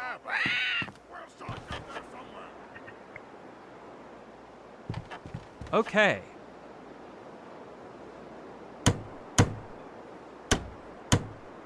I hope it holds. I don't want to give me grog to a foe, but it may get me a couple of sunflower seeds. Yes, I'll scamper up the windowsill, place the funnel into the bottle, and fill it with grog in a snap. Me soul for the sip of the grog. Thompson, jolt this down in the ship's log. 2 jugs of bleach and some toilet paper for the poop deck. Listen, Mangy Pooch, ye be right. That magic bottle was a hoax. Only now ye be realizing it? By Jove, I have to do something or they'll never pull that bottle up. What's inside them You'll learn someday, lapdog. Hey! Abracadabra! By the ace of clubs. That sounded like magic. You'll never learn. Look! By the deuce of spades. What did I say? Start serving the sunflower seeds. Come on, you ready, must. Ian is believing. Live and learn, Mangy Pooch. I believe you, lapdog. I believe you.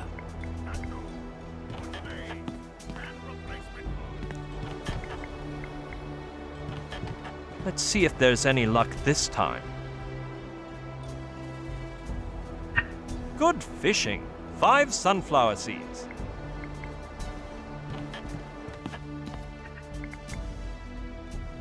Let's hope he loosens his tongue as required. Get down from there, you Here, hornswoggle, parrot, or a you'll sunflower get knocked seed. off.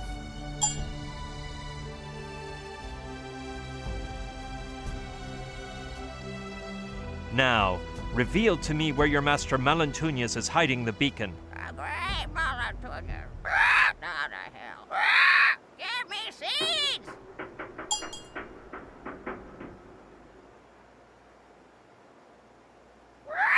Left from Spain to the east set sail. Give me seeds!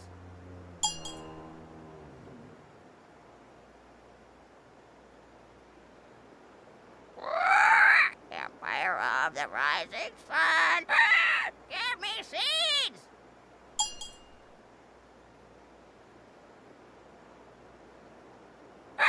Then travel west to Newfoundland. Give me seeds! How'd you like to scrape the barnacles off me rudder? Then veered east to entry of hell in Greek Isle. And after getting hidden beacon of Avernus, emerged in hindquarters of the world. Ian, give me seeds! Done? Well, there's no more seeds. I don't know what to make of his muttering, but I'd wager it's a riddle or some sort of cipher.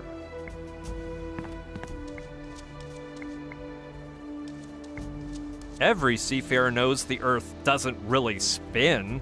It's the sun that goes flying round it. I can play with this one as I please, though.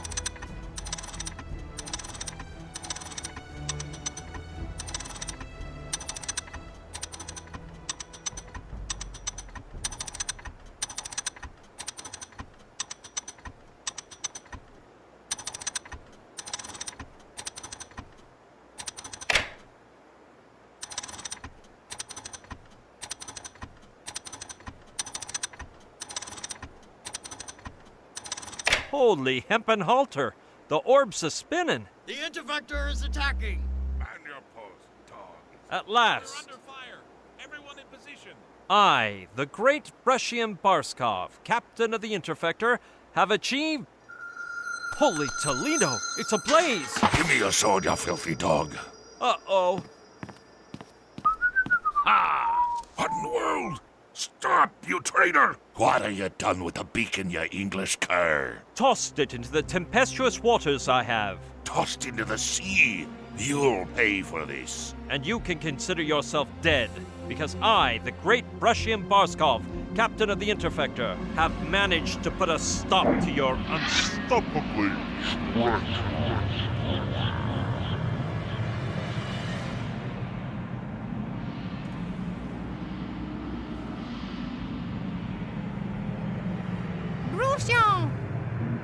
By Satan's horns, get away from me. Was it me you wanted? Are you okay, monsieur? Milady, never in my life have I felt so pleasantly unburdened, as though a huge weight were taken off my shoulders.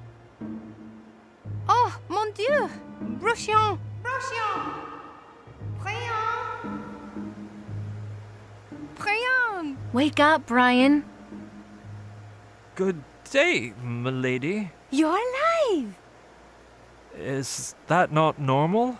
Considering you fainted inside the galleon and Camille had to pull you up to the surface, it's almost a miracle. Camille? Aha! When you went into the stateroom, some furniture fell on you and blocked the entrance. Luckily, I made it in through a side window and got you out. Gee, thanks a lot, Camille. I owe you one. What about the Trantonite? I couldn't look for it while you were drowning. I hardly had enough time to push a huge vase off you and rush out. A vase? Yes, it looked Chinese or something. Wait a minute. The Trantonite! Sushi, I'm going down to the galleon. But... Attention, everyone! What is that? I said shut up! Thanks to my 4-digit IQ and this amazing contraption which I myself have invented, I can accurately pinpoint the Trantonite's coordinates out of everywhere in the whole universe. You never guess in 1,000,000,000 years what it's... Right underneath us? Ah! No fair mind reading! Anyway, it's hidden in an unimaginable spot that only a genius like myself could... In a Ming spittoon? Ah! Boy, has this kid learned some major telepathy thanks to me. Boggles the mind, huh?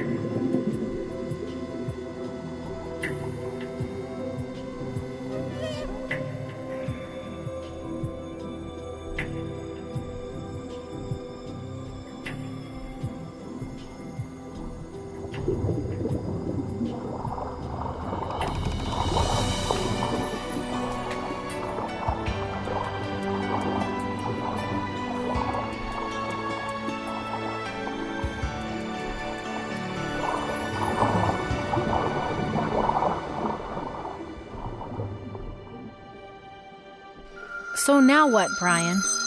Hey, we can finish up this business in 2 seconds.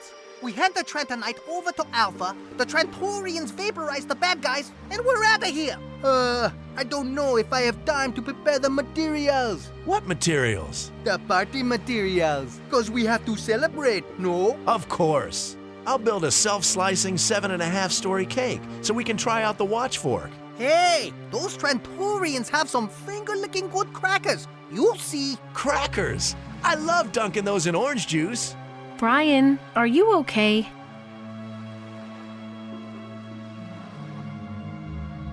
No. Well, cheer up for the party, cuz... There isn't gonna be any party. Yet.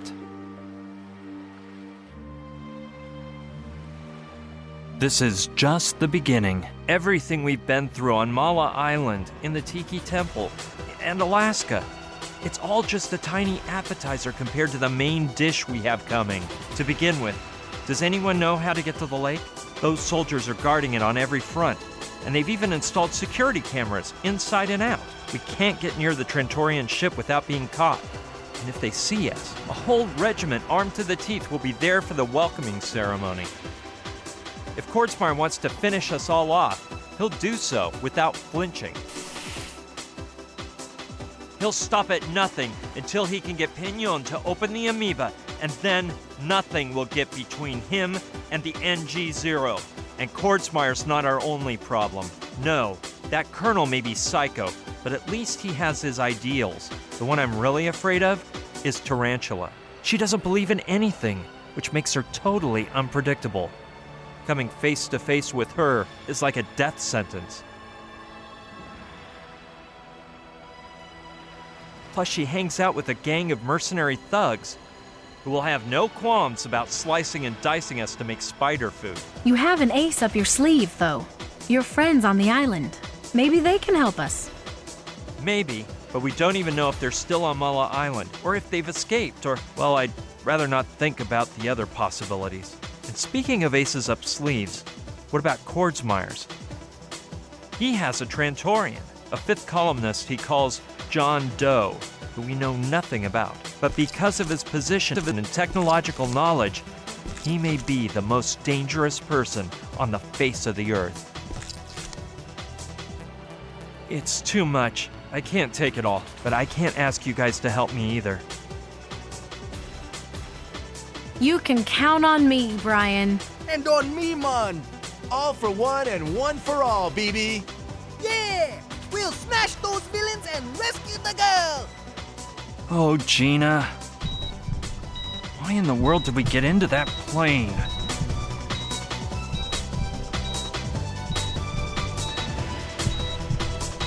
This all seems impossible. Look at me. Look at all of you. Not you, Joshua. Do we have any chance at all of defeating a whole army? None. You're wrong, my dear friend. There is one. Professor Simon? Wait, how did... You have a new ally on your team now.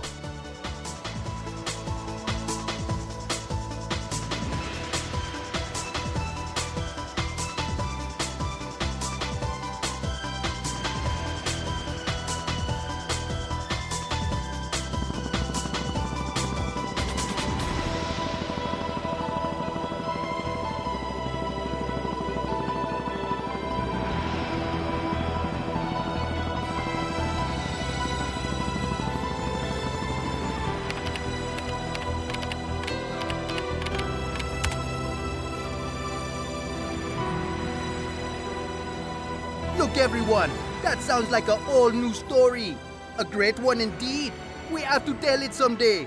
But for now, let the party begin, man.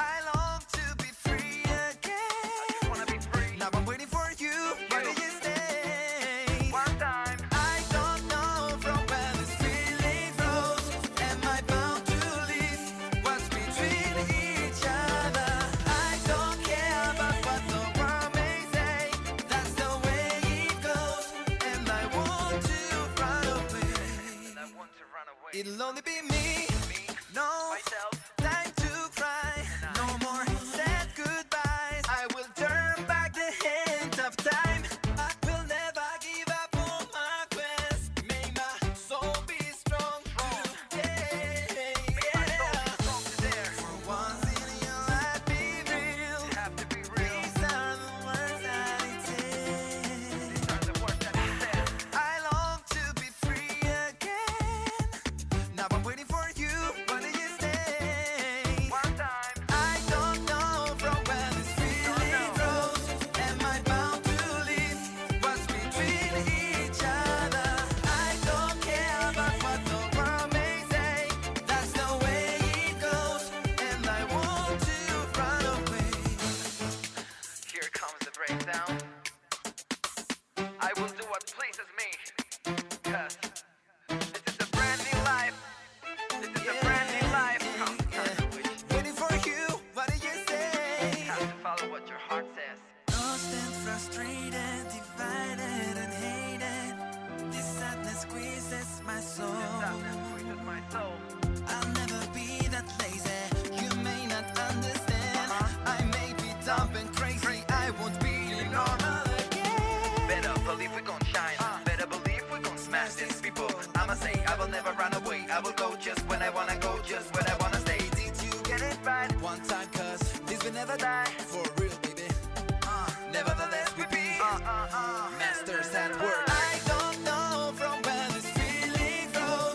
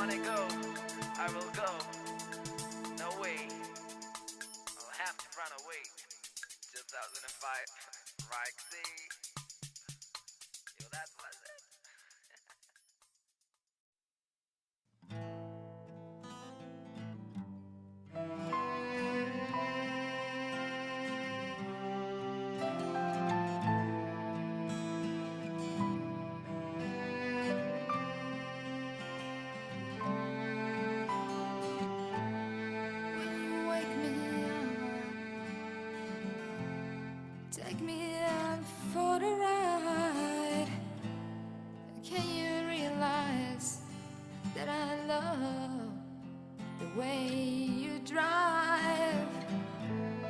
When you take me downtown, take me out for the ride.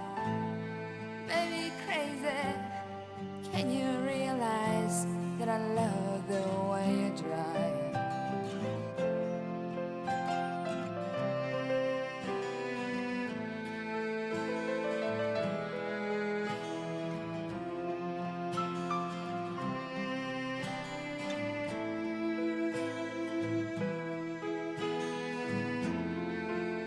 It's true, babe. I got less planned. My body's heavy, but my mind flies from within. It's true, babe. I got less planned. So distinguished to live the way I live.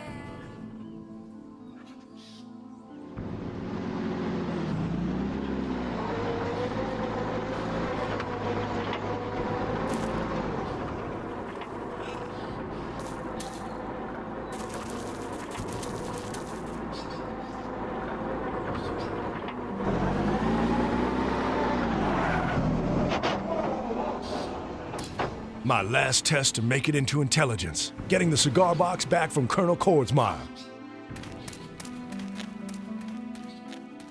It's an unusual mission that only a soldier with my valor and loyalty could accomplish.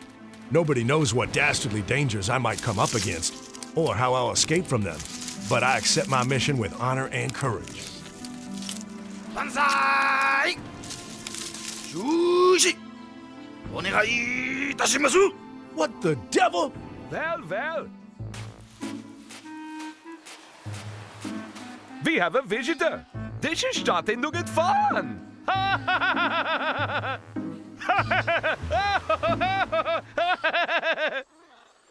Kaeru no uta ga kikoete kuru yo. Wa, wa, wa.